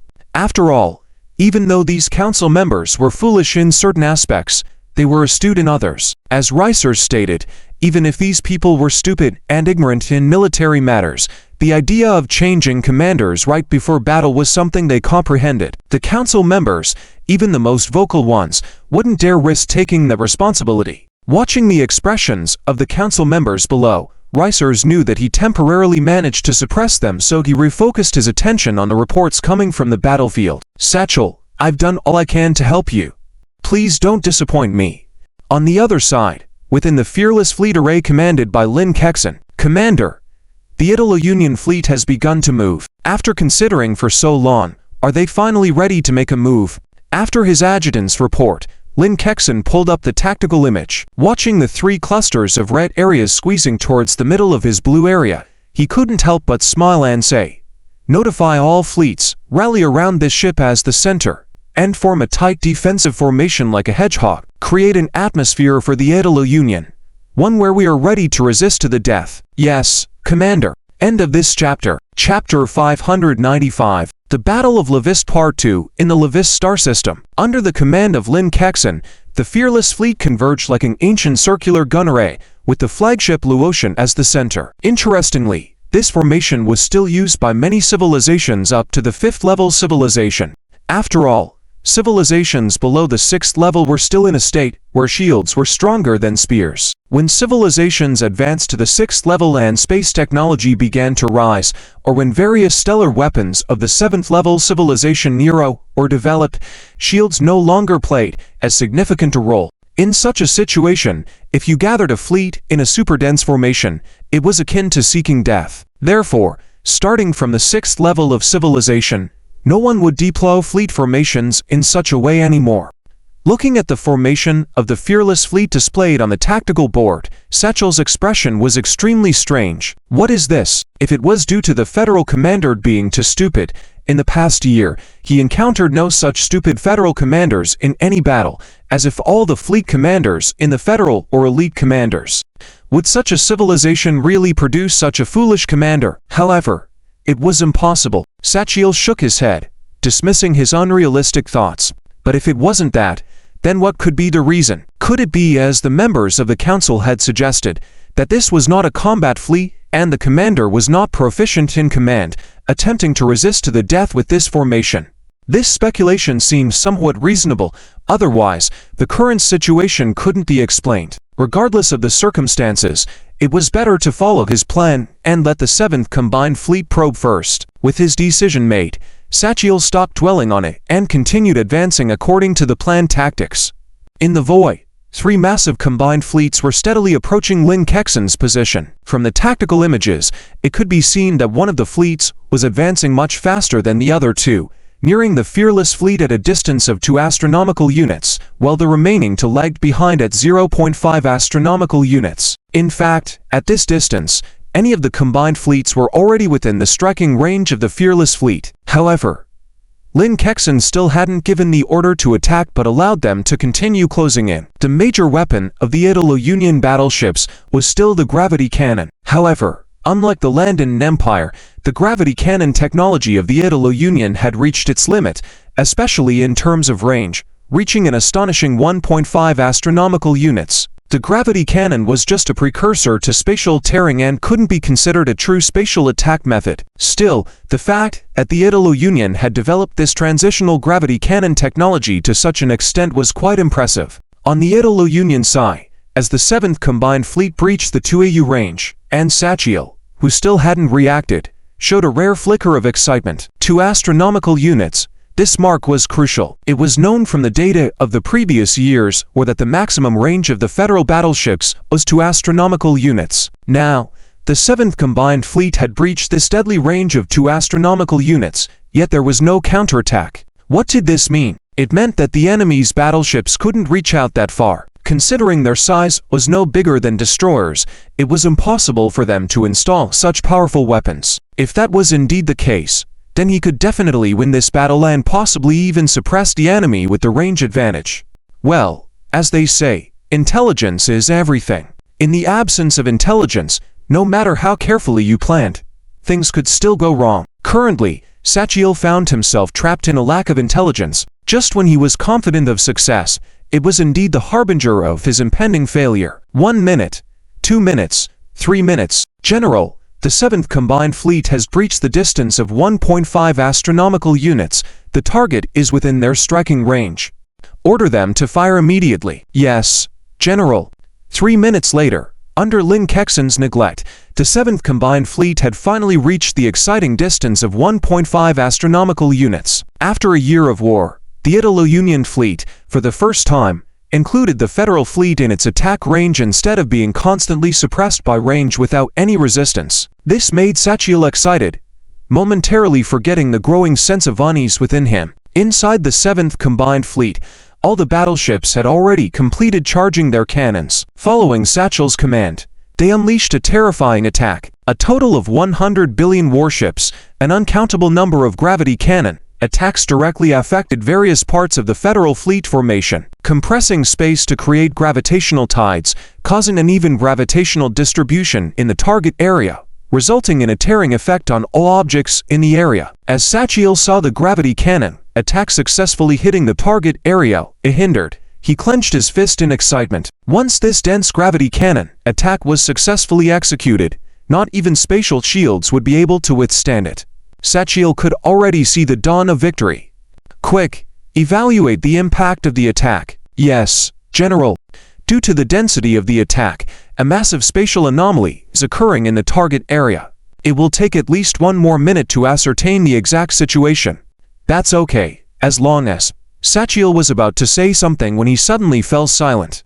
His peripheral vision glanced at the tactical bore, where the blue representing the 7th Fleet was rapidly diminishing, already reduced by at least 10%. And what did this mean? It meant that if it wasn't an equipment malfunction, then at least 10% of the 7th Combined Fleet's warships had been destroyed in an instant. Could this strange fleet actually be a decoy, while the real Federal Fleet hid somewhere and now launched a fatal blow against them? Quick, find the source of the attack and report the losses of the 7th Combined Fleet at the same time. Yes, General. Sachiel stared intently at the tactical board. The blue area representing the 7th Combined Fleet didn't stop diminishing.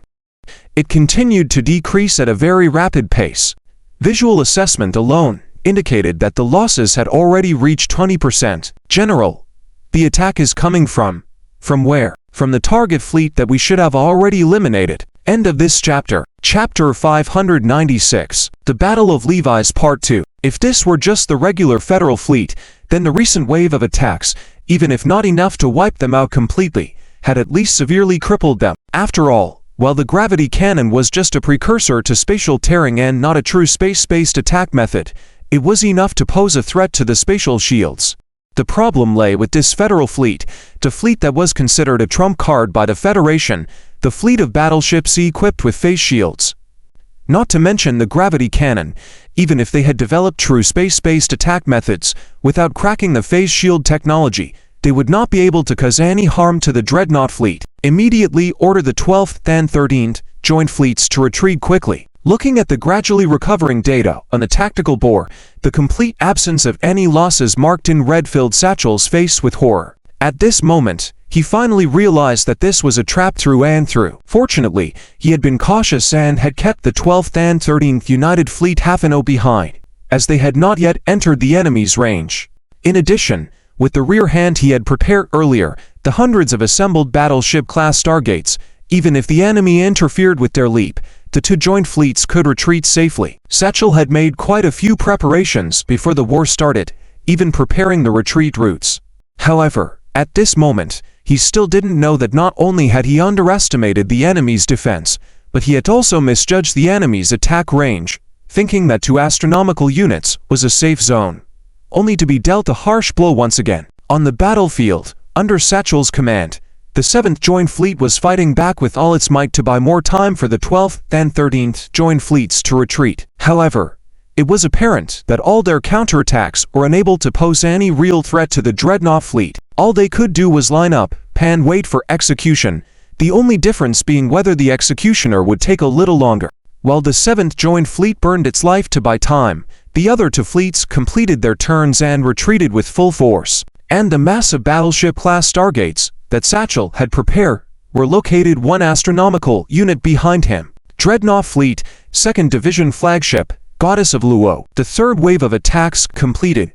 Current enemy fleet annihilation rate 39%. Targets 2 and 3 have begun withdrawal, expected to leave our attack range in 7 minutes. Detection of a large number of Stargates activating 3 AU away. Split between the withdrawal routes of targets 2 and 3. Inside the bridge, the command team was constantly reporting the latest developments in the battle. Based on this information, Lin Kedin focused on the 2 newly marked areas on the tactical board. Stargates. Speaking of which, the other side is quite cautious, not only being careful in their attacks, but even preparing their retreat routes so meticulously, but trying to escape in front of me. Seriously, a trace of disdain flashed across Lin Keshin's face. Since the meat was already at her mouth, how could she let them slip away? However, Lin Kedin wasn't planning to act just yet. She planned to deliver a final blow to the enemy when they arrived at the Stargates and thought they were about to escape, plunging them into despair. Lin Keshin's taste for cruelty was starting to resemble Sophia's more and more. Continue to target 1 and ignore targets 2 and 3 for now.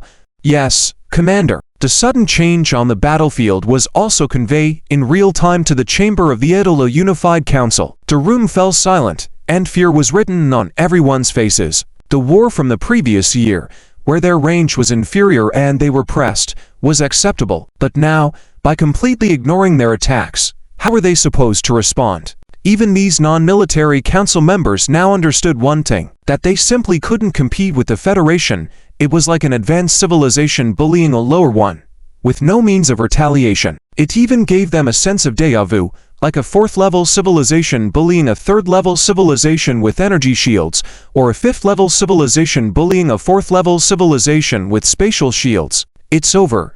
Completely over. If we can't even break through their defense, how are we going to fight? We better find a way to negotiate with them as soon as possible. Agreed, even if it means ceding territory and paying reparations, as long as we can preserve our civilization. Agreed. Agreed. Inside the council, there was chaos. Shut up. We're not at the end of the road yet.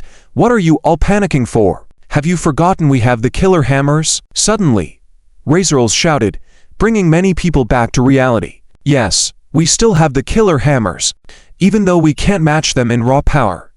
Don't we still have that? I suggest we immediately activate the holy artifact to trap their fleet completely. Agreed. Agreed. For Razorls, this was a gamble. If he won, he would gain infinite benefits, and if he lost, that was okay too, as they still had the killer hammers to trap the enemy fleet. With unanimous approval from the entire council, an order was swiftly sent 700 light-years away, within a space base in the void. All the people stationed there, whether soldiers or scientists, immediately busied themselves. Levi's star domain. As per Lin Keshin's orders, the Dreadnought fleet continued to attack the 7th Joint Fleet relentlessly, releasing wave after wave of spatial tearing attacks in their array. In just 6 minutes, the 7th Joint Fleet's casualties had risen to over 80%, and their complete annihilation was only a matter of time. Commander, targets 2 and 3 are about to reach the Stargate evacuation point. Lock onto all the Stargates and completely destroy them. Yes, Commander. Over 10 seconds later, the Dreadnought fleet launched another wave of attacks on the 7th Joint Fleet, but hundreds of warships redirected their attacks elsewhere. General, the 12th and 13th Joint Fleets are 40 seconds away from the evacuation point. Good. Watching the still unmoved position of the red on the tactical board, Satchel finally breathed a sigh of relief. The fleet would reach the Stargate evacuation point in 40 seconds, and even if the enemy pursued them now, it would be too late. While the 7th Joint Fleet might be left behind, at least he had saved the 12th and 13th Joint Fleets, right? However, before Satchel could relax for a few seconds, hundreds of blinding white lights suddenly rose in the region of the Stargate cluster, and then the entire expanse of space was torn apart. End of this chapter. Chapter 597. The reappearance of the time foam space seemed to have been torn into pieces, and the many stargates within this space naturally could not escape this disaster. However, this is not the end. With the stargates that had already activated the spatial channel being destroyed, hundreds of spatial channels instantaneously collapsed, continuously spreading outwards. In just a few seconds, it had already affected a range of millions of kilometers around, engulfing the entire front array of the 12th and 13th Joint Fleet. This was the might from the spatial level, not something that human power could resist, or rather, not something that a civilization like the Atalo Union could resist. In just an instant, the two joint fleets collectively lost over 2 billion warships, a result comparable to 2 zero-point missile strikes. This scene, of course, was also seen by Satchel, causing a look of terror to appear on his face, even more intense than before. Despite the Atalo Union having just entered the midterm of the 6th-level civilization and not yet developed meaningful spatial offensive capabilities, it did not prevent them from recognizing that destroying the stargates and triggering such a catastrophic attack was indeed a spatial attack. After all, they had been at war with the Federation for a year, and Satchel was very clear about the spatial anomalies caused by the Federation's spatial attacks. And within this star field, a fleet with this kind of attack capability was only the one composed of destroyers. The powerful and insurmountable defense capabilities, as well as the attack capabilities that surpassed common sense in range, all stimulated Satchel. Was this really just a destroyer? Or rather, had this invading civilization mastered higher-level technological advancements, miniaturizing various key equipment on warships? Originally, even though Satchel thought that the opponent's civilization technology was stronger, they were still at a similar level of civilization. For the first time, doubts arose in his mind. On the tactical panel, the small raid area seemed to play with him like a demon, and he had no way to escape. A feeling of despair quickly rose in Satchel's heart. Commander, all 380 stargates deployed by the Atalo Union have been completely destroyed. Due to the activation of the spatial channels, when destroying the stargates, it triggered a spatial collapse effect, affecting a range of about 7 million kilometers around, and destroying a total of 2.7 billion enemy warships. After quickly confirming the results of the strike, the deputy officer reported to Lin Kexin. Lin Kexin nodded but did not respond, continuing to look at the tactical image, the areas representing the enemy fleets. The attack had no effect, and there was no way to escape. So, what would you choose next? A slight smile appeared on his lips. Despite having the ability to strike down the prey at any moment, Lin Kexin hesitated to act, instead observing the reactions of the prey, much like a hunter playing with his prey. Commander, abnormal energy reactions have been detected within the galaxy. Level 11 equivalent, approximately 32,000 light-years away. Just as Lin Kexin was expecting Satchel's next move, a slightly urgent voice came from the Bridge Command Group, the technical officer who had been monitoring the entire galaxy since entering the Brixite star system. Are you finally going to take action? Technical officer, is the precise location locked in? It will take a little more time.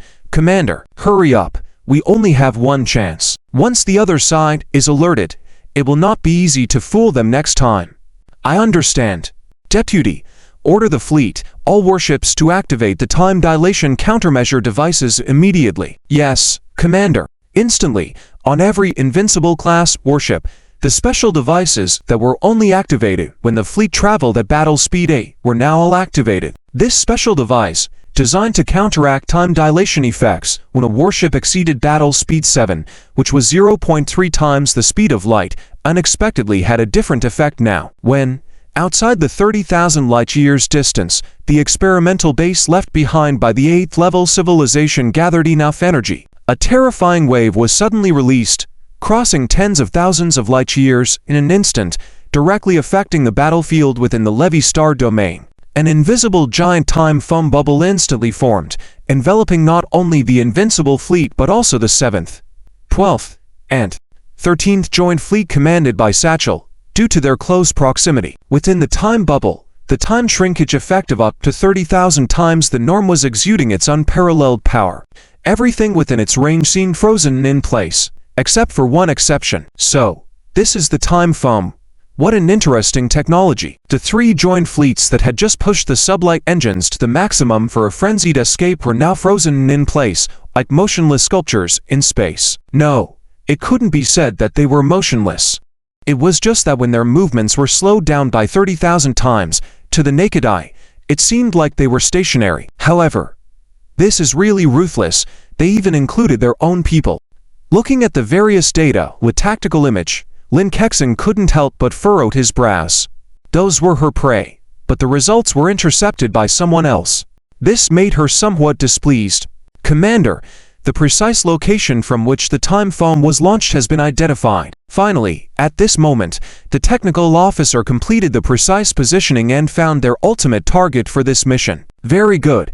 Immediately distribute the target coordinates to all warships. The entire fleet activates the hyperspace engines. All ships depart in 1 minute. Yes, Commander. At the same time, within the Edo Union's council, did it succeed? In the extremely quiet room, a counselor asked with a slightly trembling voice, and then all the counselors looked towards Speaker Rethels. It succeeded. It's just a pity for Satchel. Rethels nodded and then shook his head. He genuinely felt sorry for Satchel, as he was one of the most capable generals in the Union. Upon hearing Rethels' confirmation, all the counselors cheered instantly. After enduring fear for a long time, although the initial result was not what they had hoped for, it did prevent the worst outcome. However, Rethels, in the dominant position, had a completely different expression from the counselors below, his face filled with fear. The small red area on the tactical panel, which should have been frozen within the time bubble, suddenly showed movement as the completely still invincible fleet began to move. End of this chapter. Chapter 598 Suppression Part 1. Raysel's face was filled with horror, muttering the same sentence repeatedly. How is this possible? Finally, a council member below noticed Raysel's strangeness. As he followed Raysel's horrified gaze, he saw the massive tactical board arranged inside the council room. It didn't seem like a big deal at first glance, but once they looked, the initial excitement instantly turned into the same horror as Raysel's. As more and more council members noticed something amiss and looked at the tactical board, the entire room fell into complete silence. How is this possible? Finally, one after another, council members asked the exact same question as Raysel. Indeed, how was this possible? Clearly, the opponent was trapped within a time bubble, so how could they still move? It was evident on the tactical board that the opponent's fleet was adjusting its formation, completely unaffected by the time compression effects. Was there anything more terrifying in this world than this? But before the shock could wear off for everyone, something even more terrifying happened. The red mark on the tactical board disappeared. Did they just leap out? That couldn't be right. Even if the time bubble didn't trap the opponent, what about the leaping interference? Could the opponent ignore even the leaping interference? Hurry! Immediately calculate the direction they leapt out, and mark all possible destinations for me. Suddenly realizing something, Raysel opened his communicator amidst everyone's astonished gazes and shouted. 1 second passed after another, and a minute later, Chairman, based on the suspected leap behavior of the opponent fleet, judging from the orientation of their bow beforehand, the target has a 99.2% probability of being the space-based Codenham Sacred Ground. This result was like a bolt from the blue, directly hitting everyone's minds. The Sacred Ground exposed. Chairman, the Sacred Ground must not be jeopardized. If the Sacred Relic is seized or destroyed by them, we will lose all negotiation leverage. The opponent is more than 50,000 light-years away from the Sacred Ground. Even with the leap, it will take them some time to arrive. We still have time. Yes. Immediately allocate all available joint fleets. The Sacred Ground must not fall into their hands. I second.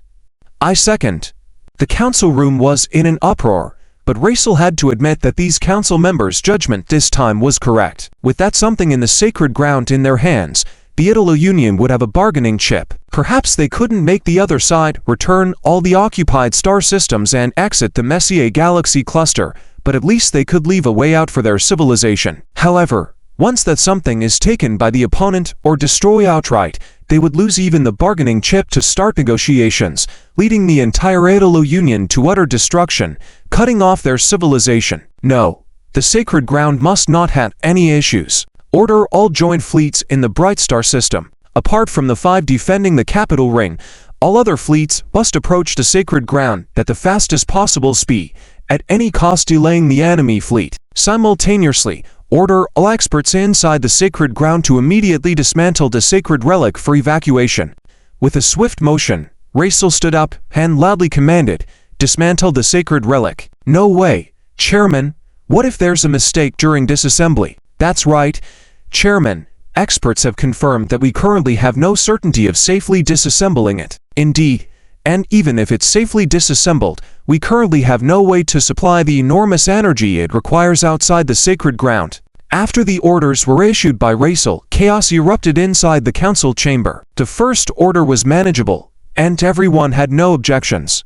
But the second order raised a significant problem. Who in this room didn't know that currently, the Union couldn't safely dismantle the sacred relic, let alone disassemble it and reassemble it elsewhere? And once the sacred relic was damaged during disassembly or couldn't be properly reinstalled post-transfer, everything would reset to zero, rendering it meaningless. Crucially, the sacred ground was located directly on the edge of a massive star, drawing energy from it in a way that all scientists in the Union couldn't comprehend, to power the sacred relic. Hence, even if the sacred relic were successfully transferred, with the Union's current technology, it couldn't provide the massive energy required. "Shut up. Do you think that amassing all our fleets will be enough to hold off their fleet? No. We cannot hold them back. It's absolutely impossible. The best we can do is slightly delay their fleet, giving experts time to dismantle and transport the sacred relic. If we transfer it, we still have a glimmer of hope. If we don't transfer it, then there's only despair." Inside the council, Raisel's were echoed, and the room fell silent. Indeed, if they hadn't witnessed the battle in Levi's just now, perhaps they would still think that concentrating billions of warships could repel the 10 billion invading warships. But now, no council member could muster such words. Even if it sounded foolish, at this moment, they had to admit that even with so many fleets concentrated, it was still impossible to repel the overwhelmingly powerful fleet, and the best they could hope for was to slightly delay the opponent. As Raisel said, transferring the sacred relic held a glimmer of hope, but not transferring it would lead to despair. Does anyone have any objections? Looking down at the silent crowd of council members, Raisel nodded. "Then relay the orders and get all fleets moving immediately. We don't have much time left." "Yes, Chairman." However, at this moment, Raisel didn't realize something. The Federation was not using a leap engine, but the technology of a 7th-level civilization. A hyperspace engine. Crossing those 50,000 light-years wouldn't take days, but merely minutes. When the Council's orders reached the fleets, apart from the elite Union's 1st to 5th Joint Fleet still stationed in the capital ring, the other 30-odd fleets set off, speeding towards the sacred ground. "Dreadnought Fleet, 2nd Division, Flagship Lord Ga. Commander, we are about to arrive at the target location and will exit hyperspace in 30 seconds. Order all mech units to prepare for an assault on the interstellar fortress." "Yes, Commander." End of chapter. Chapter 599. Suppression Part 2. Located approximately 30,000 light-years away from the capital of the Italo Union. This is a dim star system. The star, which originally gave light to the planets, is now shrouded in an apparent artificial mechanical shell, preventing any light from leaking out.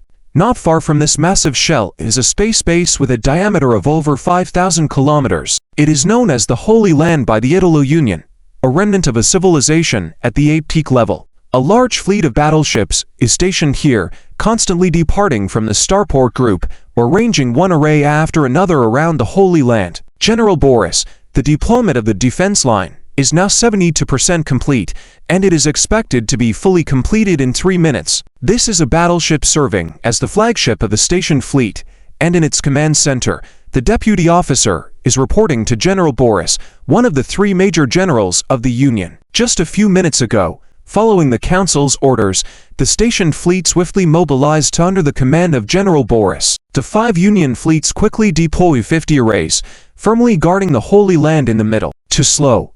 Order all fleets to speed up. The deployment must be completed within 2 minutes. But, General, didn't the Council say the enemy would arrive in a few days? The deputy officer relayed orders through his terminal, expressing some confusion. General Boris appeared very anxious, as if the enemy could attack at any moment, leaving the deputy officer puzzled. "Foolish. The Council is foolish. How can you, as my deputy, be so foolish? Do you think the leap engines can be activated directly from an area where leap interference has been deployed?" General Boris looked at his deputy with a hint of exasperation. "Theoretically, it shouldn't be possible, right? The deputy shook his head in response to the question. Then, suddenly realizing something, his eyes widened. Right?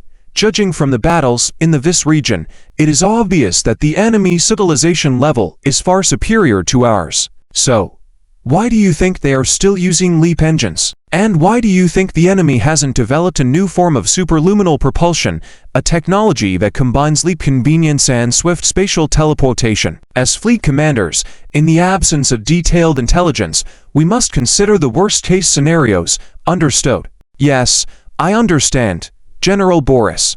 The deputy nodded. Indeed, as General Boris stated, the premise of war lies in intelligence. In situations where intelligence is severely lacking, when devising tactics, one must consider all the worst possibilities. Otherwise, Thatcher serves as a cautionary tale. General, abnormal energy sources detected in large quantities, location locked on. Display the visuals. Yes, General. As General Boris was instructing his deputy, urgent voices came from the command center of the battleship. Soon, an image appeared in the command center. It was originally a void, but now it was filled with countless swirling bright blue spatial windows, stretching beyond visibility. Innumerable. However, for General Boris, no matter how magnificent the scene, it seemed like a corridor leading into the abyss. Extremely perilous. They are coming. How many fleets have not completed deployment yet? Currently, 87% of the deployment is completed. It will take another 97 seconds to finish all. Damn it. General Boris felt a sense of urgency. After receiving the orders, he had quickly gathered the fleet and set up defenses at the fastest speed he deemed possible. Yet, he discovered that time was still insufficient. While he had considered the possibility that the invaders had a more efficient form of transportation than leaping, allowing them to arrive here in less than a day, he hadn't anticipated their arrival to be so swift. Swift to the extent that he didn't have enough time to complete the fleet deployment. Order all fleets to charge all cannons immediately, freely lock on the target, and attack the enemy ships as soon as they emerge. Direct confrontation was not an option. History had proven Thatcher's failure. If the conventional methods couldn't cause substantial damage, he must identify their weaknesses to break the deadlock and turn the tables on this imminent death trap. This situation presented an excellent opportunity for that. Regardless of leap or spatial teleportation, they shared a common flaw. During the superluminal journey, the warships couldn't activate energy shields or spatial defenses, only a specialized radiation barrier to isolate radiation from different spaces. Though the Federation had explored numerous solutions over decades, none had been satisfactory. General Boris had indeed touched a sore spot. However, if the Federation knew about this vulnerability, why would they recklessly emerge from hyperspace in front of the enemy? Obviously, that was impossible.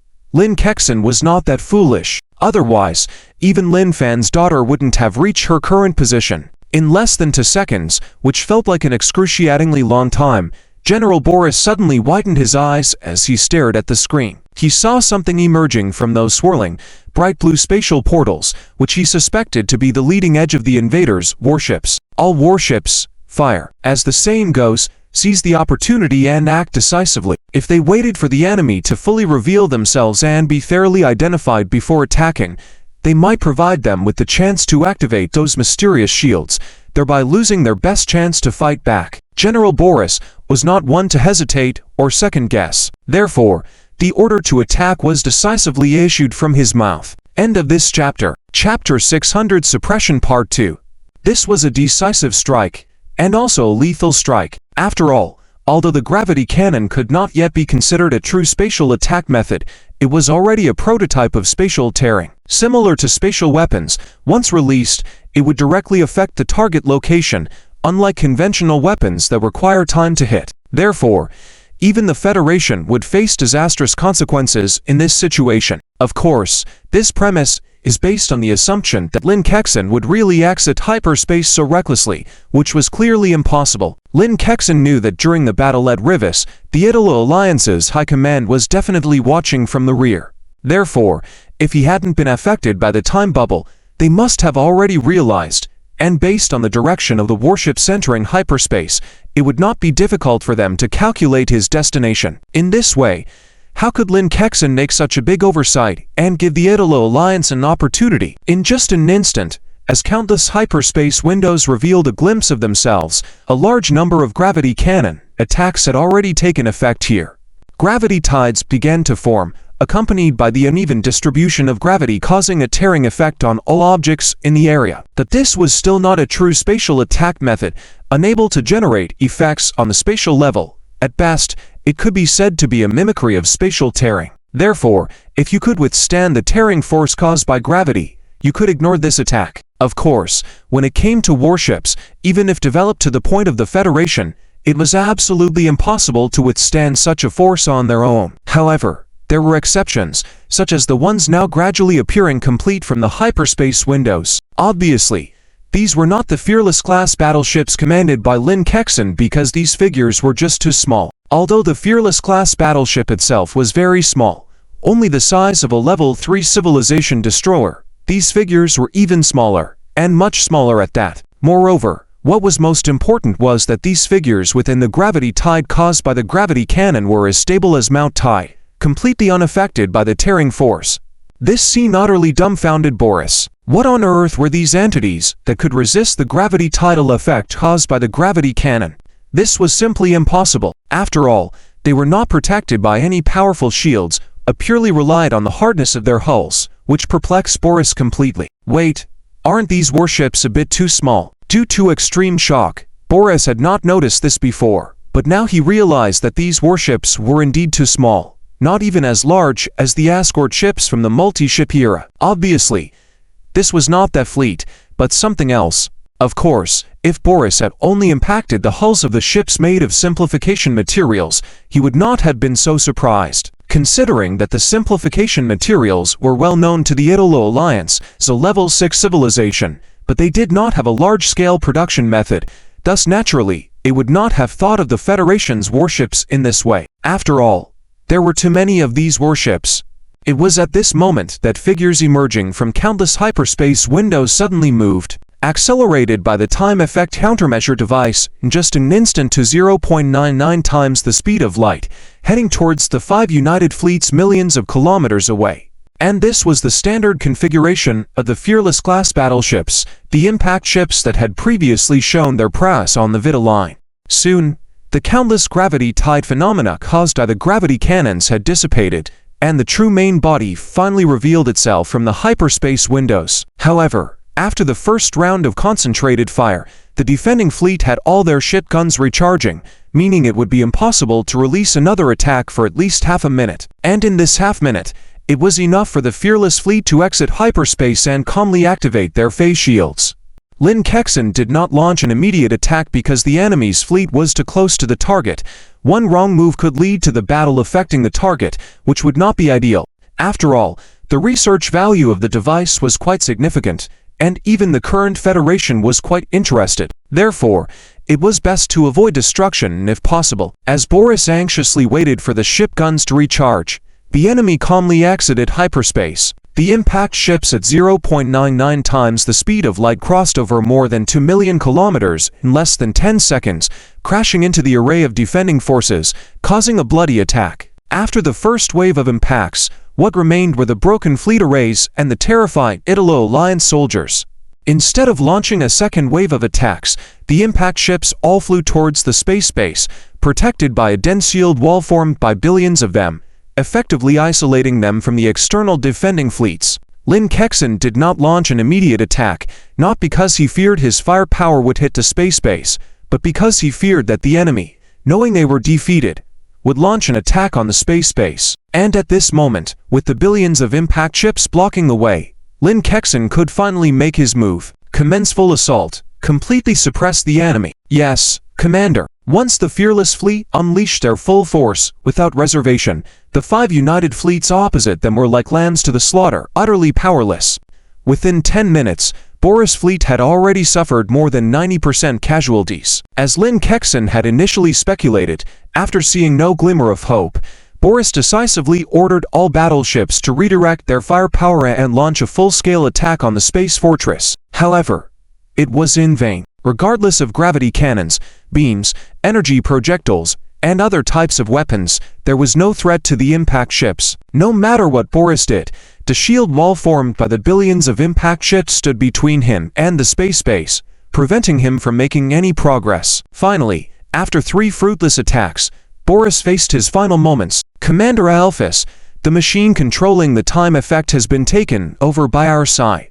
Mission accomplished. After the battle, Lin Kexin received a communication from Alphys, saying so. End of this chapter. Chapter 601. After the Abyssal Fleet ended communication with Lin Kexin, the 4 angelic star system clusters, under Alphys' command, swiftly penetrated the Brachet star system from 4 different directions. Lin Kexin no longer needed to worry about what happened next.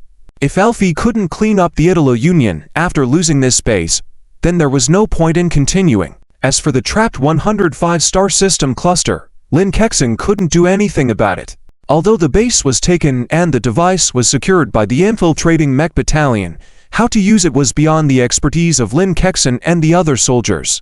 Only federal experts dispatched to carefully study it could save the 105 star system cluster. While Alphys launched the final total attack on the Brachet star system, Lin Fan in the Merle star system cluster also received the latest information from the Federal Science Department. It was a super long-range monitoring device still in the experimental stage, theoretically capable of monitoring intelligence from billions of light years away. Of course, at such distances, it could only capture general information, not detailed specifics. And now, during the first test, Li Lizzie and Wei only set their sights on the home base of the insect race, the Verse Super Galaxy Cluster. The results of this test left everyone baffled. According to various data, a massive war was unfolding in the Verse Super Galaxy Cluster. Confirm, confirm, confirm again. After verifying the data repeatedly and finding no errors, this information was immediately reported to the Starfleet headquarters. Upon seeing this report, Lin Fan suddenly understood a series of things he had been puzzled about. So that's it. No wonder Arya was so urgent in leading all the insect race back to the Verse Super Galaxy Cluster. Now everything starts to make sense. However, who could push Arya to be so urgent, even leaving no insect behind, engaging in battles with the insect race within the Verse Super Galaxy Cluster? Well, never mind who is fighting the insect race within the Verse Super Galaxy Cluster.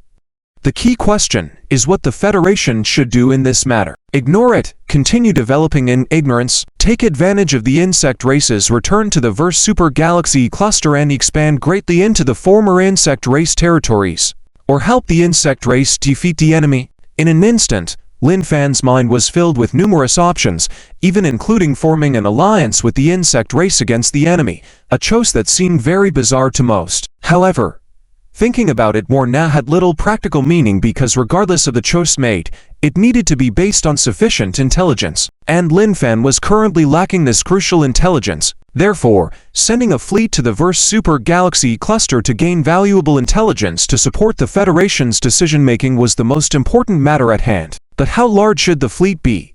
A large fleet cluster was clearly inappropriate, as it was not suitable for sneaking into the unknown, and could face great danger without knowing the enemy's strength. Sending a large fleet recklessly into this situation was clearly inappropriate. However, a fleet too small in scale might not have enough self-protection capabilities in such an extremely dangerous environment. Not to mention the mysterious opponent fighting the insect race. One could only imagine what kind of tactics the Federation had not seen within the Verse Super Galaxy Cluster, which clearly exceeded the capabilities of a small fleet. Lin Fan was finding it challenging to make a decision. Aha! Suddenly, Lin Fan remembered a report he had received a few days ago regarding the first combat engagement of the Abyssal Fleet. In that report, the Abyssal Fleet demonstrated unparalleled strength in battle, far exceeding Lin Fan's original estimates. And besides combat ability, the Abyssal Fleet also showed astonishing stealth navigation capabilities. One could say that if a suitable small fleet had to be selected from within the Federation to carry out this mission, the Abyssal Fleet claimed to be second to none, with no other fleet daring to claim the first spot.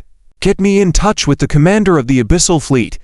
Lin Yu. Yes, Marshal. With his decision made, Lin Fan immediately opened the communication device and issued the command. Due to the scarcity of materials for building Abyss-class battleships and the limited quantity of C-grade or higher dark energy manipulation units within the Federation, Even after many years of development, the Abyssal Fleet only consisted of 3 star system legions, totaling 3 billion Abyss-class battleships. And the overall commander of the Abyssal Fleet was Lin Yu, formerly serving in the Federal Interstellar Fleet as the commander of the 3rd Strike Group. He awakened a very strong talent for dark energy manipulation when the Federation entered the dark energy era. Today, with his outstanding talents, he was one of the only 3 A-grade dark energy manipulators in the Federation. Combined with Lin Yu's previous service record and exceptional talent in fleet command, after rigorous selection, he was appointed as the first commander of the newly established Abyssal Fleet, and this time, he was one among the 3 expedition fleets heading to the last star system cluster, personally leading the 1st Abyssal Legion into their first combat engagement. Soon, the communication was established, and Lin Yu's figure appeared in Lin Fan's office. "Marshal, is there an urgent mission from me?" Even though it was a private communication between father and son, Lin Yu remained respectful. "All right, you brat. There's no one else around. You don't have to be like that." "Marshal, this won't do. I'm still on a mission." "You blockhead." Hearing Lin Yu's response, Lin Fan's mouth twitched involuntarily. Why was his son so stubborn? In this aspect, his daughter Lin Kexim was much more relaxed. "I have a new order for you. The 1st Legion of the Abyssal Fleet is to immediately change course. Instead of returning to the large Magellan star system, the new destination is the Merle star system cluster, the headquarters of the Starfleet." Lin Fan didn't say much more and directly gave Lin Yu his command. "Yes, Marshal." 3 days later, a fleet composed of warships with a design and style vastly different from conventional Federation fleets or the Fearless Fleet arrived at the Starfleet headquarters through hyperspace travel. Subsequently, a figure flew out from one of the warships, surrounded by a hexagonal light shield, moving gracefully through the void, heading towards the nearby Starfleet headquarters base. End of this chapter. Chapter 602 Alliance with the Insect Tribe. As mentioned before, in the Federation, dark energy controllers are currently classified into 5 levels, S, E, B, C, and D. Currently, among all registered dark energy controllers, 99.9% are at the D and C levels. The number of B-level dark energy controllers is less than 0.1% of the total. As for A-level dark energy controllers, there are only 3 in the entire Federation, not to mention the theoretical S-level dark energy controller. In the void, Lin Yu seemed to stroll through the emptiness as if walking towards the immense space creation, many times larger than Earth, which is now the headquarters of the Federation Interstellar Fleet. 6 silver rhombus energy barriers were distributed around it, forming a cute band creating an environment equivalent to a living planet inside. This is why Lin Yu can walk directly in space. It is said that the ultimate in technology is theology, which is absolutely true. Look at the dark energy controllers today, and think about Lin Han and Fan from the previous Alpha Tech civilization. Despite being in a technological world, it feels like a fantasy world. Although today's dark energy controllers have a hint of flavor, compared to Lin Han and Fan, they are still like primitive people. While Lin Yu was strolling inside the command center of the Interstellar Fleet headquarters, his approach was immediately detected, causing a stir. After all, he's one of the Federation's only 3 A-level dark energy controllers, and it is said that his individual combat ability can rival a standard Federation fleet, making him almost inhuman. This kid, can't he just ride a shuttle instead of showing off by walking? Lin Fan muttered while watching the detected images. After the popularity of the dark energy assisted calculation device DIAC, Lin Fan had also undergone specialized testing, with tearful results. As the protagonist, Lin Fan lacked any talent in this area and couldn't even reach the threshold of a D-level dark energy controller. Therefore, every time he saw Lin Yu strolling through the void, Lin Fan couldn't help but say a few words.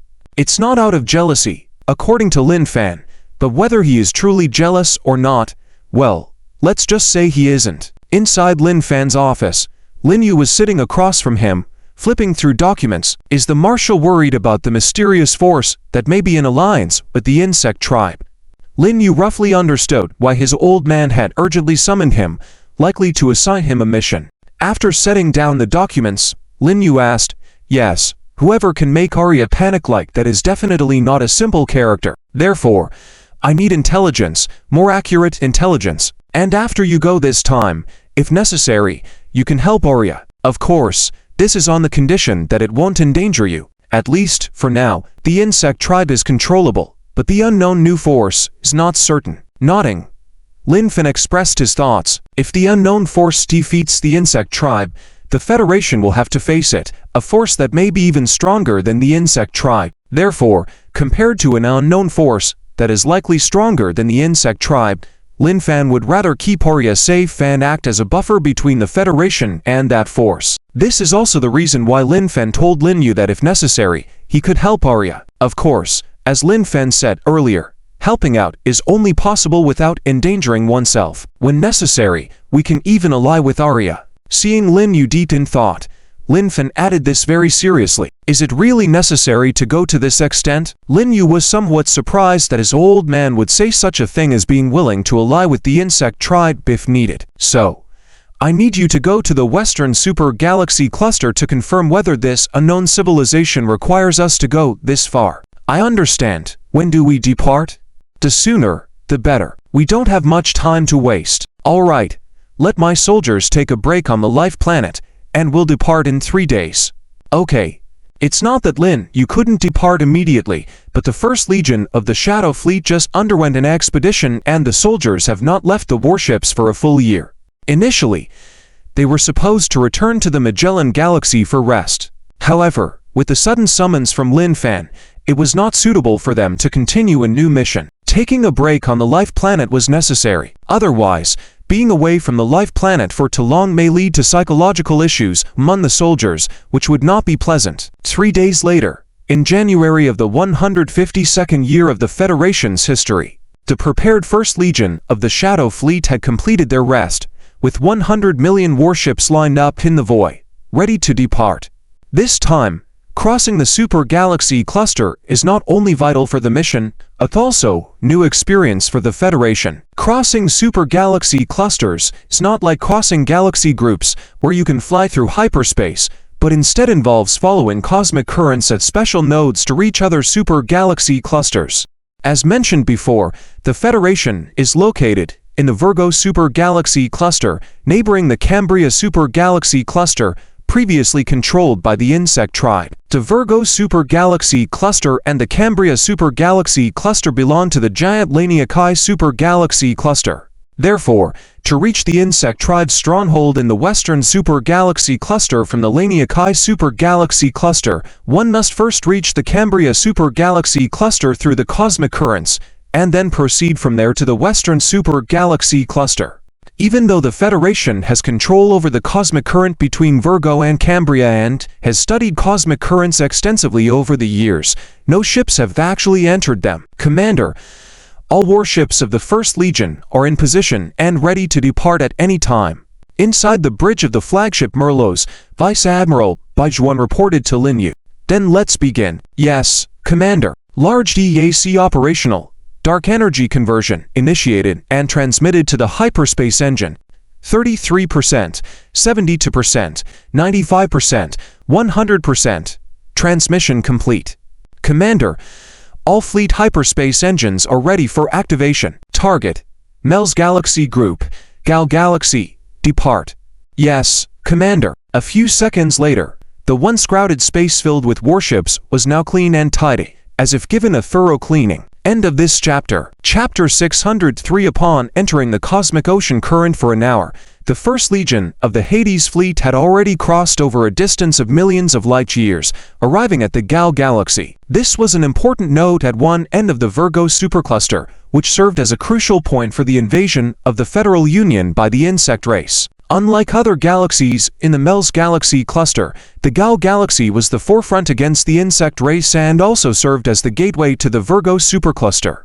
Therefore, half of the fleet within the Mel's Galaxy cluster converged here, with most fleets that were absent being fleets rotated out for rest. A total of 50 billion warships gathered here, including even the most powerful invincible fleet of the Federal Union, showcasing the significance placed by Lin Fan on the Gal Galaxy as a crucial point. Kid, I heard my brother say that you're heading to the insect race's lair this time, so be careful.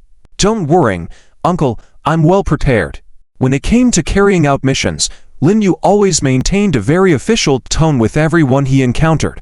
Even when addressing Lin Fan, he would always refer to him as the Marshal, never as Dad.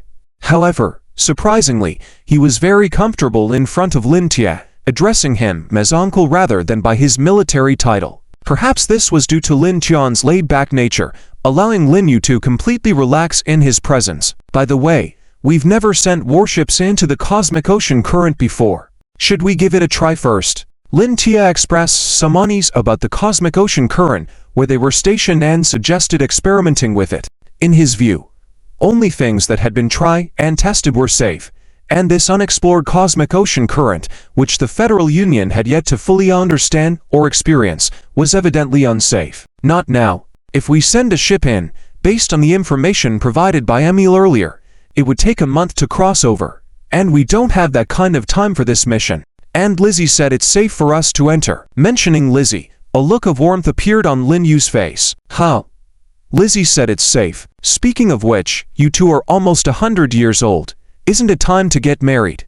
Your parents had you when they were under 30. Looking at Lin Yu's expression, Lin Tia teased him directly. Uncle, it's not the time to talk about this now. All right.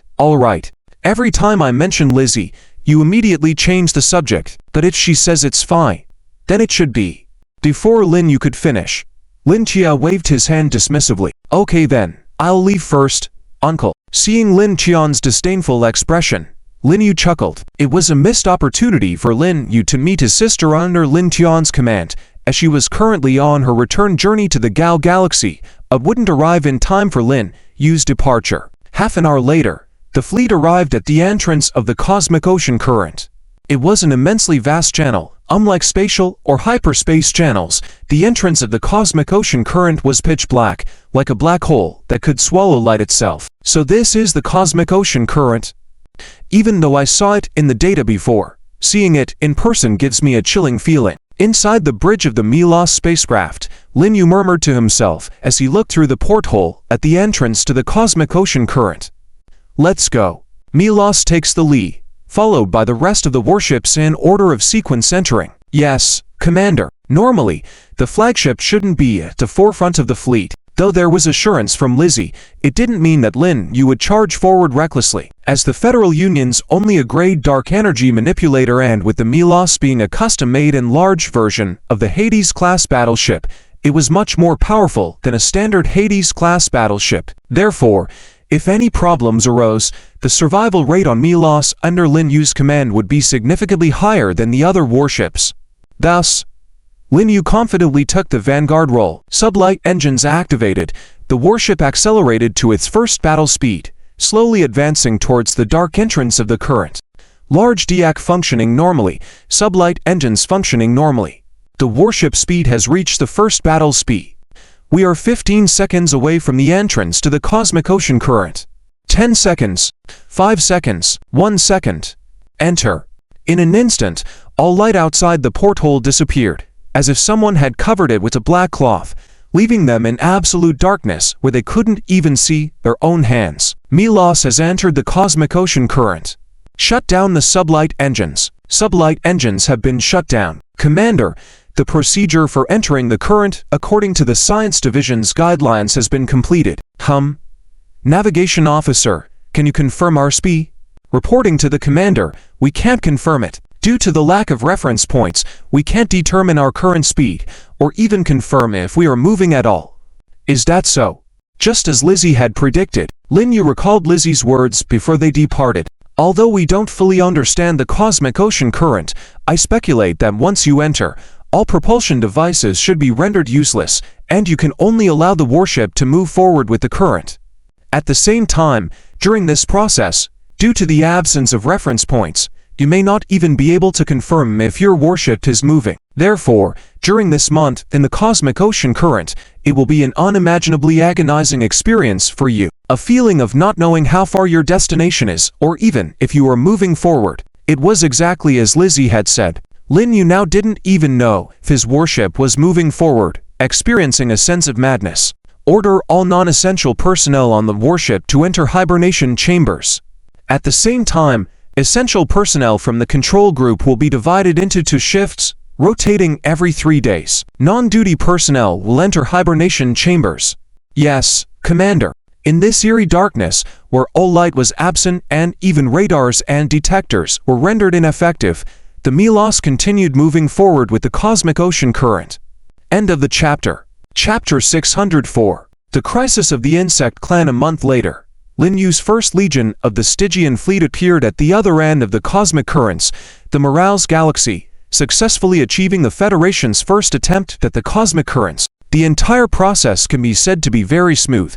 Even the crew's mental aspect, which was expected to be the most problematic, proceeded as usual due to proper rotation arrangements. However, despite the smooth passage, it must be said that the entire process was truly agonizing. In this process, you never know if you are moving forward, never know how far the destination is, and even, you cannot know if the other warships in the fleet still exist. It is indeed a psychological torment. However, all of this has already passed, and the entire fleet did not lose a single warship, all neatly arranged in the void. By Zhuan, order all warships to switch to stealth mode. Understood.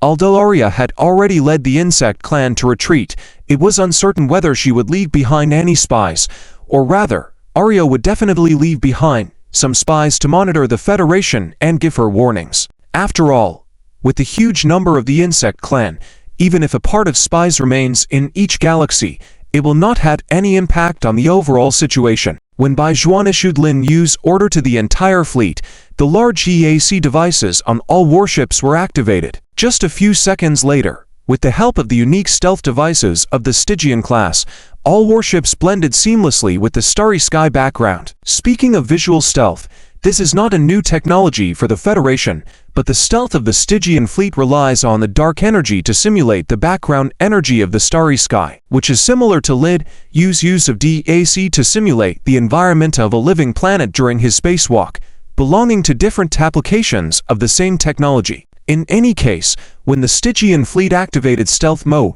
no device could scan their presence, as all their features had been simulated to be indistinguishable from the background energy of the starry sky. Far away, a fifth-level king worm was flying rapidly towards the node of the currents. Just now, it seemed to sense someone invading the currents, but quickly, when it carefully sensed the node of the currents, it found that there was nothing abnormal. You see, these creatures of the insect clan are not like humans. They rarely sense things incorrectly. Their senses are very accurate.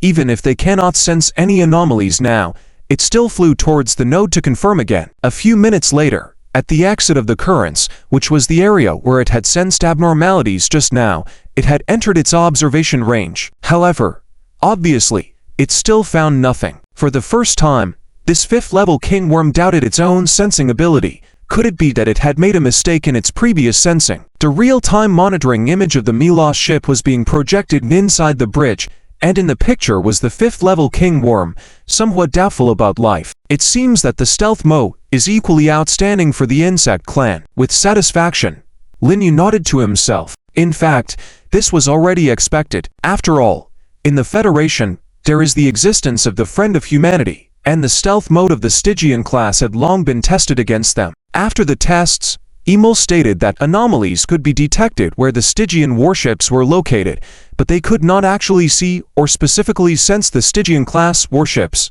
Moreover, Emil also said that as the Empress worm, his sensing ability was much stronger than that of the king worms, and if it was a king worm, it was highly likely that it could not even sense any anomalies. Of course, even though Emil said that, the real conclusion still needed to be verified through real tests. And now, the results were already obvious. Everything was in line with Emil's statements. A normal king worm cannot sense the Stygian fleet in stealth mode, even a bit of anomaly. Staff, immediately calculate where Arya is currently located. Yes, Commander. Although Arya had been away for several months, even the Federation could not directly observe her current location. After all, the distance was already too far. But for the Empress worm's wormhole, with the Friend of Humanity there, the Federation had precise data on the speed at which Arya's wormhole could advance towards the Villas Te supergalactic cluster. Therefore, Arya had no choice but to first go to the missile galaxy 70 million light-years away to enter the cosmic current leading to the Villas Te supergalactic cluster from there.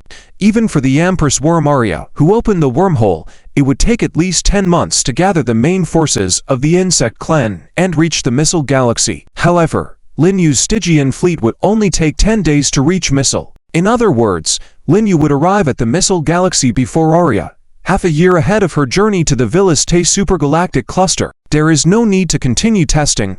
Order the fleet to set sail immediately. Target Missile Galaxy. Yes, Commander. Watching the 5th level King Worm that had already turned and left in the monitor, Lin Yu had lost interest in continuing, and immediately gave the order. Inside the Crimson Wormhole, Arya was leading the main forces of the insect clan on the march. Now, she could no longer remain calm. Just 10 days ago, she commanded tens of thousands of swarms in the Villas Tay supergalactic cluster to engage in a battle against the invaders. Although in the Villas Tay supergalactic cluster, the insect clan was far more than tens of thousands of swarms. But after all, they were dispersed throughout the entire supergalactic cluster, and it would take years just to gather them all, not to mention using the wormholes of the King Worms for it. And this tens of thousands of swarms were already the largest force that Arya could gather in a limited time. However, obviously, without the high-level war worms and the guard swarms of high-level King Worms, relying solely on the low-level war worms could not stop the advance of the Epunos, only slightly delaying the other party. Tens of thousands of swarms, the countless low-level war worms, in these 10 days, either had been eaten as food by those numerous higher-level creatures, or had been directly killed or incapacitated. In short, it was only a matter of supporting 10 days, and there was no longer any trace of the insect clan on the entire battlefield. Finally, the most feared thing for Arya had happened.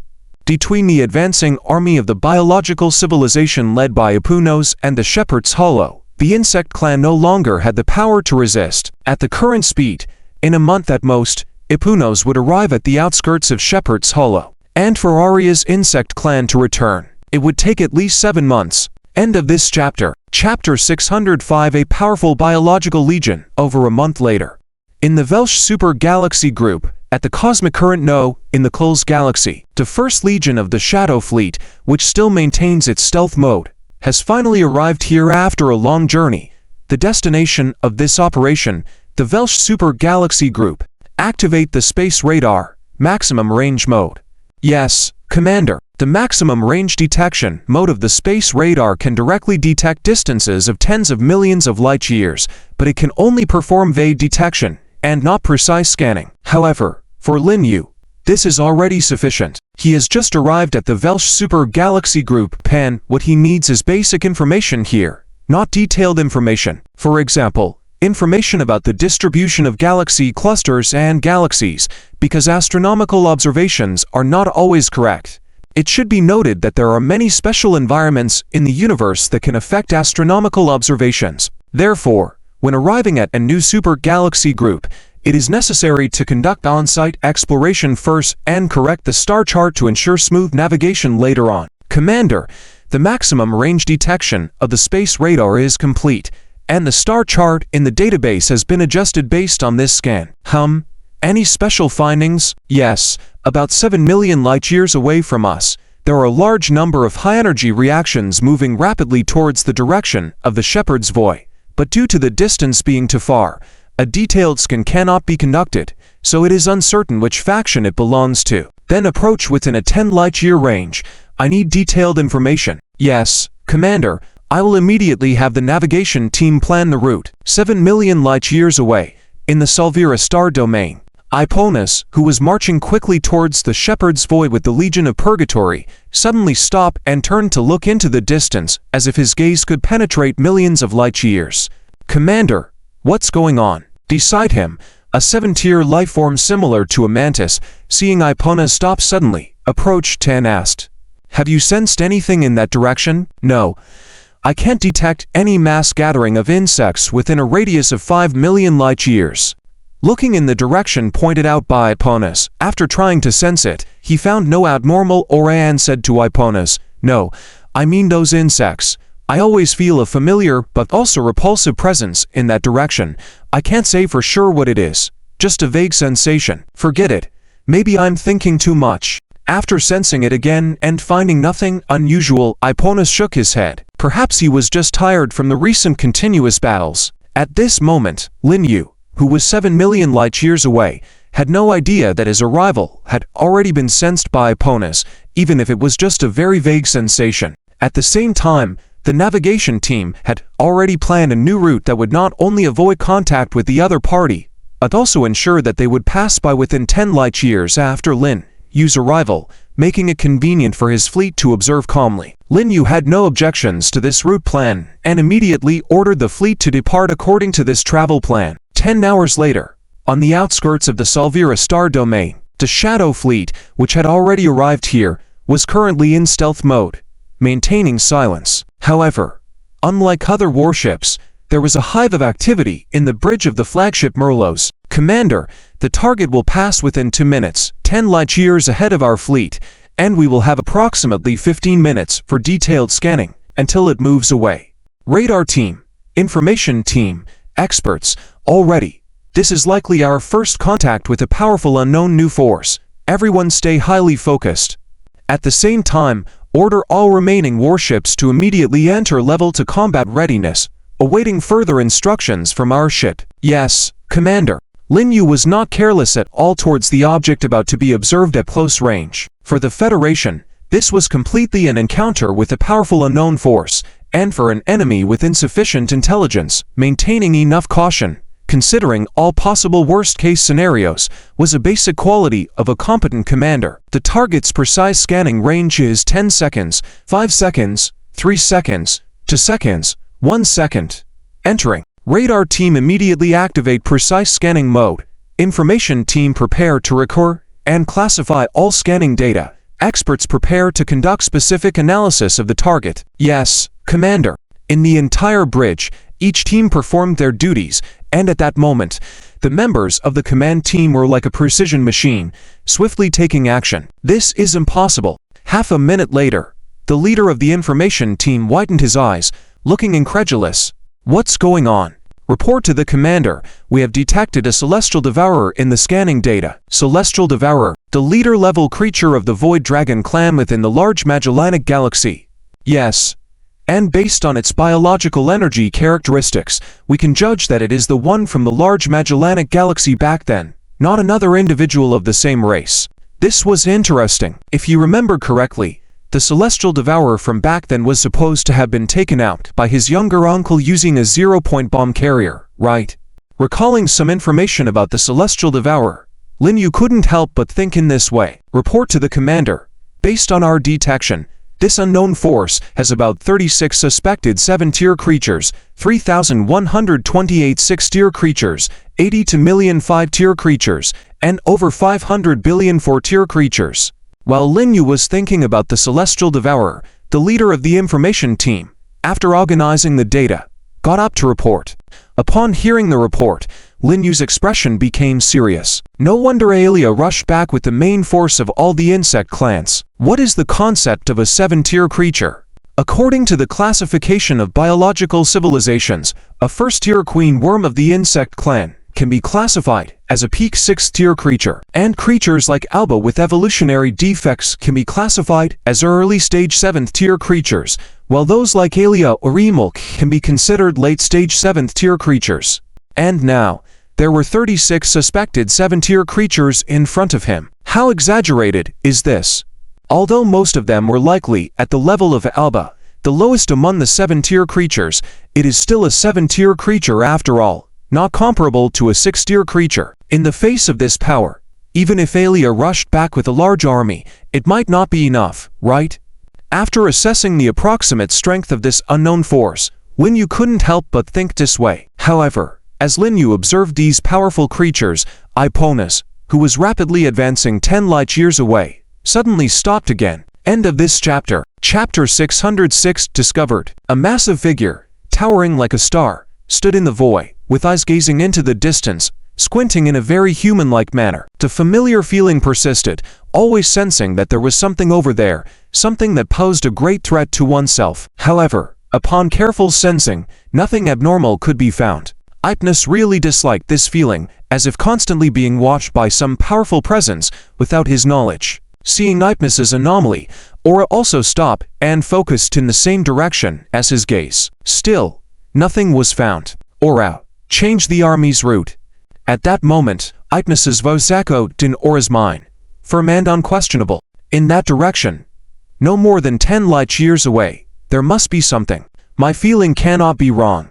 Aura was speechless. Why was their commander back again? Nonetheless, it didn't matter. It was just a detour of 10 light years, wouldn't delay much, and would put their commander's mind at ease. Understood. With a thought, Aura conveyed the command to the leaders of each group, and the entire army suddenly changed its direction, heading towards the Phantom Fleet. Woo! Woo! Woo! Demilos sounded alarms with intermittent red lights flashing inside the warship. Commander, the target has changed its marching direction and is heading straight towards us. Don't panic. The other side probably hasn't really noticed us, likely just sensing vaguely, similar to Emil's situation. Radar team, calculate their arrival time. Yes, Commander. Soon. The radar team encountered a serious problem. How was the target moving faster than light? The target had never demonstrated such capabilities since arriving at their fleet, always proceeding leisurely. Even at normal flight speed, reaching their fleet's position from 10 light years away would take nearly 40 years. What's wrong? Lin Yu asked a radar team member who stopped midway and looked bewildered. Commander, based on our calculations, if the target continues at its current speed, it will take 38 days to reach us. However, we cannot exclude the possibility of the target using faster-than-light methods. Unfortunately, we lack relevant data for an accurate calculation. Did Itmus's biological legion have faster-than-light capabilities? The answer was yes. Otherwise, even given 100,000 years, he couldn't conquer the Vel supercluster, let alone reach the Shepherd astral void in time. But what kind of FTL method did they use? Lin Yu had no intel on that. Alright, setting aside the target's FTL capabilities, their current priority was how to respond to Itmus's actions. While Lin Yu told his subordinates not to worry, believing the other side had only vaguely sensed their existence, it didn't mean he wouldn't be prepared. Always anticipating the worst and having countermeasures ready were essential qualities of a competent commander. But if the target merely had a vague sense of their presence, rather than truly discovering them, he needed to immediately determine the target's original direction and its most probable destination. Yes, Commander. Suddenly remembering something, Lin Yu ordered, Commander, according to our calculations, there are no directly reachable star systems or planets in the target's original direction. Extending further, the only possible destination ahead is the Shepherd astral void. The Shepherd astral void, one of the greatest astronomical mysteries in human history. It wasn't until capturing Emil that the Federation learned the void was artificially created over 100,000 years ago by the Holy Wei Empire, using countless zero-point armaments over 8,000 years. Normally, the planet devourers would target star systems or clusters outside the void, so I head straight to the seemingly empty Shepherd astral void. And considering the size of the Vel supercluster, even with no defense from the Zerg, occupying all territories would take decades. So why was Arya rushing back despite that? Did it all relate somehow? Connect me to Johnson.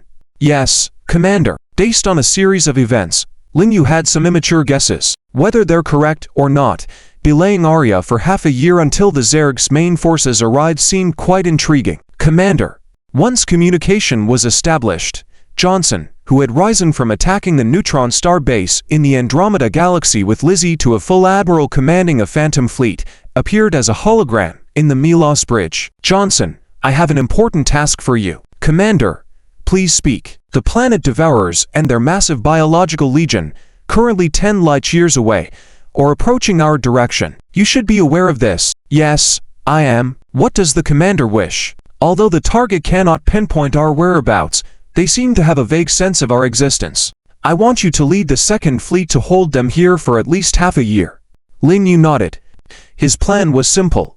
Since you want to go to the Shepherd, Astral Void and Arya, eager to reinforce, I'll help. Chapter 607 Force-Style Commander. Abnormal spatial channel activation detected. Just as Lin Yu finished assigning Zhang Fun his combat mission and was about to disconnect communication, a report came over from the information group on the bridge. Give me specifics.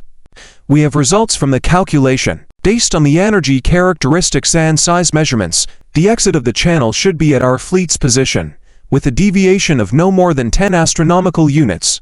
Alright, they really have means of faster-than-light travel. Although Lin Fan had already anticipated it, the appearance of a 7th-level spatial channel still surprised him. According to the Federation's classification of stargates, a 7th-level spatial channel was equivalent in size, distance, and efficiency to the Federation's 4th-generation stellar stargates. Based on the efficiency of the 4th-generation stellar stargates, the arrival time for the planet Devourer and its legion of bioarmy should be 7 minutes, because the efficiency of spatial channels within a million light-years is consistent, and arrival time does not differ due to distance. Zhang Feng, according to the combat plan just mentioned, this area is now your responsibility. Yes, Commander, I will guarantee mission completion. Bai Zhuan, give the order for the remaining fleet to depart immediately. Yes, Commander. With Lin Yu's command, about 90% of the battleships in the Shadow Fleet's First Legion activated their hyperspace engines and disappeared from their original positions in seconds, leaving only the 2nd Division commanded by Zhang Feng still lurking in stealth mode within the void. 7 minutes later, in the previously empty void, two claw-like appendages, each the size of a star, suddenly extended as if gripping the void in their hands. As they pulled apart, a hole comparable in size to a giant star appeared in the void. This scene greatly shocked all the soldiers in the 2nd Division. The key point was how Punos opened the spatial channel, quite aggressively by tearing it with his hands. Can you believe it? As for the reason why this happened, well, no one in the 2nd Division knew, and no one cared. After all, the real test was about to arrive. This guy is really huge. I remember a report from the Magellanic Galaxy years ago saying it was the size of a medium-sized planet, right? It's only been a few decades, and it has grown to this size. Was it a growth hormone? Inside the flagship, Zhang Sen stood on the bridge, watching the planet Devourers fly out of the channel from the feedback on the observation screen, commenting to himself,